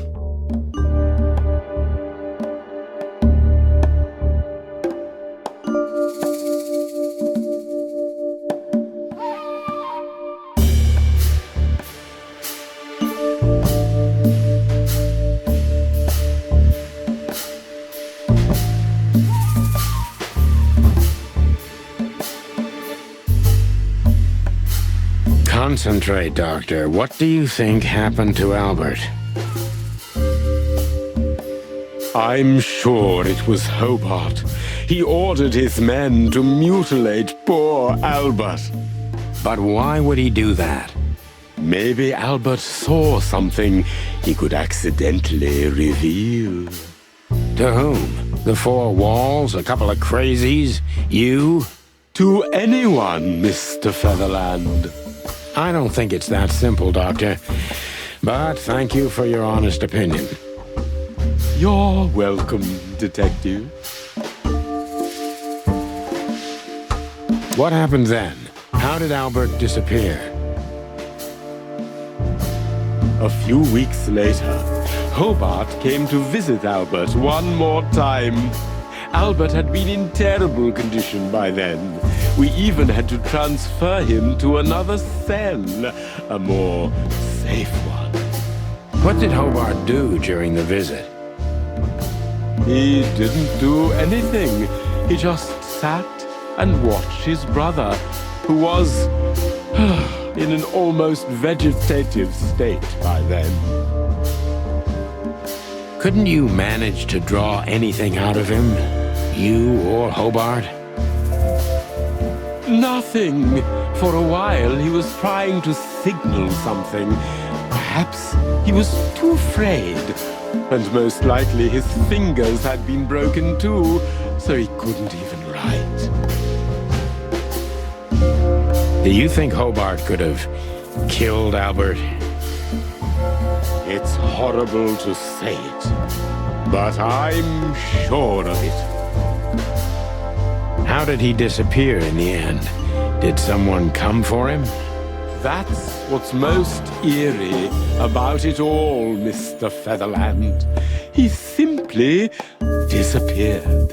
His door, which only I had a key for, was open. Did anyone see anything? No one. We interrogated the staff, even the patients. He simply vanished off the face of the wilderness. We don't know what happened to him. Unfortunately, I have a hunch. Thank you, Doctor. You've been a great help. Oh, well, I'm glad I could be of help. But please, I now must attend to my work. We understand, Doctor. Thank you.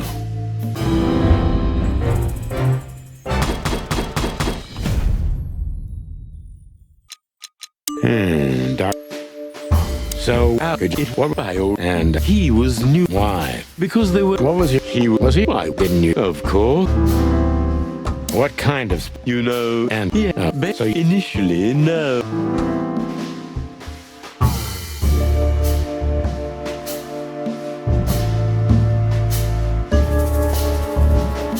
How did you see Albert? What? I asked. Are you telling me? Yeah. Oh.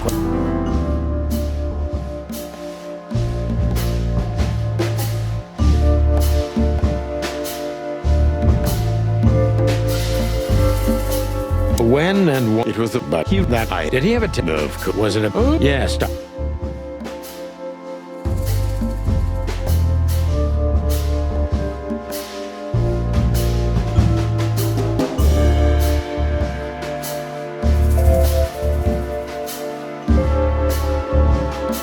Did Albert tell you how he felt about the painting? From the first moment he loved it. He was fascinated by it. But who could blame him? A little diversity, fresh air, a beautiful lady, and of course, on top of all that, he could finally do what he loved best, paint. Which could be a surprisingly effective therapy. It could have been. Unfortunately, these excursions have greatly intensified his seizures.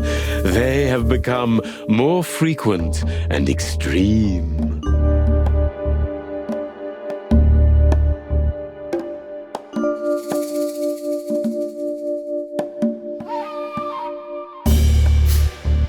So Albert left on many occasions to continue working on the painting.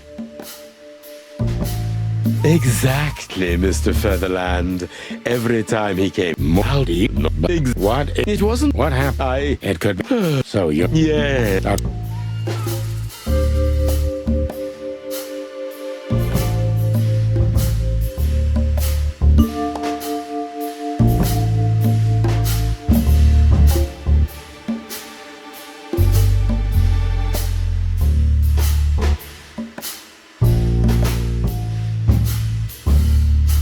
Maybe it's not easy for you to talk about it, but did you examine his wounds thoroughly? I'm not that kind of doctor, Mr. Featherland, but even I could determine his tongue was either cut out or bitten off, and his eye was gouged out. He also had several broken bones. But there's no doubt it wasn't an accident. I don't believe it was, Mr. Featherland.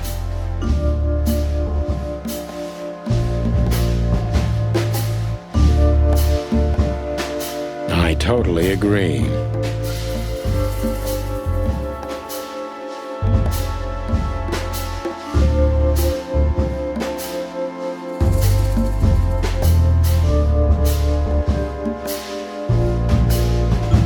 Concentrate, Doctor. What do you think happened to Albert? I'm sure it was Hobart. He ordered his men to mutilate poor Albert. But why would he do that? Maybe Albert saw something he could accidentally reveal. To whom? The four walls? A couple of crazies? You? To anyone, Mr. Featherland. I don't think it's that simple, Doctor. But thank you for your honest opinion.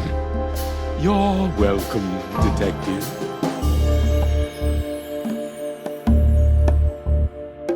What happened then? How did Albert disappear? A few weeks later, Hobart came to visit Albert one more time. Albert had been in terrible condition by then. We even had to transfer him to another cell, a more safe one. What did Hobart do during the visit? He didn't do anything. He just sat and watched his brother, who was in an almost vegetative state by then. Couldn't you manage to draw anything out of him? You or Hobart? Nothing. For a while, he was trying to signal something. Perhaps he was too afraid. And most likely his fingers had been broken too, so he couldn't even write. Do you think Hobart could have killed Albert? It's horrible to say it, but I'm sure of it. How did he disappear in the end? Did someone come for him? That's what's most eerie about it all, Mr. Featherland. He simply didn't. We understand.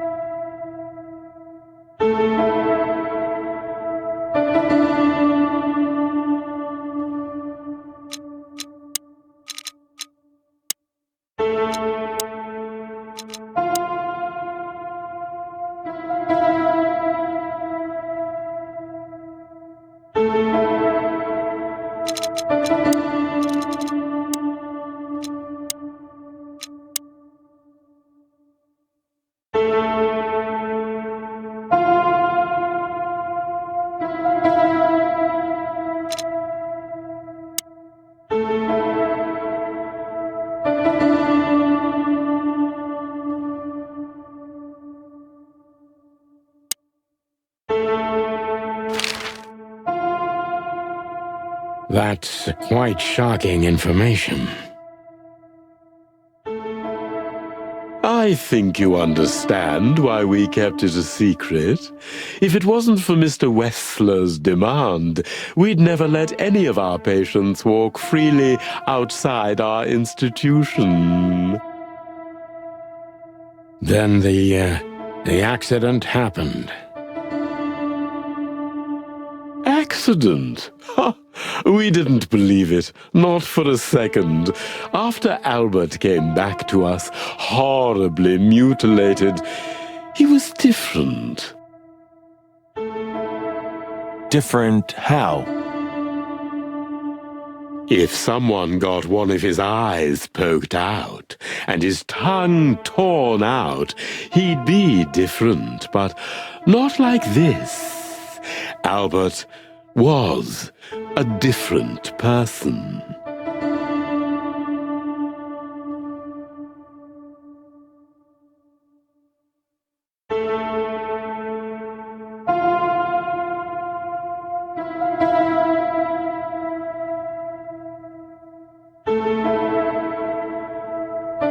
We believe you, Doctor. So, can we take a look at Albert's cell? I'd rather call it his room.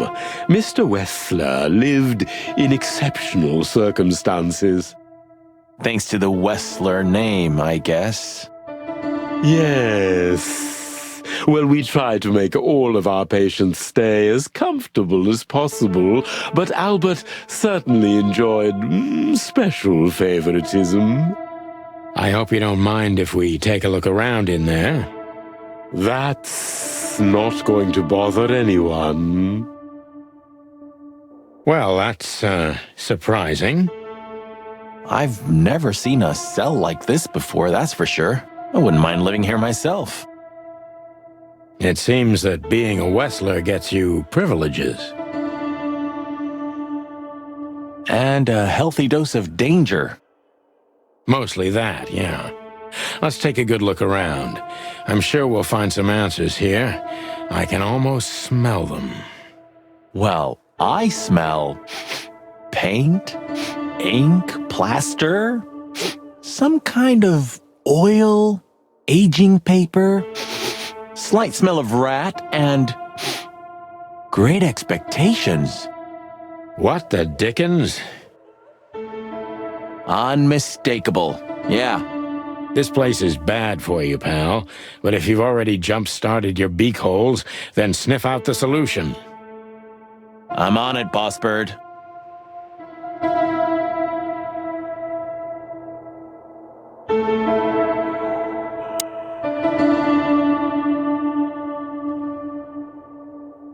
Identical twins. And looking at it, they may have easily loved the same woman. 2 men and 1 woman. Nothing good ever comes of that. Well, I wouldn't say that exactly. Of all the wild ones, Marty, please, stitch up your beak, okay? Just use your imagination, old bird.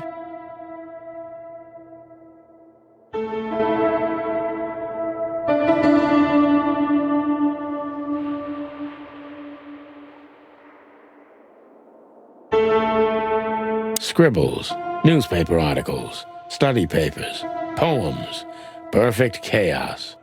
Just like the troubled mind of a troubled fella.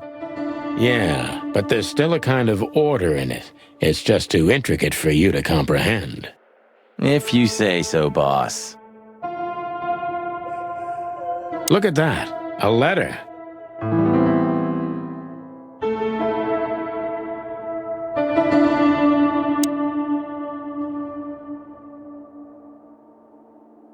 A small window, a small hope.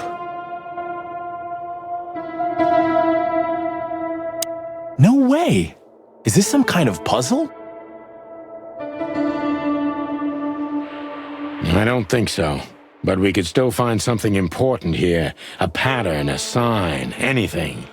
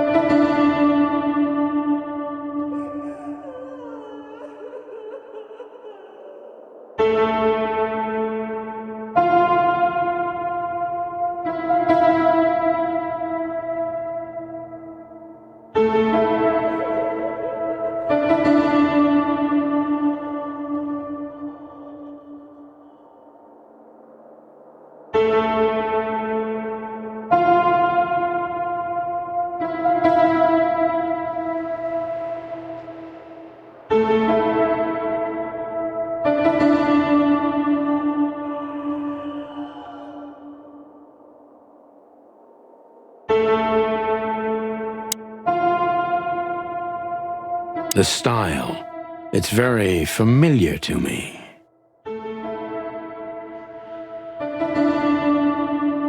You've been lonely for far too long, huh? Not funny, Marty. It is, a little.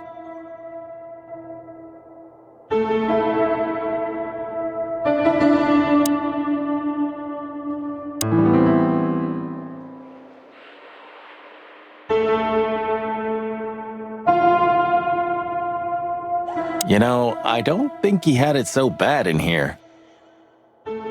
You mean apart from being separated from everyone you love in an ancient mansion filled with madmen? You're right. As always.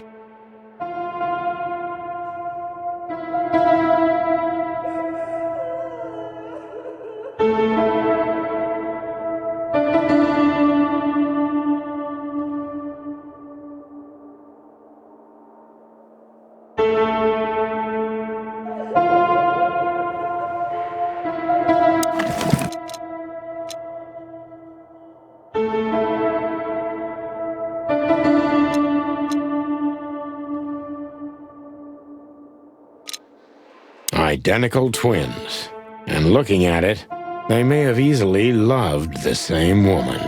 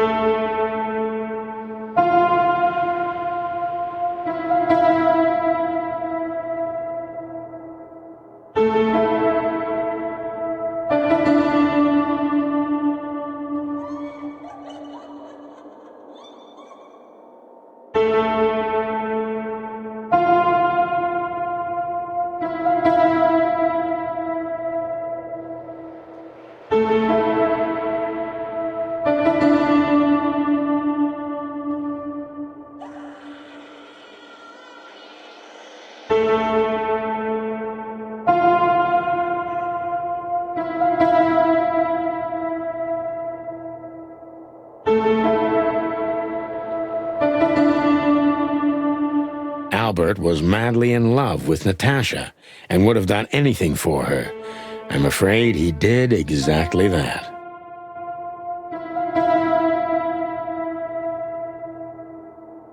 What do you make of this? Apart from the fact the guy was totally insane? I don't know. What should I? That maybe we've been chasing the wrong person all this time, Marty. What do you mean? Everything will be revealed soon. Why do you have to be so melodramatic all of a sudden?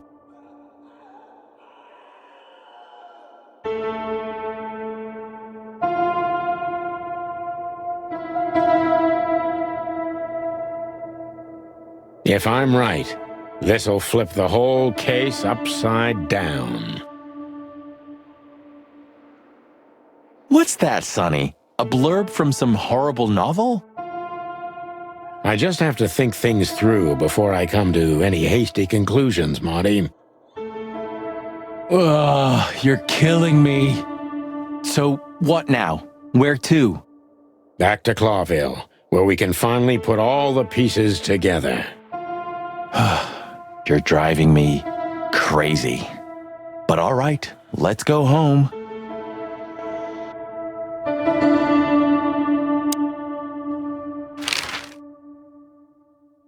What can you tell us about the woman in the photo we saw in Albert's room?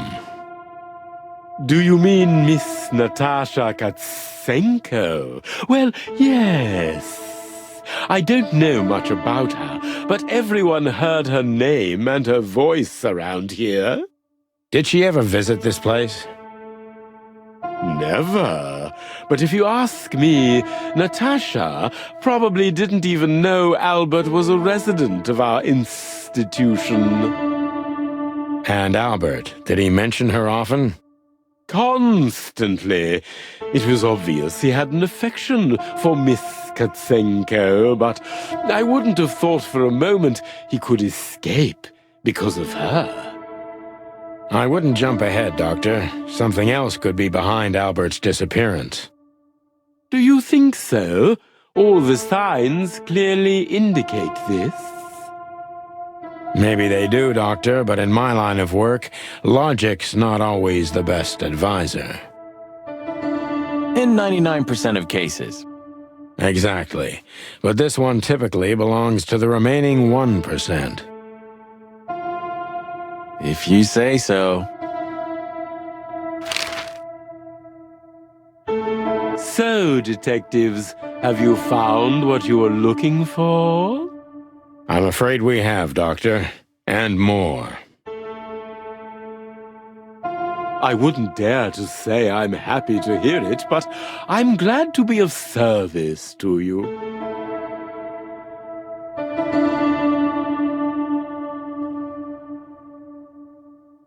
Well, thanks, Doc. I hope I don't offend you by saying I hope we're not going to meet anytime soon. Not on account of either of our jobs, am I right? Exactly.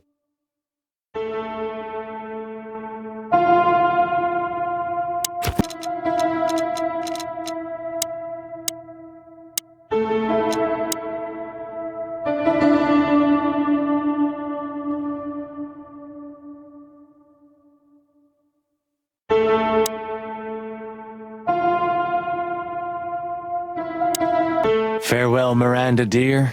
Lovely to meet you. So, you'll remember my name? Marty McChicken never forgets, ma'am.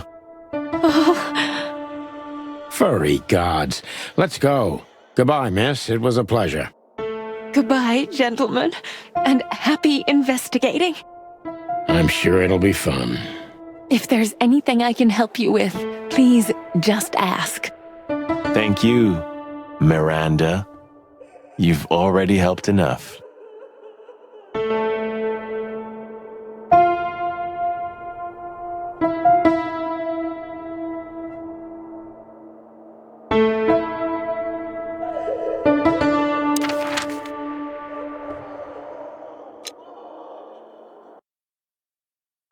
I don't believe this. Those two again? Take them out. My car won't last much longer.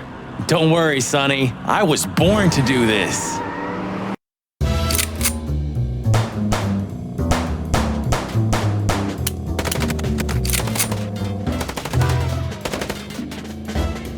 Concentrate, Marty, for the God's sake. Can you drive like you're not a fucking lunatic? Shut up and shoot, you big feather pillow.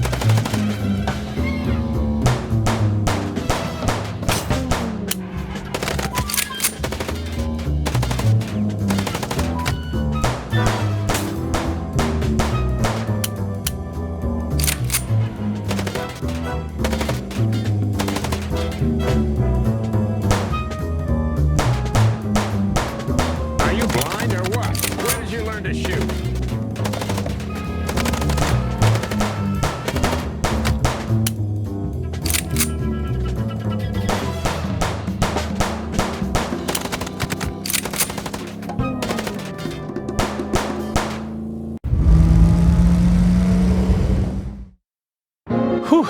Well, that was close. A little too close for my taste. And it only strengthens my belief. Wessler is desperate. He knows if we survive, he's done for. Well, come on, what did you work out? Will you tell me already? Sure. Let's put the picture together, piece by piece. Let's start from the beginning. So, we got a case.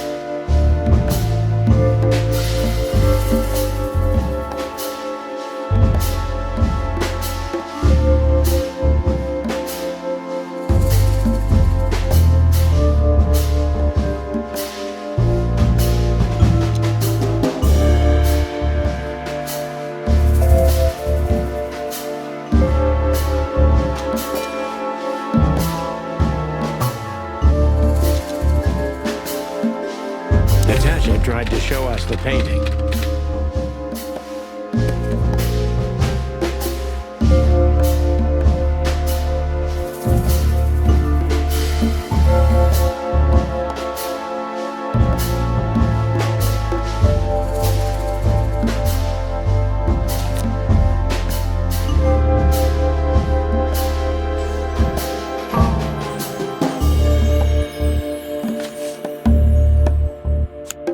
And that painting would have shown us the way.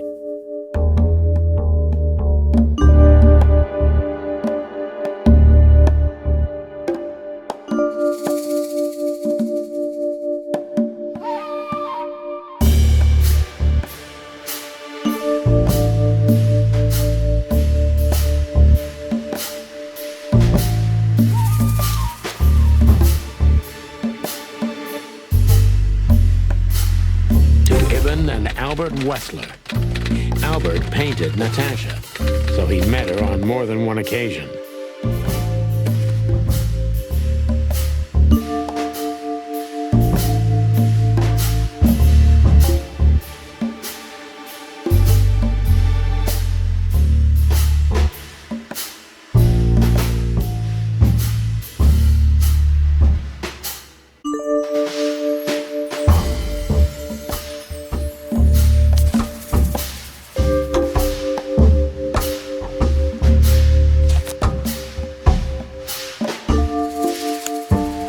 Which made Albert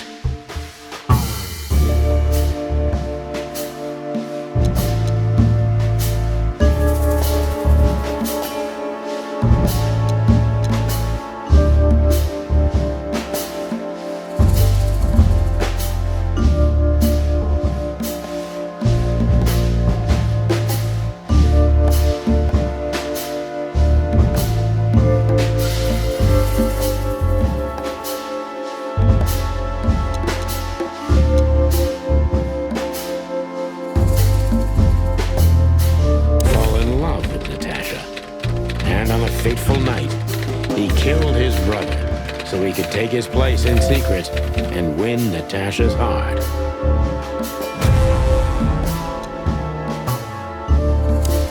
So what happens now?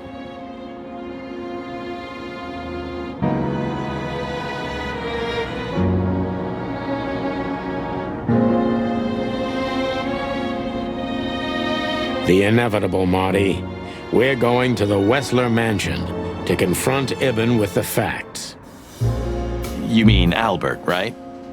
Yeah, exactly. And of course, Natasha.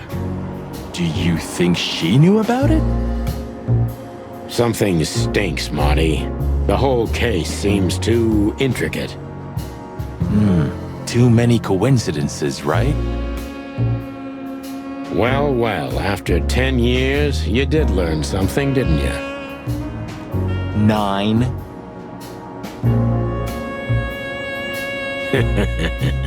You're right. Huh. What? You just laughed, Sonny. What? No, I snorted.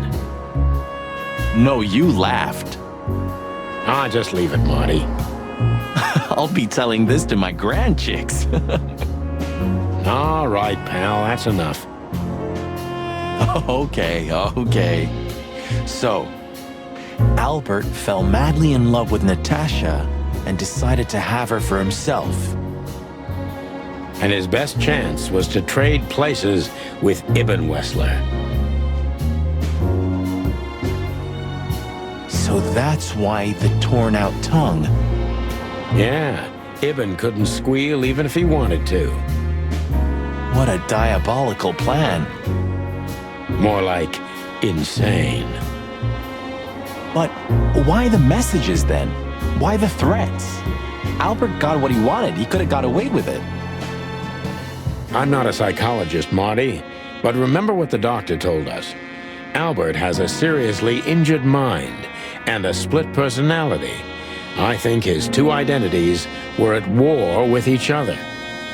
So the messages were written by one of his personalities, consumed by jealousy?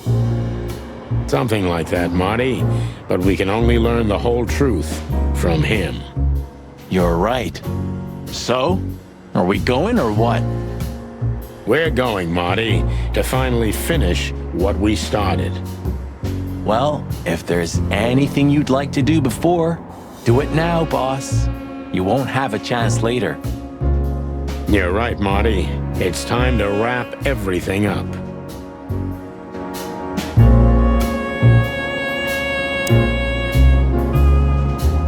Hey, Lewis. You weren't awake all night because of us, were ya? I've never been this excited, Sonny. Seriously, it is a great honor to be part of the team. What is it? You, Lewis, you don't stutter anymore. What? Just now, you didn't stutter. Not even a little. Oh. I must be exhausted. It happens sometimes. And it's back. So, thanks again, Lewis. You always get us out of trouble. Come on, boys. Don't even mention it. It is me who is grateful to be a part of an adventure of the Chicken Police. Maybe the last one, too. Hey, Sonny. Don't spoil his mood. He's so cute. Pardon? Nothing.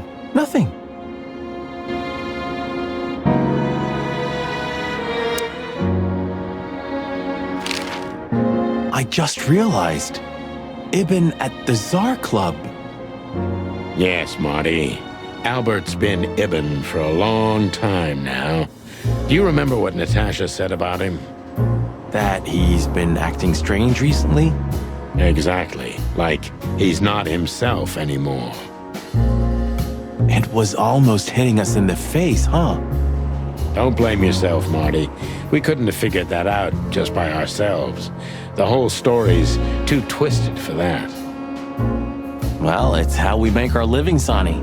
And I'm sure we'll have plenty more twisted cases to come. Who knows, Marty? It's not up to us. It's mostly not up to us, in fact. Yeah, right. Do you think the asylum was in on it? I mean, covering up Albert's disappearance? You know that reptiles give me the creeps. One of them even set fire to that ship. But oddly enough, the doctor seemed honest to me. He seemed like a patient to me. Seriously, I thought everyone was crazy in that place. Yeah. Whoever fights monsters should see to it that in the process, he doesn't become a monster. Are you still talking about the doctor? Good question. So, what's the plan? We shove the letter and our theory in his face and see what happens? Something like that, Marty. I think our presence will be enough for the truth to come out. I really hope you're right, Boss Bird. We have no other choice, so I hope so too. Do you think it's a love triangle? I mean, could Natasha love Albert as well? Good question, Marty. But I don't think so. When I first spoke to Natasha, she told me she loved Ibn in her own way. In her own way, huh? And could she love two rats in her own way? Maybe. Maybe she even suspected the truth, but didn't dare admit it, even to herself.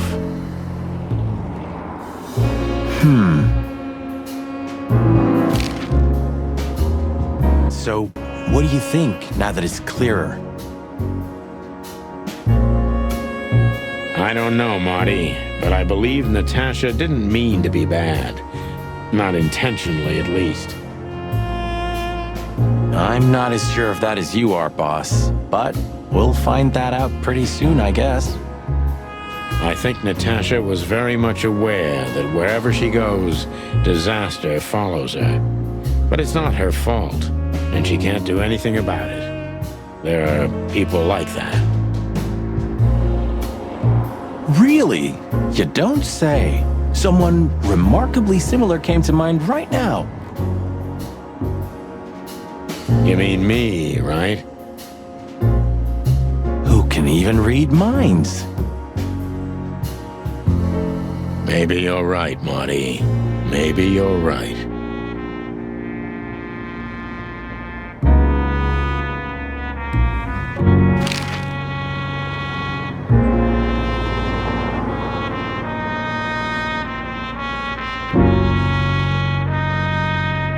Okay, so when you feel we can leave, just point to the place on the map and we'll be off.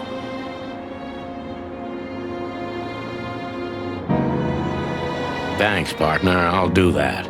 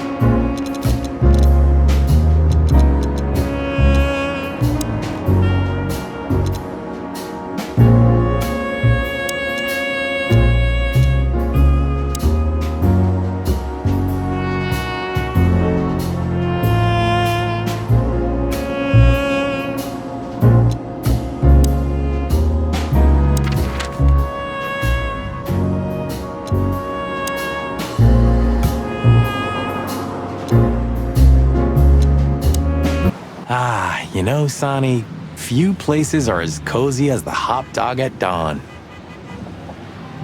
You have a point. The silence, the fog, the sunshine slowly devouring the sleeping city. The smell. Yeah, the Cobbler District has its own distinctive aroma, that's for sure. But wait, do you smell that? It seems Zip is ready with the first batch of coffee. That's waiting only for us, my friend.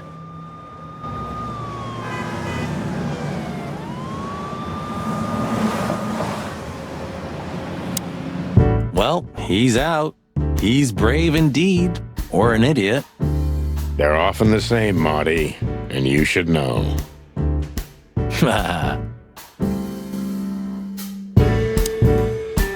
Hello, Zip. I see they kicked you out. You know, Sonny, they told me I could stay in there for 48 hours if I wanted. Well, maybe you should have done that. Shit, I had enough. Fuck it. You understand? When you interrogated me, you opened my eyes. I don't give a shit about him, about Wessler and his henchmen. Let them come if they want. It's not gonna be easy for them. You can be sure of that. That's the Zip we know and love. Thanks, Marty. So, why are you here? One last coffee before the end. Are you going to get him? We don't have a choice, Zip. We're grabbing the rat by the tail. No screwing around. No playing it nice.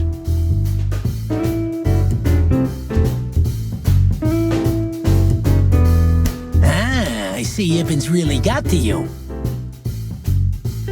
Just Sonny. I'm like this all the time. Yeah, that's true.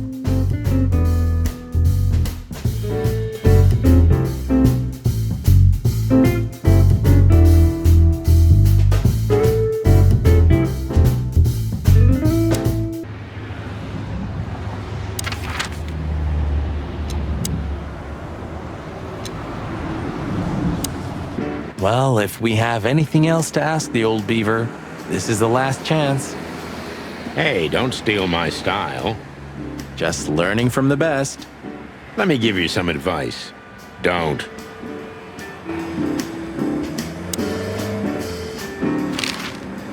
Does the name Albert mean anything to you? I know multiple Alberts, Sonny. Which one do you mean? Albert Wessler.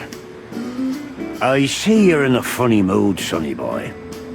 I'm not joking, Mullen, but I'm surprised there's something I know and you don't.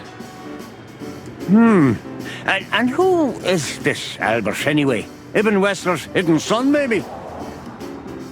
Even better, my friend. His secret twin brother. Oh, you've walked into trouble there. I was hoping you could tell me something useful about him. I can, Sonny boy. Avoid him. Avoid the whole Wessler family. Those who happen upon secrets that deep sink without a trace. Well, I used to be a professional swimmer. Didn't you know? No, I didn't. I lied.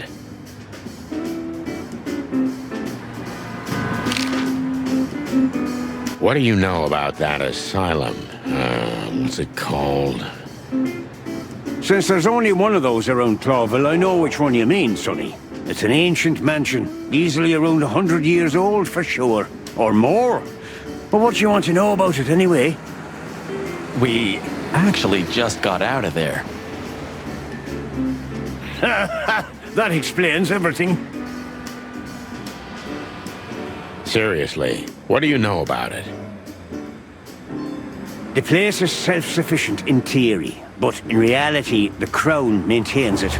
No one knows the exact reason why, but according to gossip, they used to keep someone in there. Someone who was either part of the royal family or just very close to the fire. But who knows? Maybe it's just a legend.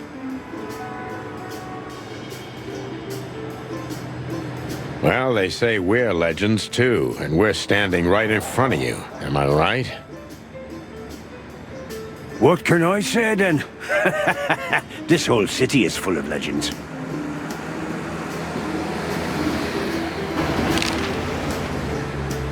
This Albert, he had to paint a picture of Natasha at his brother's request. Let me guess. He fell in love with her. Yeah, classic, huh? Then he killed his brother and took his place. Yeah, well, that's a classic too. So, you're telling me who goes by Ibn Wessler is not really Ibn Wessler? Exactly. He's Albert, a dangerous lunatic with multiple personality disorder. Ha, lads, I guess that Miss Marble's going to write another one of those novels about this. You mean Meredith? Oh, that's just what we need. Once you sold your soul, it's too late to cry about it, sonny boy. That's what I keep telling him.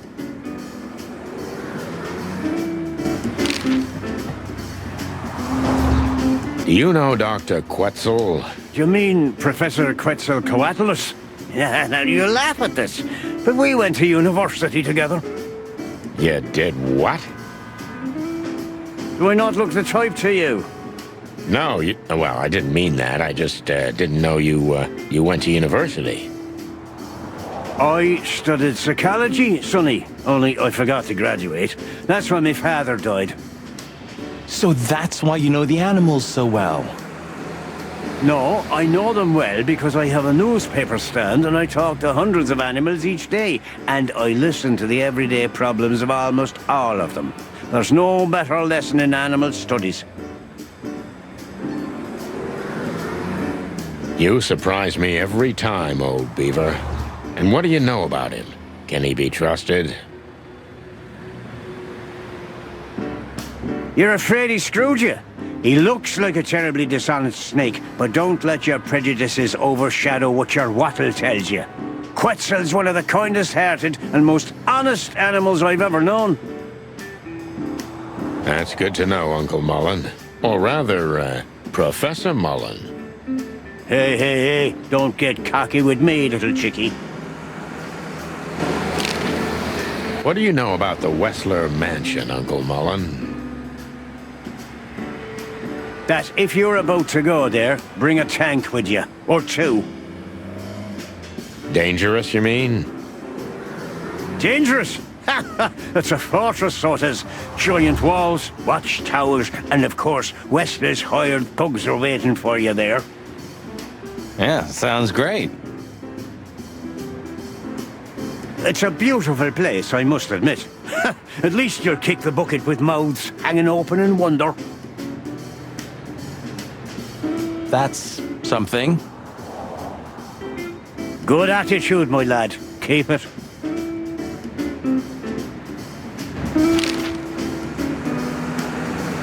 Hey, old man. Sun's not even up yet, and you're already open? You know what's my secret, sonny boy?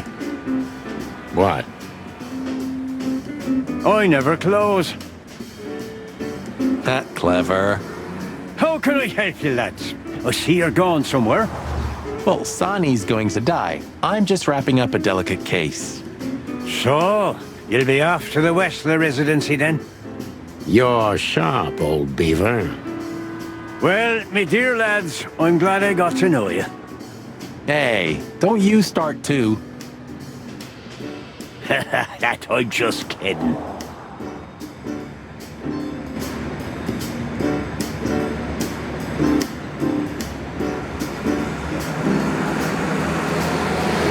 Since when do you drive a wonder machine like that, old beaver? No, that's not mine. My son left it to me for safekeeping while he's working abroad. The Cubs still visit home often, then? They're good kids. They come to visit me several times a year, and if they're not here, I still have you boys. Am I right? You're fortunate indeed, Uncle Mullen. Sure I am.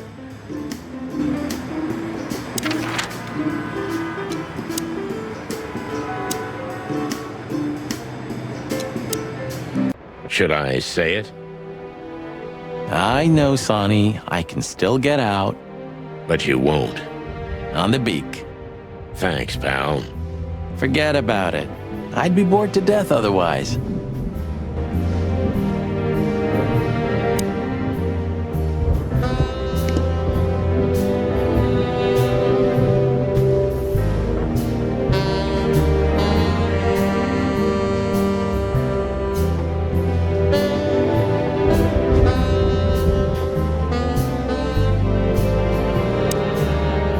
You know, pulling the trigger was the toughest decision of my life.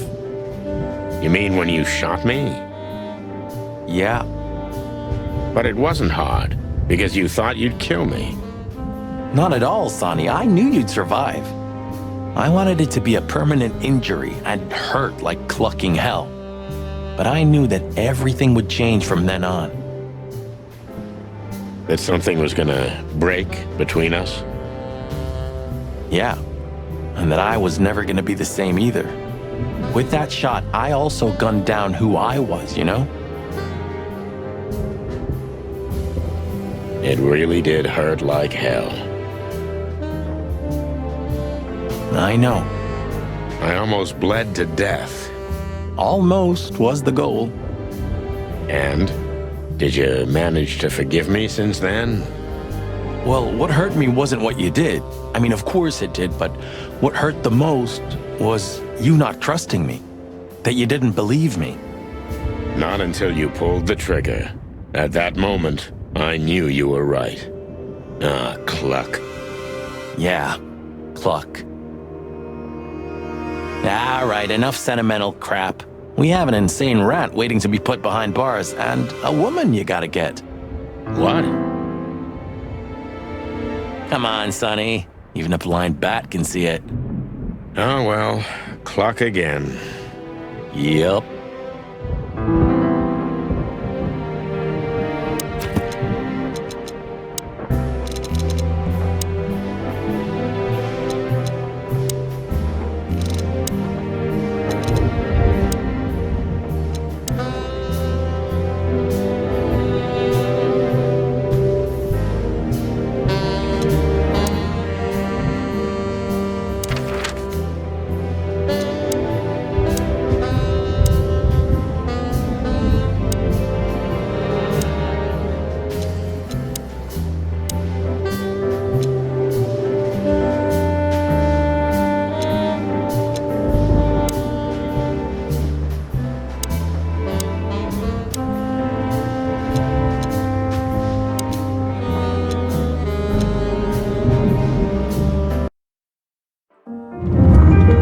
The sun was shining, and all the ducks were in a row.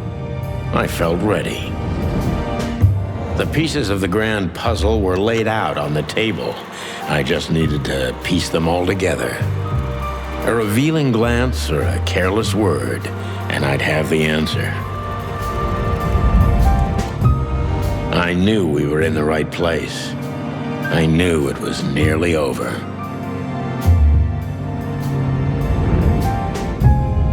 Was Natasha really just a victim? Or did she know everything? Was she controlling the puppets from behind the curtain? Well, if you don't know where to go, go straight ahead. What could possibly go wrong?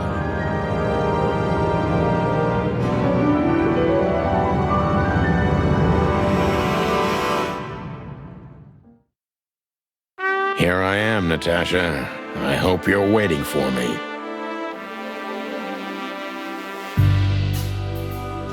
Furry gods. I knew he was rich, but wow. Half the city is in his hands, Marty, and half the Council of 12.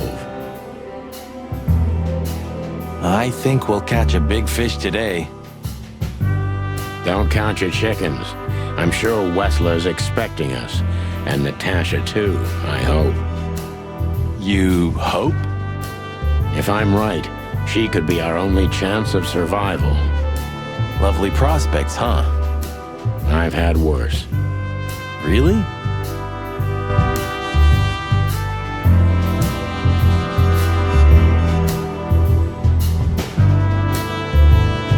What the hell is it? Water tower? Turret? A frickin' lighthouse? I think it's a monument to an enormous ego, Marty. Well, anyone who builds a tower this big must be trying to compensate for something. Or he just has too much dough.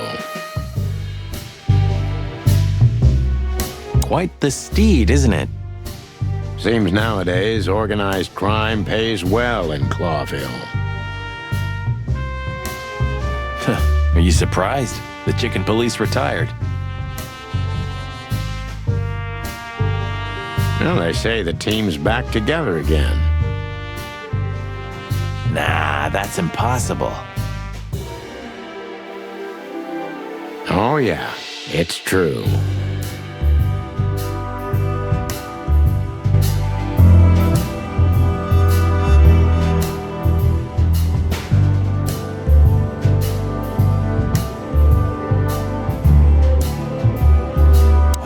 This place has its own greenhouse. What do you think's inside? 100% humidity and unbearable heat. Oh, not like that. Could they be growing rarities in there?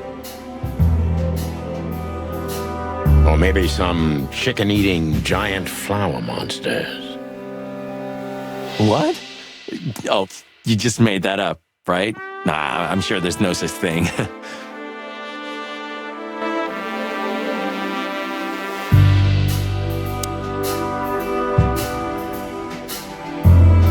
Huh, one of Wessler's ancestors, maybe. Wessler's ancestors were poor cobblers. More likely, this represents what he thinks of himself. I wonder how chivalry is compatible with organized crime. Ibn was planning to leave the underworld. When his twin brother tore out his tongue, poked out his eye, killed him, and took his place?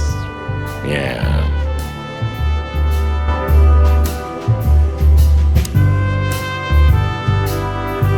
Is this a mansion? Or a grand palace? Or a small city? Well, if it comes to hide and seek, old Wessler will have an advantage. A serious advantage.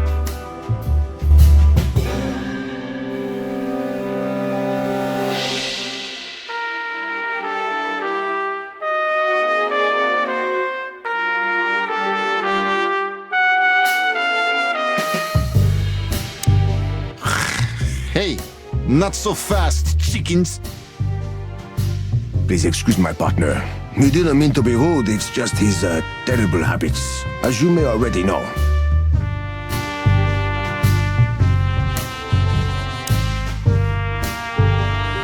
look what the cat dragged in. Funny, I don't recognize them. Well, maybe if they had some guns with them? Tommy guns? Oh yeah, now I remember. The two suckers in the luxury van you shot to pieces. Twice. Exactly. What are you doing here, chickens? Would you like us to finish what we started?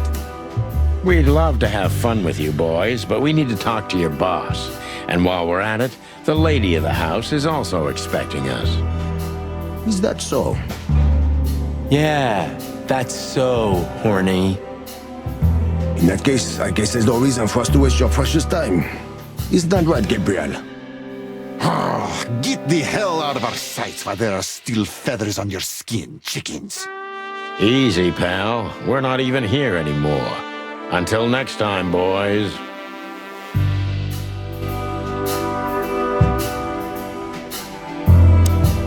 This must lead to Wessler and Natasha's suite. Let's get the big guns out and kick the door down.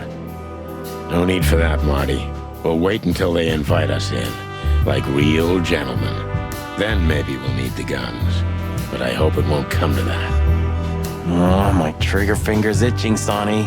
Someone's gotta pay. Relax, Marty. Someone is gonna pay. Tonight.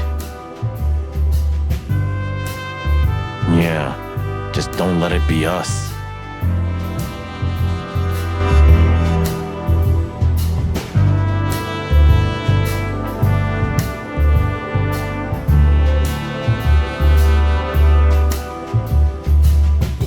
This place is incredible, but it kinda gives me the creeps. Because you know what lies behind the beauty. With Natasha, too? I haven't decided yet. It's like the vegetation's trying to suffocate these beautiful walls. Maybe it will. Maybe in 100 years, nothing will be here but plants. An endless, planet-sized jungle.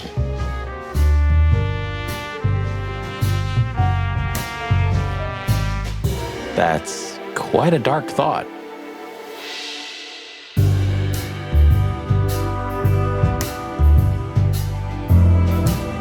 Yeah, it is.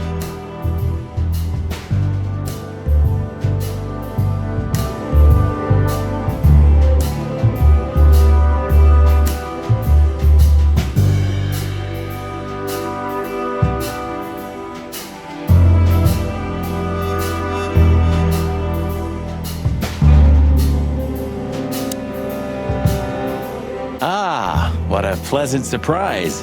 Hello, Olivia. Sweetie. Get lost. What did you say, ma'am? Turn around and get the hell out of here now, if you want to make it out with feathers intact. Come on, Olivia. Don't worry about us. We know what we're doing. Martin. Huh? Don't you get it? You have to get out of here or you'll be in danger, and also her. Do you mean Natasha? Please calm down, miss. We have to talk to Mr. Wessler and Miss Katsenko.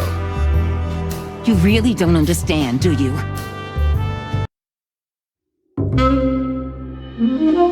What do they not understand, Olivia? So, what is it exactly that our guests don't understand? I was trying to tell the detectives that Mr. Wessler's very tired and doesn't welcome guests this early. He gets rather irate if he's being disturbed at this hour. I'm sure Mr. Featherland and Mr. McChicken can wait here while Ibn refreshes himself. I'll entertain them until then. Thank you, Miss Katsenko. Please, Sonny. I thought we've already discussed this. Call me Natasha.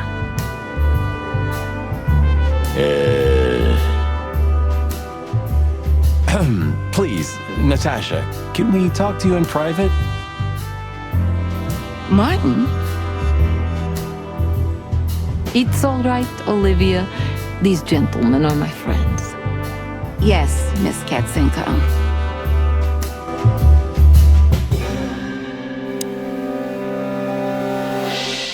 The truth is, Ibn isn't really in a good shape today, gentlemen. He's rather furious. Are you sure this can't wait? You commissioned us, Natasha, and we barely escaped with our combs intact. So you know who left the threats? Oh, we know much more than that, Natasha. We even know where you used to work. We talked to Madame Savas. Wild gods! Why didn't you tell us? Do you think it's easy for a woman to talk about such things, that she used to be an escort? Along with Molly? So you know. Yeah, I know, Natasha. I also know all of this was a trap. Believe me, I tried to handle things the least painfully I could. You weren't even supposed to know. A lot shouldn't have happened. Poor Deborah shouldn't have had to die. Dear sweet Deborah. Cold, stiff Deborah. Please don't say that.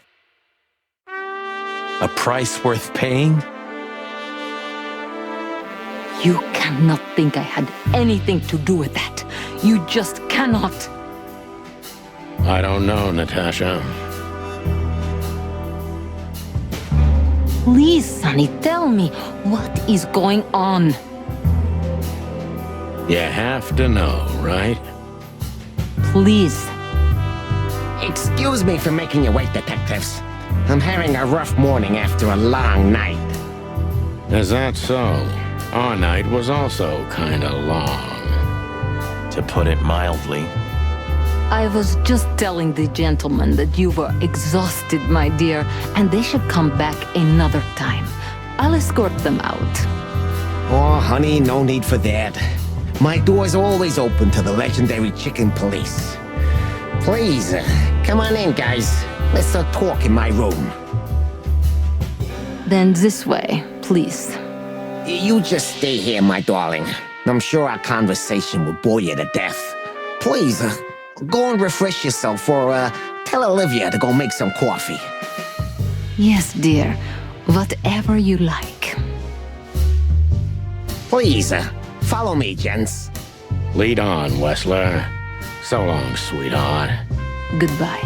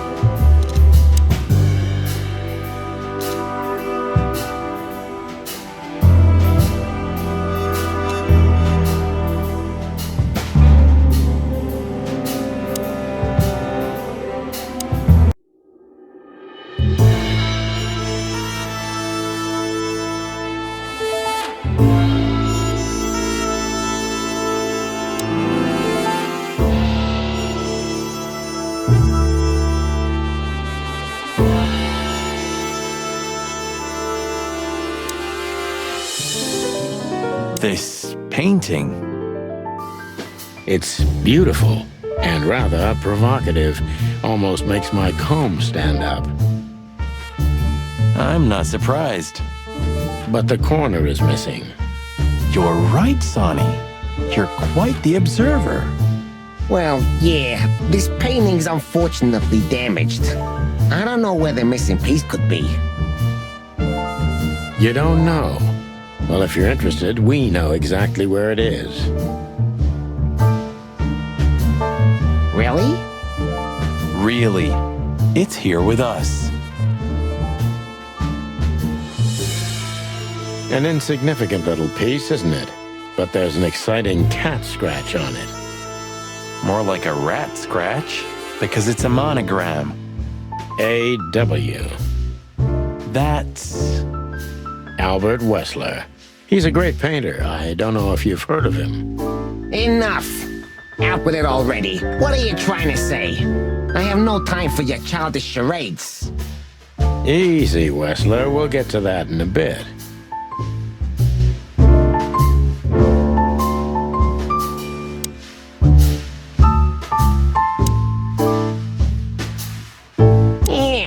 Would you like a drink? This is a rather rare brandy.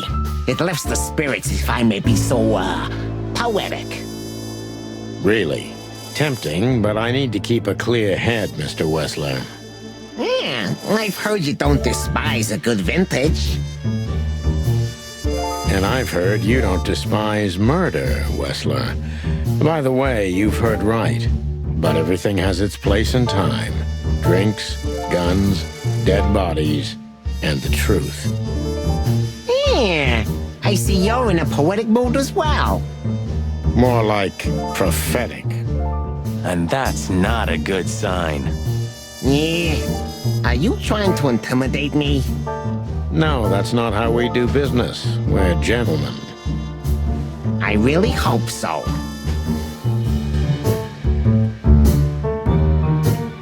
Do you keep a revolver in your bedroom?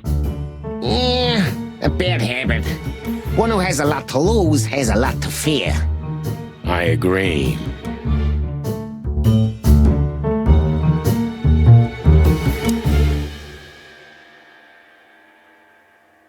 This estate is rather impressive, Mr. Weßler. Well, thank you. I suppose it took years and years of cumbersome work to build it. Yeah. As you say, Mr. Featherland, I'm rather proud of it. You should be. Whoever built this place has a reason to be proud of himself. Are you trying to say something, sir? No, just thinking aloud.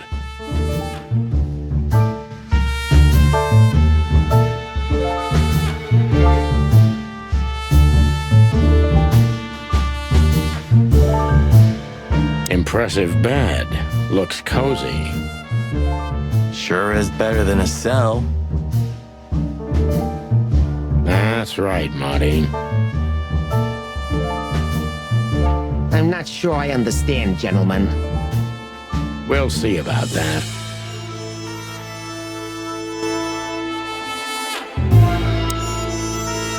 So, what do you want to know? I've heard you've been through a rather eventful few days.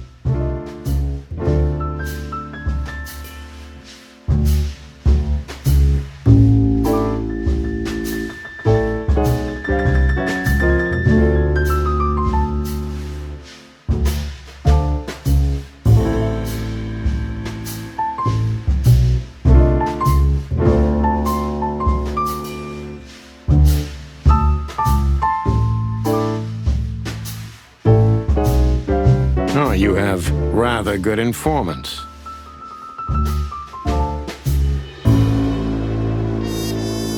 Yeah, that's true. I should tell you, I see and hear everything that happens in the city. And you are exceptionally resilient. No offense. None taken. But tell me, are we going to flatter each other for a long time, or are we finally done with the courting? Straight to the point. I like it. Yeah, so let's continue like that, shall we? What do you want? How dare you intrude upon me in my own house? Oh, forgive us. Our moral compass has been confused a little bit after someone tried to kill us several times in the last 48 hours. With fire, with machine guns. I could go on. And while we're at it, you could answer some of our questions. If you've nothing to hide, you have nothing to fear. And then we'll just leave you alone. All right. I'll go along with your childish little game. I would have had a long and tedious day ahead of me anyway. So, Can we start? With pleasure, Mr. Wessler.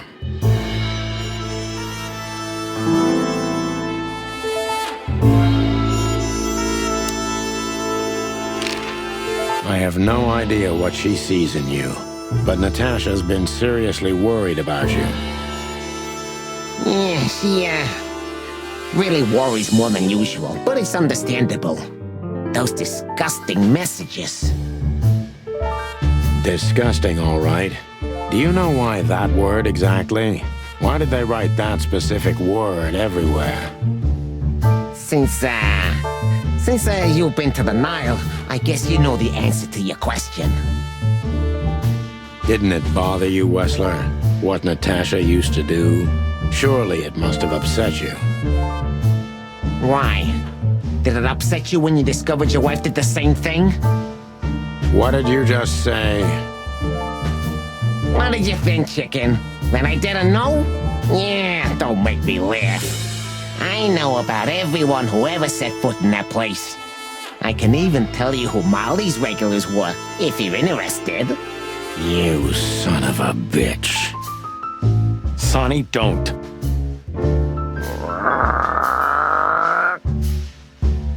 Yes, detective? Not yet. You're right, Marty. It's not worth it. You're funny, you know that?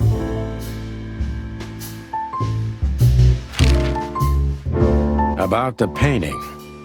Yeah. My brother Albert made it. He's a great talent, but, still, he's a rather troubled individual.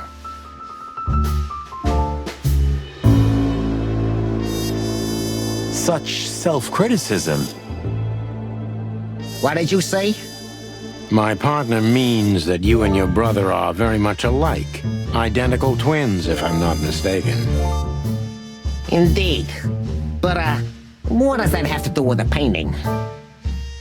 We'll get to that. Don't worry, Mr. Wessler. So Albert made the painting at your request, is that right? And the one that's in Natasha's room in the Tsar, too. Yeah, exactly. Is that a crime? No, it's not a crime in itself. This picture, it's rather strange, you know? Why do you think so? It's just me, Natasha, and my brother. The photo doesn't tell much in itself, yes. But if you already have the right information, suddenly it starts to talk. Really? He fell in love with her, didn't he? Who do you mean? Albert, of course. He fell in love with Natasha. All those sessions while he was painting the pictures. Were you there every time? You mean, me? You. No, I mean, while Albert was painting, yeah, but I wasn't there all the time. Albert was there, all along.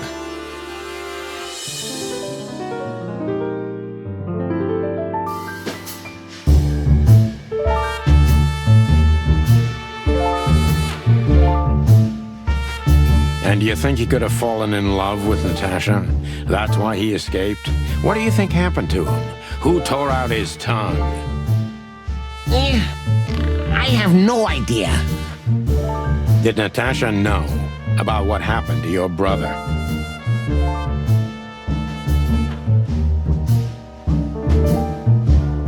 No, of course not. Do you love beautiful things, Wessler?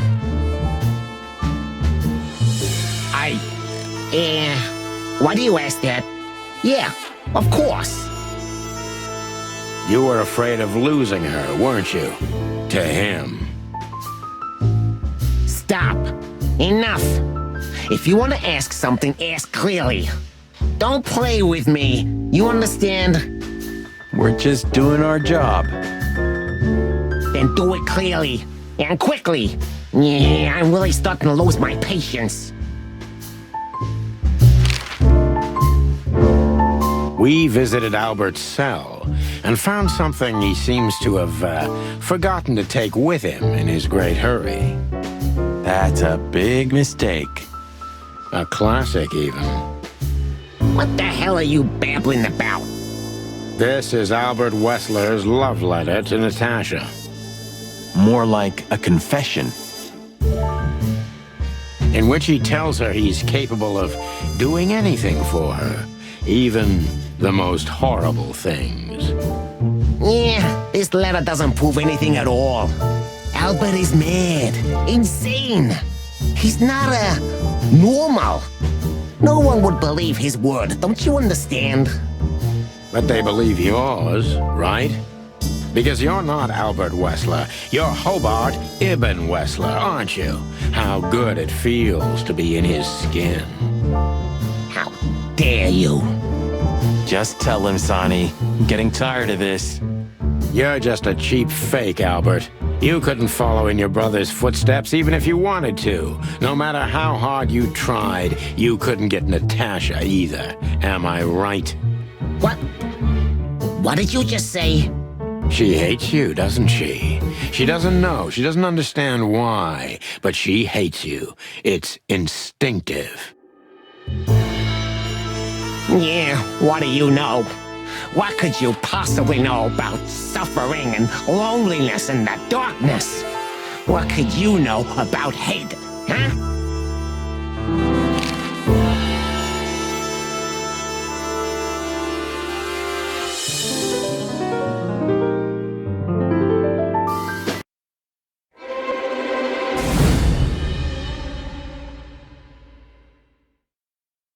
Albert is an imposter. He's not who he says he is, and might not even know who he really is. I have to concentrate on this first, to soften him up, and to avoid us being shot in the gizzard, of course.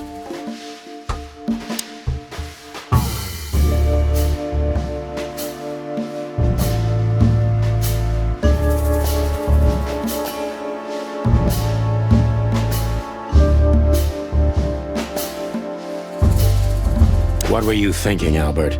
How long did you think you could keep it up? Until the end of my life, if needs. Yeah, I cared about nothing except for her to love me. Not for who Ibn was, but for who I am. Why did you think that would happen? Everybody noticed the change. Yeah, I knew it would be hard, Santino. But I also knew animals see what they want to see. I didn't have to behave like Ibn. They only had to believe I'm him.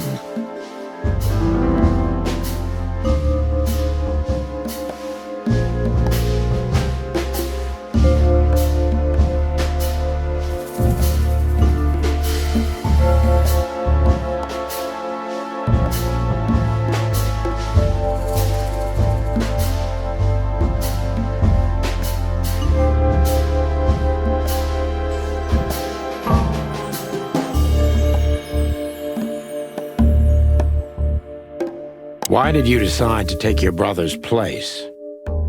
Yeah, as you're curious, from the moment I laid eyes on Natasha for the first time. But I had to convince myself that this was the only way. You've never talked about your feelings for Natasha with your brother, am I right? Are you insane? Yeah, Ibn would have had me killed immediately. And no one would ever know.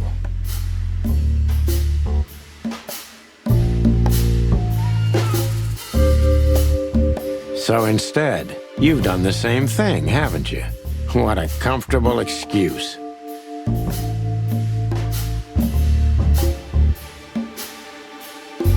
Comfortable? Do you think all of this was just some kind of cruel game for me? I had to destroy the person I loved and respected the most.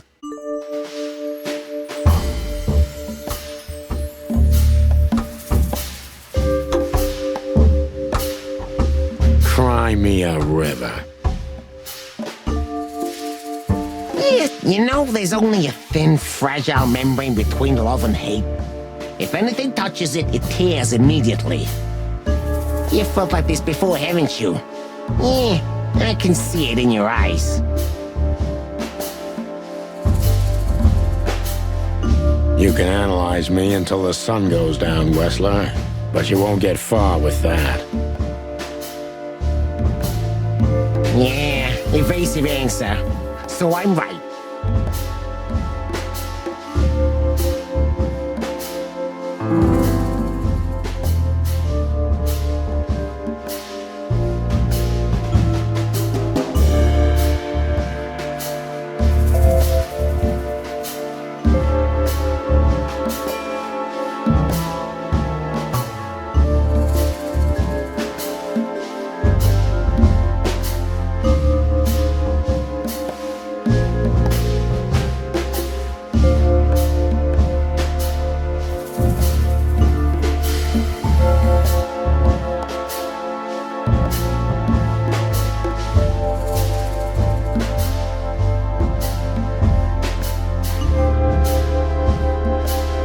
Why did you have to mutilate Ibn?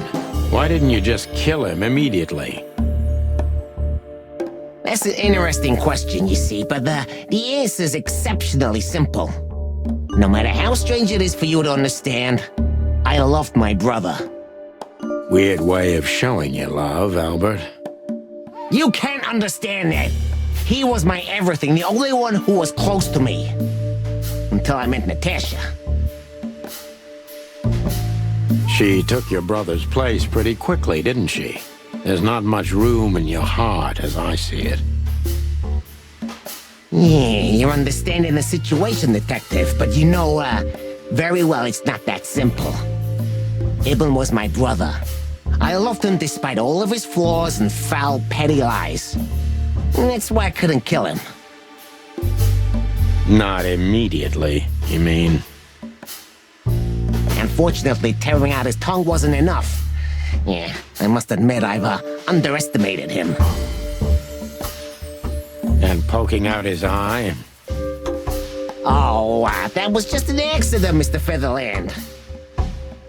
Just an accident? You're a dirty, clucking son of a vermin, Albert. Please, don't be vulgar, Sonny.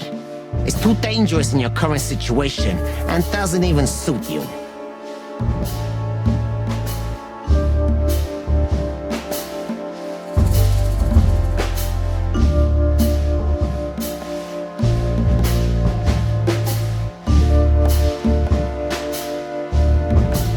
So you feel you're two people at the same time, even now?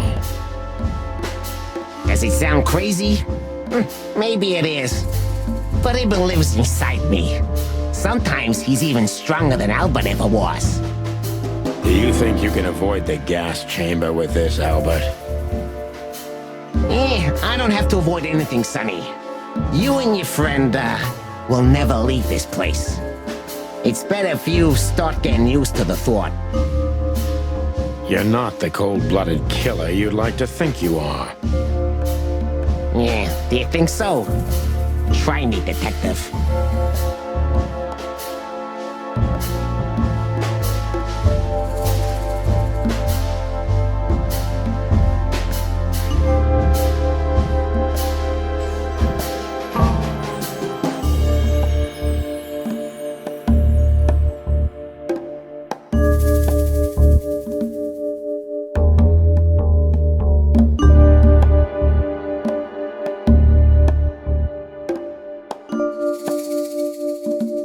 That was your plan. Take his place and live happily ever after. Why? Isn't it good enough of a plan, Mr. Featherland? It was perfect, even in its imperfection.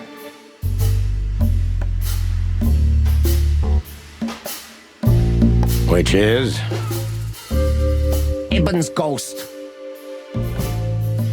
Is what? Please don't take it literally, Mr. Chicken. I'm not talking about, spirits. When Ibn died, I didn't just take his place, but also his role. He himself, his essence, if you will. Yeah, though I guess that's too much for you to understand. So you mean Ibn's here with us even now? He was here all along. Don't you get it? I am Hobart Ibn Wessler. I must get serious, because looking at the gun in Wessler's trembling hand, I'm afraid I don't have much time. Albert is a cruel psychopath, but maybe I can turn that cruelty against him.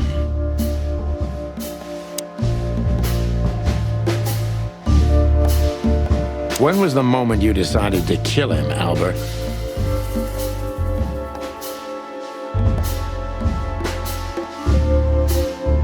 When I drew the last stroke on that fatal painting, Mr. Featherland. When I glanced at it for the last time, and then at Natasha, who was shivering under the weight of my gaze. You simply fell in love with her? End of story? Not in the slightest, Mr. Featherland. Love is, just chemistry. What I felt was more than that. Everybody thinks that, Albert. But we all feel the same. We're just fools. No, Mr. Featherland. Not at all. At that moment, I knew what I was gonna do. I knew that the world was coming to an end if I didn't do it. It implodes on itself and ceases to exist. I couldn't let that happen. I couldn't. Let him have her, right? You simply wanted her for yourself.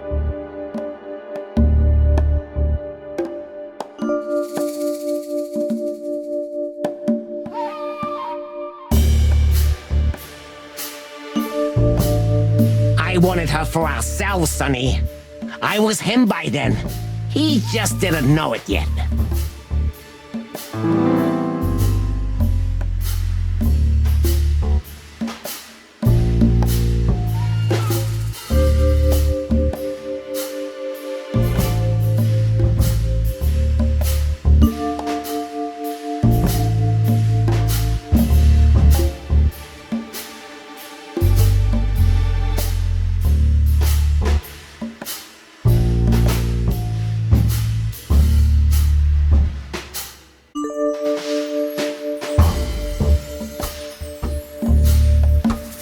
What did you do that made Ibn get you locked up? That's a sharp turn, detective. It just came to me, you know? Where did it all start? Where did all the hate and jealousy come from? Jealousy? What are you talking about? Oh, come on, Albert. Alone, locked up at the end of the world, while your brother is one of the most influential figures of Clawville, driving an expensive car, living in a mansion, with the city's most desirable woman in his bed. Why wouldn't you be jealous? Yeah, Albert was jealous of Ibn. Maybe he still is. But I understand why he did it. Albert was beyond control and dangerous.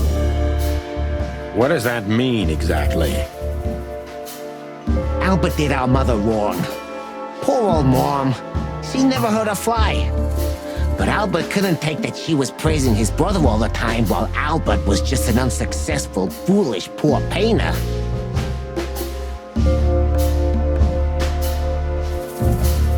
What did you do to her, Albert?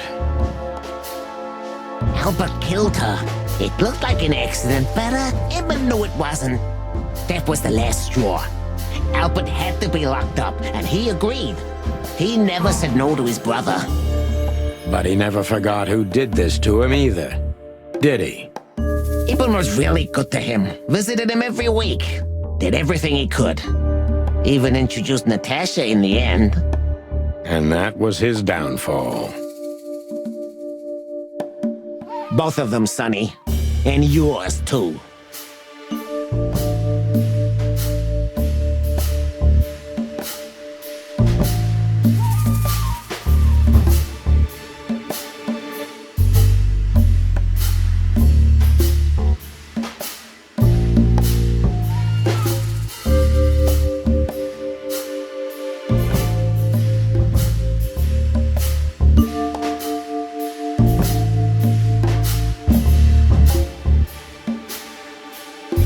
Did you hate Ibn or yourself more, Albert? Albert hated himself the most ever since he was born. He idolized Ibn.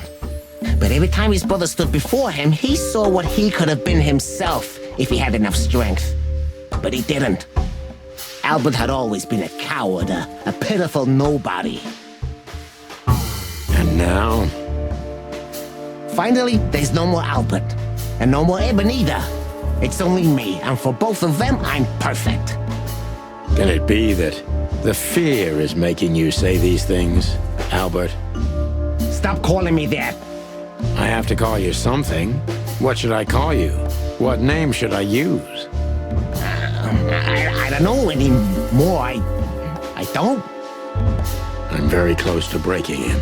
But if I'm too hard on him, I could quickly be signing my death warrant. It's time to dig a little bit deeper and uncover Wessler's wounds.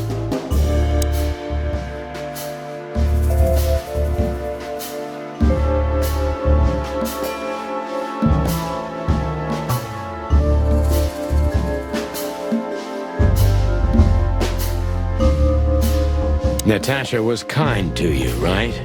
Too kind.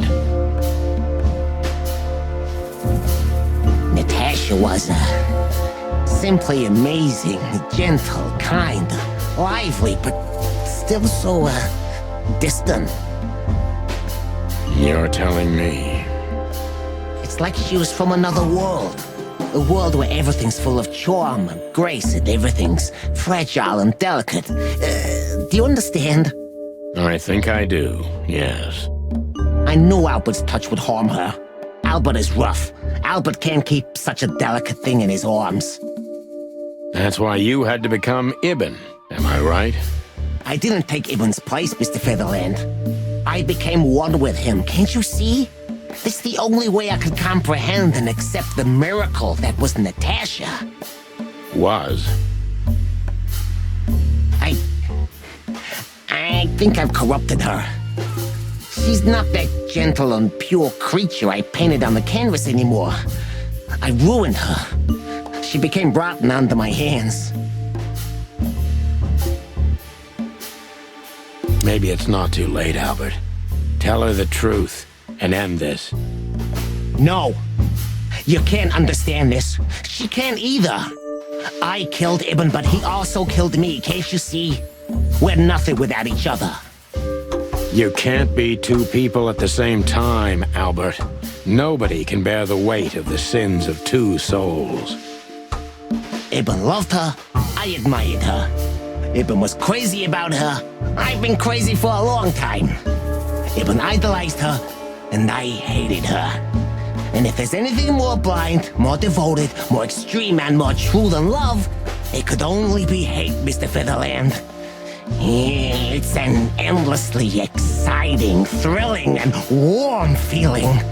And infinitely red. Just like love. You know you're not going to be able to go through with it, right? That you won't be able to carry the weight. But you still did it. Why?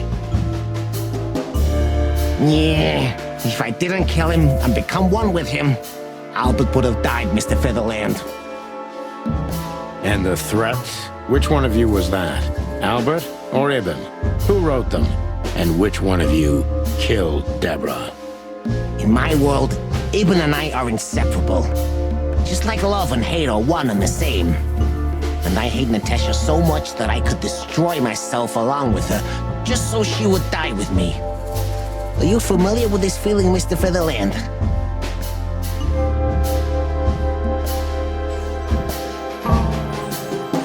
More than life itself. You see? We're not so different after all. You and I have nothing in common, Wessler. You know why? Why, Mr. Featherland? Because if I were in your shoes, I would have pulled the trigger a long time ago.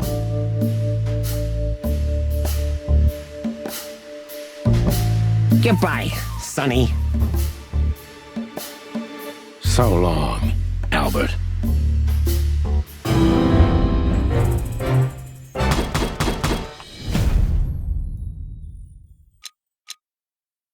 Albert is an imposter. What were you Yeah.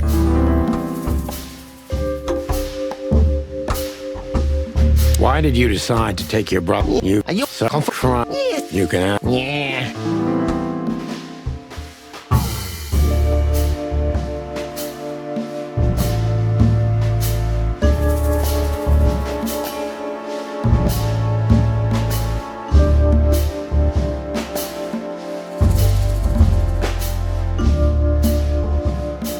Did you ever believe that you were Ibn Wessler? Did I ever believe? I still do. I believed it all along. Don't you get it? I am Ibn Wessler. And also Albert Wessler. I see you're starting to understand.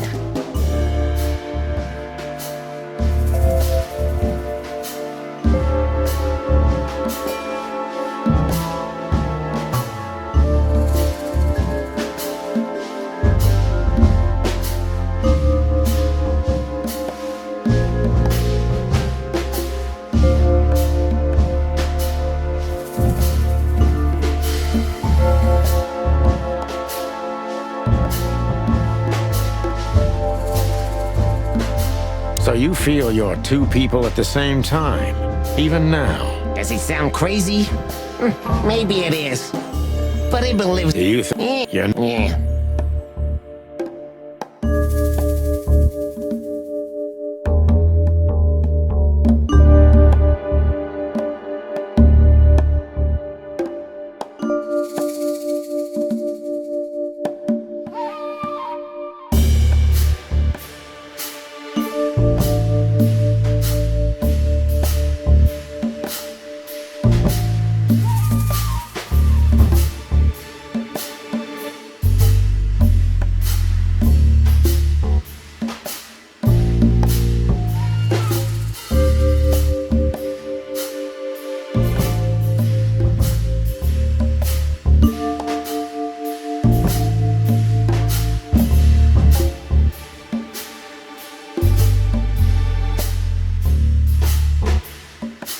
That was your plan.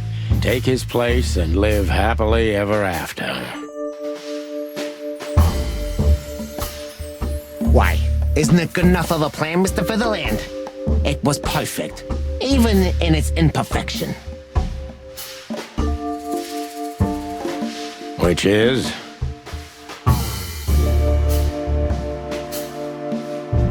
Ibn's ghost.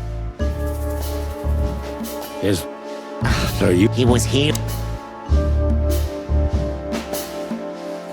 When was the moment you decided to... When I drew the last stroke. No, I wanted...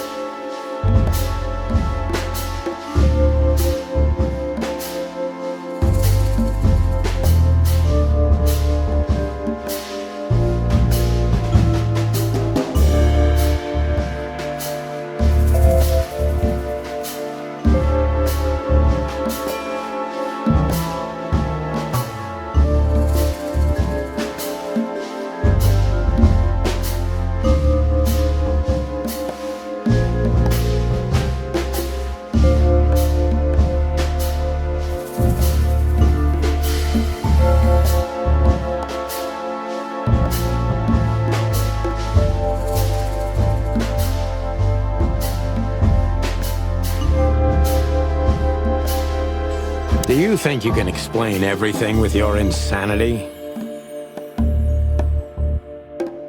Don't be a fool, Sonny.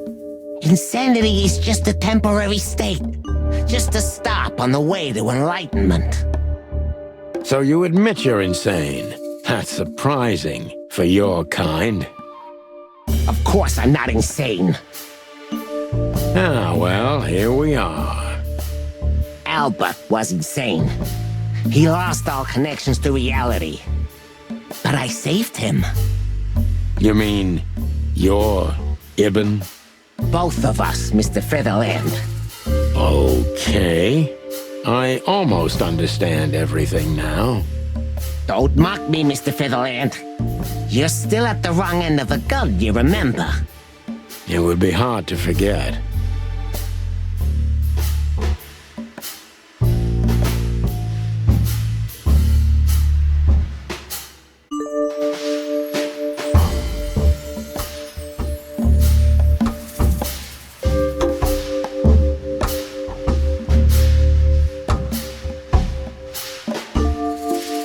When did you decide that we too have to die? Can I be honest?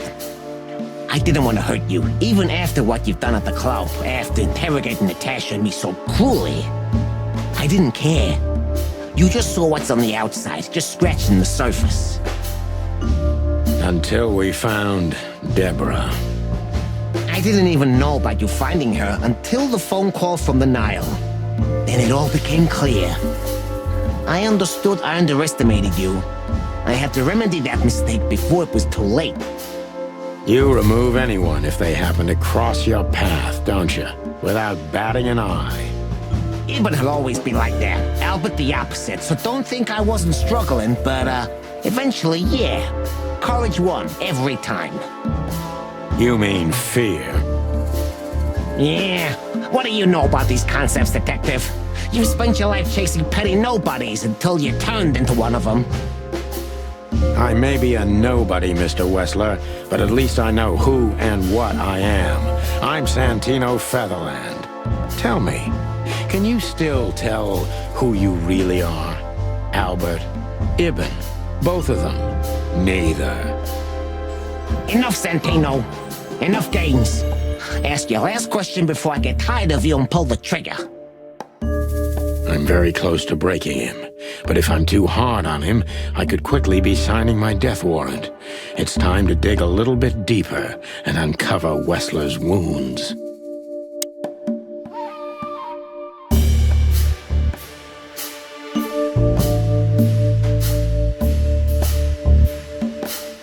Natasha was kind to you, right? Too kind. Why?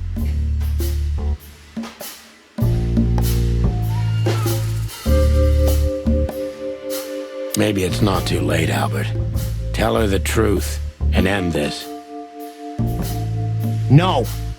You can't understand this. She can't either. I killed Ibn, but he also killed me, can't you see? We're nothing without each other. You can't be two people at the same time, Albert. Nobody can bear the weight of the sins of two souls. Ibn loved her. You know. Yeah. And the threats? Which one of you would more? You. Why, Mr. Featherland? Because if I were in your shoes, I would have pulled the trigger a long time ago. Goodbye, Sonny. So long, Albert.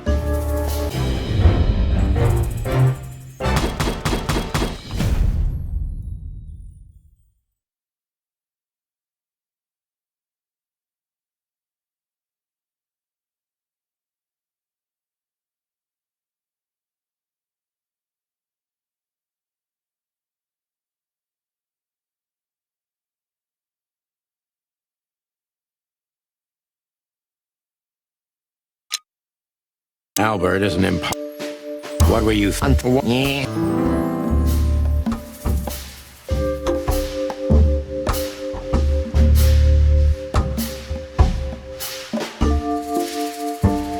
Why did you just... You can... Yeah.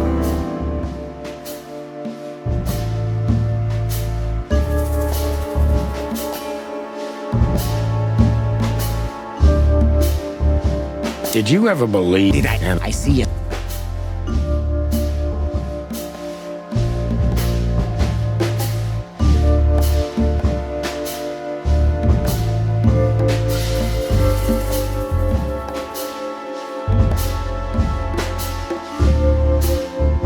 So you feel you... Yeah.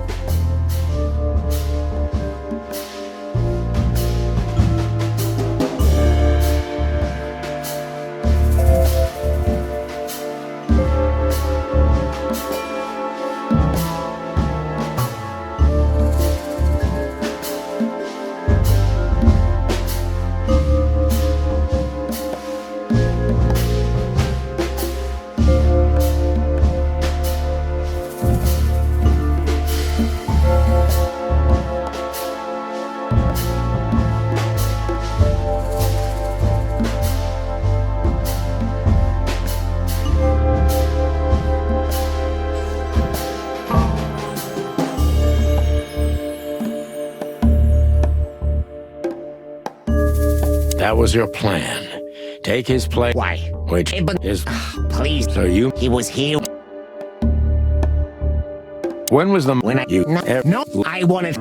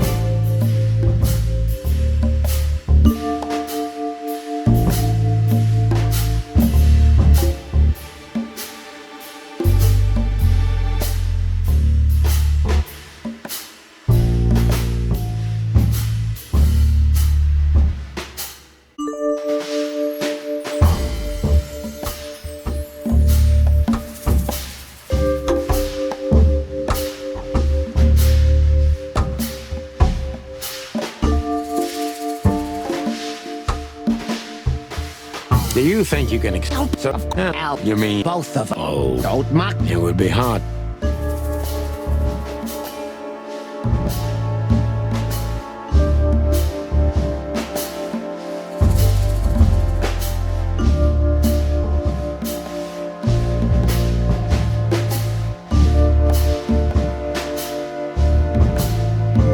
When did you decide? Yeah. I may be. Enough, Santine. I'm very.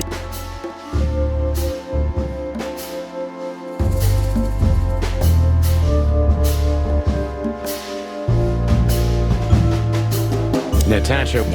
All right. I knew. That's why I didn't. Was. Maybe it's not. No. You and more. You. Why? Because so long.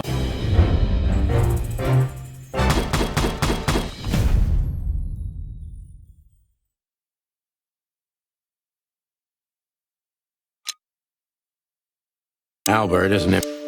What were you? Yeah.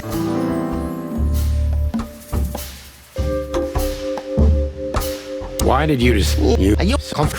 Yeah.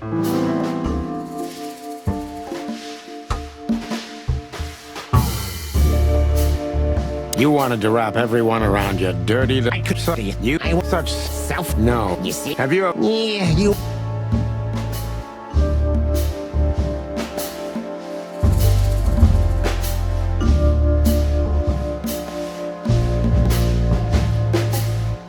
Did you ever believe? Did I see you?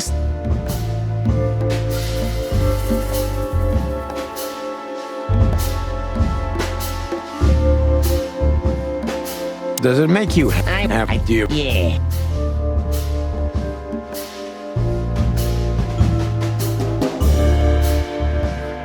What would you have done if You know what? not? That was your. Why? So He was here. when was the When I- you No. let him? I wanted her for a.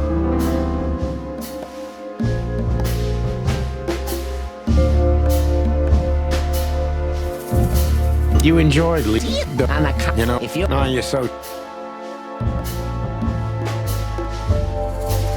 If you We like it. You mean what? what? Classic. I'm very. Natasha. All right. I did. What? Maybe it's No. you and more. Yes. You Why? because of Goodbye. so long.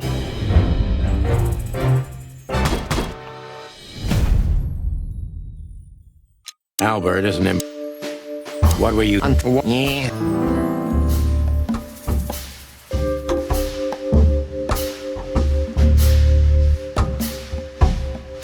You wanted to. I couldn't see You. I wanted Such. self. No. You see? Have you ever? Yeah. You.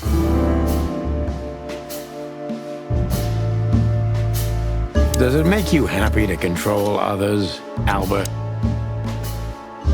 What made you think that was your plan? I must get serious. When was the moment you...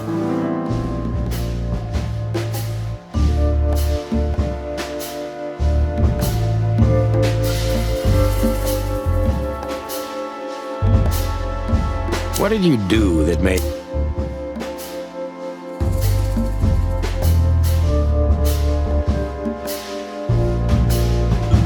When did you decide that I'm very close? Natasha was Maybe it's not too.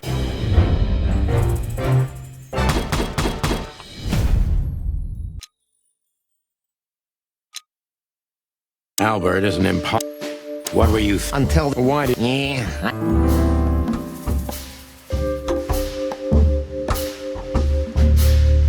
Why did you Are you so comfortable? Cry. Yes. You can Yeah.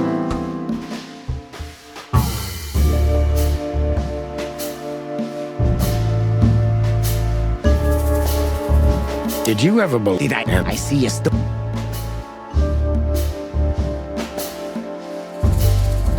So you feel As it, yeah.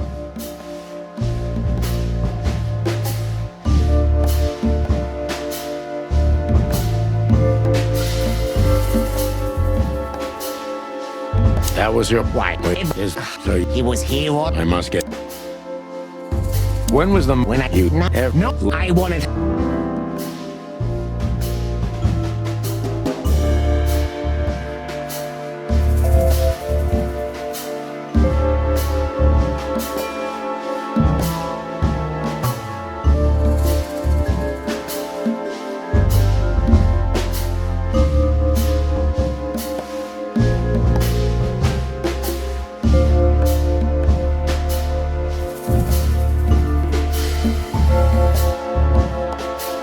Yeah, just it. You just I don't. Why? You think I don't? If you mean what? Watch classic? If you you sub. Maybe it's no you you and more yes. you and I. Why, Mr. Because if Goodbye. So long.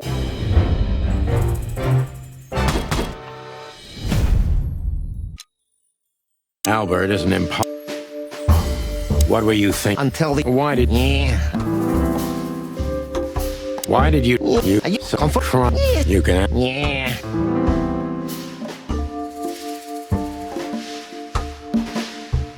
Did you ever Did I see you? So you feel As it, yeah. That was your Why? Is so He was here. When was the When I you no, I wanted. Do you think so? Al, You both. Oh, it would be. When did you? Can I? You. Enough sense. I'm very. Natasha. I did. What? Maybe it's not too. No. You and more. You Why? because so long.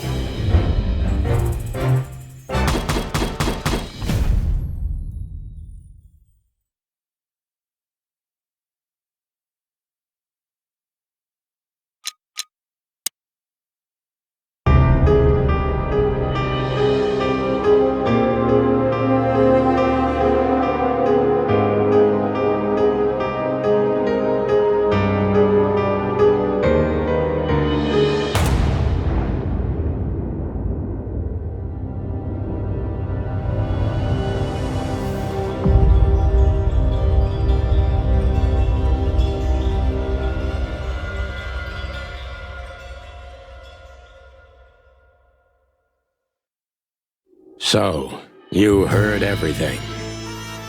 I heard everything. I'm sorry you had to find out like this. And thank you. If it weren't for you... Yes, both of you would be dead, I know. But believe me, I still thought carefully before firing.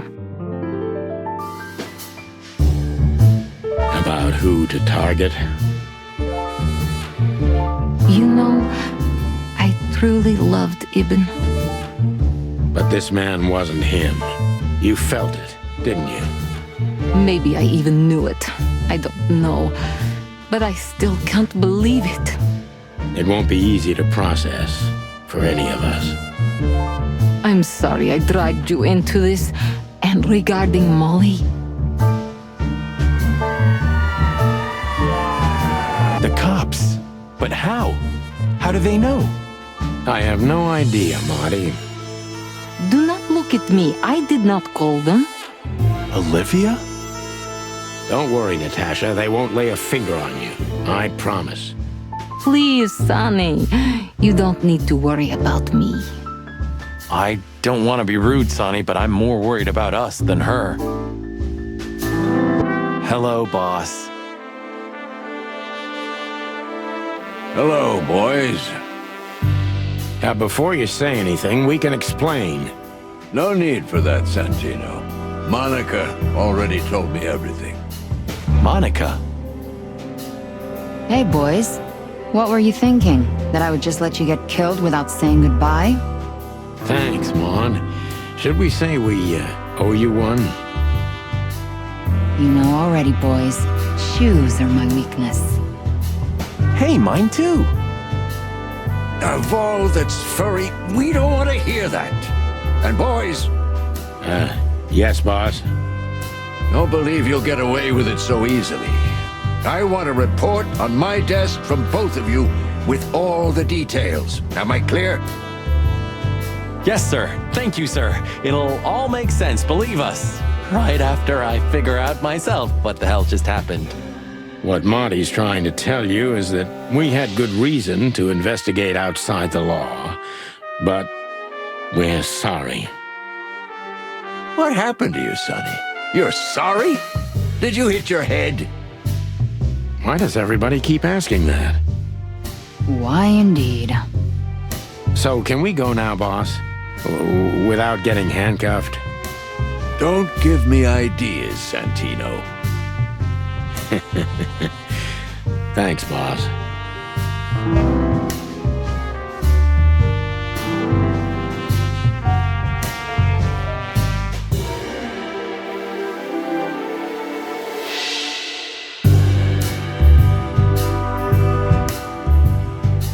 Look at all these plants. It's like nature's claiming back what's hers. Yeah, amazing. Strange how someone so rotten inside, like Wessler, can still dream something so beautiful to surround himself with.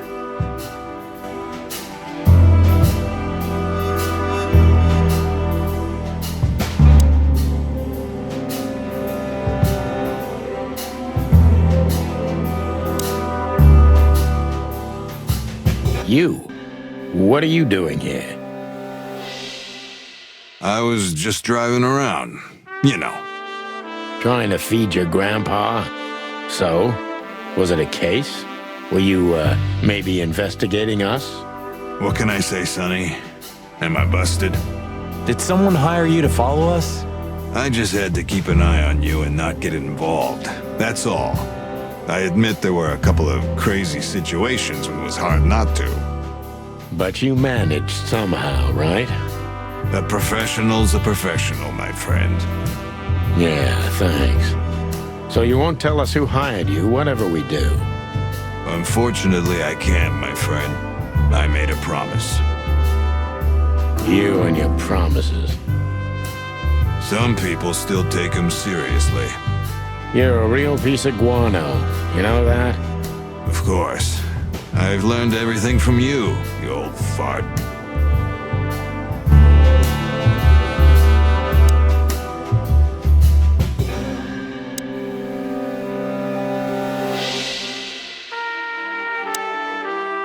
Hey, Olivia. Marty? I just, wanted to thank you For what exactly? for trying to save us. I didn't do it only for you, believe me. I loved my job while I had it. Now my employer's dead, so I don't have a job anymore. I didn't even think of that. Of course you didn't. Can I do anything to help? I think I'll manage. I always do. You're a good boy, Bosco. Nice work. You know, folks, somebody's gotta take care of the real police work while you're tearing up the city. Sorry for the mess, Bosco, but you know us. Yeah, unfortunately, I do. How did you catch them? After the gunshot, I was sure these two would show up. They have a habit of doing that. They were already in cuffs before then, Sonny. We had the house surrounded. If you could have hung on, maybe nobody would have died. Hey, a second longer and it would have been us. That's your story. Cluck you sideways, Bosco. Gentlemen? Gentlemen? We're honestly very sorry it had to end like this. Yeah, this peacefully. For myself, I'm glad, gentlemen. I would have sincerely regretted it if we had to shoot both of you, but unfortunately, that seemed to be the only solution to this, rather nasty situation. Fortunately, it didn't turn out that way. Joyful. Don't think we'll be behind bars for long, chickens. Whistler may be dead, but his empire still won't crumble. Oh, look at that. He can talk. In complex sentences, too. Yeah, or something like that. Amazing.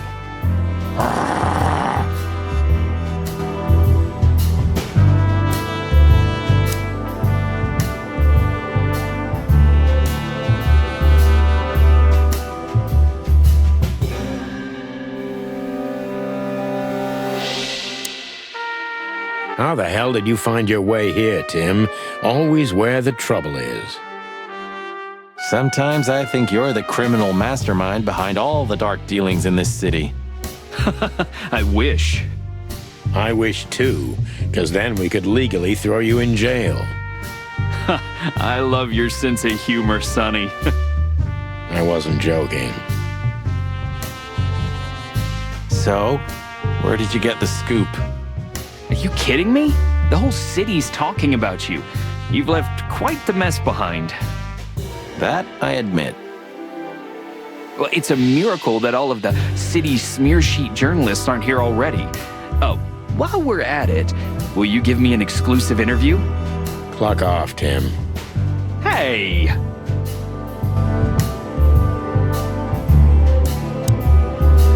Thanks again, Mon. If not for you, those furheads would have put holes in us. No wonder, since you put holes in their boss. Well, actually, that wasn't us.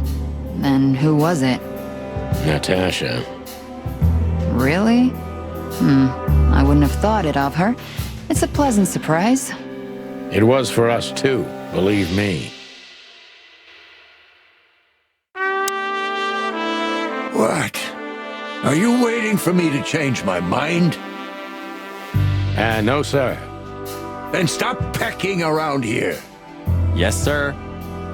So, here they are, ladies and gentlemen. The Chicken Police, in the flesh. Damn it, Tim. Drop it and cluck off.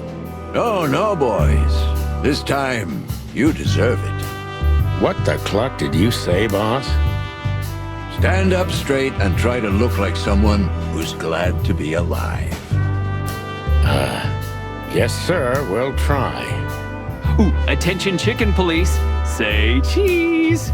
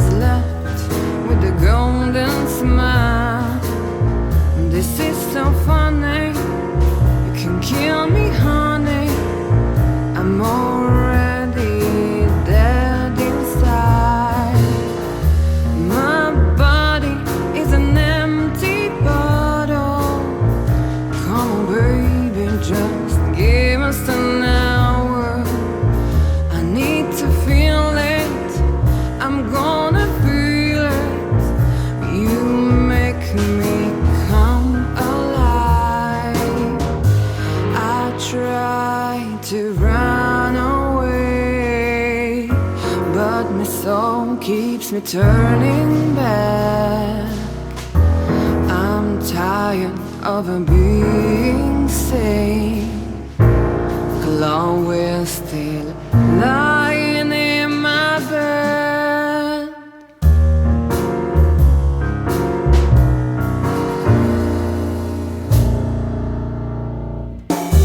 All the colors are dead inside. The whole world goes to black and white. The moon is falling, I hear you calling. My city is on fire. I hear a bang and my heart beat skips. Rock hard knuckles and easy tricks. Where are you, baby? I'm still your lady. I'm gonna burn you down. I try to run away, but my soul keeps me turning back. I'm tired of being sane. Chloe's still lying in my bed. And it's dead.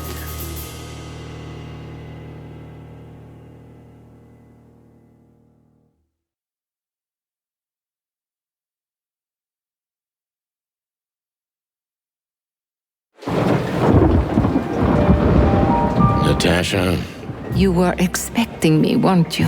I wouldn't say that, but I'm not surprised. I just wanted to talk to you. About what exactly? You know very well. What do you think, Natasha? Why didn't she tell me? Because she loved you. Yeah. If it wasn't for you, she may have never left the place. Perhaps she'd still be there. Ah, sheep shit. We used to dream about falling in love with a nice man who comes and saves us someday. A knight in shining armor. You know, like in the fairy tales. And how did that work out for you? She fell in love with a good guy. I didn't. I envy her. I'm not that good guy, Natasha. But if it's any consolation, she could have found him. Maybe she's living with him right now, somewhere on the other side of the world. Well, goodbye, Sonny. So long, sweetheart. Hey, Natasha, you have a light? I've been trying to smoke this sorry-ass cig all day. It's driving me crazy. Maybe you don't really need it. Maybe you're right. Maybe.